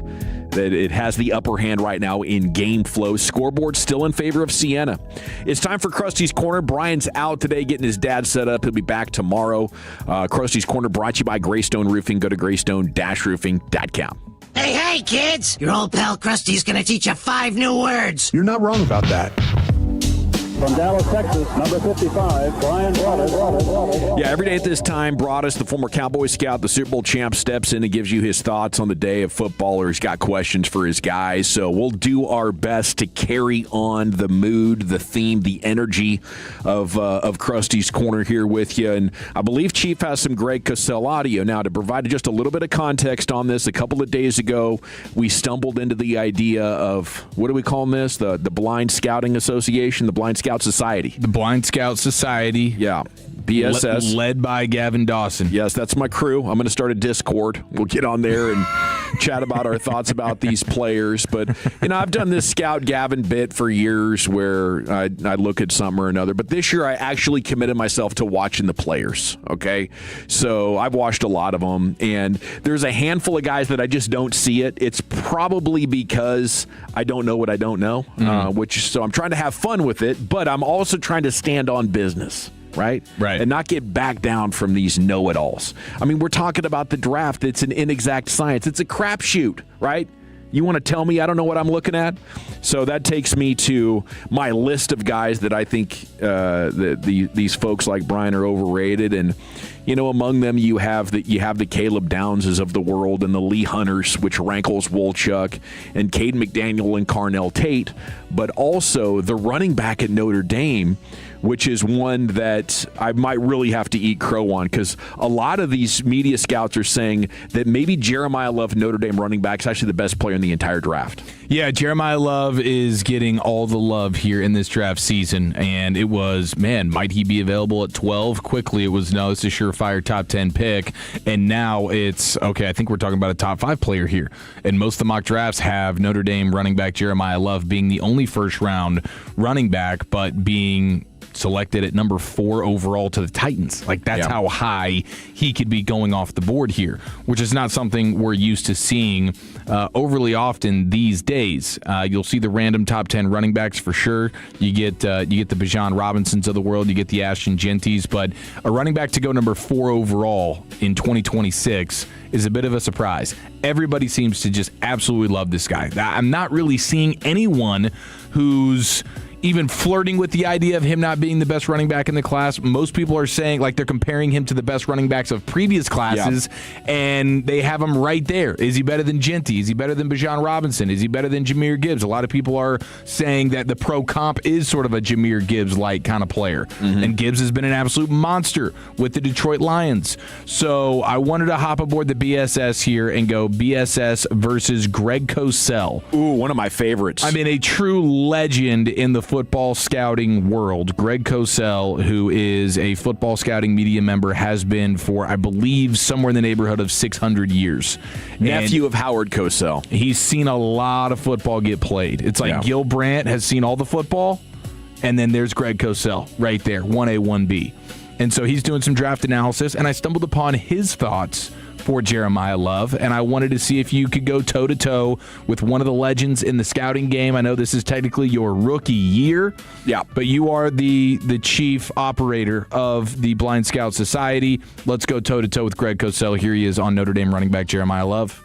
Well, there's a clear number one, obviously, and that's Jeremiah Love from Notre Dame, who I think is a really, really high-level prospect. I did him last summer, and I did him this year, and I think he's one of the best running backs to come out. He's in that Bijan Robinson category. I think he's a significantly better prospect than Ashton Genty from a year ago. So, to me, Jeremiah Smith, it gets back to the whole idea of playmakers on offense.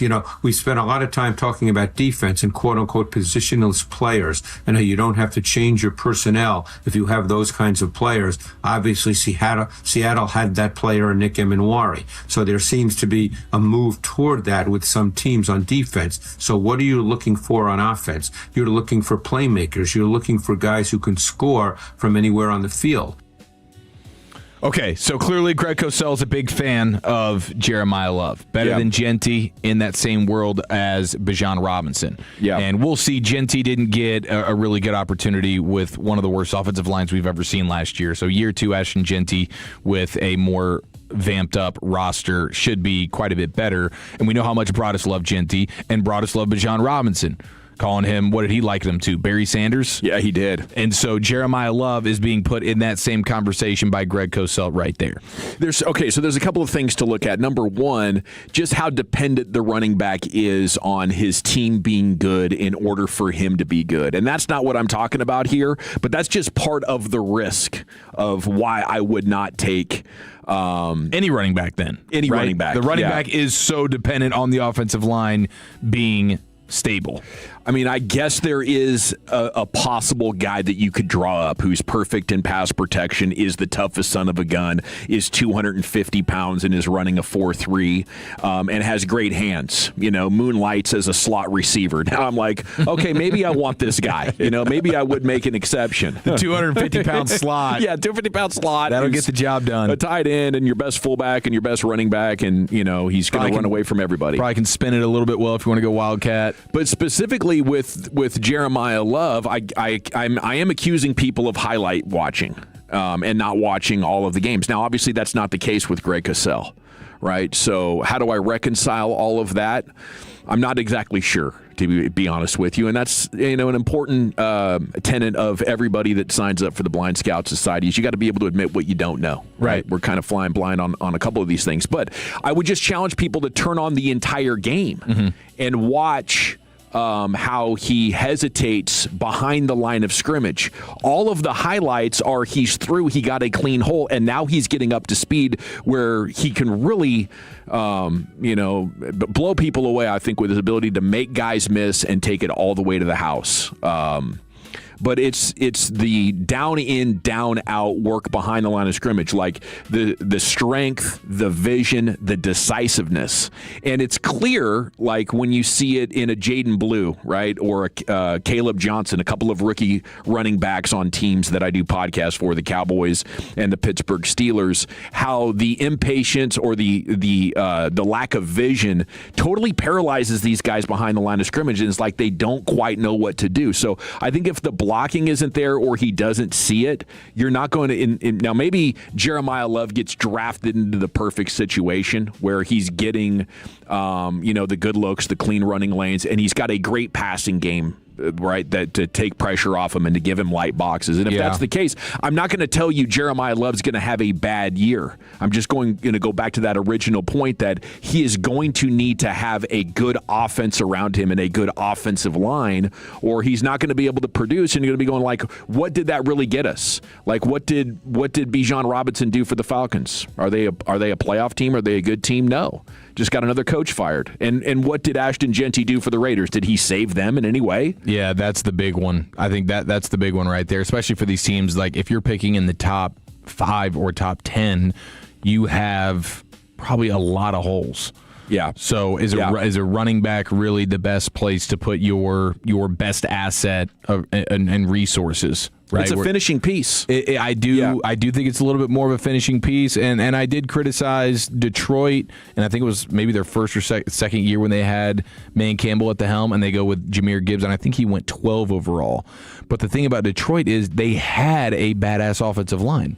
Yeah, they up until this past season where you started to see it fall apart a little bit, but they had a 2 or 3 year stretch where that Lions offensive line was unbelievable. So you could get the most out of Jahmyr Gibbs, but you see on the other side of it where Ashton Genty is this all world talent, and you go to the Raiders and you're made sad watching him. Like he doesn't have a chance. Yeah, and so that's certainly something that can happen. And I don't know if he's getting picked in the top 5. Now here's the deal: we're seeing a lot of mocks where he's going to the Titans at 4.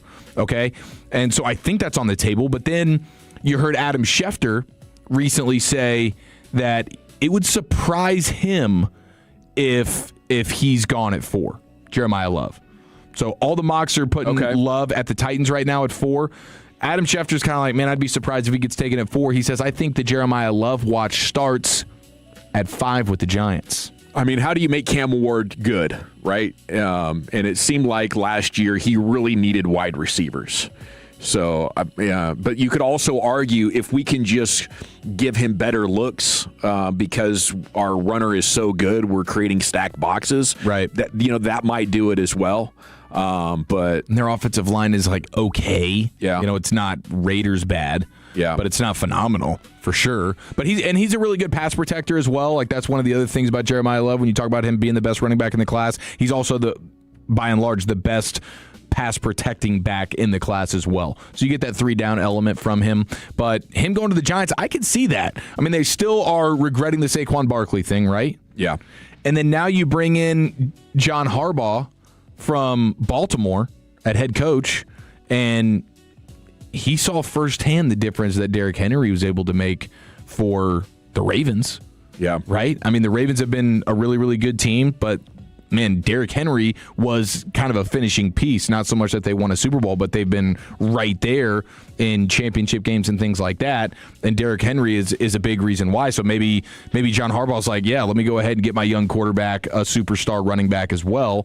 And how would you feel if Jeremiah Love went to the Giants? I guess it wouldn't have you shaking in your boots too much. No, wouldn't bother me. I think that's ideal. You know, you just don't want them to get the kind of corner, edge rusher, tackle, wide receiver that could wreak havoc on you for a decade. I mean, they had Saquon Barkley at the height of his powers and, you know, really couldn't have it add up to a lot of playoff success. I would wonder about Cam Scatterbo. Like, is he so hurt, you think, that they're bailing off that plan, or is he so limited that they want to, you know, make it even more of a strength? I do think it's a combination of both. Even if Scatterbo had been healthy, you still know what he is. Like, he's a nice kind of grinded out back, physical dude, and he brings a certain level of toughness, and he can catch the ball. But he's a complimentary back. He's not your lead horse. Jeremiah Love would certainly be that for the Giants. But this thing does have the makings of a massive crow-eating session and maybe a lesson learned, which I'm anxious to learn. But in the meantime, I'm not going to stand down, on what I see. And I think I see a guy who, unless he's dropped into a great situation, isn't going to be able to get to that point where he's making a ton of plays. All right, we got the mixed bag coming up on the other side. We got basketball content, and this Duke-Siena game has now completely turned. It's 65-61 Blue Devils with 2 minutes to go, as Siena scored 44 points in the first half and now just 17 in the second half, and they've gone scoreless for the last 5 minutes. So, falling apart a little bit on them as another shot rims out. Chief, what's coming up in the mixed bag? A sports sentence we never thought would be uttered next in the nation. But, Tolos, let's go ahead and take control of that financial future. And I would encourage you to do what Walchuk and myself did and look no further than Trajan Wealth. That is our trusted partner for all of our financial needs. And they have offices conveniently located all throughout the Metroplex. You have Frisco, that's where Walchuk goes. Arlington, Southlake, that's my spot. And you have Fort Worth and McKinney. So Trajan Wealth is really just around the corner. Or a click away. You can check them out at trajanwealth.com or give them a call right now at 469-579-3500. And I know Walchuk and I are super, super pumped, and we have the peace of mind because Trajan Wealth got us taken care of at the highest level, and now we have the confidence that retirement's actually a possibility for us. So why don't you go ahead and schedule that free, no-obligation consultation, because at Trajan Wealth, your needs come first. They're a fiduciary firm, so they're going to be prioritizing your financial well-being above all else, and the more money you make, the more money they make, so trust me, they want to see you win, and they are in this with you. Now, Trajan Wealth, they're also family-owned. They're veteran-led. They've brought decades of experience to the table, and their team of advisors actually specialize in helping individuals in or nearing retirement. I mean, my goodness, trying to navigate the complexities of today's financial landscape, we all know that can be extremely challenging, but great news for all of us, Trajan Wealth is here to help. 469-579-3500. That's 469-579-3500. Advisory services through Trajan Wealth, LLC, SEC registered investment advisor, client paid advertisement. Additional disclosures at trajanwealth.com. Our goal is to have you winning every sports debate with your buds. We'll do the homework. You just listen and enjoy. Turn it on and leave it on. The Fan and our Odyssey, iHeartRadio, or TuneIn apps. This is an Odyssey Sports Minute. America has their Cinderella team as Miami of Ohio beat SMU last night. The Redhawks went undefeated in the regular season and were 6.5-point underdogs last night. They'll face 6-seeded Tennessee tomorrow afternoon. Some people and analysts believe that Miami of Ohio didn't even deserve to make the first four, but now the Redhawks have proved they belong, and they get another chance to prove the doubters wrong tomorrow. I'm Adam Abdallah. This is the story of the one. As a maintenance tech at a university, he knows ordering from multiple suppliers takes time away from keeping their arena up and running. That's why he counts on Grainger to get everything he needs, from lighting and HVAC parts to plumbing supplies, all in one place. And with fast, dependable delivery, he's stocked and ready for the next tip-off. Call 1-800-GRAINGER, click Grainger.com, or just stop by. Grainger, for the ones who get it done. I'm Boomer Esiason. My mom died from cancer. She was only 37 years old. She didn't have life insurance, and that was devastating for my family. That's why having life insurance is so important to me. Ethos makes it fast and easy. Get a quote in seconds, apply in minutes, and get same-day coverage. You can get up to $3 million in coverage with no medical exam. Get your free quote at ethos.com/play. That's ethos.com/play. Paid spokesperson. Time spent on application may vary. Online health questions required. When shopping for a new auto insurance policy, AAA could help you customize your coverage to fit your unique needs and budget. Trust AAA Auto Insurance to help you find the balance that works for you. See how a simple switch could make a big difference. AAA, we're always with you. Visit AAA.com/insurance. Insurance provided to qualified AAA members by Auto Club County Mutual Insurance Company. Membership requires a separate payment. Hey, it's Tiki Barber with a special message for any local business owner looking to diversify your income. Amazon Hub Delivery is making it easy to earn extra money. When you partner with Amazon Hub Delivery, you and your staff will deliver packages to customers in your area. With each package delivered, you'll gain extra income and exposure for your business. There's no upfront cost, no delivery experience, and no long-term contracts required. Get started today at Amazon.com/Hub Delivery. That's Amazon.com/HUB Delivery. Cowboys fans, the NFL offseason is heating up. Before summer temperatures come on with a full blitz, schedule a first-time $59 AC tune-up and professional cleaning with on-time experts. Proud partner of the Dallas Cowboys. Here's the truth. Dirt, dust, and debris are the #1 killers of air conditioners. Most companies do a quickie system check, but at the On-Time Experts, we remove all that harmful buildup. Go to theontimeexperts.com and schedule your $59 tune-up today. The On-Time Experts, a proud partner of the Dallas Cowboys. Are you tired of falling short on your health and fitness goals? It may be your hormones. Optimizing hormones can have a dramatic impact, both physically and mentally. BioT is the world's leader in training healthcare providers on bioidentical hormone optimization. BioT's providers treat low T, low energy, muscle loss, low sex drive, and performance. Get your edge back in 2026 by visiting myhormonelevels.com to see if you qualify for a reduced cost program offered by a BioT certified provider. That's myhormonelevels.com. Fast breakthrough checkout with EECU's new TCU Debit MasterCard. As the Horned Frogs official credit union, EECU helps frogs make their best financial plays and now ups the game. Use EECU's new debit card to round up and support TCU NIL and help win Horned Frog championships. Plus, you can win TCU tickets, merchandise, and enter monthly cash drawings. Get your card today. Call 888-853-5548 or visit eecu.org/TCU. Federally insured by NCUA. Membership requirements apply. For additional terms and conditions, call 888-853-5548. For years, Gone South has been a podcast about crime in the American South. But for our new season, we're widening the lens. Through deeply reported, narrative-driven stories, we're digging into the myths, scandals, and power structures that still shape the South, and, in a lot of ways, the country itself. Follow and listen to Gone South Season 5, an Odyssey podcast. Available now on Apple Podcasts, Spotify, or wherever you get your shows. Follow here, Tolos, and like you, my home has become my happy place. But I started noticing scuffs, faded colors, and peeling paint that needed attention, and that's when I reached out to CertaPro Painters and CertaPro.com. You can ask about their spring sales event for 10% off qualifying projects through May 15th. And here's the deal. Each CertaPro Painters business is independently owned and operated right here in our community. So whether inside or out, you can protect your home with quality paint and a worry-free process. Schedule your free estimate online at CertaPro.com. That's Certa with a C, CertaPro.com. It's a Thirsty Thursday, proudly being sponsored by our friends at K-Post Roofing and Waterproofing. This is the exclusive home of Dallas Cowboys football. KRLD-FM and HD1, Dallas-Fort Worth. Let's go, Cowboys. An Odyssey sports station.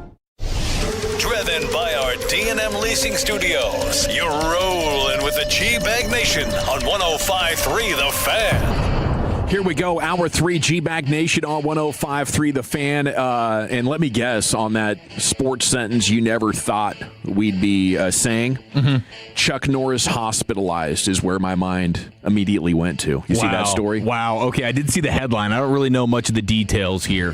Has anybody been on the Chuck Norris beat? Lucius, you get a glimpse of this? Chuck Norris going to the hospital? That does not sound good. He's probably donating some blood. Yeah. Helping the hospital out, you know what I'm saying? Yeah. He's there to rebuild. He's there to heal the doctors and the nurses. He's got those Henrietta Lacks genes coming through and just helping everybody else real quick. Yeah, the story, TMZ, 86-year-old hospitalized in Hawaii, no other details. But apparently there were photos of him sparring with some dude yesterday. He was probably saving folks out of the flood.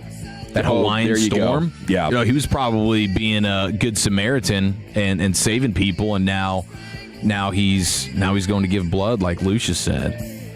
That's crazy, though. Never thought you'd see that day. But no, that is not the sentence. That is not the sentence, even though it qualifies as a sentence I never imagined we'd be uttering. How about Luka Doncic playing good defense? Okay, what the heck happened here? Is that a sentence you ever thought you'd hear someone say? Now, maybe this is the Nico chip on his shoulder. A game or two. I mean, it's a pretty. So the Lakers before last night, it was winning 9 of their last 10. Now it's 10 of their last 11. League's number 2 defense in this stretch as a team, outscoring opponents by almost 15 points per 100 possessions. They locked in. And Luka, of course, is a big part of that. You have J.J. Redick saying overall he's been a good defender for us when he gets switched onto the ball. I don't know what the updated numbers are after the last 3 games. It's been under 0.9 points allowed per possession. It's been one of the best, if not the best, of all our perimeter guys. And he's talking about how he's more active with rotations. He's being physical. He's engaged and playing to the rules of the Lakers defense there, but we know he got in really, really good shape, and now he's fueled a little bit. And you have some other numbers here. So contesting shots, arguably the second most important aspect of defense outside of positioning, is a strength of Luka's, at least at this point. Luka, 95th percentile in shots contested per 100 possessions. Okay, that's really dang good. 87th percentile in rim contests.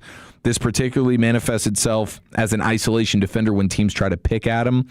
Doncic allowing just under 0.9 points per possession in 109 isolations this year. A hairline below Amen Thompson and a better mark than Jaden McDaniels and OG Anunoby. Those are 3 names that are synonymous with playing really, really good defense in the NBA. So I think losing weight and being able to just be quicker is huge. And then so much of it is being engaged and actually trying. And I guess someone has been able to get through to him a little bit. And we saw little glimpses and moments throughout time with the Mavericks. You know, a possession here, a possession there, a couple of sequences. There were a couple of games that Jason Kidd had motivated him in that finals run. Right. And then it's you've never been able to get it for an extended period of time.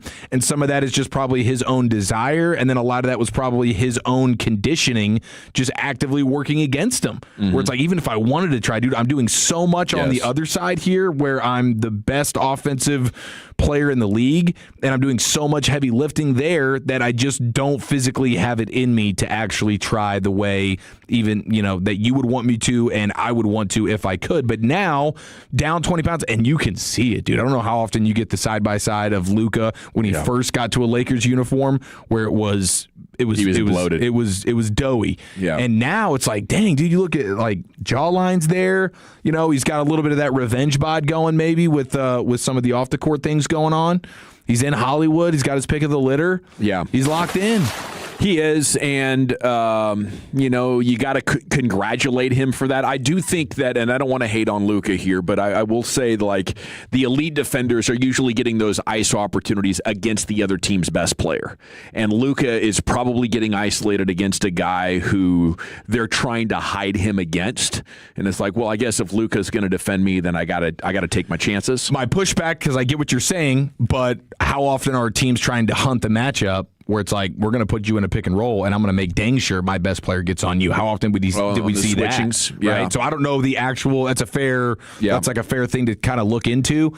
But yeah, I mean, he's top 10 in steals, top 7 in charges drawn. Nice. Well, congrats to him. The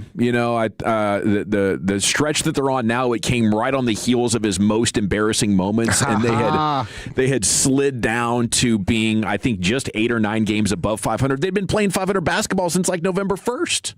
Lucius, I'm glad you mentioned that, man. So they're calling this the custody battle era of Luka. The custody battle. Call it the custody battle era. This is like the LeBron mask era, right? Yeah. With the Heat at one point, he just took his game to another level. Kobe post Denver era, where he's like, I got to go off. 100%. I got to get their minds off of this. Make them forget about that. Yeah. I mean, I don't know how much Luka are you consuming these days, Lucius? Are you every time the Lakers are on, I'm watching. Okay, watched it last night. I mean, he definitely looks like he's in better shape, and then offensively, still, I mean, he is assassin mode right now. What they say, 37 points per game or something like that right now. Yeah, averaging. Yeah, post custody battle, Luka. But that is crazy. I mean, at that age, you knock 20 pounds of body fat off of your body, you feel like Superman. Yeah. So there's not only the endurance factor of being having the energy to do it, but just the power to weight ratio and how much more quickness you have on your feet being so much lighter. I mean, congrats to him. It's unfortunate the Mavs didn't have the patience to wait for that, And it's also unfortunate that he didn't have the maturity to just lock in with that. Yeah, I mean, it's on both there a little bit. You can be frustrated with both of them. More frustrated with the Mavericks because it's like, what are you doing bailing on a guy? Even if, say what you want about everything, in shape, defense, all that kind of stuff, still unequivocally one of the single best players in the sport, despite being a huge liability defensively and taking you to the finals. So it's still mostly on the Mavericks there, but a little bit on Luka too. Like, dang, it took all this to get you locked in, and now he's the first player in Lakers history. First Lakers player in NBA history to have a 7-game span with 250 or more points, 50 or more boards, 50 or more assists, 25 or more threes made, and an undefeated record. That's what he's sitting on right now. Yeah, I think it's 8 games in a row of 30 or more, and 3 of those games over 40, a 50-burger in there. Already passing Magic Johnson on some of the all-time records, I think, for 30-point games. Like what he's doing, I think it's tough to see from a Mavs fan perspective, but it's good to see if you're a Luka fan that he hit this point, and hopefully Patrick Dumont is taking note that when you have a superstar player like that and they're 25, 26 years old and they still haven't fully launched into professional, you just have to be patient and hope it works out and try, new methods for motivating him. But in their defense, I think it was ultimately being traded and then having the playoffs go like last year did, having Reddit call him out for it. Now, he's still going to need reminders. Yeah. And 3 weeks ago, I think they saw, bro, this is about to slip through our fingers and your reputation's about to get even worse. So stop yelling at the refs and get back on defense and lock in. And then people are going to appreciate the positive things you are doing more. Now, elsewhere in the association, local legend Cade Cunningham. What a bummer for this guy, man. Yeah. He's got scary. He initially goes down the other night with back spasms. He kind of gets kneed in the back. It didn't look like anything too crazy, but then we get the report yesterday or early this morning that Cade Cunningham has been diagnosed with a collapsed lung and expected to miss an extended period of time. And then the Pistons put it out. They're going to reevaluate him in 2 weeks, but that is a huge blow for a guy who's having an unbelievable season, and the Pistons with the number 1 seed in the Eastern Conference. Yeah. Right as you start to approach playoff time. That is freaking brutal, man. I mean, he's one of my favorite players in basketball right now, and it's not just because he's a DFW guy. I think Cade Cunningham is freaking awesome, and it's amazing to watch how he controls the game without being super fast or quick. He is just so skilled, kind of like Luka, kind of like Brandon Roy. And that's just scary that can happen like that. I guess it's good that you have access to medical people who are going to evaluate you and quickly get to where you want it. But if that can collapse your lung, we all should be more careful. Yeah. I mean, that's the epitome of a freak accident. No kidding. That is as freakish of an accident as you could fathom. Kevin O'Connor listed a handful of NBA players that have dealt with something like this, and it is 3.5 weeks, 6 weeks, 2 weeks, 3 weeks. So an average of 11 games missed over 3.5 weeks is what you usually see with some of these injuries. So as low as 2 weeks, as high as 6 weeks, somewhere in the neighborhood of just under a month is what you could maybe expect here, even though the Pistons say they will reevaluate him in 2 weeks. So could impact the start of the playoffs, but probably back, and they should be significantly better than their opponent. But you'd hate now they might lose they could lose the 1 seed. I mean, the Celtics could now steal the 1 seed from them, especially now that they're healthy. And it's wild to think of a team like Detroit as a contender, but I think in this NBA they are. They're a legitimate championship contender. They absolutely are. And tip of the cap to the Siena Saints for giving Duke all they could handle, as Duke is able to climb out of an 11-point deficit at halftime, which is, I saw from Jeff Borzello, Duke is the first ever 1 seed to trail a 16 seed by double digits at halftime in the NCAA tournament. Wow. So they're able to overcome that, and they just, I mean, you could see it in real time. They lost their legs, and it's because they played a starting 5 the entire game. Oh. They didn't sub out one single time. They just don't have the bodies for it. I mean, in general, you're talking about most of these teams at this point, if you can go 7 deep, you feel pretty good about it. 8 deep would be like the max.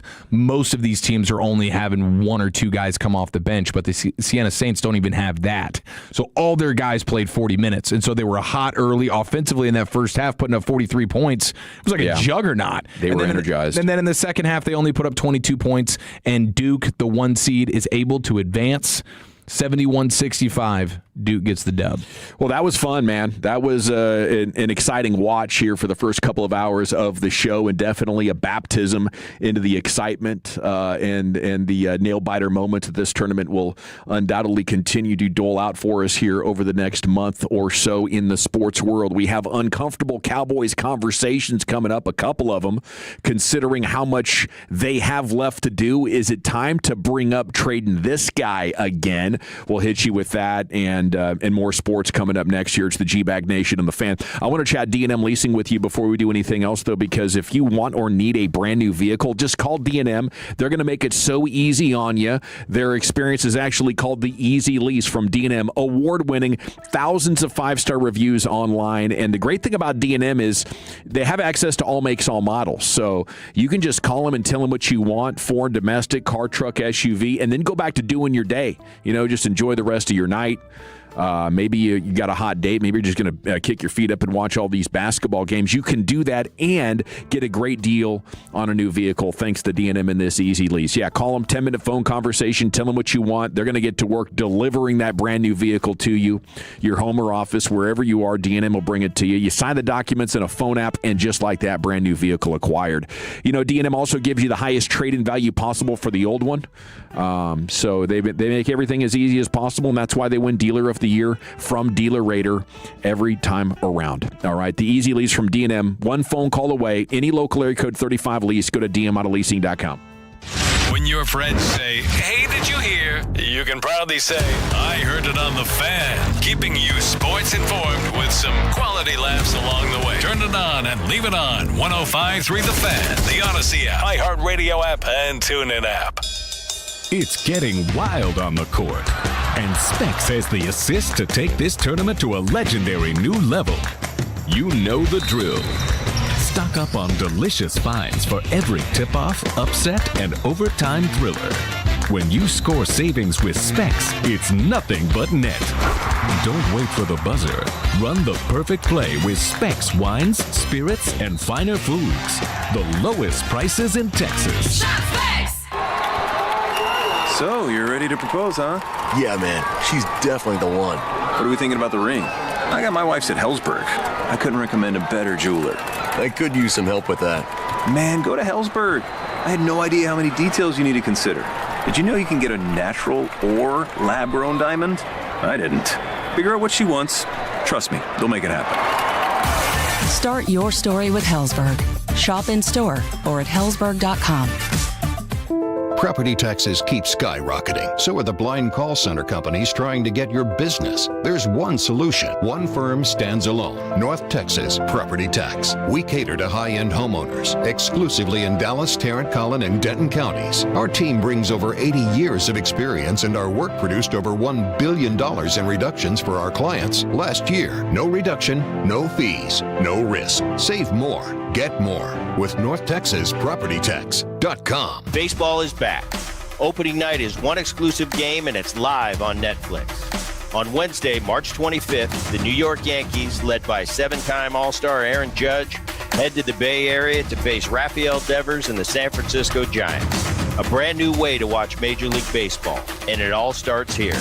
MLB opening night, Yankees vs. Giants, live on Netflix, Wednesday, March 25th at 8 p.m. Eastern, 5 p.m. Pacific. The Fan After Dark is making its live broadcast debut at Cold Beers and Cheeseburgers and Euless for our very own tournament watch party next Friday night from 7 to 11. 99-cent wings, beer bucket specials, and we even got happy hour extended the entire night for the Tolos and, of course, the Fatties. We'll see you there. T-Mobile has an exclusive bundle for customers 55 and up. I'm Sarah Bowl. Yeah, I'm Frank Bowl. A reliable network is key for us. And with T-Mobile, it's been wonderful. And going to the 55 plus plan saved us so much money. A lot. And that's important. Trying to keep costs down. The home internet's been perfect. It's fast, it's quick. The setup was so easy, it took less than 15 minutes. It was like, if you want simplicity, coverage, reliability, you want the whole package, T-Mobile has it. Right now, T-Mobile customers 55 and up can get 2 phone lines on America's best network, plus America's fastest 5G home internet for just $30 each. $30 per month each line with autopay plus taxes and fees. Minimum age 55. Pricing for home internet rely on 2 lines of essentials. Choice 55. $35 connection charge per line required. Best mobile network and fastest 5G home internet based on analysis by Ookla of Speed Test Intelligence data 2H 2025. All rights reserved. John and RJ here with the greatness of base power. Peak storm season is right around the corner. And for the first time in over a year, base power can install in weeks, not months. Thousands of Texans are switching to base power to get a whole home backup battery that automatically keeps your home running. For a limited time, get $100 off with the Fan while install slots are open at basepowercompany.com/thefan. That's basepowercompany.com/thefan. Take advantage of being a Tolo at Base Power. Back here with the sound of a freshly cracked egg, sausage grilling, you busting out of your front door. Oh. Hey, no rush. My 2 for $5 sausage croissants are available all day. Get so much more. Plus tax, limited time only. Price and participation may vary. Welcome to Jack in the Box. From military life to a rewarding career in IT, kickstart your new journey in a matter of months in the fields of IT and cybersecurity, including AI. Learn more at mycomputercareer.edu/CWP. Financial aid is available for qualified students, including VA benefits. There's a difference between liking a house and actually getting it. Redfin is built to make up that difference and close the gap between finding and owning the home for you. Redfin agents close twice as many deals as other agents, so when you find a home you love, you're not a step behind when it's time to make an offer. That means less watching great homes disappear and more focus on the ones you'll actually move into and call home. Redfin helps turn saved listings into real addresses. Get started at redfin.com. Own the dream. Baseball is back. Opening night is one exclusive game, and it's live on Netflix. On Wednesday, March 25th, the New York Yankees, led by seven-time All-Star Aaron Judge, head to the Bay Area to face Rafael Devers and the San Francisco Giants. A brand new way to watch Major League Baseball, and it all starts here.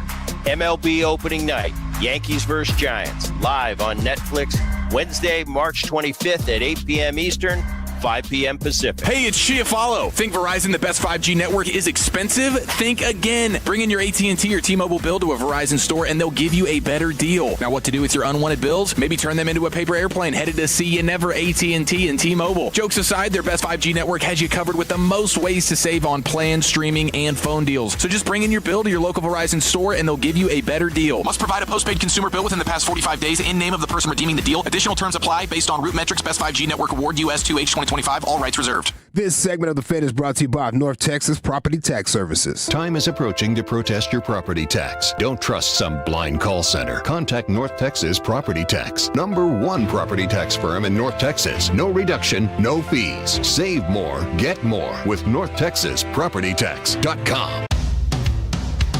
Welcome back. It's the G-Bag Nation here on 105.3 The Fan. And got some uncomfortable Cowboys conversations here for you. Just a couple. Maybe you'll find comfort in it. Not quite sure, but that's the way I'm approaching it. Segment's brought to you by the Frankels. If you've been injured in a car or truck wreck, call the Frankels first, 214 or 817-333-3333. There's never an out-of-pocket cost. They only get paid when you win. The Frankels are the go-to car and truck wreck attorneys in Dallas. Fred Davis jumping in studio with us.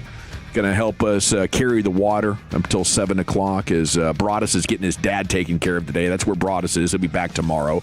Wolchuk will be back on Monday. How you doing, Fred? Man, I'm fantastic. Just now, I heard you guys doing the top 10. This is the best time of the year. I was going to ask you that because you got your Kansas Jayhawks shirt on. You know what time it is. Is this the biggest day of the year for people that they grew up in Kansas? Oh, 100%. Yeah, 100%. I mean, it's now look, it's a scary time right now. All right, I mean, it's boom or bust. I mean, tomorrow. Look, you got people picking Cal Baptist to beat us tomorrow. Wow. All right. I mean, seriously, that's a hot take right now. Or excuse me, it's not a hot take to have. I mean, 10, 15, 20 years ago, Kansas was getting upset right and left. Easy. Have we turned the page on that, or is it still present? As much as it pains me to say that, and let me tell you something. After we lost to Bucknell, yeah, remember that? I do. We were there was a 14-3, maybe one of the most insane nights of my life. Yeah. That night. Yeah. I was doing a weekend show with a guy that went to Kansas, and it hurts. I mean, I was paying a lot of attention to those teams. No, that was a wild night. But look, we haven't made it out of the second round or the second week. I keep saying this every time. We haven't made it out of the first weekend only once in the last 7 years. Okay. Yeah. And so it's nervous tough. time. It's now you feel like you're losing your grip maybe on being that top program in this new NIL era. No, I don't. And we had Mike DeCourcy on. You're old enough to remember who Mike DeCourcy is, Sporting News legend. And I asked him point blank, "What's going on with my boys?" And he said the problem with Bill Self is he stopped recruiting talent and he stopped coaching fit and started chasing talent. Oh, okay. That's been your problem. That'll get most of them. All right, we'll have more NCAA tournament talk coming up here in about 20 minutes. March and the Madness with Eric Chiafalo. Speaking of hoop, Pelicans and Nuggets both winners last night, guys. So that puts the Mavs by themselves in the 6th spot in the lottery standings. The Grizzlies actually beat the Nuggets. I saw that. New Orleans got past the Clippers. New Orleans not a bad basketball team, so I think it's probably between the Mavs and Grizzlies here for the 6th spot. But Mavs sitting at 23 wins, and now the Grizzlies and Pelicans both on 24 after the Mavs fell to the Hawks last night. Do have to take care of the tanker of the night, brought to you by Tanqueray. No Brian's out there listening for that. Najee Marshall coming through once again. Two of 10, only 4 points. Cooper Flagg doing his part with an inefficient shooting night and a career-high turnovers. And you got to when Daniel Gafford's out doing his thing. The guy almost went Mr. Perfect again last night. He was 9 of 10. Yeah, we can't have that. Yeah, he needs to settle down a little bit. I'm on Tankathon. I just clicked it. The first 2 times we fall from 6 to 8. The third one, we jump up to 4. That's all you need, man. All you guys know really. they're getting a 4th. They're going to be in that 4th spot. I'll take it. No, look, there's no way the NBA. Ooh, spin number 5, number 1 overall. Bro, I'm telling you right now, the Mavs, because as the whole tank thing works, right, or the whole lottery works, after the first 4 picks, it goes 5 through 14 based off your record. Right, so so the Mavs just need to get in that top top 4. I don't know that they'll get one back-to-back years. There's already, we already know people have talked about the fix. I'm a huge believer that it 6, was. just don't go backwards, and I would take that as a win. No, I'm with you, but again, I'm telling you right now, book it. I've said it on our show, and I'm telling you right now, the NBA is not going to let the Mavs not have somebody to ride along with Cooper Flagg. This is part of the work for Luka. Well, they've already done that work, but now it's like, look, you guys know. I mean, there's still a huge segment of people, and now that the baby mama drama has. Tell you what, talk about getting a guy. Nothing can get a guy more motivated than baby mama drama. That's what is keeping the weight off, probably, for Luka. Well, I mean, look, ever since it went public, they're 8-0. I mean, he's on a heater since that story came out that she took the kids back to Slovenia. My man's averaging like 35, 38 points a game. Custody battle Luka. I'm telling this you. This is the era right here. It's to motivate all men. I love it. There's something on the other side, fellas. There's something on the other side. There, as custody battle Luka is incredible. You guys are all happily married. I'm going to tell you right now, we're all married. You've got partners, okay? We'll just leave it at that. Happy's doing a whole lot of lifting right there. Happily might be doing a lot of the lifting. But for all my baby daddies out there, I'm telling you right now, how many times look, I go back to something that Buster Douglas told me once upon a time when me and Ted were doing radio down in Houston. I said, what made you think you could beat Mike Tyson? And he said, as I was walking out of my baby mama's house, ex-wife, she said, I can't wait to watch you get your ass kicked by Mike Tyson. There you go. Ooh, that's a bar in the moment. Properly motivated. What? Yeah. Now, if we could just get Mike Tyson on the back end of a 90-day bender, now I really got a chance. I mean, look, it was the perfect storm. Yeah. It was the perfect storm. Those ladies will put the motivation in you one way or another, though. Telling you. Okay, uncomfortable Cowboys conversations. Now, how good would you say they've drafted over the last 4 years, Chief? Cowboys. I mean, just off the top of my head, not very good at all. Not very good at all, and I would agree with that. That would be my guess. That would be my assessment, but apparently they're not doing too bad. New study published on Twitter estimated approximate value for draft picks since 2022 against expectations. So how are you drafting compared to what expected value in your slots would be? And the Cowboys barely above average. So I don't know if that's good or bad, but at least they're not.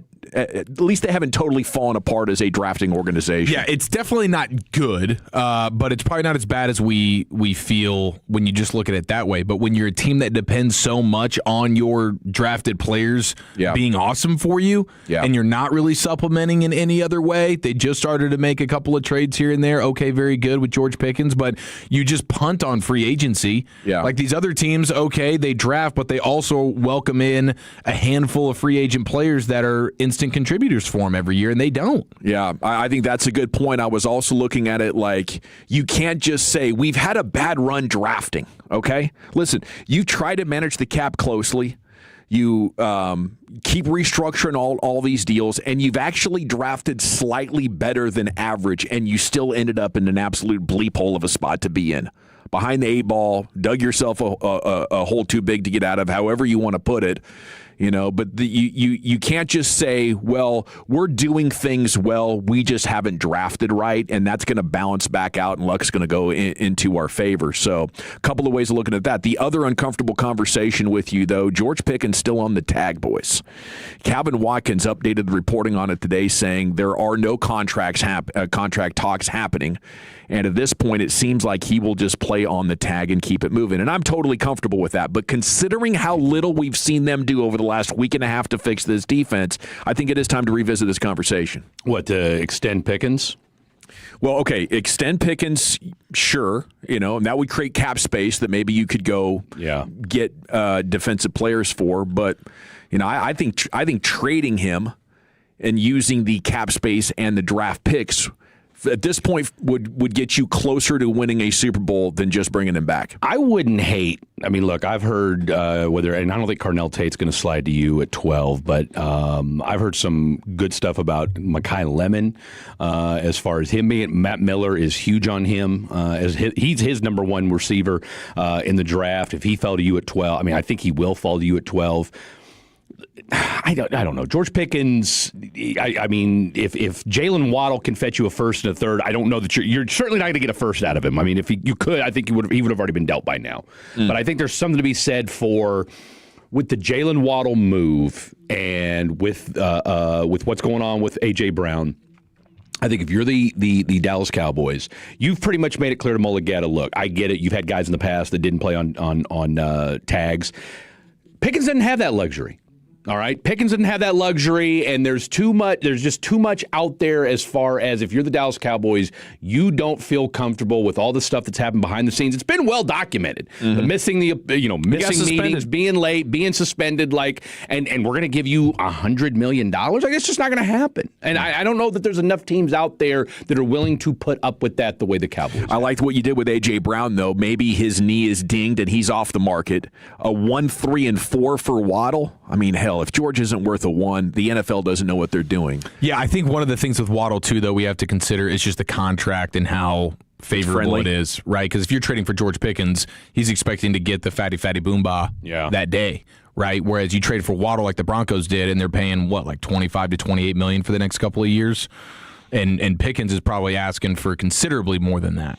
With the $28 million to spend, though, maybe I'm not looking for a 1. Maybe I just want a quality defensive player. Maybe you got a good inside linebacker. Maybe you have a young edge, and he's coming up to get paid, right? But you don't want to pay him, whatever.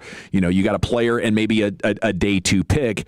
The $28 million, what that would allow you to do on defense right now and fixing some of these problems. You could go get 2 of the guys that are available. You could get Okereke and Wagner. I'd feel a lot better about that group. I'd feel much better about them going to trade for a better player that's got a significant contract. But, I guess I'm just pretty disappointed in what they've done defensively. And I feel like CeeDee Lamb is more than enough, especially if you drafted one of those guys in the first round. Yeah, I guess one of the things you would be trying to do then is make that, if you did trade Pickens, because if you're trading Pickens and then you're telling me, here comes Bobby Okereke and Bobby Wagner, and that's what we're doing, I'd be like, come on. But if now you're doing that and you're also maybe trading for Grenard because now you have more draft capital and here comes an edge rusher from the Vikings or maybe it's Highsmith from the Steelers, now you're starting to piece things together a little bit more where I'm like, okay, I could at least understand the vision a little bit more. All righty, it is the G-Bag Nation here on 105 through the Fan. We are now just 1 week from opening day. Rangers coming home this weekend. 2 games at the Globe next week, Monday and Tuesday against the Royals. Andrew McCutchen with a bombski last night. Yeah, man. Updated numbers. Now hitting 533 for the spring with 7 ribbies and a 1.6 OPS. Now, he's only been with the club for, 2 weeks? I was going to say a cup of coffee. Is that what it is? It's only been 2 weeks, and those numbers are completely unsustainable. But for this baseball team, he might be one of your top 3 or 4 hitters. I'll tell you what, though, shout out to Derek Holland. I loved what he had to say, though, about Jock Peterson. I think we're on Jock Peterson watch? Bro, he's done. He's done. There's no way you're kidding. I mean, he's been a nothing burger. I mean, he was a nothing burger last year. I'm not saying anything y'all don't already know. And what's he done? I mean, of all the people we've heard about in the spring, I haven't heard Jock Peterson's name mentioned once. Only time we hear about him is just another bad outing for Jock Peterson. Hey, what's he doing? Nothing. It's like $20 million, though. I think they'll give him more in a month, but maybe not much more. I'll tell you what you do. You not DFA him. You option him to kind of like what you did with Berger. And was it Young or Heim that got demoted last year? Young did. Young. I mean, and I don't know. I don't know if Skip believes that in the same way that Boch did. But I mean, look, he's got $20 million. It's not like you can recoup any of that. So maybe you send him down, see if he can get his mind right. But if you can't get your mind right at this point, I mean, it's circling the drain. Look, he came in to see, and the one thing, he came into spring training in shape, right? So you thought, okay, he's got his mind right, and maybe just it has been doesn't terrible. have his fastball anymore. Yeah. What are we doing next? March of the Madness. We have onions, upsets, and comebacks next in the nation. I have to chat about Permapure Foundation Repair with you, though, because if your home has any signs of a foundation that's not as good as it used to be, maybe you have cracks in your walls, sticky doors, uneven floors, it's time to call the Dirt Nerds at Permapure Foundation Repair. These guys are Tolos, and they're trusted by the pros in real estate and construction to get the foundation right. Now, here in North Texas, you're well aware of our unique soil. The shifting soil here can create quite a few problems for your yard, and in the summer it manifests clearly, as you can see, with the big cracks in your yard. Well, when that's moving underneath your foundation, sometimes it breaks down, and if you If you delay and hesitate on this, if you procrastinate, the foundation repair can end up costing you a lot more money the longer you wait. So call my friends at Permapeer Foundation Repair, 214-466-1496. You're going to see why I love them and why I trust them with our number one investment. For most of us, it's the home.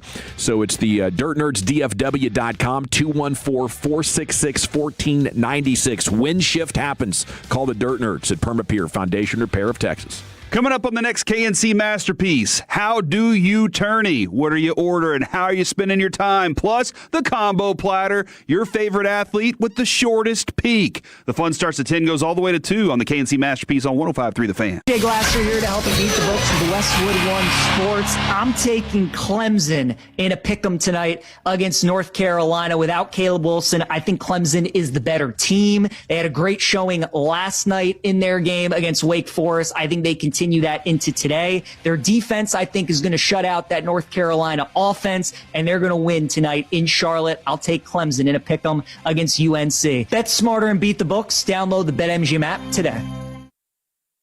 I'm Boomer Esiason. My mom died from cancer. She was only 37 years old. She didn't have life insurance, and that was devastating for my family. That's why having life insurance is so important to me. Ethos makes it fast and easy. Get a quote in seconds, apply in minutes, and get same-day coverage. You can get up to $3 million in coverage with no medical exam. Get your free quote at ethos.com/play. That's ethos.com/play. Paid spokesperson. Time spent on application may vary. Online health questions required. This is Ryan Watson, owner of Alliance Hyundai. During the Hyundai Getaway Sales Event, we have over 600 vehicles in stock, like the all-new 2025 Hyundai Santa Fe. Every new Hyundai comes with America's best warranty. 10 years, 100,000-mile limited powertrain warranty, and owner's assurance. Visit us at AllianceHyundai.net today. Did you know about 1 in 3 people with plaque psoriasis may also develop psoriatic arthritis, which causes joint pain, stiffness, and swelling? Does this sound like you? Listen to what it sounds like to be a million miles away. Tremfya guselkumab, taken by injection, is a prescription medicine for adults with moderate to severe plaque psoriasis who may benefit from taking injections or pills or phototherapy, and for adults with active psoriatic arthritis. Serious allergic reactions and increased risk of infections and liver problems may occur. Before treatment, your doctor should check you for infections and tuberculosis. Tell your doctor if you have an infection, flu-like symptoms, or if you need a vaccine. Imagine being a million miles away. Explore what's possible. Ask your doctor about Tremfya. Visit Tremfya.com or call 1-800-526-7736. Gavin Dawson here from Men's T Clinic. It is time here in 2026. Mention me with your first appointment. Get a free in-body composition analysis and a free B12 shot. If you're tired of feeling off, low energy, weight gain, lost drive, you are not alone. 1 in 5 men has low testosterone. So what is next? Let's stop the cycle. Do what I did. Call Men's T Clinic, the local experts in testosterone and total male wellness. Real labs, real data, personalized plan. 972-GO-MEN's-T. Men's T Clinic.com. Get back to being you with Men's T. Men's T Clinic, 1-800-246-OT. Men'sTClinic.com. H-E-B is making price cuts across the aisles to help Texans save even more when they shop. From household essentials to daily must-haves, you'll find thousands of low prices are now even lower, with hundreds more price cuts added every week. Just look for the yellow and black price cut tags in-store and online, and add up the extra savings every time you check out. Save even more with Price Cut. H-E-B, another reason why here, everything's better. Okay, I have to tell you, I was just looking on eBay where I go for all kinds of things I love, and there it was. That hologram trading card. One of the rarest, the last one I needed for my set. Shiny like the designer handbag of my dreams. One of a kind. eBay had it, and now everyone's asking, ooh, where'd you get your windshield wipers? eBay has all the parts that fit my car. No more annoying, just beautiful. Millions of finds, each with a story. eBay. Things people love. Spring is here and the shopping list is long. Time to make a Lowe's run. Buy 3 bags, get 3 free of Stay Green 1 cubic foot garden soil. Plus, right now members can earn 4 times the points on an eligible purchase. Start spring off strong with these deals and more. Our best lineup is here at Lowe's. Valid through 3/25 while supplies last. Soil offer excludes Alaska and Hawaii. Loyalty program subject to terms and conditions. See Lowe's.com/terms for details. Subject to change. Point boosters subject to exclusions and more terms apply. One time only offer. Sean and RJ here with the greatness of Underdog Underdog Fantasy. The tournament is back. The upsets, you know they're happening. Underdog is the place to get in on all the action. Make picks, win money right here in Texas. Promo code TOLO, boys and girls. When you sign up on Underdog, it's very easy. You pick whether your favorite players will go higher or lower on stats like points, rebounds, steals, and more. You get your picks right, and you can win up to 5,000 times your cash on Underdog. Download the app today and use promo code TOLO to score $50 in bonus entries when you play your first $5 with promo code TOLO at Underdog. Make picks, win money. Must be 18 plus and present in Texas. Terms apply. See assets.underdogfantasy.com/web/play and get terms _DFS_.html for details. Concerned with your play? Call 1-800-MY-RESET or visit www.ncpgambling.org. This segment of the fan is brought to you by Amazon Hub Delivery. Hey, business owners, it's Tiki Barber. Are you looking to earn extra money? Of course you are. When your business partners with Amazon Hub Delivery, you simply drop off packages to Amazon customers in your neighborhood. Get started at Amazon.com/Hub Delivery. Tolos, your attention please. Next Thursday is opening day with our Rangers taking on the Phillies in Philadelphia. Coverage all day leading up to first pitch at 3:15 right here on your home of Rangers baseball, 105.3 The Fan. If you're in the market to upgrade your vehicle, get to Classic Chevrolet in Grapevine. Back-to-back #1 Chevy dealership 3 years straight, and they've got more new Chevys than anyone in their all-price of sale. Silverados, Tahoes, Blazers, Malibus, Equinox, and more. Visit ClassicChevrolet.com. This is Texas. This is Classic Chevrolet. Together, let's drive, relax, and enjoy the difference. Based on new Chevrolet registrations 2023 to 2025. GFO and Fred Davis flying together for the first time. No, we've done it before. We've done. It's been. I mean, we've done random moments. You've come in and spelled us in the hour number 5 on during holiday season. I'll tell you what it was. You and done a little popper together. You sat in with me once when my esteemed colleague, Mr. Blake. Oh yeah, when he decided that he was too good to show up on time. He just overslept. and you being the soldier that you are, stuck around after 5 hours. Hey, man. I think you stuck around for like 2 segments at least. Yeah, I think I put in 2 segments at least. Of work. That's right. 5.5 hours. That's right. Just Good call.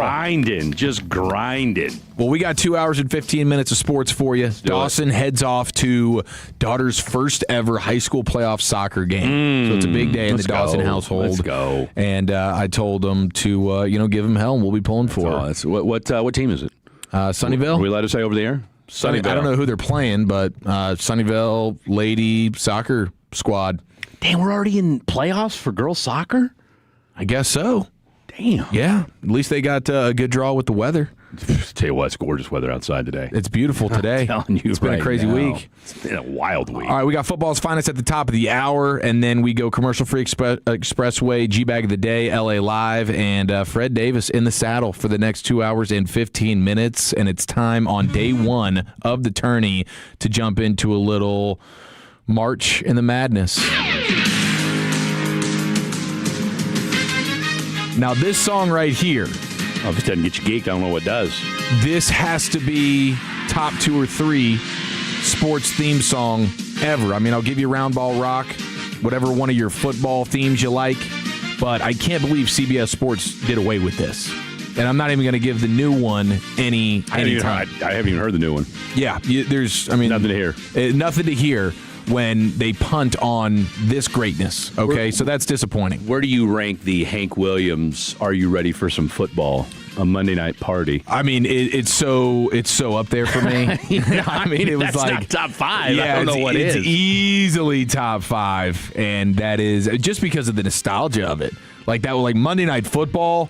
Growing up was made you want to crack a PBR. It was so vital. Like that's one of the things. Like when I'd get in trouble, it'd be like, you don't get to watch Monday Night Football. Like that was a punishment. It was a punishment to not get to watch Monday Night Football. So the Hank Williams intro is goated forever. Have you seen the Chris Farley Saturday Night Live skit of him being Hank Williams? Oh, I don't know if I have. Is it the same one where he's doing the Bears bit? No. He's Hank Williams. Dang, we need to get that drawn up. I'll find it. We can play that in the hodgepodge later. I was going to say, I'll find it and send it. Classic Farley. I am down with that. Okay, so we got day one of March Madness. We have Fred Davis, Jayhawk alum, wearing his Kansas Jayhawk shirt. Right. It's that time of year, baby. He's I feel like he's already leaking confidence a little bit for what's in hand. Who are you guys playing? Cal Baptist. I'm not worried about Cal Baptist. Look, I'm telling you right now, and look, because I get roasted on the night show, so I'm really not leaking confidence. I don't want to say too much because I get roasted. Be overconfident. I said the other day, one of two things are going to happen to my Jayhawks. Either we're going to lose to St. John's on Sunday, or winning the whole damn thing. There's no in between. Wow. Okay. Look, I just watched Duke barely beat Siena. Yeah, they avoided a historic upset. Darren Peterson's going to be fine. Darren Peterson's going to be fine? Darren Peterson's going to be... There's been more pieces and thought pieces about Darren Peterson in the Kansas City media last week. He'll be fine. Okay, I'll take your word for it, man. I think every NBA team is hoping that you're right. At least the one sitting there at the top, just to make sure they can check that box off. Okay, this guy can play a full game and not check himself out. And especially when it's tournament time and the benches get real tight. And you just saw Siena run 5 guys for 40 minutes, and they lose their legs. Heavy at the end. 43 points in quarter number or half number 1, and then they put up like 22 in the second half. They didn't have it in them. High point rallies late to stun the 5th-seeded Wisconsin Badgers. That was a great finish. And they got a dude who hasn't made a 2-pointer all year, just a 3-point sniper. And the game winner was a layup from the guy making his first 2-pointer of the season. And then shout out to TCU backing it up. Shout out to TCU, bouncing out the Buckeyes. I'll tell you what, man. That was a gutty win. It was. That was a very gutty win. Ohio State went on a hell of a run there to tie things up in the second half. Took a lead for a hot minute, but shout out to my boy Xavier Rhodes with the big bucket there at the end. So, and then I can't think of number 5, Robinson, I think is his last name, hit a huge 3 from the corner in the last minute or so, whatever it was. But the Big 12... best basketball conference in America. Okay, so you ride for the conference a little bit. I do. Okay, you don't start hating on the other ones. No, I mean, look, your team Big 12 after Kansas. Your team Big 12, except for K-State. Okay, I get that. Yeah, you got your rival. Although I got a couple cousins that are K-State alums, so they've just become so unlikable as of late. But it is what it is. It is what it is. Now, we have a handful of items here in March and the Madness, and I want to start with what I thought was a really nice moment, a full circle moment, respecting greatness. March legend Ronald Moore, who also played for Siena. And this is when, back in like 2009, when they took down Ohio State. Okay. And he was the one who hit the big shots late, like regulation big shot, overtime big shot. And you had Bill Raftery on the call. Onions. That's right. And so now Ronald Moore, who was the big shot maker for Siena back then, he's now back in the tournament as a coach. And what does he do when he sees Bill Raftery? He delivers him 2 onions. And if you're not familiar with this, here's the call of Bill Raftery back in 2009. And this is like a staple call for him, but this is the rare onion double order. Take it away, Billy B. Hasbrook heads to the right corner. The jumper from Moore. Oh, yes! Wow! Ubilis, 7 seconds to go. 3-pointer. Double order, bro. I mean, that's iconic. No, it really is. When a shot is made late in a close game, you're getting a Bill Raftery onions call. They absolutely are. And that was the first and I believe the only double onion order that we've ever heard from Bill. So great full circle moment there. High praise. Send it in, big fella, when a post player makes a slam dunk. Yeah. That's really strong. That's a good call. And then the send it in Jerome. After Jerome Lane of Pitt shattered the backboard on a huge dunk back in the 80s. Yeah. So he's got, with a little kiss when a shot banks in. That's nice. Get the puppies organized in reference to some good footwork. What's his saying at the end? I know he's also got like a signature saying at the end of the game when it's over. Man, he does the. Well, I know he does the very beginning. Yeah. When a team starts out playing man. They man to man. But I don't know what his finisher phrase is. Finishing phrase. I would have to imagine he does. This guy's buttoned up. No, but I was going to say, and Rafferty's been around. I mean, he's a college basketball staple. I mean, that's his shtick, man. I tell you what, they've had some good. Jim Jackson's been good. Wally Zerbiak's been good. I thought Chris Webber has been good as far as giving a little color commentary on the whole college basketball front. I wish college football would take a note from how college basketball handles their business. Now, not to say the games weren't good this past year, but as far as how they get into it. Now, I get it. 64 teams, 68, whatever, is a lot. You can't really waste a whole lot of time when you're only breaking down 12. But I don't need 15 minutes of politicking before I get to the 12 teams. I mean, get to the good stuff, and then let's let the debate begin afterwards. Yeah. Okay. Yeah, I agree. And this is your favorite day of the year? Sports calendar? Well, tomorrow will be. Well, okay, fair enough. We won't play till tomorrow. Okay, the first tourney game for the Jayhawks is your favorite day of the sports year. I had a very unfulfilling therapy session this morning, and it's just been on and popping ever since. Oh, unfulfilling. Do you walk out there more mad than when you walked in? And look, the VA was like, look, you need some therapy. So I said, all right, that's fine. So I drive to Arlington, 40-minute drive. That's fine. Get there, never seen this person before. She's maybe 30. Okay. What are you going to tell me about life? What did you want to see?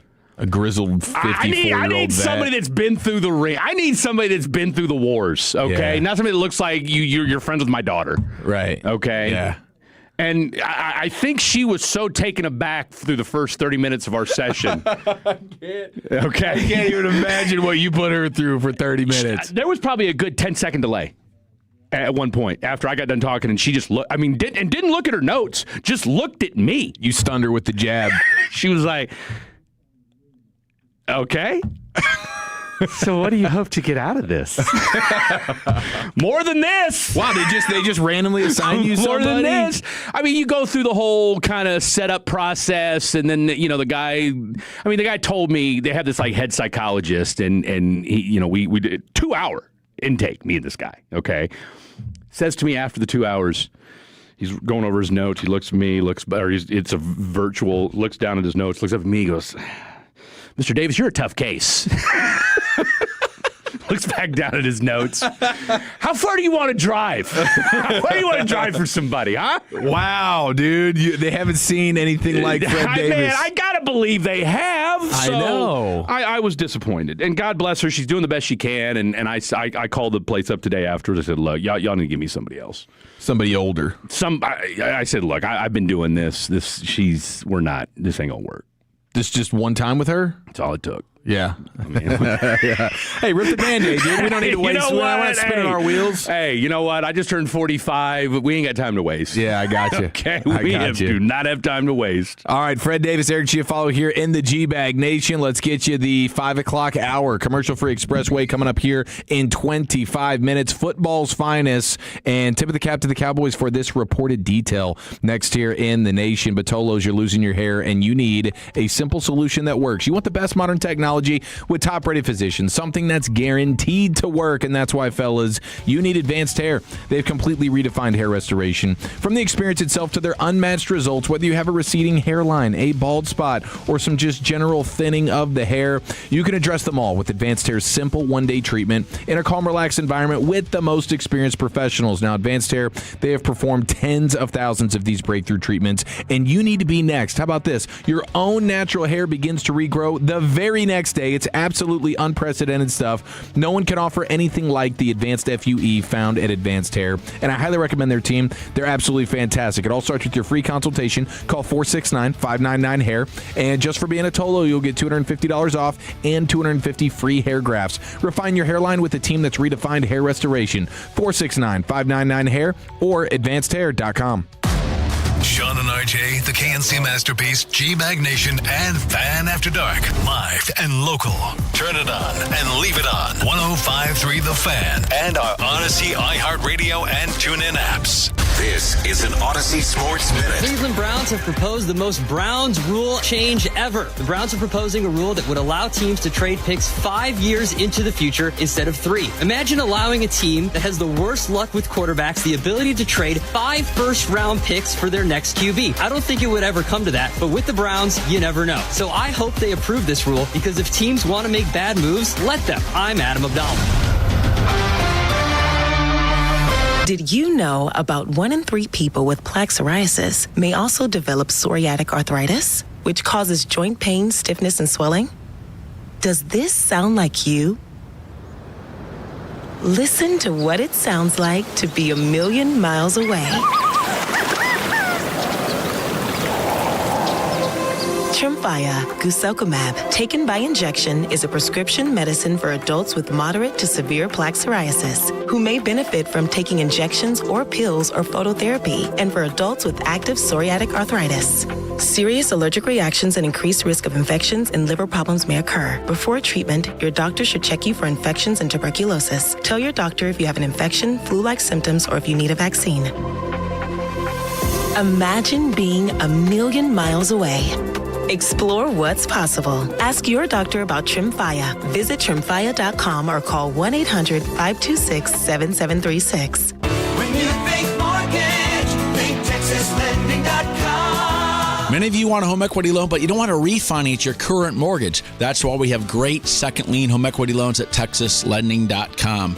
You can get your home equity loan done in your primary residence, a second home, and even on investment properties. Call TexasLending.com today to find out more. Get a free quote. We got them. 4201 Spring Valley Road, Suite 1150, Dallas, Texas, 75244. NMLS number 2297. Equal housing lender. Are you tired of falling short on your health and fitness goals? It may be your hormones. Optimizing hormones can have a dramatic impact, both physically and mentally. BioT is the world's leader in training healthcare providers on bioidentical hormone optimization. BioT's providers treat low T, low energy, muscle loss, low sex drive, and performance. Get your edge back in 2026 by visiting myhormonelevels.com to see if you qualify for a reduced cost program offered by a BioT certified provider. That's myhormonelevels.com. Time is approaching to protest your property tax. Don't trust some blind call center. Contact North Texas Property Tax, the #1 property tax firm in North Texas. We cater to high-end homeowners exclusively in Dallas, Tarrant, Collin, and Denton counties. Last year, we secured over $1 billion in reductions for our clients, which is why 93% of our customers retain our services year after year. No reduction, no fees, no risk. Save more, get more with NorthTexasPropertyTax.com. Hey, Tolos, RJ Choppy here for one of the best dealerships on the east side of the Metroplex in Terrell. It is Platinum Ford. Owner Stephen Gilchrist and GM Adam Vinci, they're Tolos, taking care of you, the Tolo, each and every day when it comes to the purchase of your brand new Ford car, truck, SUV. I am proud to say that I am a Platinum customer, and I promise you're going to get the same incredible experience that I got. Adam's got everything from Super Duties to full-size Broncos and more. Start the process right now, online. PlatinumFord.com, and then drive a little further to save a lot more at Platinum Ford. It's a Thirsty Thursday, proudly being sponsored by our friends at K-Post Roofing and Waterproofing. This is the exclusive home of Dallas Cowboys football. KRLD-FM and HD1, Dallas, Fort Worth. Let's go, Cowboys. An Odyssey sports station. Driven by our D&M Leasing Studios, you're rolling with the G-Bag Nation on 105.3 The Fan. All right, I like what the Cowboys are doing here according to this report. Let's get you a little football's finest here in the G-Bag Nation. Great to have you in on a Thirsty Thursday March Madness kickoff right here on your home of the Cowboys, home of the Rangers, 105.3 The Fan. Eric Chiafalo, Fred Davis, Fan After Dark, weeknights, 7 to 11. He's in the building for now, and we appreciate him because he's spelling us, man. I mean, Walchuk's family duty, Broadus, family duty, Dawson, family duty. Here we are. A couple of sportsmen hanging out. Lucius Alexander presents G-Bag of the Day, LA Live in the commercial-free expressway in 25 minutes. But right now, it's time for the finest. But at the end of the day, it's about taking it a day by a time, a day and a day, just continuing to do that. You cannot lose games in the NFL and still win. to win games, you have to win the game, not lose the game. It doesn't matter. He pulls another rabbit out of his head. Todd Archer learned a little something about the Cowboys and how they went dancing with the Niners with Osa. Oh, Diggy Zua. Yeah. I like this quite a bit here. Okay, now say what you want about the Osa trade in general. Some people may be totally against it. I like the trade. You know, I've never really been the biggest Osa fan. Right. I wasn't really trying to pay him last off season. They ended up getting a pretty good discount for him because he clearly wanted to be a Cowboy. Yeah. That ultimately backfires in a big way. Now he's paying California taxes on a cheaper deal than what he could have got elsewhere. I was a Milton Williams guy. Now Milton Williams ended up getting like $27 million a year compared to Osa's $20. So the market was what it was, and the Cowboys love to draft and retain. They did that with Osa. Unless you're Jalen Tolbert. For at least one season. Unless you are Jalen Tolbert, in which case you gave the team 1,000 reasons why you should go be. WR1 next year. WR1. That'll be if he's wide receiver 1 in Miami. That's insane. I mean, it's him and Tutu Atwell for God's sake. That's a wide receiver 6 masquerading as a wide receiver 1. Poor Malik Willis being left to dry in Miami. Real quick though, do you think? Because I read an article about this the other day. Do you think that they told him ahead of time? Look, we're probably going to move Jalen Waddle. That's a good thought. I hadn't really thought about that, but I do like the idea. I mean, hey, if you're the agent, for sure, if you're Malik Willis and the agent, you probably want to know, like, hey, I understand the situation here in Miami is pretty bleak at the moment, but we do have a deal in principle though with Jalen Tolbert. Like, what are we working with? Oh, yeah. Okay. Oh, so no Waddle, but Jalen Tolbert. Okay, fax the information. No Hill, no Waddle, but we're going to get you Greg Dulcich at tight end. Yeah. And we're going to get you Jalen Tolbert at wide receiver 1. And Tutu Atwell at 2, and then we're keeping A-Chain. There we go. Sign me up. Yeah, just done. Throw some screens, hand the ball off, Here we go. Get you that 2-win season. Let's go. So Todd Archer has the details on how things kind of went down in regards to the Cowboys trading Osa to the Niners, and I like the way they played this. He says one thing we heard, the 49ers initially thought the Cowboys were willing to trade Osa for monetary purposes. And so they were offering a day 3 pick in return. Like, hey, we just think you're trying to get this money off your books. Yeah. And so we'll do you that favor and we'll throw you a day 3 pick. Is that a 4th round pick? Is that a 5th round pick? Probably one of those, right? 4th or 5th round pick. The Niners are trying to get him on the super cheap. Yeah, they are. Hey, if you're just going to go fire sale on this guy, we'll go ahead and scoop him up for pennies on the dollar. And when they informed the Cowboys they were willing to, or when the Cowboys informed the Niners, like, no, we're actually willing to keep Osa. We're not just trying to just dump him. Right. The Niners then ended up circling back and saying, okay, we'll give you that 3rd round pick. So, and that's obviously the Cowboys' first and only at this point day 2 pick of the draft. So kudos to the Cowboys for that, for not just being like, yeah, for sure, whatever. Is that all we can get? We've traded guys for less, and we've been had for more. When we're trading for Mingo and Trey Lance, we give up a little bit more. We don't put up much of a fight. Amari Cooper, you can go for a 5th round pick. But Osa, they stood their ground a little bit, and they were playing hardball. Hey, we're not just going to give him up here. We can still get some use out of him if we're not going to get at least a quality pick in return. We're not taking your 4th or 5th round pick. We'll go ahead and take that 3, though, and then the Niners pick up the phone and say, all right, we got the 3 for you. So kudos to the Cowboys. Okay, knowing that now, having that in your hip pocket as far as, okay, maybe, and again, we kept being told it's going to be a little bit different way of doing business this year. Does that make you kind of reassess how they've gone about free agency? Because look, and I get what Gavin was saying, and we didn't have enough time in the segment. Because I get it. You haven't gotten a linebacker yet. All right. Yeah, that's huge, and that's a big deal. But here's the other part of it, and I'll echo something that Clarence Hill said when we had him on a couple weeks ago, right after the news went down. Well, day 1 of free agency, whatever it was. Look, if you want to be with the Raiders over the Cowboys, then you know what? I don't want you here. If that's more, if playing for the hapless Las Vegas Raiders, who's the worst team in their division and have no chance of going to the playoffs, versus the Dallas Cowboy team that on paper and last year had a Super Bowl caliber offense, all right, and you want to help spearhead a defense that we don't need you to be top 5. I don't need you to be Seattle. I don't even need you to be New England. But if you can just get me in that 15 to 18 range, oh, by the way, you're playing for a guy that you know, and you still want to play for the whack-ass Raiders, and you know what? I don't want you here. So I understand, yes, we're all upset. Number two things. One, this wasn't a great linebacker free agency class. And number two, you were in it to the end with two of the guys. And we've heard from behind the scenes, Devin Lloyd in Jacksonville, maybe not the guy that everybody thinks he is, all right, as far as, being the playmaker that people think when it comes to that. Yeah, I mean, that clearly ended up being the case because everybody was expecting him to break the bank and be one of the first players flying off the board on day one of free agency. That didn't end up happening. I mean, I guess I would disagree with you. It wasn't maybe super top-heavy with dominant linebackers, but I do think there was a lot of quality veteran linebackers that there's no real excuse. Okay, if you want to play the game with Nakobe Dean and he wants to be a Raider, and so you just say, you know what, then we don't want you anyways. Fine, let's go ahead and pivot and find somebody else. Like you could go get Quinnen Williams' brother, Quincy Williams. You could have gotten Devin Bush. You could. I love DeMario Davis. Say what you want. I know he's old. Now but that I was a little confused about. I mean, he signed a 2-year, $22 million deal with the Jets. I know. For crying out loud. And it sounded like he was pretty fired up for whatever reason to get back to the Jets. That is insane to me. But we got to chat with him at the Super Bowl, and he was open to the idea of playing for the Cowboys for sure.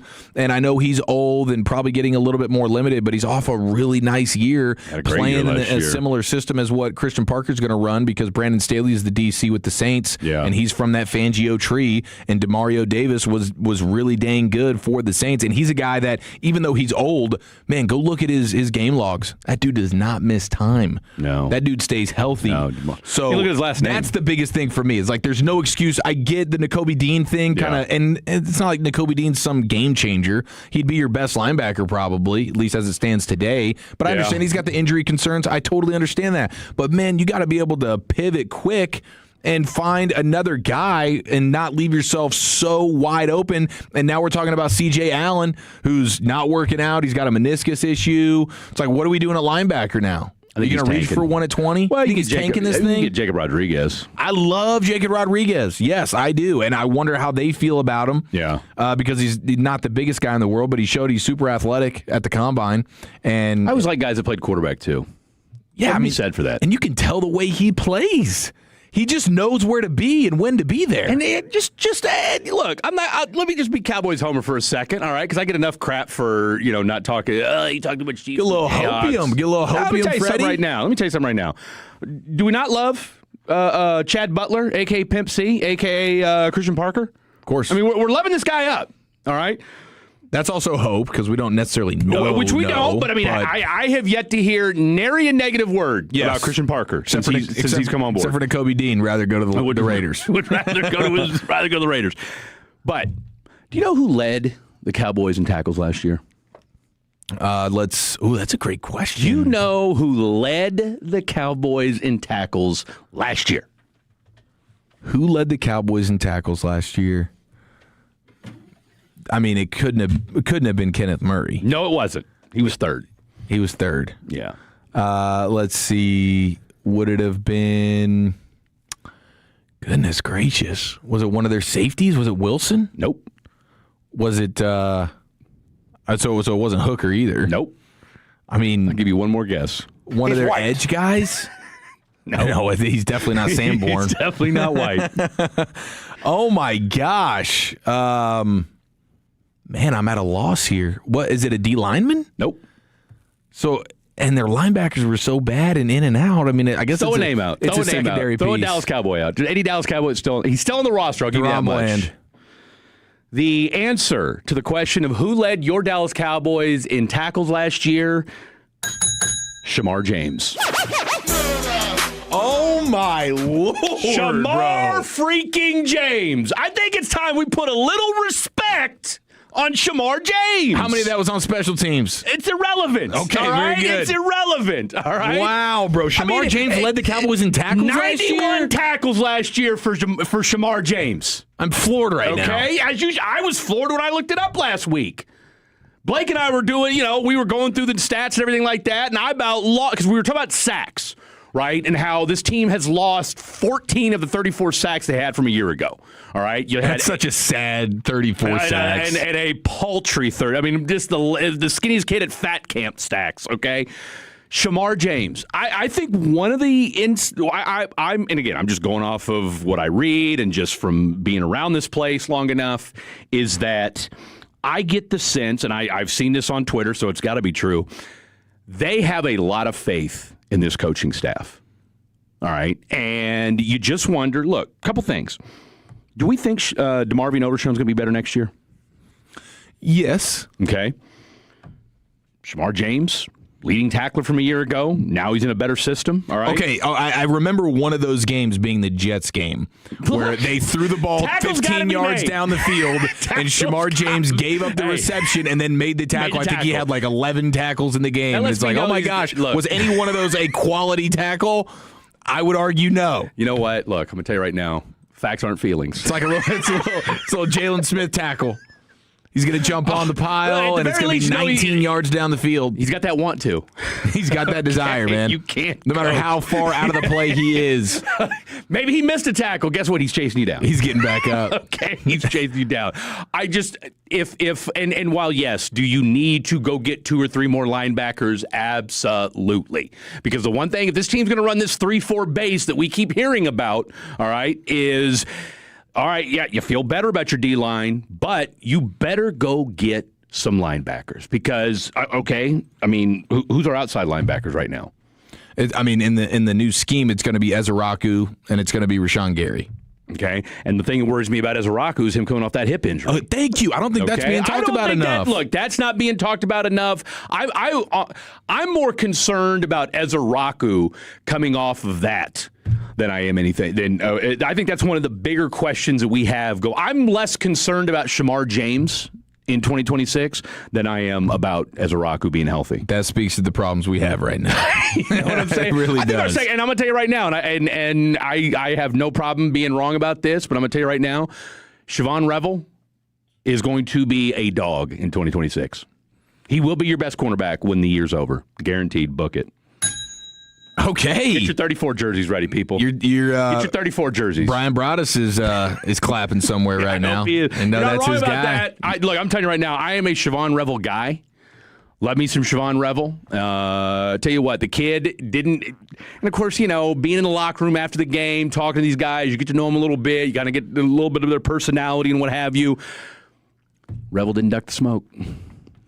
He always stood tall? Dude, I'm telling you right now, man. Hey, Dante Fowler, even though he was terrible, always answered the questions, which I appreciate. Dude, you respect that about any of these guys that are willing to do that. I really, really do. That is one of my, you know who ducked the smoke after like week 4? Donovan Wilson. That dude, man, let me tell you something. Jerry come out, boom, Donovan Wilson, whoop, right behind him. He used to have that dog in him, man. Hey, first 2 weeks of the season, he's talking. He's talking. My man gets burned against the Jets. We didn't see Donovan. I tried grabbing him one day. Hey, man, I got somewhere to be. Oh, okay. Somewhere to be. Training table, film room. Got to get to the film room, baby. He's dressed out. He's ready. He's got reservations. It's like he got dressed during the fourth quarter. Got to get home for lunch. To this day. I don't think we respect enough how difficult it is, though, to just get your ass kicked for 4 hours and embarrassed, and then you got to go stand there and talk about how bad you suck today. Hey, so what happened out there? Because that's the key. Yeah. You have to find a way to massage the question and you know what? Look, anybody can go talk to the offense. Offense wants to talk to people after the game. Yeah, we're losing, but we scored 30. We're good. Hey, man, look. Defense just got to get better. We got to come together as a team. Defense is over there just going salty, through it. Man. Angry as all get out. But that's why I was like, you know what? Let's go talk to them.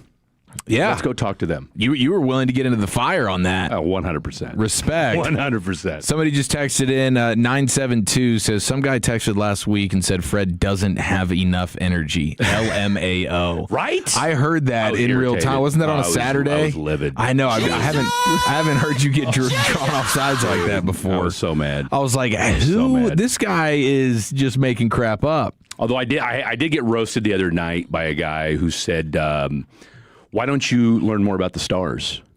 And I said, bro, there's only I said, go check out the Spits and Suds podcast. Okay? Like, yeah, direct them there. I mean, that's like me telling to go to another locksmith. I said, okay, great, go. Yeah. Bye. I said, I'll tell you what, I'll help you download the Odyssey app.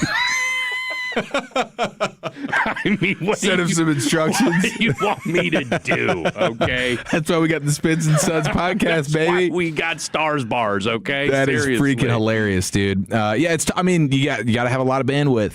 A lot of sports going on, man. And we're on at night. Got to keep track. Yeah, that's the other thing too that is underrated. Like doing the night show, I know it's hard to be able to consume because all the games are happening while you're on the air, and it's hard to actually juggle with like I can't really watch as much as I would like to. I know how much you want to watch the Stars, Fred.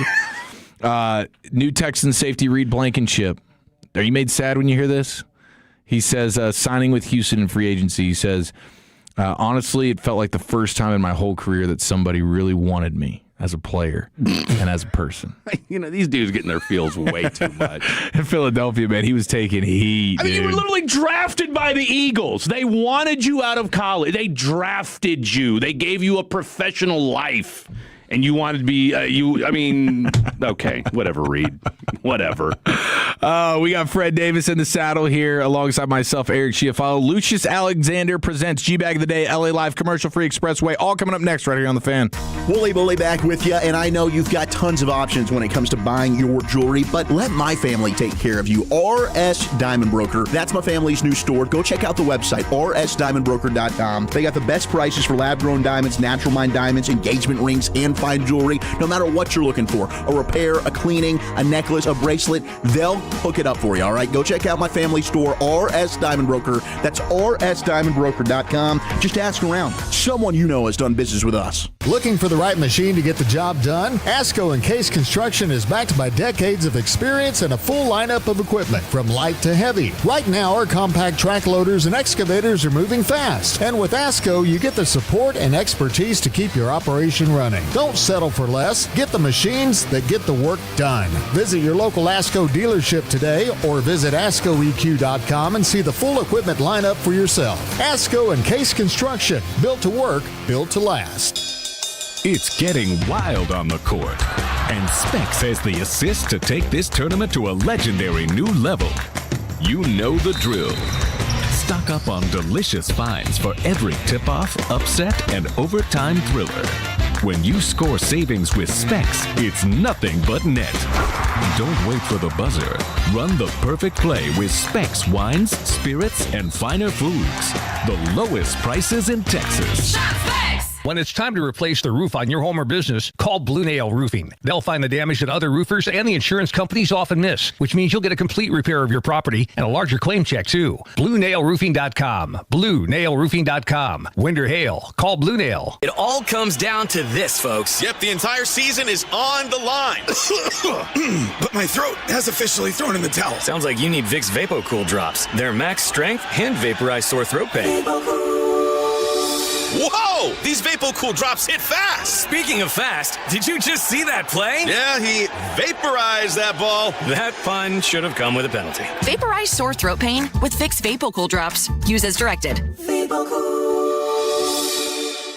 There's a difference between liking a house and actually getting it. Redfin is built to make up that difference and close the gap between finding and owning the home for you. Redfin agents close twice as many deals as other agents, so when you find a home you love, you're not a step behind when it's time to make an offer. That means less watching great homes disappear and more focus on the ones you'll actually move into and call home. Redfin helps turn saved listings into real addresses. Get started at redfin.com. Own the dream. Hey, it's Chiafalo. Think Verizon, the best 5G network, is expensive? Think again. Bring in your AT&T or T-Mobile bill to a Verizon store and they'll give you a better deal. Now, what to do with your unwanted bills? Maybe turn them into a paper airplane headed to see you never, AT&T and T-Mobile. Jokes aside, their best 5G network has you covered with the most ways to save on plans, streaming, and phone deals. So just bring in your bill to your local Verizon store and they'll give you a better deal. Must provide a postpaid consumer bill within the past 45 days in name of the person redeeming the deal. Additional terms apply based on Root Metrics Best 5G Network Award US 2H 2025. All rights reserved.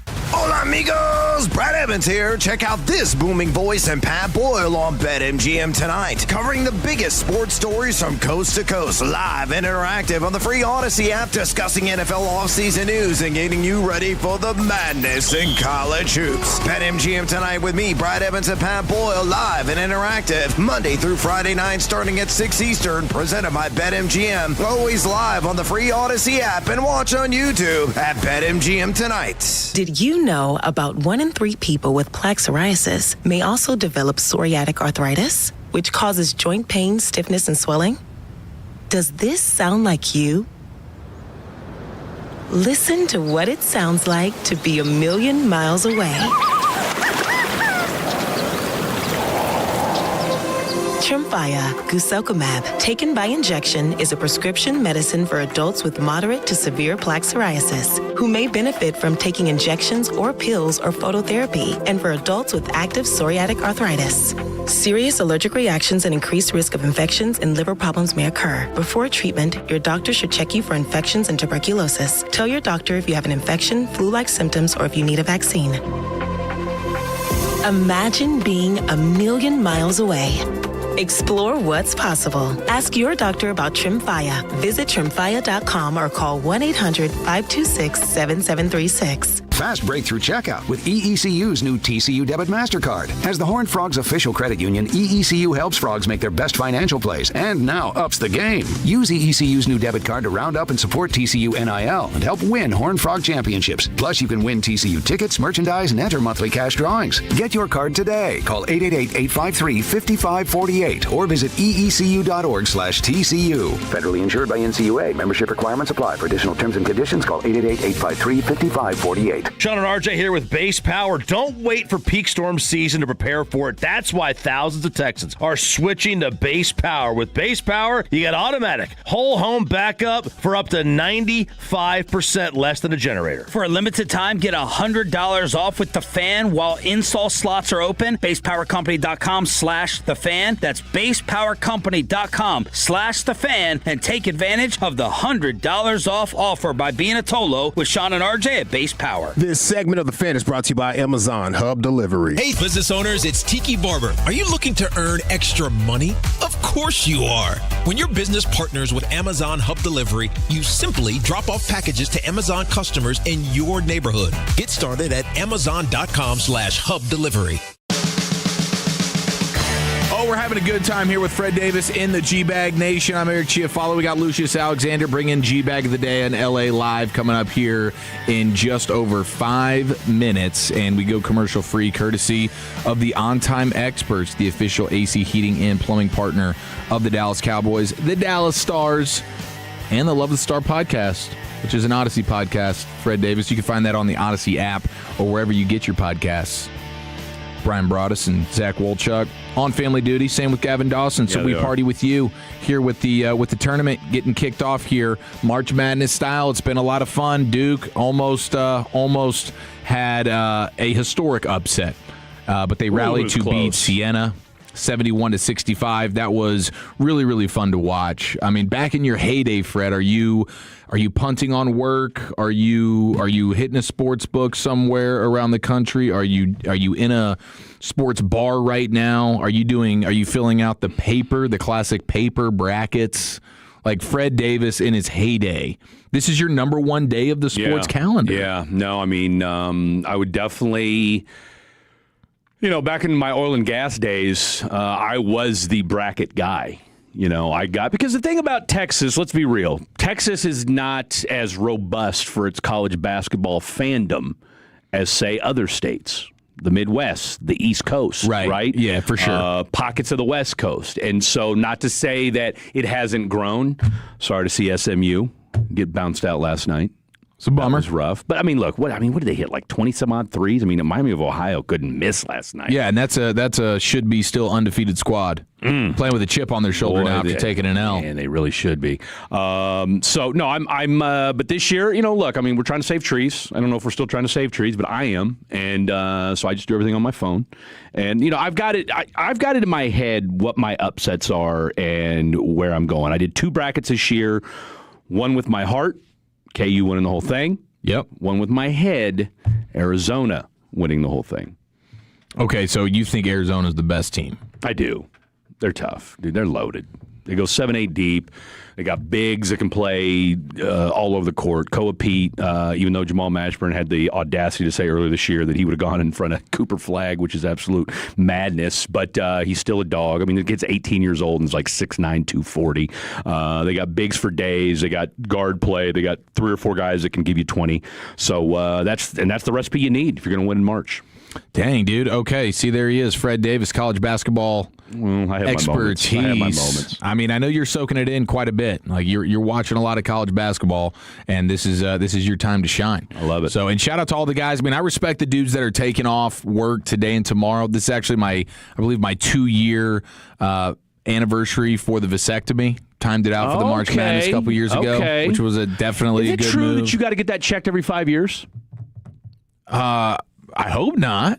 Okay. I mean, I'm only 2 years in, so I'm still good, but my doctor did not mention anything about the checkups. All right. Thing that you have to be careful of is when you get the snip, it's not like, okay, you're good. Yeah, you got to wait a little while, right? You got 3 months of still firing some active shooters. So you're playing a dangerous game there. That's why I actually, and I was trying to get my brother to do this, like when let's say you and wife, you're on baby number 3 or 4 and you know you're done now. Yeah. Get the vasectomy when she's still pregnant. Okay, that's a good call. So it just eliminates, we ain't getting pregnant twice up in here. I mean, you know what I'm saying? I think that's the best way to play it because you are under extreme dangerous circumstances for those 3 months post vasectomy. But I know this is an all-time vasectomy day and weekend for individuals because you just get to kick back and watch all the ball. So the people that are taking the day off of work, big tip of the cap, and then shout out to all the 9-to-5ers that are in the cubicle finding any way to avoid work and have eyes on a screen somewhere. Because that's happening rampant. In the garage today. Yeah? Just saying. You noticed that. Just saying. Was one of them Blake's? Still out, man, huh? Still can't get any love on that. They found his license plate. The plates, right? Yeah. They found his plates, but they were on a different outside of Oklahoma City on another stolen vehicle, right? I think that car was. I don't know if that car was stolen or not, but typically what they do is if they do it, they'll take it to another. They'll go to a hotel and swap out license plates. Somebody from out of town. Potentially. Okay. So they're just that person doesn't even realize. Think about it. When's the last time you looked at your license plate? Almost never. It's been a while, bro. You know what I'm when saying? they asked me here to get into the parking garage, hey, what's your license? I was like, God, dog, that's a hard question. I'll be right back. And that was 6 months ago. Seriously. Have we figured out what's going on? Did you see Chuck Norris got hospitalized? I know he had a birthday the other day. He had a birthday. He was apparently doing some roundhouse kicks on the gram, on the social medias, and then he's in Hawaii. I didn't know if he was saving lives with the Hawaiian flood that's taken place, and then had to bounce on over to get some care what was himself. That little machine he used to pitch or sell? Him and Christy Brinkley were doing it like or a something. chest You know what fly I'm talking deal, about? like a chest fly deal. You could do all kinds. It was like a full body thing. Well, 877-81-1053. Somebody will know. Somebody's probably bought one. Oh, I guarantee it, dude. Yeah. If Chuck Norris is selling it, you have my attention. All right, let's get our attention. Into the Pimp Cup we go. Lucius Alexander, G-Bag of the day. Yeah. Check. Hey, where's that place they take stolen cars on GTA and get them a paint job and some new rims? Now you don't recognize the car you stole? That's what happened to my man's car like 5 hours after it got lifted, I promise you, bro. Oh, yeah, they had an appointment. Yeah, they got right to it, dog. The streets don't play no more. All right, G-Back of the day. We do it every weekday on the Fan 530. My name is L.A. Lucius Alexander. Our winner and champ of this going for day 2 right here comes from the world of NBA Prime. Now, think about inside the NBA with Charles Barkley. They play this game with Charles where they get journeyman in the NBA and they say who he played for. And Charles really shows like he doesn't know anybody in the league in that moment. John Wall is different, bro. They did the NBA journeyman situation. They want to know what school. Not only do you know this guy, but what school did he go to? Listen to John Wall. Big brain on him. What school did he go to? Where did he go to school? We're going to put 30 seconds on the clock. It's on We're me. going to see how it's just you. All on you, player. Okay, we're going to go 30 seconds starting now. Where did he go? Dayton. He went to Dayton. Dayton? Nice. Wow. Okay, the reaction. Yeah. All right. USC. He went to Wake Forest. Jack LaRavia. Jake. Anthony Gill, Virginia. Yeah. Aaron Wiggins. Maryland Terps, I'm sure. Nick Claxton. Where did Nick Claxton go? Georgia? Boom. Ooh, keep going. I'm going to give you Good one. one for me. Oh, did he go to Creighton? Yeah, wow. G.G. Jackson. He went to Memphis? South Carolina. No, South Carolina. He from South Carolina. My bad. Got it wrong. L.J. Cryer, Houston. Josh Okogie, Georgia Tech. Javon Carter, you know where he went. I don't like this school. Sorry. They beat me in the Elite Eight, West Virginia. Musa Diabate, he went to Michigan. Javon Carter, Providence. How? Charlotte Calder, come on, man. Marquette, this D-Wade school. You know what we're talking about. Wow. Hey, that's insane. I mean, That was impressive. That was one of the longest 30 round of seconds. applause. Yeah, that's phenomenal, dude. That's next level. That's a guy who's locked in. Yeah, bro. For no reason. He doesn't have to be. No. Why would you know that? You have no reason to do this, dog. Just loves the game. That is love of the game. Good night. All right, let's see here. Looks like, is it Total Gym for Chuck That Dorn? sounds accurate. That sounds about right. accurate. Yeah, that sounds about right. Hey, shout out to Howard University, Tennessee State, and Prairie View. I got your hat on right now, PV. I got your hat on, PV. Big win. Yeah, man. And the women's tournament, too. Howard over there, too. How about y'all? All right, Eric sent me this one. This is hilarious. Kid rage baiting his dad. Oh, yeah. With compliments. Dad don't like compliments. Feels a little insecure about what's going on here. Check this out. I like the pants, dude. No offense. What do you mean, no offense? I like the pants. Okay. No offense. I'm not f***ing offended. What do you mean, no offense? I'm just saying. What does that mean, no offense? I don't want to offend you. You're not offending me. Okay. You said nice pants, no offense. I like the watch looks good with the pants, too. No offense. What do you mean, no offense? What do you mean? What the f*** does he mean? What do you mean, no offense? I'm saying no offense. I don't want to hurt your feelings. Why are you complimenting what I'm wearing all of a sudden? You never f***ing do that. That's an issue? I don't need you f***ing complimenting what I'm Look, wearing. you got the shirt that matches the pants, too. This doesn't match. No offense. What do you mean, no offense? It means what the f*** do you mean, no offense? What's the... Are you offending me or you're not offending me? I'm asking you're you. You're mocking me, then you're saying no f***ing Mocking offense. you? Yeah, you're like, nice pants, nice shirt, nice watch, Yeah, no I can't offense. I like the outfit, dude. No offense. What do you mean, no offense? What does that mean? This dude. It's like me. It's like doing a show with Blake. That's exactly what that is. My God. The dad was so upset, dude. Yeah, he was. That was so good. The no offense is such a great. It's so good. I can't wait to use it. I am using it. No offense. Pops, I love the shoes, man. No offense. Yeah, wait, what do you mean no offense? Takes to a whole other level right there. As soon as you say that, you made it personal. Yeah. I'm not going to try with my old lady. It'll get terrible. You pick your spots, you know what I'm saying? Oh, for sure. Like that dress, girl, no offense. What you mean, no offense? yeah. You don't like it? Am I fat? Know your audience, bro. Yeah. Sean Sharif, let's go to the RJ and Choppy show. Sean Sharif for the tease, baby, and get that tease radio business stuff. Coming up Friday morning on Sean and RJ, we are live at our first Firehouse tour in Corinth with a recap of day one, and we get you ready for day two. Oh. Yes, we do. Yes, we do. Coming up Friday morning on Sean and RJ, Firehouse tour number 1 in Corinth. We'll ask everyone out there. Recap of day one of the madness. Choppy gets you ready for day. Oh my gosh! yeah. You did it on the first one. Yeah. Choppy, get you ready to be gay. Yeah. Is there anybody better at the fan to get you ready to be in gay than Choppy? Gay 2. Better than gay 1. Better than gay 1. Gay Choppy 1 was so good, we got a gay 2. We got gay 2 for you. At the Firehouse, no less. At the Firehouse. Going to be gay at the Firehouse. Young man.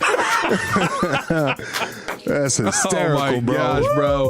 Double gay tease. Man, that's good stuff right amazing. there. This isn't one, but Fred, you're here. So it's been sitting in the folder for a second, but you're used to construction sites and everything like that, blue collar man jobs and whatnot.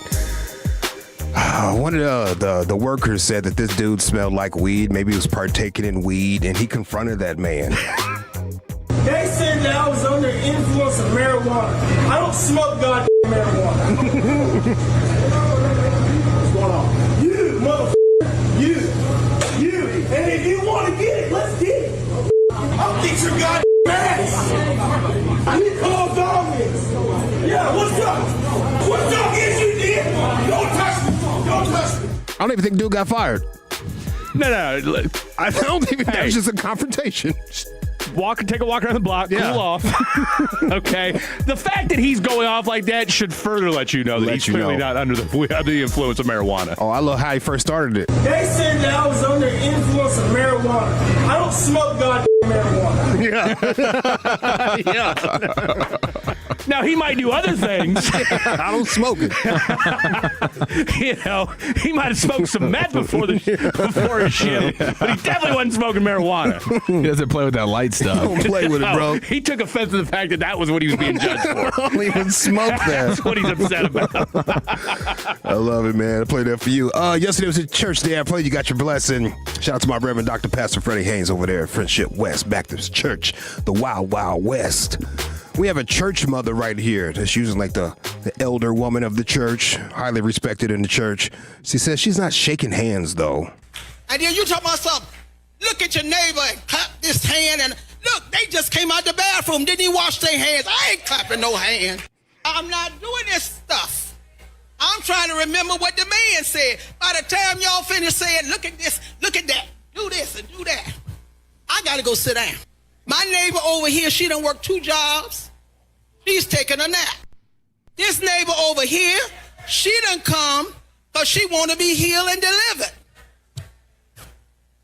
She can't even hardly keep her eyes open. Damn. And you want her to touch me, and I'm going to touch. I ain't touching nobody. I tell people all the time, if you didn't know it before, I love you, but I ain't touching you.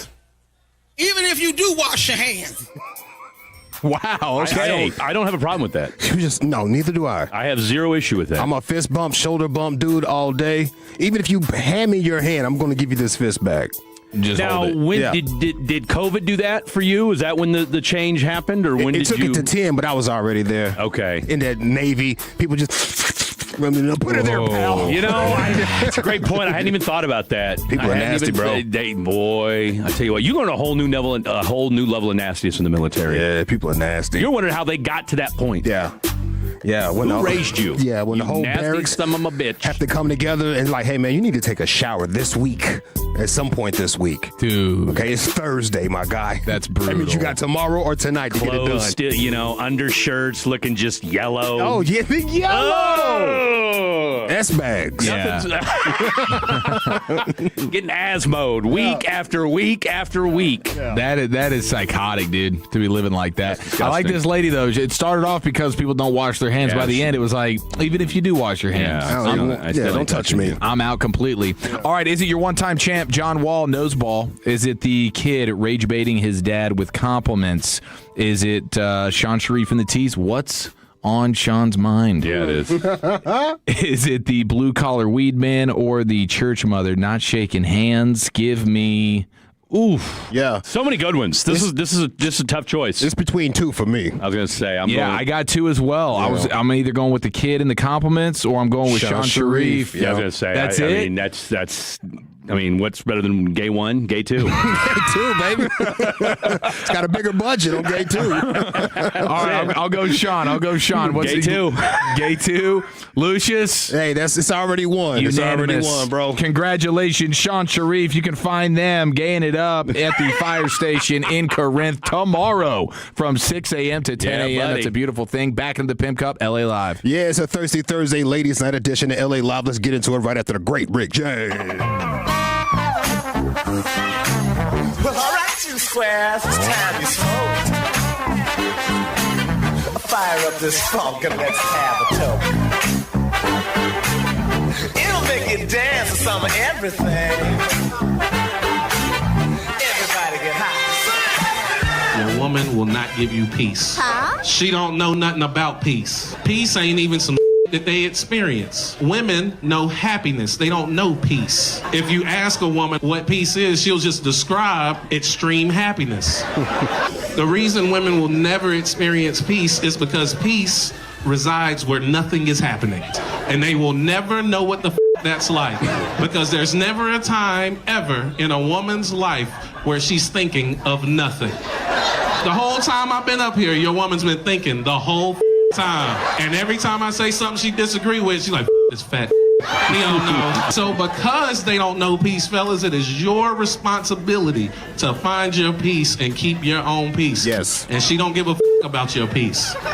Especially if it interferes with her happiness. That's a fact. That's a fact. It might be too much basketball watching in the house right now. That's going to disturb her peace for some reason. 100%. That's a fact right here, baby. This is LA Live for Thursday, March 19th, 2026. It is a Thirsty Thursday Ladies Night edition. Welcome in, folks.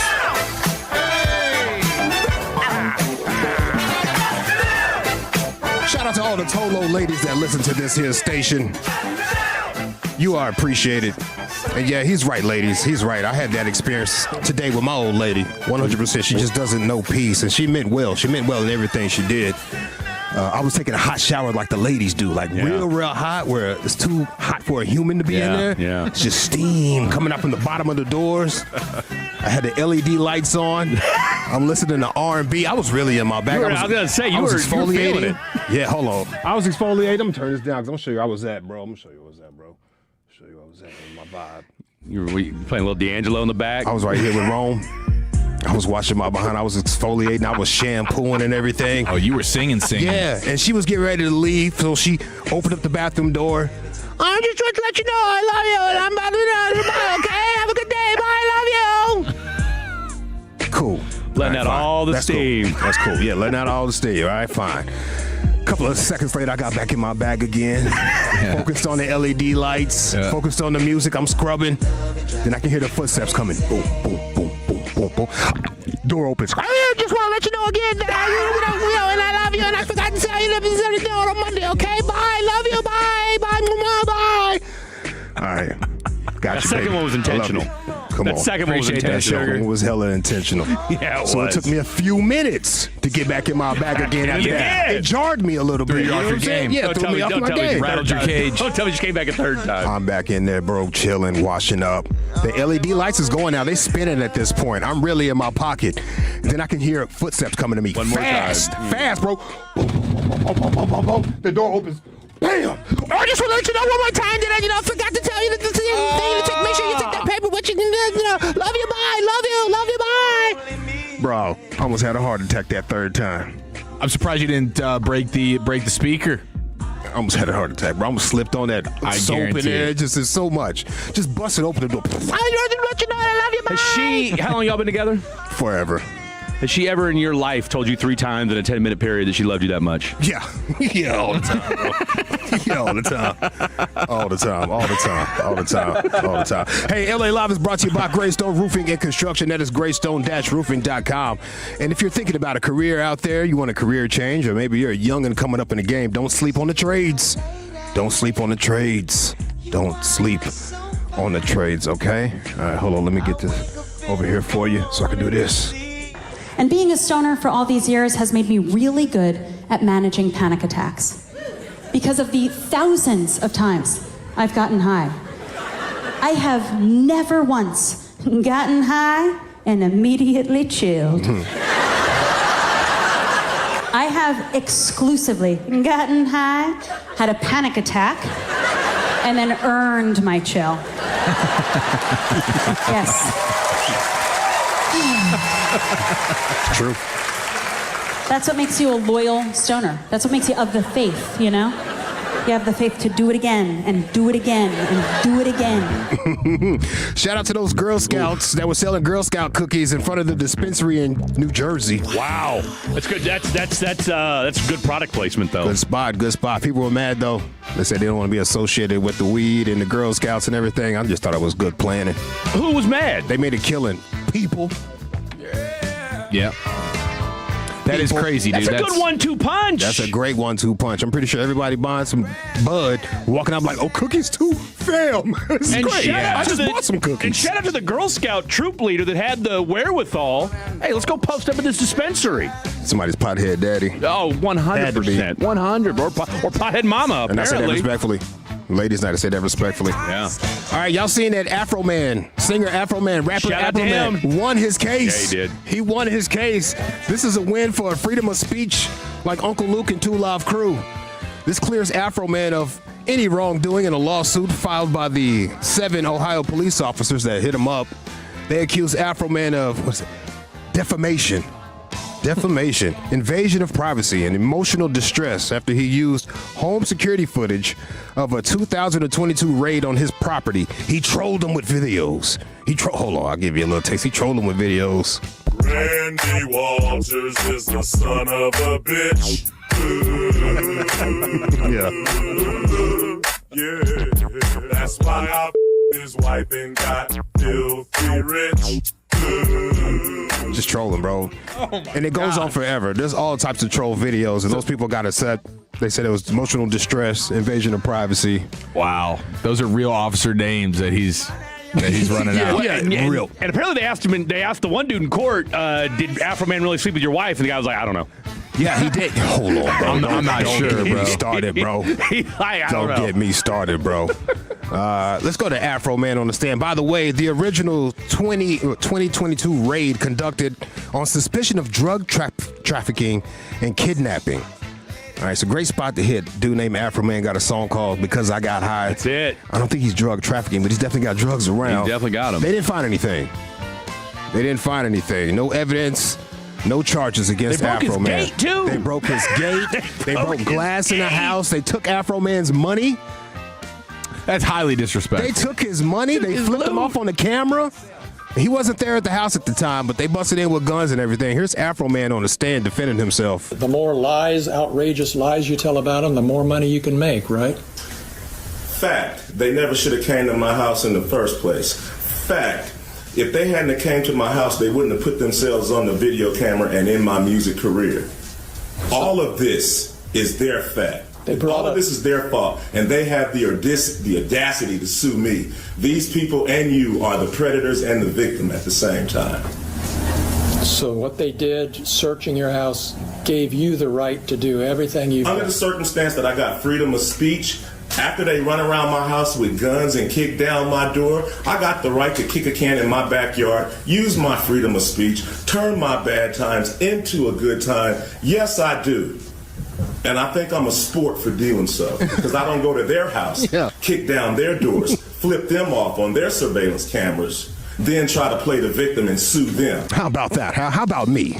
I'm just making these songs about him. Man, he flipped it on him big time. He flipped it on him. So did he represent himself? No, he had a lawyer there. Okay. He had a lawyer there. I like how he was dressed, too. He had that American flag suit, American Which he flag wore glasses. that in the video, too, didn't he? In one of the videos? Yeah, he did wear that, What? too. Have you ever seen him play the guitar? Man can tear it up. And he does a little two-step when he Yeah, hits he it. Yeah, does. man is tough. And he had rings on, and the rings were marijuana leaves. Is weed legal in Ohio? I don't know, bro. Dave Chappelle lives there, dude. Yeah, well, he does a lot of mushrooms. Oh, yeah? Yeah. Point. That's a fair point. You heard that song about Afro Man sleeping with that dude's wife? I just saw the back and forth with the deputy when they asked him, do you know if he actually did? And the guy's like, I don't know. The police officer suing me. In the deposition, he said that he got a divorce because of me. My attorney reached out to his ex-wife, and come to find out, he actually got a divorce because he was having sex with like meth head, crackhead women on duty. He was giving them what I call penis plea deals. Bro, this trial was giving. This trial had nothing but bangers after banger after bangers. You can't recover from that, officer. You're Dunsky, bro. You might as well dismiss the case after that. Yeah, we're good here. Yeah, we're good. Wow. Penis